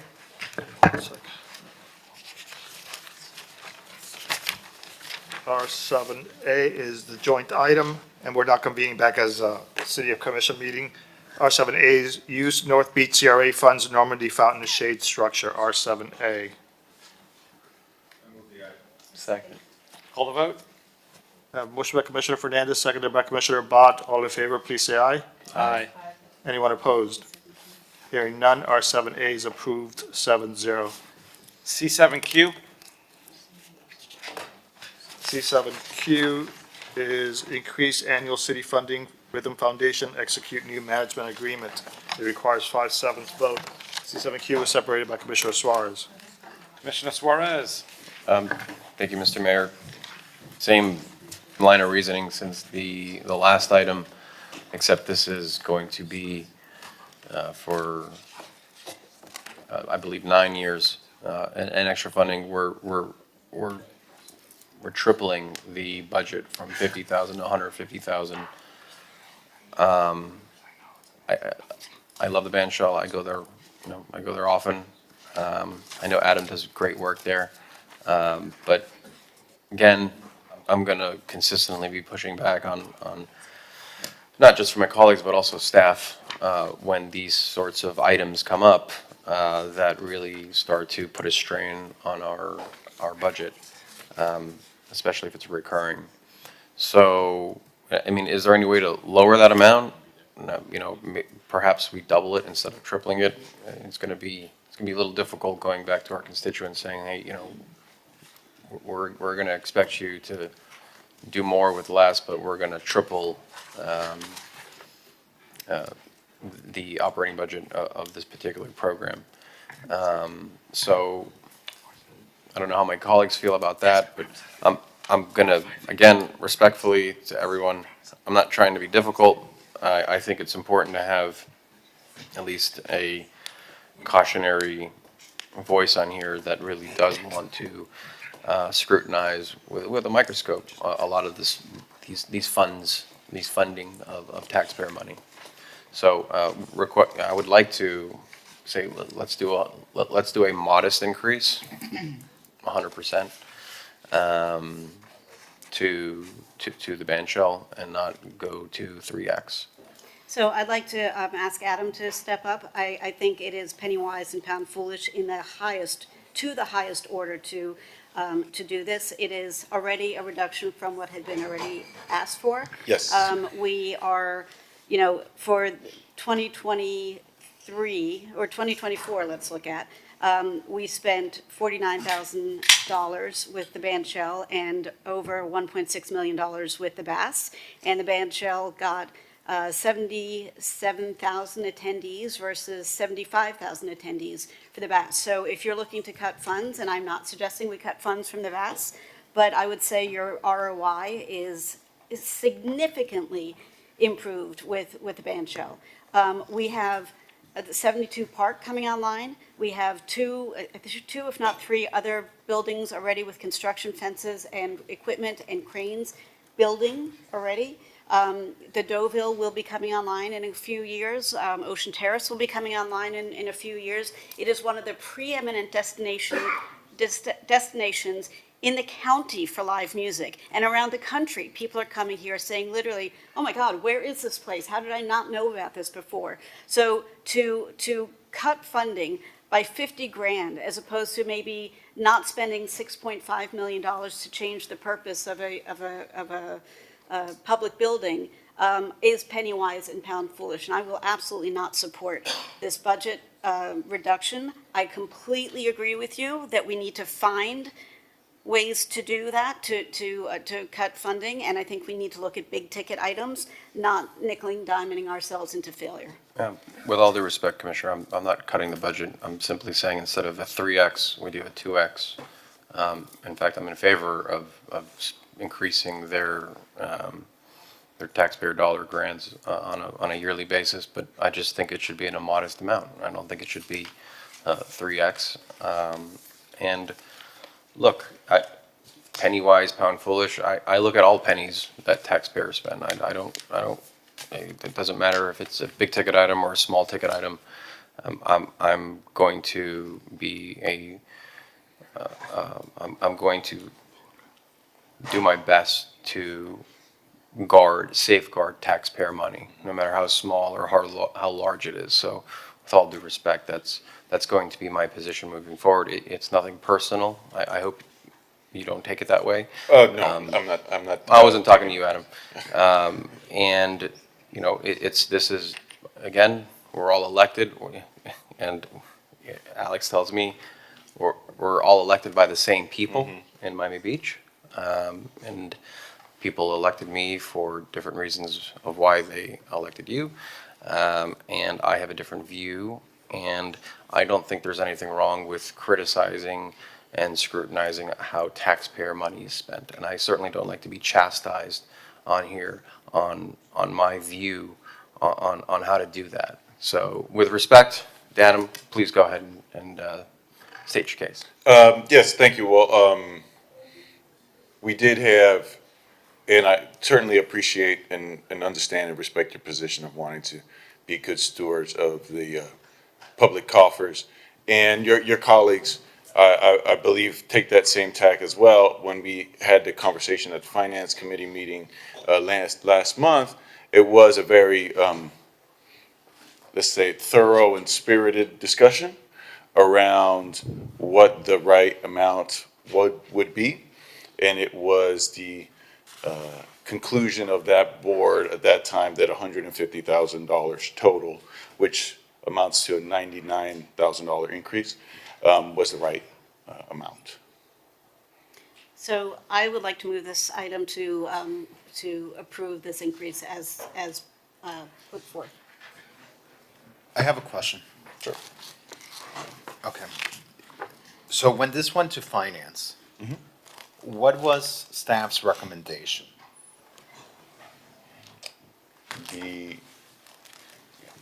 We had recommended the 9-year extension and to start with a true up of CPI over the term. And would that CPI totaled to what amounts? Don't have that number with me. I want to say it was in the 60,000 range. Yeah, if I recall, But- the band shell asked for significantly more. Yeah. Yeah, 200 some. We came in at what, 100,000? Yeah, we started at 250 was our initial request. But I remember when we met, I think you guys said that you understood you were not going to receive your full request, and you were comfortable with staff's recommendation. We respected the position that the staff was in, and then brought our request to the finance committee for the additional $250,000 for its consideration at that time. And the only reason why I mentioned that is because we are in a position where we are going to have to tell a lot of the organizations that we support, that we love, that we care about, that we're not going to be able to support them to the level of funding that we have provided them in the past. Like, for example, everyone knows how passionate I am about the mobile mammogram services. And this year, in the request, I've reduced that in half, understanding, the cuts that we have to make. So in my mind, I thought you all were comfortable with staff's recommendation. You were comfortable in the $100,000 support from the city. I think we're thankful for any contribution for the city and for the consideration of an expansion of what that funding is, but we're asking for the money that we need to be able to continue to deliver the services at becoming of a world-class performing arts facility. And so let me just ask this, at the 150 that is being proposed, does this stay at 150 for the 9 years? Or does this change over the course of the year? So I think the recommendation that came out of finance was that it would be that way for 3 years and then it would be reassessed. Exactly, precisely. That is correct. At 100 or 150? Finance recommended 150. 150. So if Not it gets 150 reassessed, increase. if it gets reassessed, is the baseline 150,000 now? Because that's exactly what's happening here. The baseline was 50, it's getting reassessed, now it's 150. In 3 years, baseline's 150. It's gonna be a lot harder then, from now, to go back down, because they're going to build out their staff, operating expenses, et cetera.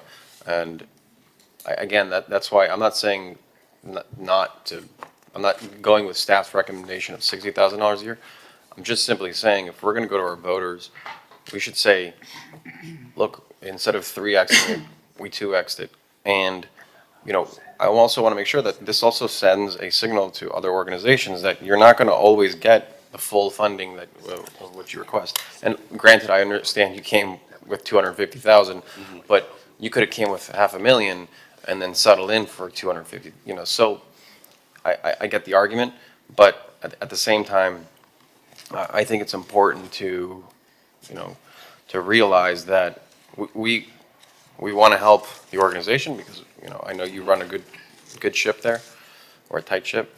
But let's have modest increases. Maybe perhaps in 3 years we can reassess, see how our city finances are going, and then maybe make up for the 2 years between now and year 3, where if our city coffers are doing better, maybe add a little bit more at the time. I have a question. I'm sorry. Wait, I just want to say, in March, we had a fitness festival, right, where you guys all preened and, squatted and took all these pictures, and that was $400,000. And that was not really economic development. It was a couple of days of sporting events, but we supported this. But this is serious economic development, because the amount of people that the bandshell is bringing to North Beach is really positive for those small businesses there. So to not see that, I'd like you to just see the benefit of this economic development, because I personally didn't really see the value in your, what was it called? Your sporting thing where you were out there? Why deadlifted, Yeah, Commissioner? I didn't squat. squatting, I don't know what you were doing, squatting and muscling on the beach. Whataburger. I personally didn't really see the value in that, but I said maybe there is something here. That's, to me, for, what was it, 2 days of I believe it was a week. a week of squatting and Deadlifting. preening and deadlifting, whatever it was. I mean, I mean, that was the economic impact from that $400,000, was pretty huge, Kristen. I mean, there's a lot of hotel rooms that came in. I think they actually put out a financial analysis. I But don't you know have if 80 Kevin is here to. 80,000 people coming to North Beach. I can guarantee you that 80,000 people did not attend that event. But I supported it because I thought it's great.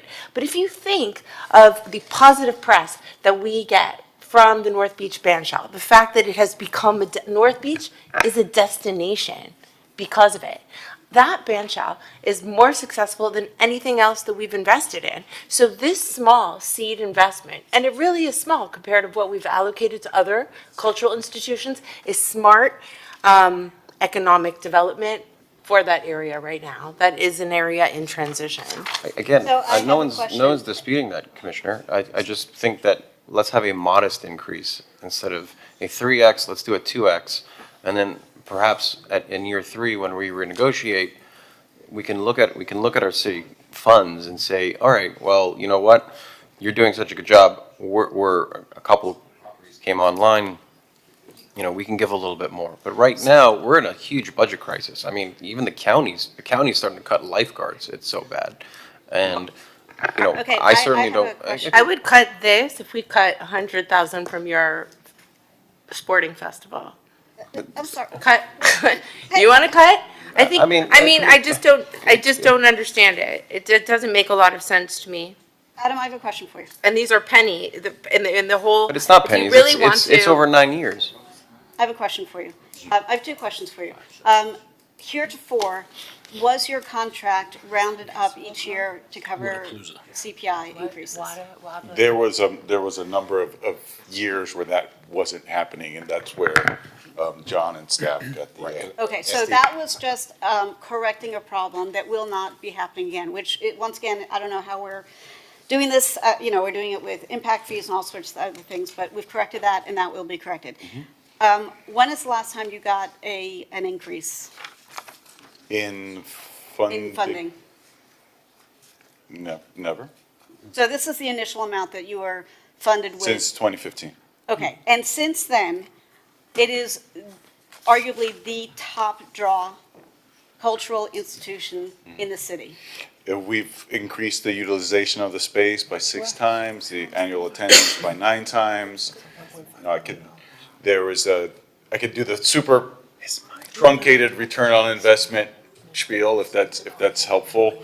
But the moral of the story is you have a space that, a facility that went from kind of sleepy Parks facility to something that is completely different now. And, part of our big vision is having the bandshell become synonymous with Miami Beach and with Miami and the public consciousness in much the same way as Radio City Music Hall is for New York or Red Rocks Amphitheater would be for Denver. And we're seeing that momentum, most certainly. So I have made a motion to support this increase as stated, and I'd like to know if I have a second, so we can call the vote. So I'll second this, and I'll tell you why. Within the next 18 months, Mr. Manager, we're going to break ground on the 72nd Street Community Complex. God willing. Okay. And so, realistically, number one, when the band shell is activated, the businesses in North Beach are thriving. It is an economic engine for North Beach. And number two, we know that this project will cause an impact, an interruption of some sorts to the band shell. And the worst thing that could happen is that they have to turn off the lights. And I want to make sure that for as much as there's going to be an interruption that we're going to be creating there, that we help them get through that phase of interruption. And so again, I agree with the spirit of what Commissioner Suarez is saying, but at the same time, I also understand the great importance and the energy that this facility brings there, and just seeing bigger picture, the work that is going to be happening there that we are promoting in terms of construction that's going to cause a problem. So I'm going to support the full amount that came out of the committee recommendation.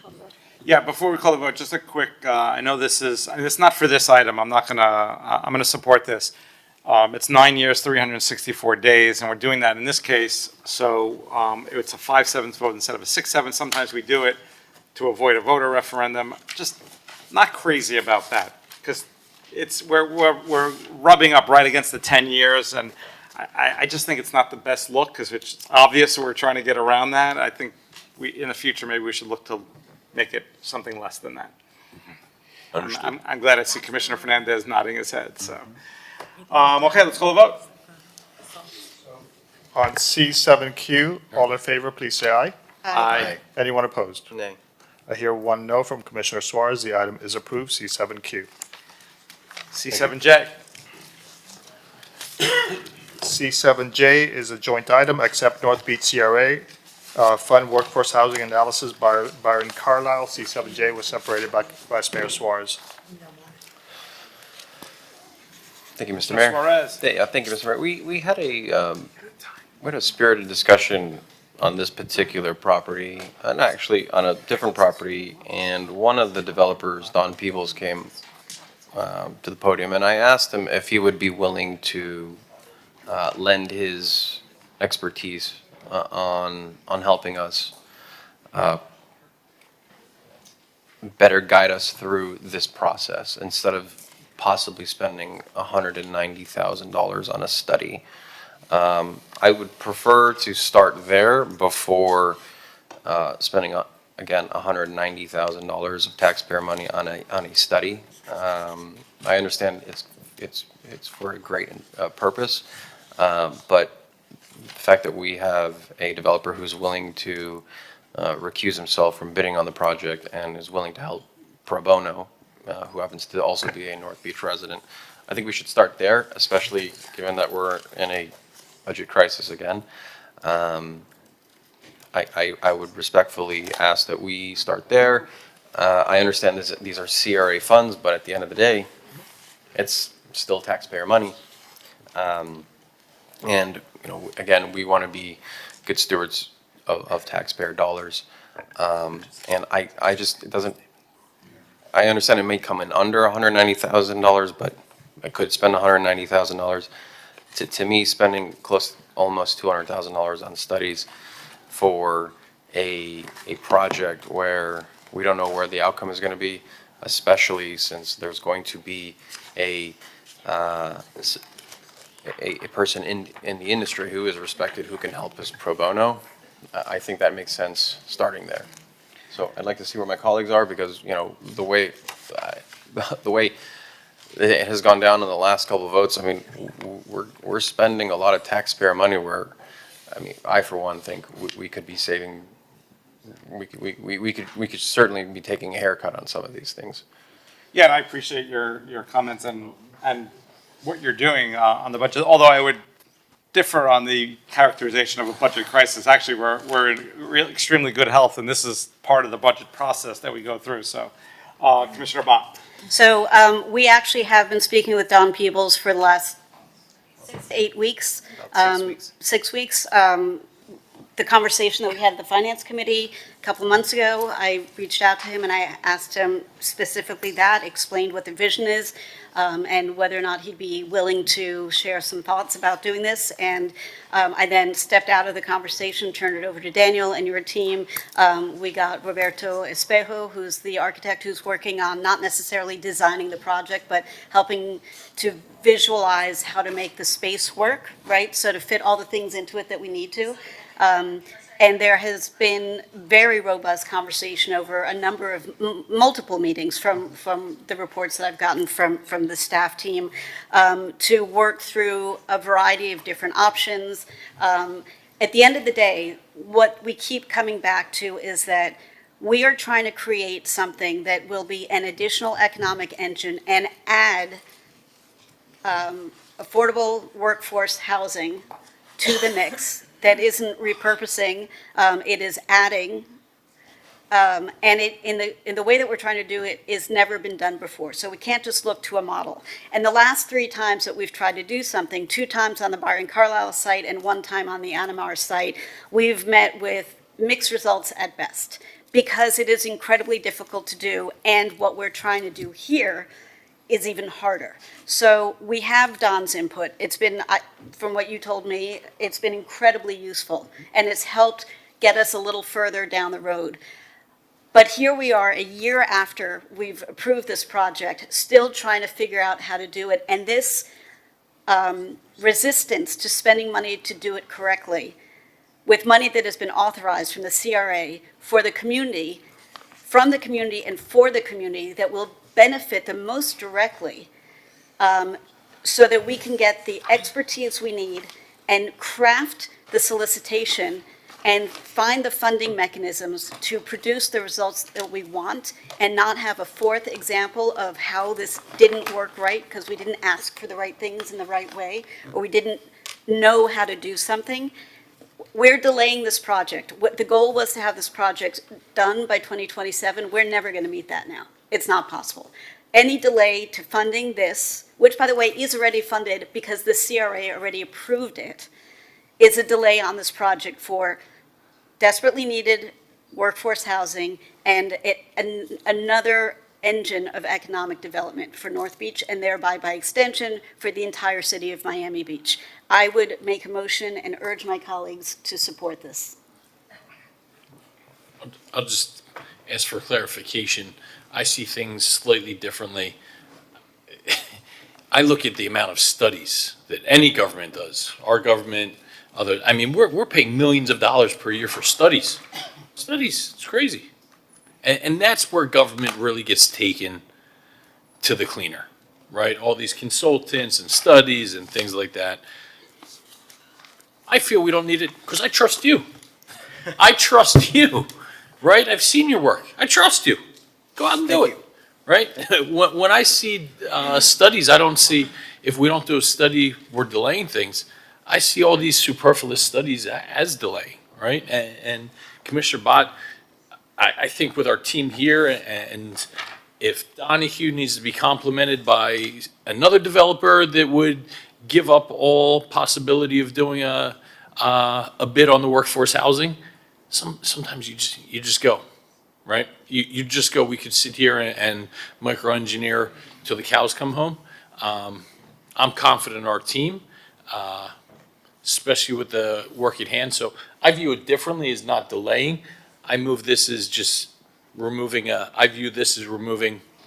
cog in the wheel and just giving you the ability and freedom to work with the private sector and go out and get this done. So that's been happening already. And what our team is saying is, and this is no disrespect for the team, and Daniel, I'll let you answer the question, but what we are hearing is that because this hasn't been done yet before. And what is that? The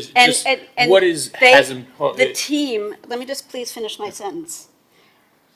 This hasn't been done before, and we, the team, we don't have the in-house expertise to do what we feel will get us the best correct result. It's possible we don't spend the full $198,000. But we need to have the ability, and I agree, there are too many studies and too many consultants, but yet another traffic study to appease the FDOT gods is very different from trying to figure out how to create something that has never been done before. But- Daniel, but please, I- but- please. And let me ask, hold on, if I as can, far as, hold on. what hasn't been done? There has never been a community arts center built with affordable housing, workforce housing on top of it. So what makes you think a consultant's gonna be able to do? I am in the middle of a sentence answering a question. Thank you. I'm the vice mayor, I can speak. Listen, I've been trying to interject. Again, I'm trying to be respectful. You're saying that this has never been done before. There's no guarantee that if we spend this $190,000, that we're going to get the intended desire that we want.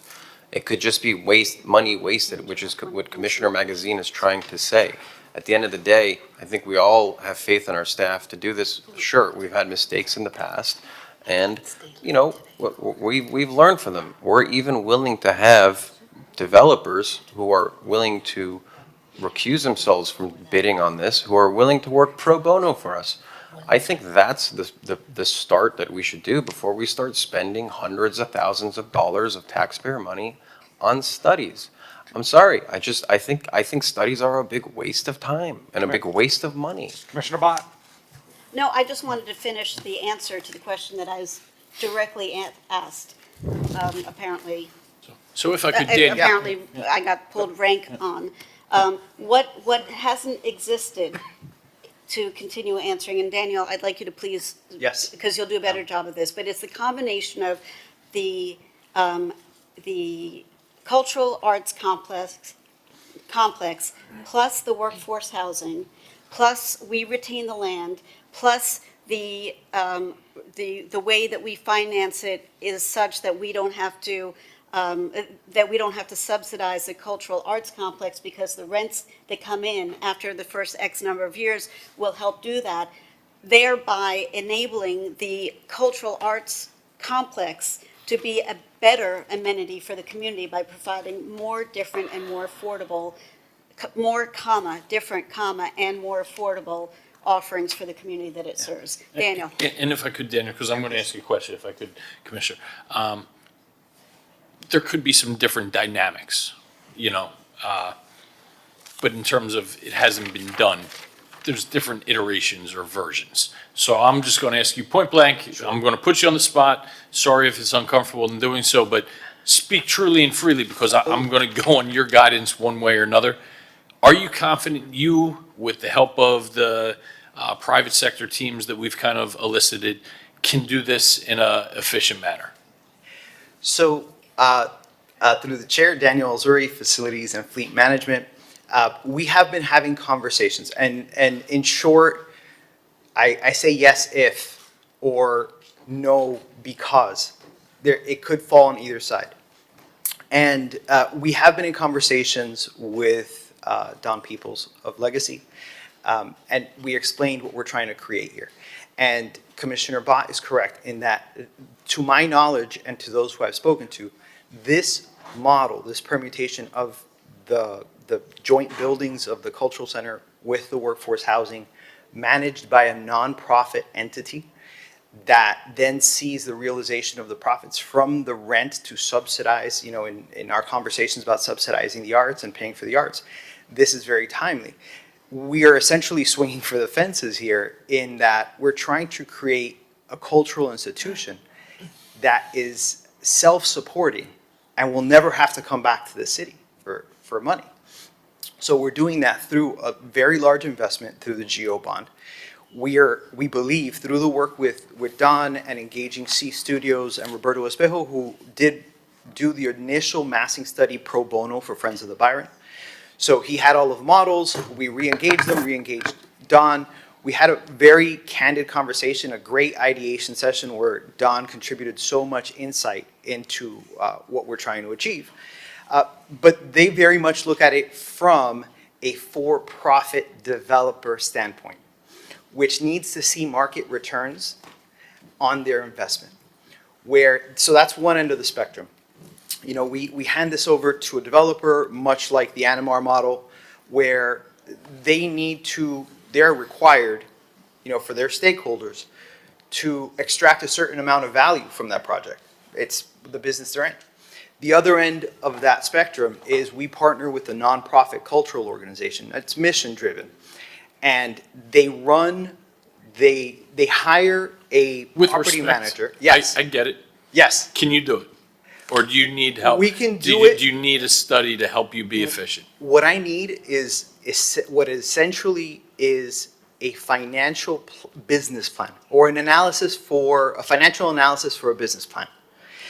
We need people that live in this realm to say, yes, you can finance up to X amount with the funding that you're given and the land that you're given. So what we're asking is for this consultant to model a business plan using the nonprofit model that would then enable, in long term, the cultural center to realize the profits from the workforce housing.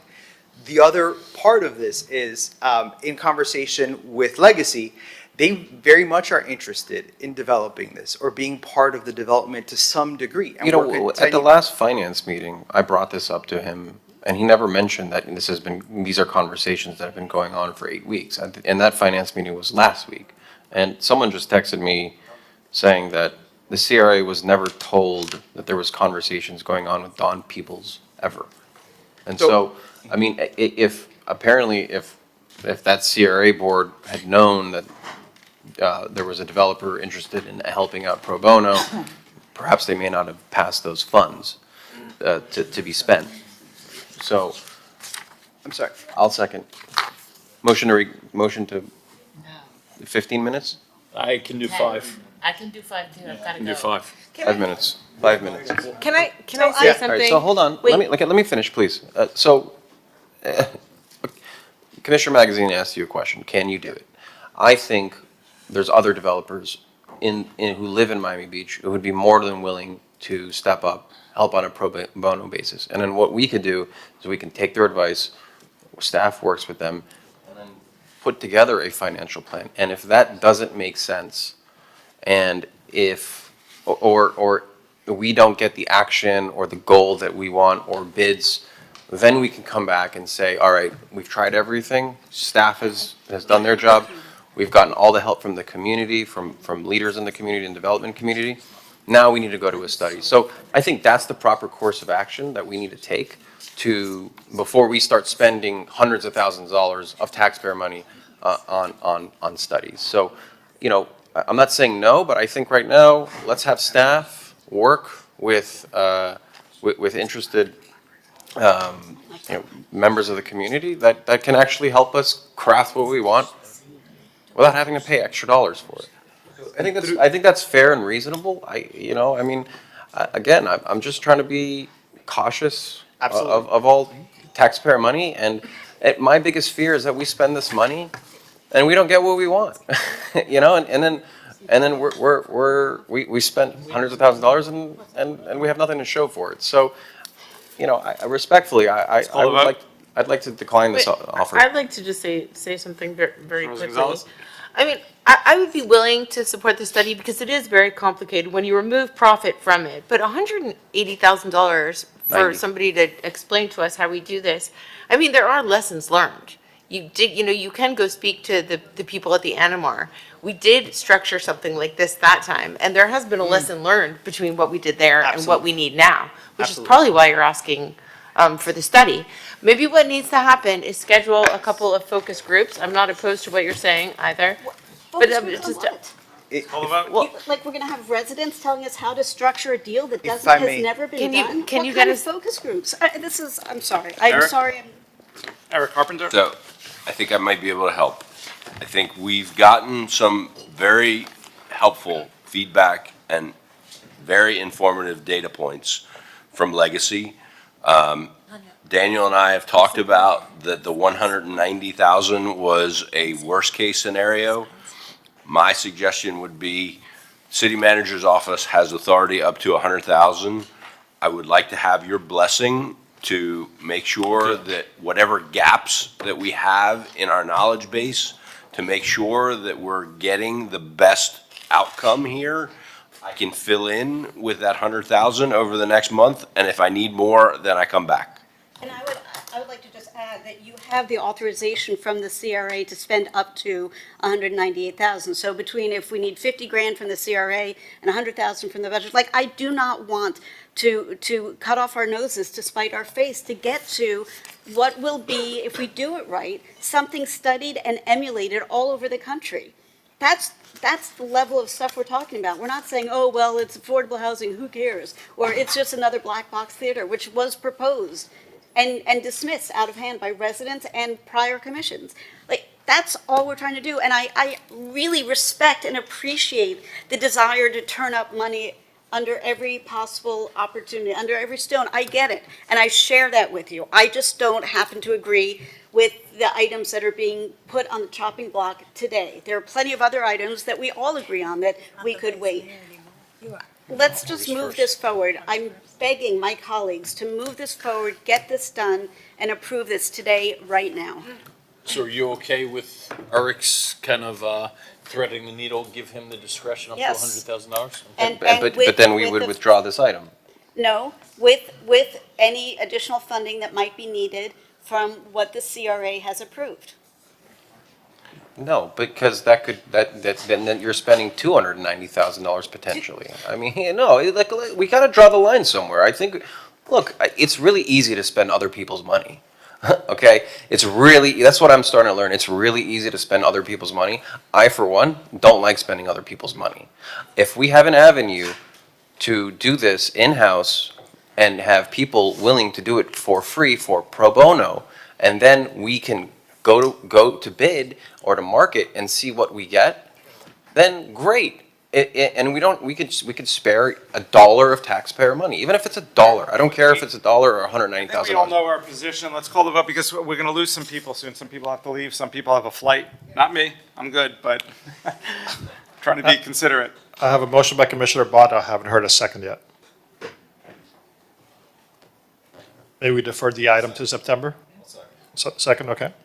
So I have a motion by Commissioner Bott, seconded by Commissioner Fernandez. All in favor, please say aye. Let's call a roll. I think it's going to be. Okay, I'm going to go alphabetically. Commissioner Bott. Wait, can I just ask one question before we vote on this? This money for this study, is it the whole comprehensive? I just want to understand exactly what we're getting. We're getting the whole comprehensive breakdown of the arts center plus the workforce housing plus the affordable housing? So the cultural center is more or less laid out. This is the study of the workforce housing, the finances around the development of the workforce housing and the returns on the workforce housing that would then service the bond that would be taken out for the And workforce can housing. we, once you get this model, can it be general enough that we can extrapolate to other workforce housing projects across the city if we needed to do more of these types of projects? To some measure, I would assume so. The modeling, it's just different areas have different economics. So the market rent in South Beach is going to be different than North Beach is going to be.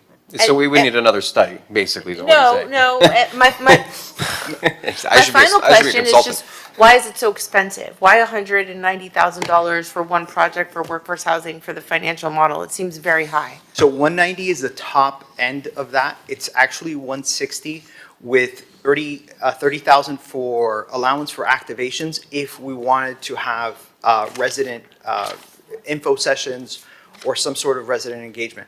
So we will spend as little of that money as we can. Just for clarification, the conversations that I've had with Legacy, I think we've reached the point that they're no longer comfortable going pro bono and offered to give me a proposal to consult. So I think I've exhausted that, There are a multitude of developers who I know would be willing to help. We have a motion and a second. Let's call the vote. I'm going to do it with an official roll call vote. So randomly, Commissioner Magazine. No. Commissioner Rosa Gonzalez. Yes. Commissioner Dominguez. Yes. Vice Mayor Suarez. No. Commissioner Bott. Yes. Commissioner Fernandez. Mayor Minor. No. Item fails. This is a 5/7. Ooh. told it was a 4-3. Okay, we have a couple more quick items, and we can extend the meeting. I think- Mayor, this is, they told us 5/7. Why is it 5/7? That's what's on the sheet that someone told us, so someone can verify that? I even asked the question privately, and I was told it was 4/7. It's 5/7 because part of that is also the bid waiver to engage AMS. The vote. It's not, I second the motion. So motion to reconsider by Commissioner Fernandez, seconded by Commissioner Bott. All in favor of reconsidering, please say aye. it's not going to change, I mean, I don't think it's. You're not changing your vote? But then I withdraw my. Yeah. Okay. Let's call a couple of quick items. R9B, the boards and committees, R9, yes. by acclamation, I believe. By acclamation, there is one nominee for each seat, just for the record. Budget Advisory Committee, reappointment of Maj Kagan. For the general obligation bond, Isaac Kessler. And for the North Beach CRA, one nominee, John Aspitia. If we do those by acclamations, we can get those done. There's no competition. No competition at this time, no. Okay. Yes. Okay, so everyone is appointed. Congratulations. That's R9B. Thank you. R5V? R5V. An ordinance of the Mayor and City Commission of the City of Miami Beach, Florida, amending Chapter 58 of the Miami Beach City Code entitled Housing by amending Article 7 entitled Consumer Protection of Owners of Residential Property by amending Section 58-600 entitled Definitions, Section 58-602 entitled Notice to Associations, and Section 58-611 Civil Penalties for violations of Section 58-602 to require a prospective bulk owner of residential condominium units to provide notice to residential unit owners of any present or pending application or other request to amend the comprehensive plan or land development regulations in connection with the proposed redevelopment of the condominium property and providing for repealer severability codification and effective date, I move the R5D. item. Second. So Commissioner Fernandez, Commissioner Magazine, it is a public hearing. I see no one in Zoom, no one in the audience. Call is Vice Mayor Suarez. Yes. Commissioner Magazine. Yes. Commissioner Rosa Gonzalez. Yes. Commissioner Dominguez. One more. Yes. Commissioner Fernandez. Yes. Commissioner Bott. Mayor Minor. David, one more. Motion carries. Second reading, Yes. public hearing is September 3rd. One last item for candidates. Commissioner Fernandez said to extend the parking holiday. We need to vote on it now. R70, last item. I move. Hold on. We got to call it officially. R70. R70, I heard Magazine and Rosa Gonzalez, R70. And, all right. All in Thank you, favor? All right, colleagues. yeah, I All in favor? Anyone Aye. opposed? Thank Hearing you. Have a none. great night. Enjoy R70 the is summer, approved. everyone. enjoy August without all of us bothering you. No meetings. We'll see you September 3rd. Have a great night. God bless.